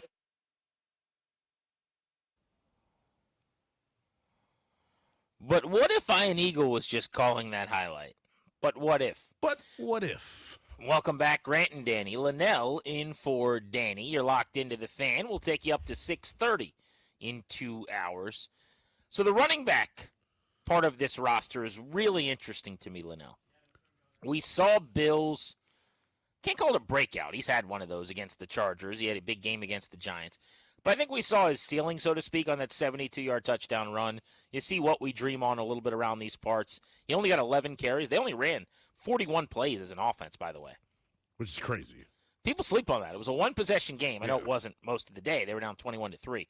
But Dallas out-snapped them 87-41 yesterday. If that doesn't scream my defense was atrocious, I don't know what does. Yeah, 480 to 328 in yardage. And time of possession was wild, bro. 39 minutes essentially to 21 minutes, something like that. It's like an 18-minute discrepancy almost between the two. So the Cowboys, even though they only won 30-23, they never broke a sweat. I don't think they ever were really at risk. I don't think they ever felt like they weren't going to win the game to get to 7-8-1. But I bring this up to say, because they only had the 41 plays, because they only ran the ball like traditional runs 14 times, Bill got 11 carries. That's it. But he went for 105. It was like he was at Arizona or something. He averaged 9.5 a pop, scored 2 touchdowns, and hits the home run from 72. I'm thinking of like really long touchdown runs for Washington. What comes to mind? I've got Adrian Peterson for 90 against the Eagles. Yeah, that was one of those where like they stacked the line of scrimmage. He breaks through and no one's around him, and because it's like they're basically like almost in a goal line defense. I mean, everyone was right up on the line. Like you're just going to win a race. Brian Robinson last year. That was a good one, but that was like 40 plus. Yeah. I think it was 40 yards or 43 yards against the Titans. There was a 60-yarder or something like that from McNichols this year. Yeah, against the Raiders. Raiders. And that was another one where like he runs into a wall. Everybody kind of stops thinking he's tackled, and he comes out like a surfer through a wave. Kind of a fluky run. You know what I mean? Yeah. But still, give him credit, like good football play. This is something we have just not seen. Chris Rodriguez can't do that yesterday. Jeremy McNichols cannot do that. There's no one else on the roster who can. So to me, Bill is, based on that ceiling, the guy going into the offseason. But here's the conversation I want to have. Is running back an area where they need to get better, or it'd be nice to? They have so many other significant needs in areas where they must get better, where they have actual needs. I think running back is a want. I have been making the case that if they run the exact same room back, I'm okay with that. It's not my preference. Like, I would like to do something a little different. I'd replace McNichols, who's going to be basically 30, with an Eckler type, either in the market or, you know, if you get extra picks. If they only have 5 draft picks, I don't think you can use one on a running back. That would hurt. I mean, you don't have picks, man. Yeah. For a third down back, like a rookie generally is not a pass pro guy anyway. Right. And that's the role you're talking about. So you probably want a veteran Eckler-esque third down and pass pro type back to be McNichols. And in that case, does he eat into the first and second down timeshare some? Maybe. But I've got some version of Bill and Rodriguez again. So I'm rolling with this group kind of, and I'm worrying about a lot of other things. Do you think that's crazy? I don't think it's crazy, but I think it's important to note why we're in this camp. We're not in this camp because Bill and C-Rod are world beaters. It's because of what you mentioned. You have a CVS receipt full of needs right now, and to me, especially if you're talking about spending draft capital on it, I'm telling you now, and we were having this conversation on Wednesday, me and Tobes were, about, Caleb Downs versus Jeremiah Love if you're going non-rusher in the top 5 or the top 10, wherever they end up picking. And, the more and more I think about it, I'm a huge Jeremiah Love guy. I think he's a top 5 player in the entire class. But it would just be hard from a positional value standpoint to use any of these picks on a running back, especially when you consider – Grant, I don't know how many of these dudes are going to actually hit free agency because teams have the luxury of the franchise tag. But the 2026 free agent running back class is, loaded. Yeah. Breece Hall. Rico Dowdle, who's coming off a crazy year. Travis Etienne is a part of this I'll group. run through the names right now. It's because it is sneaky awesome, actually. So this is based on the value AAV that these guys were on. So, basically how big the name is, how much they've been making. Mm-hmm. Najee Harris of the Chargers at 28, not interested. Austin Eckler coming off of this past 2-year run with Washington, obviously tore his Achilles, will be 31. We just saw him on Netflix pregame. He may or may not even play next year. Travis Etienne, who's about to be 27, is a stud with the Jaguars. He's going to get paid, though. Yeah. I mean, that's RB1 kind of stuff if he leaves Jacksonville. So that's the opposite of what you and I are talking about. Right. You and I are talking about, do you want to rearrange the deck chair, so to speak, and tweak something on third downs? Etienne would become your bell cow and costs a bunch of money. Javonte Williams had a hell of a year in Dallas. I think they should keep him, by the way. But he's going to get paid. Rico Dowdle went ham for about 6 weeks in Carolina. He's come back down to earth pretty considerably and now in a timeshare with Chuba Hubbard. He's available. Nick Chubb, Breece Hall, Kenneth Walker is a star. J.K. Dobbins, hurt again, always hurt, but was running really well. Just to name some of these guys. You know who's sneaky going to make a lot of money? Who actually I would love to bring here. This would be a priority sign for me. Who's that? Kenneth Gainwell from the Steelers. Kenny G, yeah. He's interesting. Gainwell, who played in Philly, has been a huge asset for the Steelers the last few weeks. He's only 26. He's about to be 27. But he is 5 years into the league. He's only, this year made $1.8 million or whatever it was.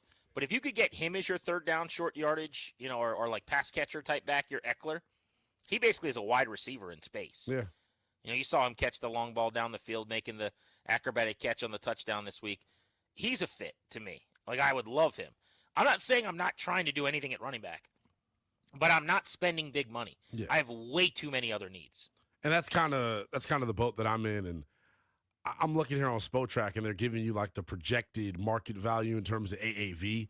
The cost is going to impact that as well in terms of who I actually want to give a strong look at.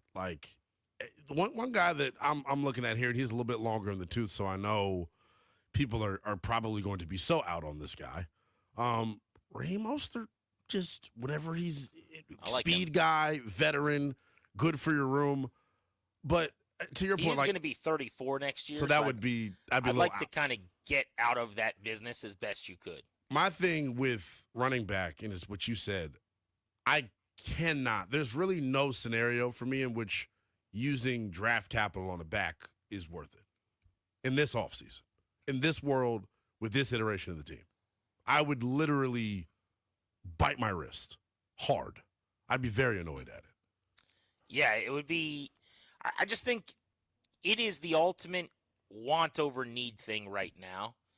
And when somebody, they're going to hear this and go, you guys are crazy. You're overvaluing Bill. You're overvaluing Rodriguez. You're mishearing us. Right. Let me clarify. Bill is a nice little player. Rodriguez is a very solid thumper. He's Brian Robinson-ish, and I think he might have a little better traits than Brian Robinson even. But if anything, it's an undervaluing of the position.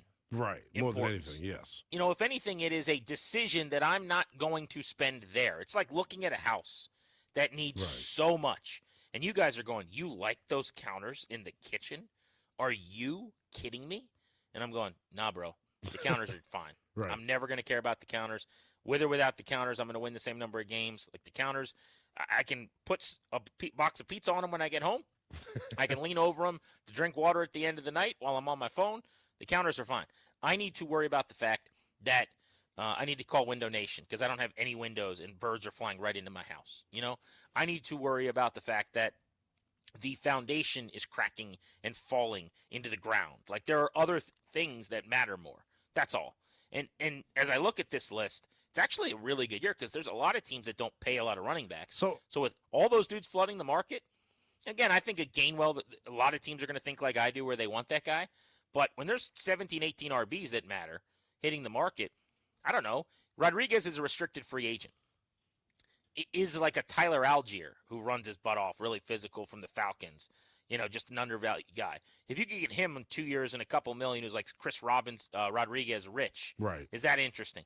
Yeah, sure. I'd be down. I think you can upgrade. I'm not saying you can't. I see what Derrick Henry did for the Ravens. I see what Saquon Barkley did for the Eagles. I'm not anti-RB like so many people are. I would draft guys in the first round that are special. This team just doesn't have the picks to do it. They just don't have the luxury to do it. And you can't upgrade every position to start them.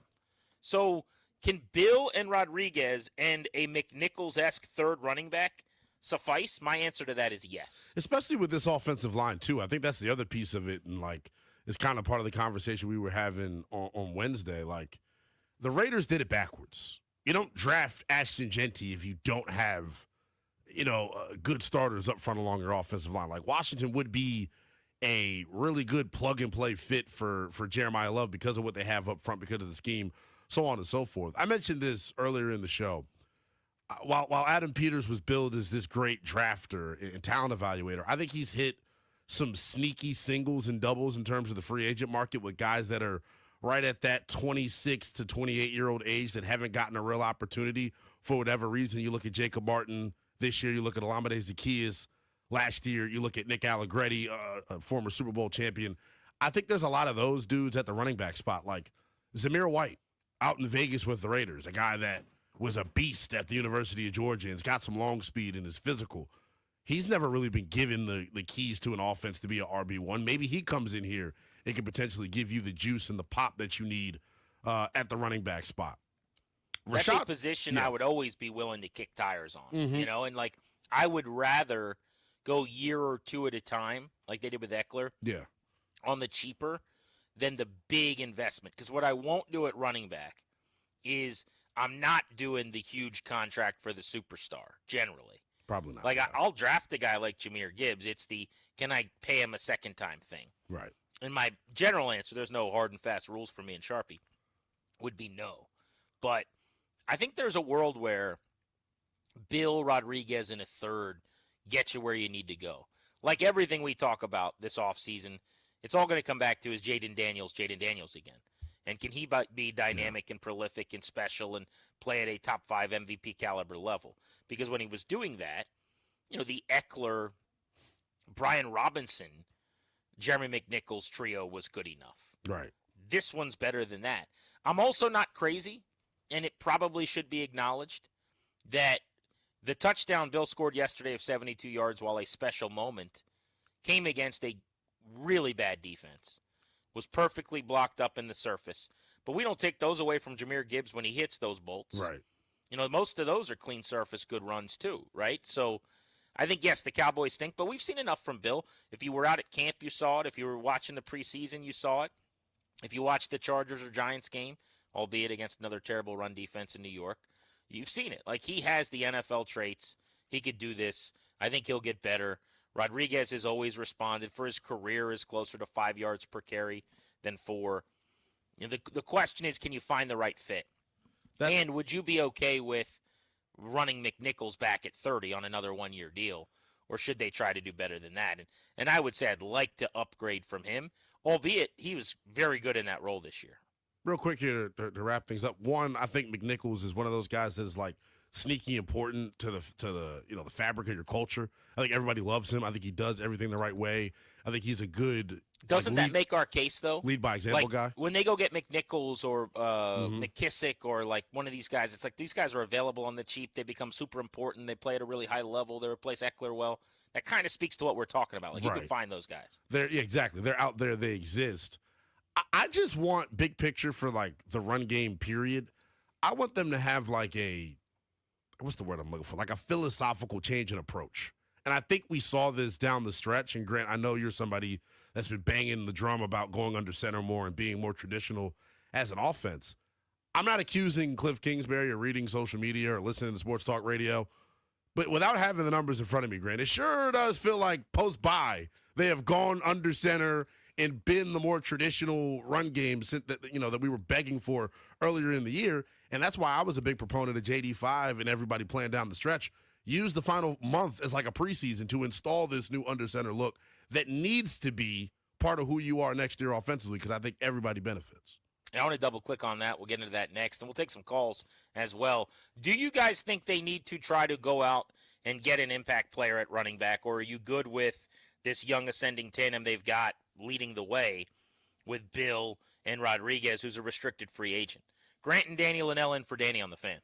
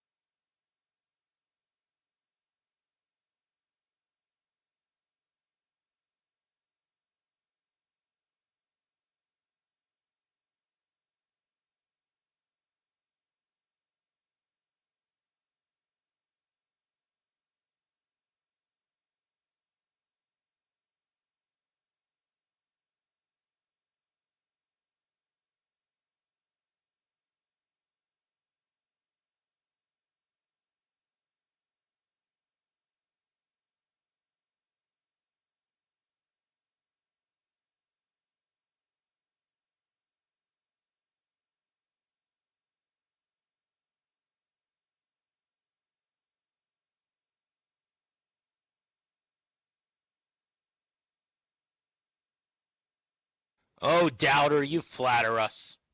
Welcome back, Grant and Danny on the Fan. A Football Friday on G&D, presented by Chiniga Mayos, a 2025 top workplace. Visit careerswithmios.com. Linnell's in for Danny. We're talking about Washington's running back room. Could you get down with running back Bill and Chris Rodriguez next year and swapping out Jeremy McNichols, third down, pass catcher, shotgun, personal protector, all that stuff, with a younger, more dynamic version of him? Like, that's my plan. Or do they need to go bigger at running back? You ask this, and you kind of know what's going to happen, Linnell. Yeah. At Grant H. Paulson, I'm getting several responses from people going, I see that. I'd like to get a stud, or let's go get a big-time running back. And it's like, yeah, of course. I'm basically, when you ask that, it's like, are you cool with the very mediocre car that you have, or would you like a really nice new one that smells new? And everyone wants a new one. But if it's that or being able to, pay your house payment down, or that or, the vacation in the summer, like, what are you choosing? And that's kind of my point. So if you want a nice running back who comes in here in free agency and you pay a stud, and you could pick a guy out of that pile we talked about, Linnell. Yeah. Like, give me a good, like, who's the best running back available? Probably Breece Hall. Probably Breece Hall. Okay, so let's say you paid good money for Breece Hall. Would you rather do that than really cement the edge position? Exactly. I wouldn't. Exactly. Would you rather do that than get faster and younger at Mike linebacker with the green dot, or off-ball linebacker if they're rolling with McGee? I wouldn't. Yeah. Would you rather do that than pay a corner good money to start outside with either Amos back healthy and Mikey Sanders still or whatever, maybe to pay a nickel corner so that Mikey could stay outside? I wouldn't. Would you rather get the really nice running back or the tight end who pushes the seam down the field, who's a legitimate weapon for Jaden Daniels? I'd rather have the tight end. Those are the conversations. Would you rather the running back or a really good receiver opposite Terry McLaurin that you bring in free agency? I'd rather the receiver. So that's kind of what I'm asking. So one thing that I saw that kind of made me roll my eyes a little bit is this notion that that Bill, I think the quote was, Bill gives you nothing in the pass game, something tweeted at you. I don't think it's that. I just think he hasn't earned the opportunity to get those obvious passing snaps because of the woes that he has as a pass protector, which I think are what would I say, are overly talked about. I don't think he's like horrible in pass pro. I just think he's got to be more focused. He's also a rookie, which most of the time is synonymous with not being good in pass pro. Exactly. But I'm with you. Like, I've been asking, and we finally saw it in this game. I don't know if it was on purpose or not, but a little bit more pass down, shotgun, like Bill in pass pro, and getting him on the field in those situations. I don't know why he couldn't be productive in the passing game unless he doesn't catch it well. Which is not the case. It can't be I caught have no well. reason to believe that. Like, I haven't watched him on a jugs machine or whatever, but at camp, he caught it really well when I watched him.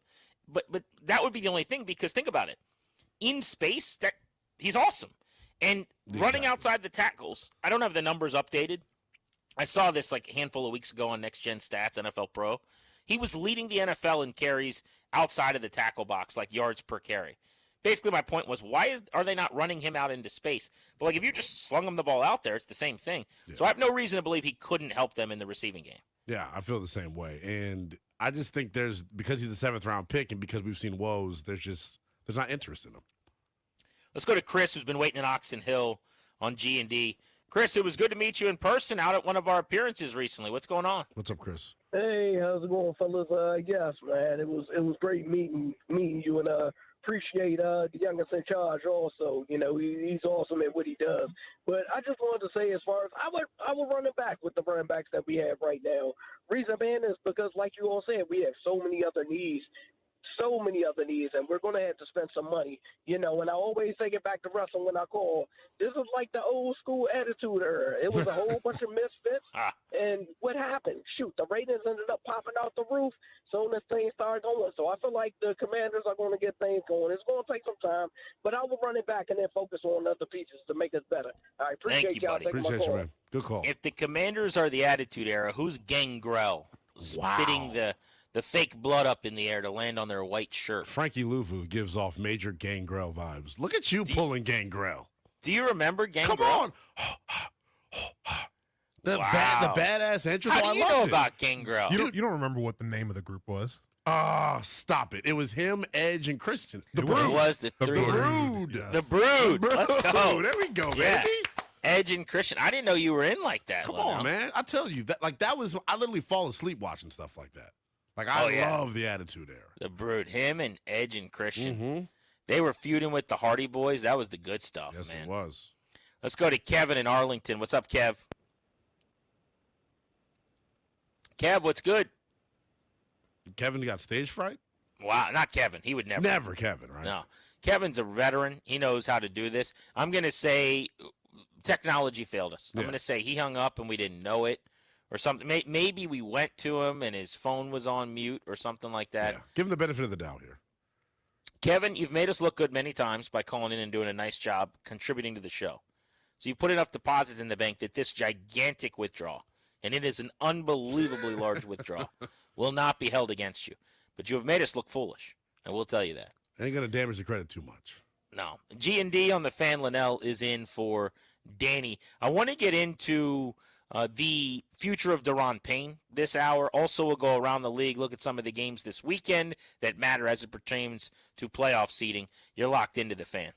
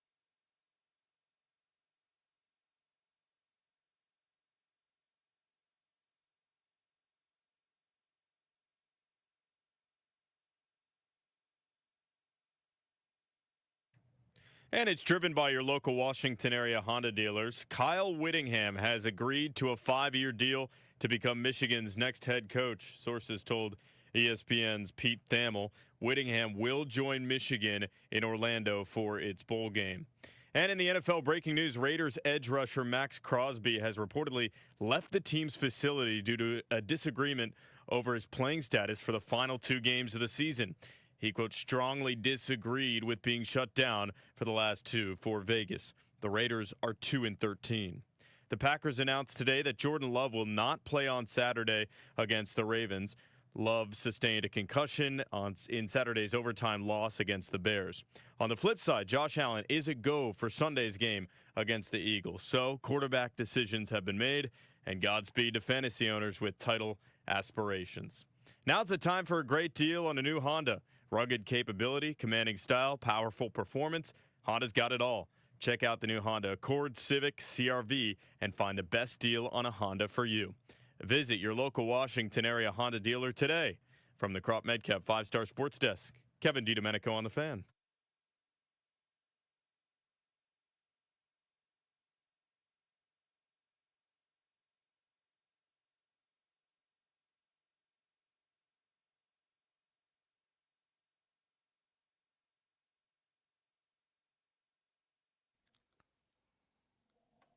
Final 90 minutes of Grant and Danny will take you up to 6:30 on the Fan. Linnell is in for Danny. You are locked in to G&D. Wizards basketball tonight as part of our live local program. DC family, baby. You love the DC family. I don't mean the Wizards. We all love the Wizards. Linnell does this thing where he just refuses to call them that, and he calls them the DC family. So every time I hear him on the radio and I am in the car, I'll text him, #DC family. Come on now. You know why what do you it do is. that? It was their hashtag when they were good. So I'm But kind of don't like, you agree that it's a this bad is one of hashtag. this is actually an age difference, I guarantee you. The idea of the hashtag thing drives me crazy. Like, I hate it. Really? Yeah, like I don't use the word cringe because that's like a kid thing. Like, oh, that's so cringe. But whatever that means is how I feel about it. It is cringe-worthy.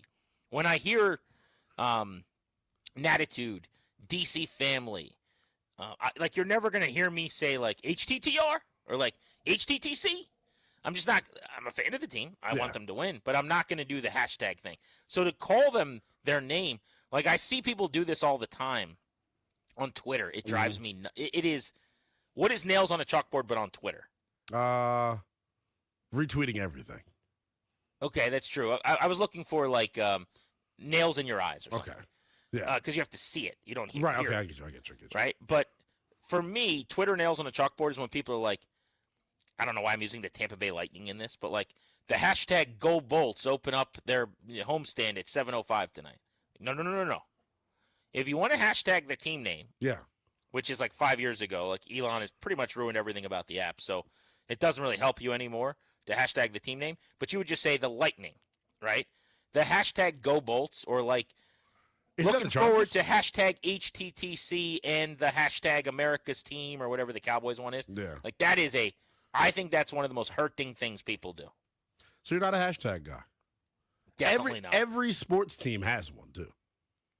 Oh, I'm sure they do, yeah. And I feel like there was actually a time where there was a functionality to it. Even when you type digging the hashtags hashtag now, it like comes up and it'll put like a nice little logo next to it. Hashtag DC above all. With like absolutely not. That's another Wizards one. Yeah, that's tough. I mean, again, I'm not mad at the teams for doing it. Raise Hale? We're not a hashtag Raise Hale guy? I am most certainly not a Raise Hashtag Hale all caps? Are you out on that? No, he is. There's no way you're out on all caps. Here's the thing. Is it a hashtag? Yes. Then you'll never see me say it or use it. Wow. Like, I've never once, ever. I mean, watch, someone will like search a tweet from like 3 years ago. And Find a hashtag. I was probably like fired up after. Let me be the guy to go find it. Actually, Yeah. Somebody's I'm like, oh my god, I used it in all caps. Yeah. Well, yeah, exactly. But it's just not my thing. It's just not like I find it cringeworthy. I think it's terrible.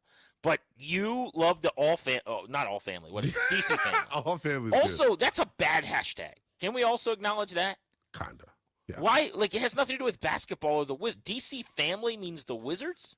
What does that even mean? Like the fans are part of the DC family. It's like an inclusion hashtag. great. But that has nothing to do with basketball or the Wizards. Yeah, it doesn't. They play in D.C. That's what. True. That's the only thing. It excludes the 2 markets where their fans all come to the games from. Well, yeah. Well, some fans. The majority of the people in the stands are from Virginia and Maryland. Yes, that's true. Let me not. And the hashtag is DC family. Like, it's not DMV family. But also, I'm not trying to, DC is my home city, whatever. Like, I'm all in. I'm not trying to throw shade at DC. Again, where is a basketball mention? There's nothing about basketball in DC family. That makes no sense. Even in the other one, DC above all. Also makes no sense. Doesn't. Well, it's That's a Wizards hashtag? That is. Darius, are you familiar with that one? DC above all? I think that I was want like, to say their current one is for the district, but DC above all was maybe like a couple years ago. Yes. Yeah, that was like John Wall, Brad Beal era. For the district is tough. I like that one. Tough in a good way. So are we realizing, though, there's a very sneaky, it's very Subtle. District of Columbia themed. When the Wizards are Virginia's team, they're Maryland's team, they are also DC's team. We kind of got into this a little bit when they almost moved. Were they DC above all when they were trying to move to Virginia? I'm curious. What was the name of the mayor? She was on one, man. The name? You mean the mayor of DC? No. I was talking about Louise Lucas. That's what I was talking about. Oh, who she's tweeted not at me? mayor. Who tweeted at me? Yeah. Or governor, I guess, or what? What is she? If she runs her own Twitter account, I'll give you every penny in my pocket. Okay. It ain't. I mean, if you think she's sitting there memeing everybody every time her name comes up, now maybe she is. I don't know, but She I'm could going to just be a bet gangster. against that. Yeah. But yes, I wonder if they were DC family, as they were in Potomac Yard. Probably not. Senator Louise Lucas, right? I don't get it. Maybe it's that I feel excluded. I don't know. I want the hashtag. Like, at least HTTC has the commander's name in it. Yeah. Okay. What is the raise hail? Yeah. Hail to the commanders, Yeah. right? I get it. Cool. People walk around. I want one of those hats that just say hail on it. I think So, that's by the way, I've been wondering this all show. Is the word capitals on your hat upside down? Don't even with this. Wait, what do you mean? I got a real question. I've been wondering all my show. God. Because you know how sometimes like the camera will do the bit where it flips your face. Yes. I need to throw this hat away. Okay. I really do. I'm going to give you the backstory. First of all, this hat stinks. Okay. I can't stand this hat. He wears Speaking it of so being much. an I'm old about to say, person. as he's wearing it right now. Yeah. Like, But this is the problem. yeah. Yes, I'm about to be 100. I've been this entire segment. I've been 100. So just deal with it. This hat they gave away this year. Mhm. It says capitals backwards and upside down. Now the backwards part is not as big of a deal because if you're doing selfie mode, I thought it was originally like so that people could shoot it in selfie mode and it looks good or whatever, which actually there'd be some merit to that. But it is upside down and backwards. So I had to look into this, and it became this huge thing during COVID when the world was upside down, was the logic. And some creator, some person, I don't know how this all came about, started doing upside down logos for sports teams like this. Well, this was almost 5 years ago. It's still spreading like wildfire. Young people like it. I don't know why. It's a terrible hat. Well, you like it. You're wearing the damn hat. No, I don't. So here's the thing. So first of all, it's Caps gear. Yeah. If okay. there's Caps gear, I probably own it, and I will rock it. But I really don't like this hat. I'm in my basement doing my show, and everyone in my house is sick, and I wasn't planning on leaving. But Darius will tell you I do wear this hat occasionally. So, like, just the other day, I wore this hat out. Someone's like, oh, tell me about this Capitals hat. And this keeps coming up. That's why I'm saying I need to get rid of it or stop. Like, it's like sunglasses I can't get rid of. Do you remember the Jeff Foxworthy bit where he's like, I paid $2 for sunglasses. I'm like looking over a cruise ship. I drop them into the water, and a mermaid brings them back to me. Like, did you drop your $2 glasses? Like, you just can't get rid of them, right? This hat is everywhere. Whenever I need a hat, I like look to my left, and my kid's like, Dad, do you want a hat? And he just hands it to me. It's like in my shotgun seat in my car when I don't have a hat. So like every time I need to put a hat on, this is the hat that I find right away. I've got 1,000 of them. You love this hat. I don't. Secretly. But I it's don't a even think Caps it's a hat. secret at this point. Yeah, so I don't understand it. It's upside down. It's backwards. They gave it away to game. I got it for free. At the time, I was like, this is kind of interesting. And it's just like more and more as I wear it now. And every time I have to tell the story, I decide. You I look like it so less. annoyed when I was about. As soon as I said, "What's up with your?" You Bro, immediately got annoyed. This is a sign that I've worn it too much. I mean, I've probably had like 10 people ask me about this hat in the last 2 weeks. That's tough. And every time, I either what I'm going to start doing is endorsing it. I'm going to be like, dude, my favorite hat, love it. Yeah. Google it. Like this means the world was upside down in COVID. That's what it means. And I'm just going to act like I like it. It's way easier. But I don't understand the point of this hat. I think on a scale of 1 to hashtags on Twitter for teams, this hat is right in the middle. It's better than those, but it's it's not. It's a nice beige color I see right there, too. I like it. The hat is beautiful. It's like it just put the C. If it just spelled capitals correctly, now we got something. That's tough. Now we're cooking with grease. This is the laziest week, by the way, in the world. You ever notice that? That week between Christmas and New Year's Day. Yeah. The people that are at work are kind of at work. I mean, maybe if you've got a job where you don't have a choice. Yeah. You're a pilot. You don't get to just half-ass it. You know what I mean? For this, yeah. Thank God. Totally agree. I saw, by the way, now I'm off on a tangent, but there was this story that came out where a pilot released either his contract or some type of negotiation or something, and people saw what pilots make, and they're taken aback and shocked that pilots are making $500,000 a year or something. Yeah, what the hell do you expect? They literally fly this big bird that carries hundreds of people at a time. And this was my they can't mess up. Wait a second. You're bothered by this? Yeah, what? This person has 200 people's lives or more, in their hands constantly, hours upon hours, several times a week. And you want them to be paid minimum wage? Yeah. You want $22 an hour? Is that what you're hoping for? Yeah, pay them like a board out. I That's did not incredible. understand the reaction to that at all. Me either. But anyway, where was I going with that? Oh, such a lazy week. So, if you're doing a job where you can, a lot of people are going to mail it in. A lot of people are going to take off. I'm off next week. Going to hang out with the kids, take them to a couple movies. Going to be fun. But I just think about that all the time. If there's ever a week that's the least productive, where you're just at your absolute kind of laziest, nubbiest, it's got to be this one. Especially, it's that ultimate week of last week of school feel, I think. Because January 1st, I'm going to start fresh. Right. I'm the brand new I got me. my resolutions, and I'm going to lose weight, and I'm going to do this and that. And so this week is this is the last time I'll eat my cake for a while, and this is the last time I'll go eat fried wings or whatever. So people are they're eating terrible all week. They're partying all week. They're drinking probably, going out and about. There's less work, and I don't know. I've just always felt like this was the ultimate lazy week. This in the lead into Thanksgiving, because it's always on a Thursday. So that Monday, Tuesday, Wednesday, I mean, you don't want to talk about mailing it in. You are FedExing it in, honestly, with the little work that people do. For us, I feel like because it is the heart of the NFL season, we're actually a little bit more dialed in. And obviously we mix in skits and bits. You guys have the food draft, and we talk about Christmas and presents and all that. But right. we don't really have that luxury during this time of year, because this is really when things are picking up. It's true.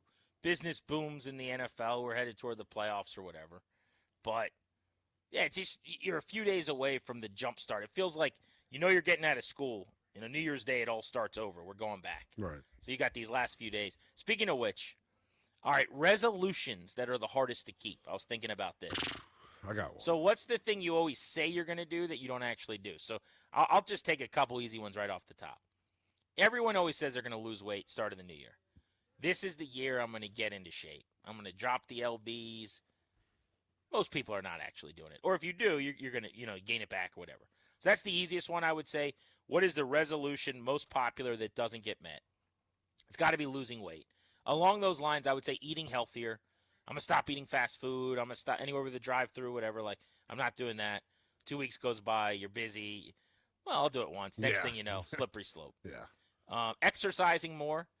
I know so many people who will start first 6 days of the new year, every day. You're in the gym. You're doing this. You get your membership. They skyrocket. Do you actually keep exercising? Yeah. That's going to be the grind. That's the challenge. So I thought of those. What else do you think are the hardest things where everyone says, all right, start of the new year, I'm going to do this, and then I don't actually go through with it? And if people want to hop in on this, they can. 800-636-1067. Hardest resolution to keep. For me, and I wonder how many, folks out there in my age group, maybe you could even relate to this too, Grant. It's kind of different because you got a wife and kids. So I'm like, man, I'm going to start cooking. Because, I know the financial benefits of going to the grocery store instead of stopping at Chick-fil-A, America's most, favorite expensive snack. I get it, but like it's just so convenient, and like I don't like washing dishes, and I think the dishwasher doesn't actually, wash the dishes properly. By the way, real quick on that, are you a hand wash or a dishwasher type of guy? Hand wash. Now, they're going in the dishwasher after, but I was raised in a household by Dennis Edward Paulson, who made you wash the dishes entirely before they went into the dishwasher. Like, I wish I lived in a house where you could just take the food, gross crust on the food, plate, and put it in the dishwasher. You're running it under the sink, you're scrubbing it clean, and then it goes in the dishwasher. I agree. And as I've gotten older, it's like, what was the point of even having a dishwasher? That's how I feel. I could have just dried the damn thing. Runs up that water bill. That's right. But I'm still to this day, you scrape the dishes off to the point where they're almost, nothing on them. Then you scrub them with a, whatever you got, Brillo pad, sponge, I like the things with the handles that you fill up with the soap on it. And then, you throw it in the dishwasher after. I don't have a lot. It feels like you hit them all. Like the weight loss thing is big, going to the gym all of a sudden, and then you do it for a week and a half and you're out. I always think about this, and then I'm like, damn, I can't do it. Saving money or spending less money. Yeah. Everything costs. I always am like, you know what? Look at this. I don't need this app, or I don't need, and I'll even go through sometimes, like on my own Rocket Mortgage or something. And I'll be like, I'm cutting this, cutting this, cutting this. Next thing you know, I want the Pro Football Reference subscription so I can compare this team to the 2024 team or whatever. Next thing you know, I'm on PFF like, it'd be nice to be elite to get some of the numbers on these college guys. I'm just adding a bunch of things left and right. I think saving money is really hard. One of the things I saw on a list of the hardest resolutions to keep was a lot of people, and this one seems dated just because I don't even know what percentage of people smoke anymore. Probably more than I think. But quitting smoking. Oh, quitting cigarettes or something like that? Yeah. I mean, that's got to be just almost impossible. Like, I can relate with my own vices, my sugar and once you're in it type of thing, Oh, yeah. But that's probably one. Like, here's a relatable one for a lot of drinking. Yeah. And I don't mean, like, drinking all the time or having a real problem, but, like, people that are just like, I don't need to go out as often as I do, or I could save money, or I don't need to drink every time I go out. That's a hard one, because then you're out with your buddies, and you're like, life of the party guy. Here we go. Yeah. I tried to do I did it this summer, and it worked, and then I saw results and immediately started eating the bad things again. But, like, eliminating rice and bread and stuff like that, in today's day and age, it's impossible. Oh, it is amazing when you cut carbs. Oh, my gosh. Pretty intensely, how fast the weight falls off. Now, what's funny is if you have like a nutrition guy on, like Logan is this way, Logan Paulson. I saw him at the Commanders game the other day. He had a plate of food, and I'm like, bro, you're eating. Like, that's amazing. He's like, carbs are good for you, man. He's like, carbs are fine. People give them a bad rap. I'm like, but you have such a, you eat that. Yeah. And then you've been to the gym this morning for 3 hours, and you'll go train with NFL tight ends for 2 hours.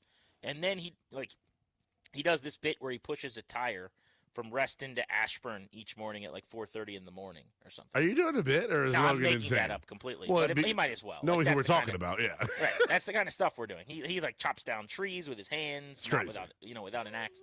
But like for me, if I eat that, then I just sit and talk to you for 5 hours. See what I'm saying? It does And not then burn when him I'm the done same with way. that, I go upstairs and I sit and I watch Hard Knocks, or 3 hours of football. Then I have to watch New Mexico and Minnesota, because what if I didn't watch that? And so, and then when that's over, there's like a Arizona directional team that's probably playing. And what if I didn't sit here and be fat for 3 hours? So that's very different than what Logan does.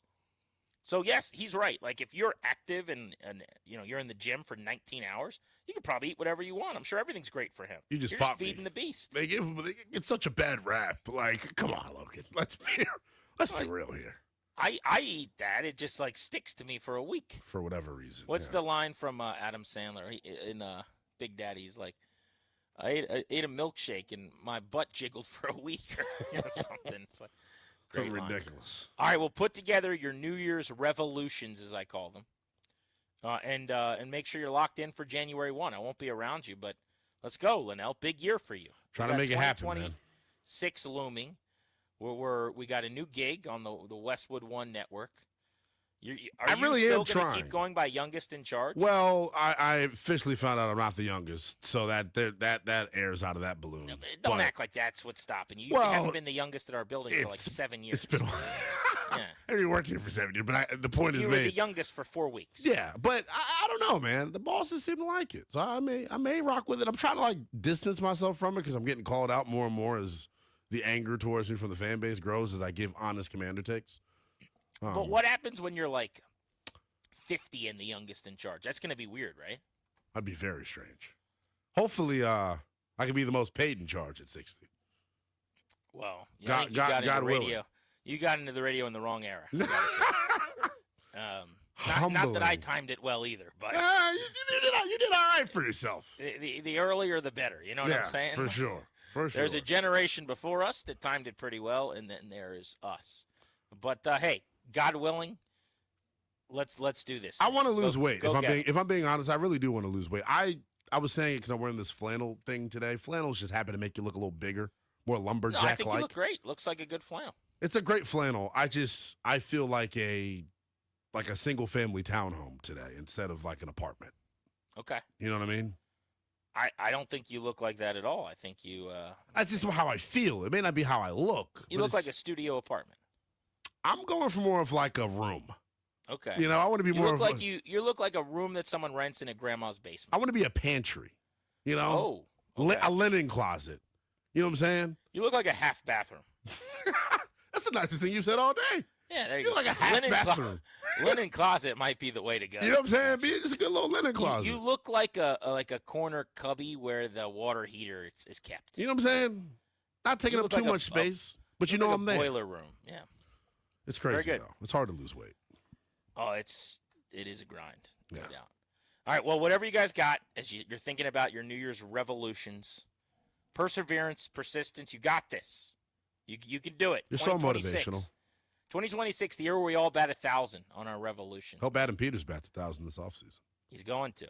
He does not miss. Is Deron Payne a part of the Commanders' future? That's next on Grant and Danny.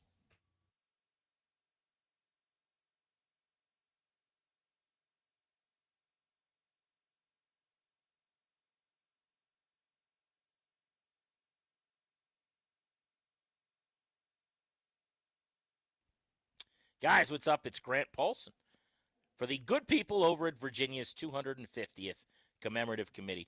Great group of folks. I've gotten to know them over the last several months. They are celebrating 250 years of America, 250 years of Virginia, and they're putting together a lot of amazing opportunities for families like mine to celebrate the important history of our state. I'm the father of 4 presidents. We like history around the Paulson household. We've gotten out and about to go check out historical landmarks over the years, including very recently getting the stamp in our VA 250 passport, which you guys should get your hands on. Going to Mount Vernon, we've got trips planned and coming up. There's all kinds of cool things coming down the pike. Honoring Indigenous Peoples, Tribal Nation Celebration, Jamestown Settlement, April 25th. That is awesome.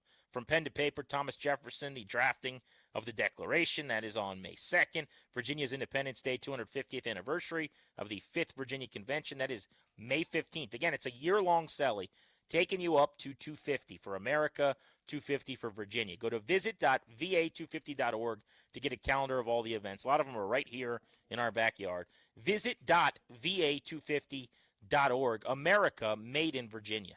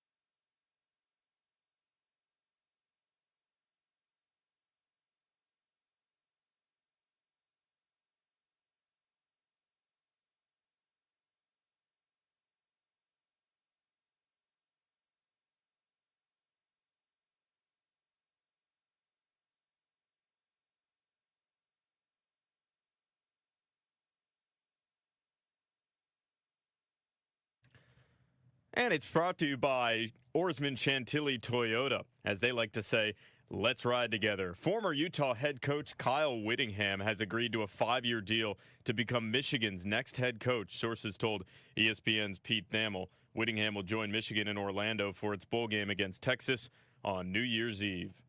In the NBA, the Wizards are back on the floor tonight against the Raptors after having Christmas off. Washington has dropped 2 straight and sit at 5-23 on the season. The game tips at 7 p.m., and you can hear it right here on The Fan.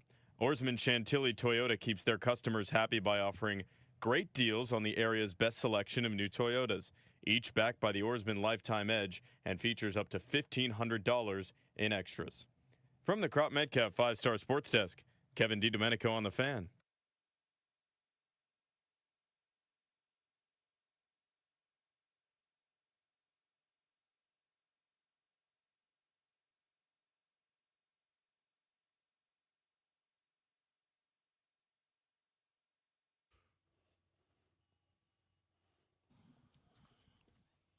It's like I'm at a rager. This is the good stuff here. This gets you ready for a little Nationals Park spring baseball game. We're going to party till we die on Grant and Danny. Linnell is in for Danny today. Football Friday, presented by Chiniga Mayos. 2025, top workplace. Visit careers with MIOS.com. Darius, let it drop.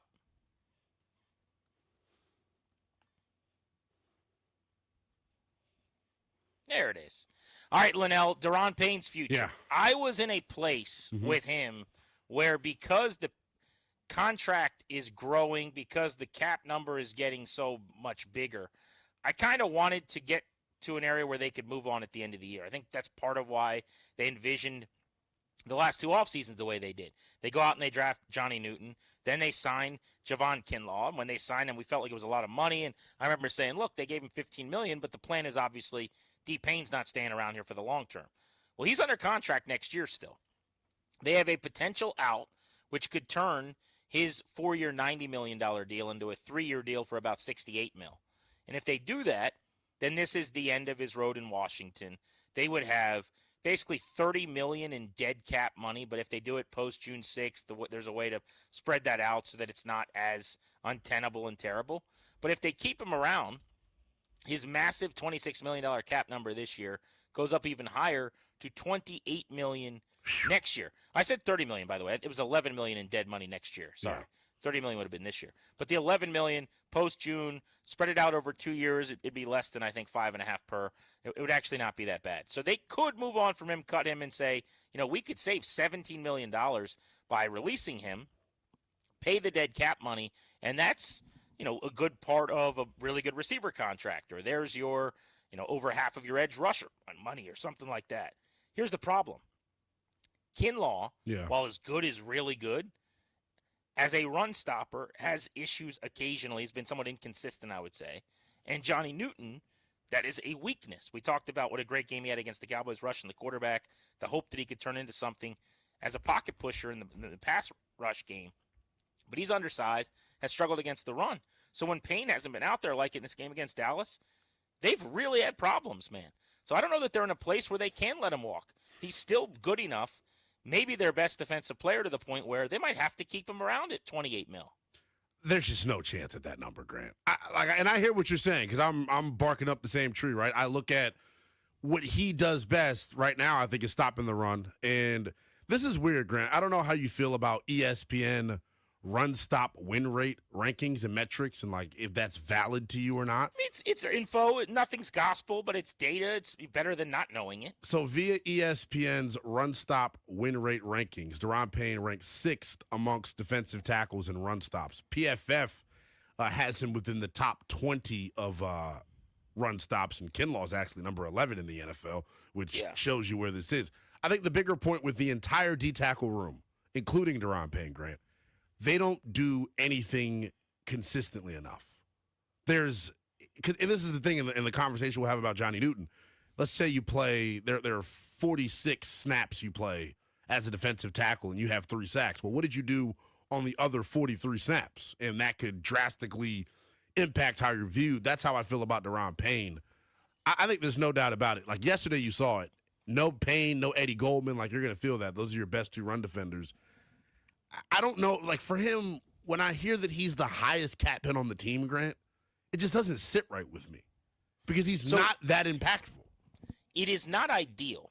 I agree with you. And this is kind of like the running back conversation we just had. Yeah. In a perfect world, do you want to do better than Bill and Rodriguez? Of course. In a perfect world, do you want to pay Daron Payne $28 million? Should he be their highest paid player? No. But you've already paid it. So now you're talking about eating $11 million to save the 17 to not have him around, right? Everyone says, well, how could you be saving 17 and eating 11? Well, just do the math, right? Yeah. His cap number is $28 million. So if they cut him, they still basically think of it this way. They still have to pay him $11+ million to not be here. Right. So that's dead money that he doesn't get that no one else can get. But you would be paying him 28, so you're saving 17 by only paying him 11 to not play for you. So it's 11 to not play for you or 28 to play for you. I don't think it's untenable. I think he has played at a very high level for the most part. I think who's better than him on their defense? Is he the best player on their defense? I think he is. Yeah, I would say so, probably. Now, it's a bad defense that doesn't have enough stars. Yeah. He's not going to the Pro Bowl, but I think he's played at a fringe Pro Bowl level. Would you disagree with that? I don't know if I could go that far. Just because would you be shocked if he made the Pro Bowl? Yes, I'd be stunned. You would. I'd be stunned. I just think the down in, down out consistency is not there, and I think you can say that about the entire defense. So, like, I don't want to get on them too hard. The question was asked by Liam Griffin to Cliff Kingsbury. What was Josh Johnson's superpower? What's Daron Payne's superpower? We thought he could rush the passer. When he got paid, it was pass rush. And that's just clearly not what he is, though, you know? Correct. So if for people that don't know, you know this, but his sack numbers, like, guess the year that happened right before he got his huge contract. Here's his sack totals year by year. 5, 2, 3, 4.5, 11.5, 4, 4, and 2. Which one do you think came right before the monster contract? Tackles for loss, ready? 6, 3, 7, 6, 18, 13, 15, 13, 5, 6. Yeah. Everything was the best that it's ever been as a pass rusher. So that's what got him paid. That's not necessarily what he's doing now. He's got 2 sacks this year. But I think he does occasionally take over drives. He does, like there's these drives where first down batted ball, second down pressure incomplete, third down hit on the quarterback, and they got off the field, and you're like, damn, that's why you pay this guy. So is $28 million what he should cost? No. But this is not how it works. When you're going to go buy a house in a few years, Linnell, you're not going to get to pay what you want to pay. The market just says, hey, this house that you want is $687,000. You're going, really? I got to put money into this house. How could that possibly be the case?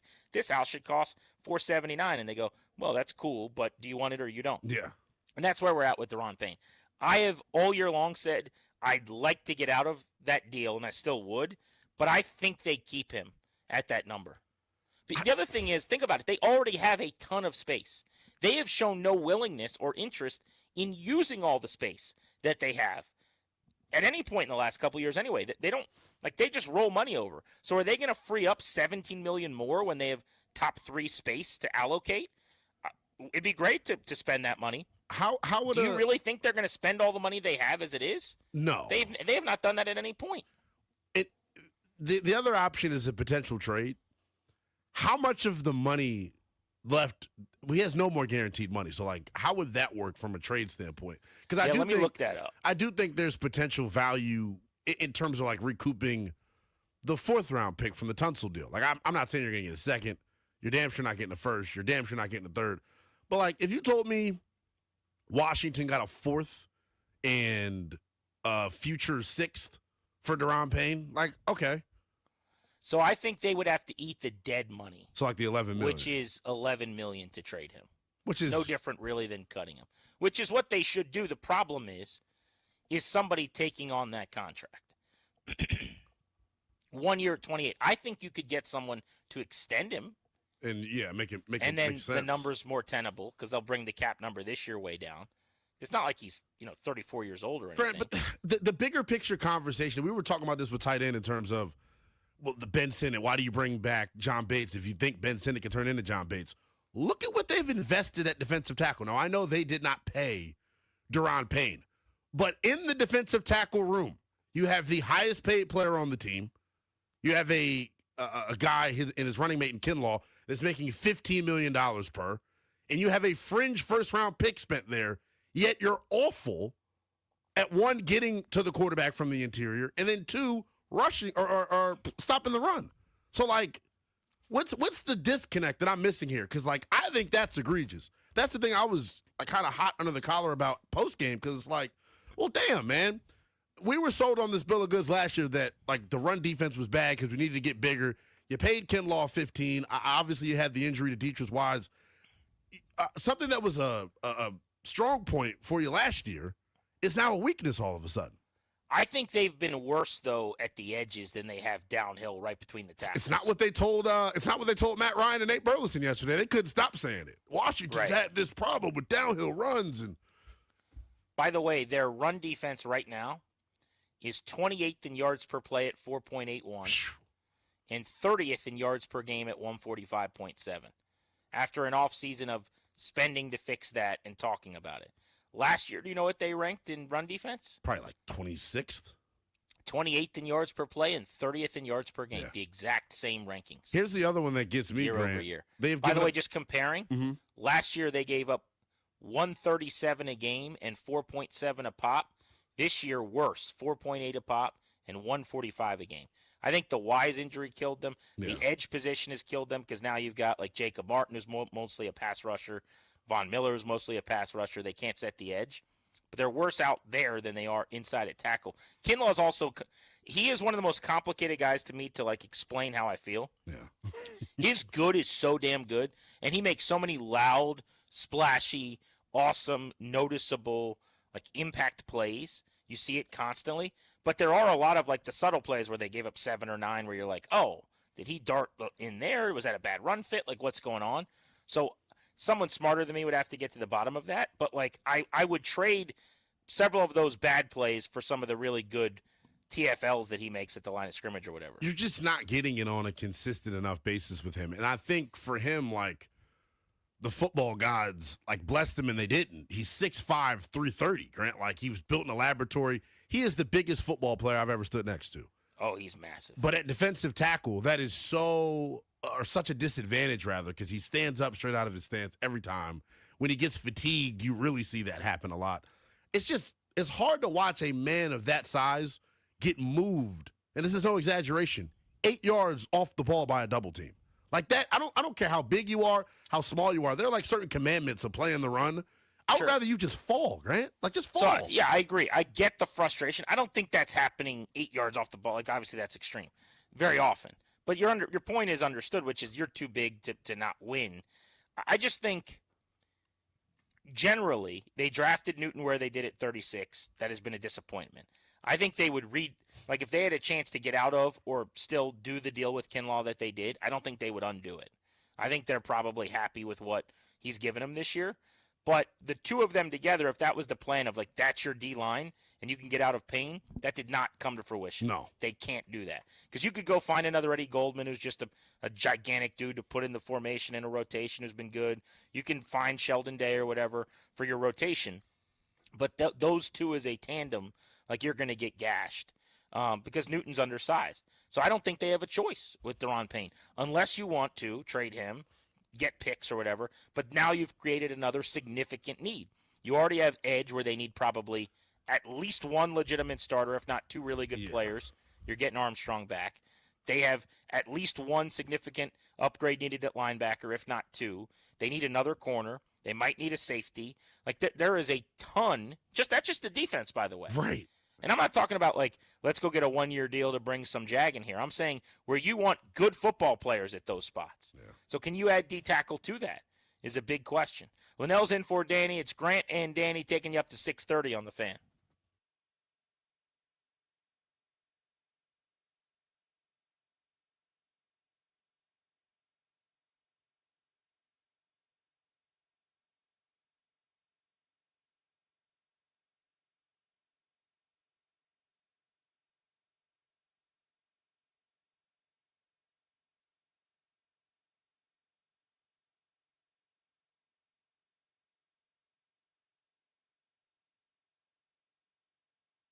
That's right, big voice guy. Bill's on the show Tuesday at 5 p.m. to talk about his 72-yard homer. What's up, guys? It's GP for the FanDuel Sportsbook. Hopefully you had Bills over in rushing yards against the Cowboys on Christmas Day. It's Friday, which means in less than 20 minutes at 6 o'clock, we're getting going with some deals here. Every Friday from 6 to 7:30 p.m. Eastern on FanDuel. FanDuel drops limited time specials to get you in the zone. These are bonuses, boosts, surprises, all dedicated and designed to bring that Friday energy. This is not a promo, right? This is a weekly pregame. This is happy hour. Every Friday, 6 to 7:30 Eastern, only on FanDuel, the official sportsbook partner of the NBA. Go to FanDuel.com/GP. That's FanDuel.com. Promo code is GP. Got to be 21. Present in Virginia. Opt-in required. Rewards non-withdrawable. Restrictions apply. Bonus and token expiration. Leg requirements. Max wager amount. See terms. Sportsbook.FanDuel.com. Gambling problem. 1-800-GAMBLER.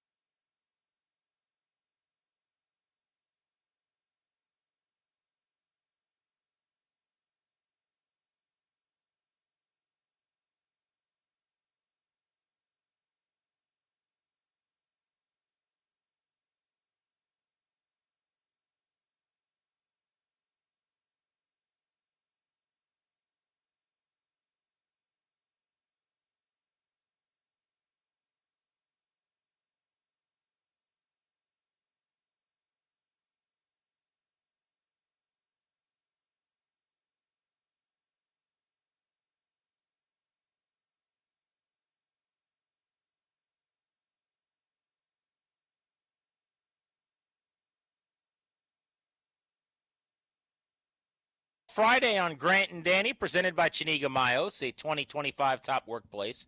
Visit careers with MIOS.com. Linnell is in for Danny today. Show's brought to you, as always, by our friends, the law firm Condori and Murad. They'll help you with your last will and testament, putting together a living trust, or getting a medical power of attorney lined up.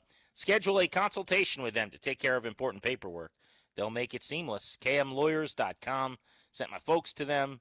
They've taken care of members of my family. They will take care of you. KMLawyers.com. They'll give you a discount if you mention the show. Have you been following at all this Michigan coaching search, Linnell? Yeah, and I mean, the firing of Moore was ridiculous with all the allegations and all that. But no, I like Whittingham for them because Utah's got some Michigan to them. If that makes sense in terms of like play style and what they want to be. Sneaky works out for them a little bit. For people who have not heard this, I mean, we've had it in the updates all day long, but Kyle Whittingham has agreed to a 5-year deal to become Michigan's next head coach, according, I think it was Pete Thamel of ESPN who broke the news, but it's all over the place now. The deal got announced today and is going to be formalized by the team, and they'll iron out all the details here into the night. But Whittingham's 66. He's older than I thought he was, but he had a ton of success at Utah. 177-88 record. He's been there for 21 seasons. Did you realize that? I did not. That's not bad, though. Like, ending up with, like, a proven coach like him, they're in a terrible situation they were. Yes. With that happening to Coach Moore, and obviously it's bad. We don't got to get into the details, but to be able to get a guy with his pedigree, that's all right. I think the fact that 2 straight coaches have left there in shambles, like reputationally. Yeah. I mean, now, I say that. I mean, Harbaugh took an NFL job where he's winning and is really good at coaching still, so they'll be fine. He could win a Super Bowl ring. But he basically was running, it seemed like, from what was coming down the pike. Then you get Sharon Moore, and that's literal shambles. I mean, he was in a jail cell and Grant, when those reports came out, I didn't even think it was real. I was on overtime that night, and me and Wes were breaking down. I didn't even think it was real. No, it was an all-time sports meets TMZ kind of insanity. Yeah. Lifetime TV, poor guy. scary Glenn Close thing. But like orange jumpsuit videos, pictures, like I mean, it was ugly. Yeah. But you have 2 straight coaches leave in that way. And on top of that, the timing of it. Everyone had already hired their coaches. Exactly. The interview processes at these other places were over. And then you start to hear, I think they probably wanted a few guys that stayed. You know, I think like Dillingham at Arizona State would have been a really good hire. Yeah. I'm sure you could make the call to the big boys like a Marcus Freeman and Kalen DeBoer, Alabama. You're Michigan to that point, yeah. you know? But none of them were taking the bait, and it was late in the program. And what really screwed them, I think, is a lot of these kids have already entered the portal and made their decisions. And so, like, you're just too late in the calendar to interest a guy like a DeBoer to leave Alabama. Yeah. So I thought they were going to get left holding the bag, and they'd have to basically wear it for a year with someone just trying to duct tape everything together and then swing for the fences next year. But if that was the backdrop of like the floor of what could have been, this is a grand slam. Looking sweet. You know, Kyle Whittingham, this would have been a good hire in a normal cycle, I would say. I'm not going to say spectacular, but I think it would have been a good hire. And it's a huge, huge hire considering the timing of it all. Do you consider it strange that he was at Utah for 21 years? Why hasn't he wanted to make the jump to a bigger named brand program? Because he could coach clearly. Like, they could get great question. And when you can recruit like he can and get really good talent, because they've got NFL talent all across, to come to Utah. They were perfect in 08. They were 13-0. Like, it's not new that he's had a program that was nationally renowned. Right. I mean, you're talking about 17 years ago. They went 13-0. He would have been a hot commodity. That's actually a really good question. Don't have a good answer for you. I wonder. I mean, some guys are loyal. Some guys are just comfortable. Yeah, that's true. I also think when he stepped aside, I don't know if he resigned or whatever the terminology was, but he left Utah going back a week and a half or whatever that was ago. My first thought was, is he in on the Michigan job? But that was not reported. That was not what people were thinking. It's not like he's leaving Utah. Now he's going to possibly go to Michigan. So I wonder how it came about. Did he leave Utah knowing he was interviewing for Michigan? Did he step aside because he was kind of done, and then Michigan came with an offer he couldn't refuse, and he's like, damn, I get to be the head coach at Michigan and make this money. And it was just like, yeah, I might as well cash in here. Or I want to know what the timeline was of his exit, too. I'm just interested. How much money did Michigan kick him? Because holy cow, like, he's got all the leverage. What do you think? I wouldn't be surprised if it comes out he's in the top 10 highest paid coaches in college football. He has to be. Has to be. Based both Especially on with the that fact job. that it's Michigan. Yes. So if you go 4-8 next year, everyone wants you fired. Yeah. So like when you take a job like that, it just heavy lies the crown type jobs, you're going to make a lot of money. Right. But also their desperation, reeking of having no options. Yeah. So as we're saying, this saves face for them. If he's not going there, you're going to make a hire more than likely in the end that does not look good. Yeah. He saves you from that. That's worth something. It's got to be. So good for him. I hope he's able to be scandal free there. I hope like nothing just all of a sudden comes up with him. He let's seems break like a the good tradition. Guy. Yeah, right. Things I think. NFL edition. Also, what's going on with Lamar Jackson in Baltimore? This column that came out of the Ravens beat was pretty incredible over the last few days. We'll delve into that as well. We're taking you up to 6:30 on the Fan.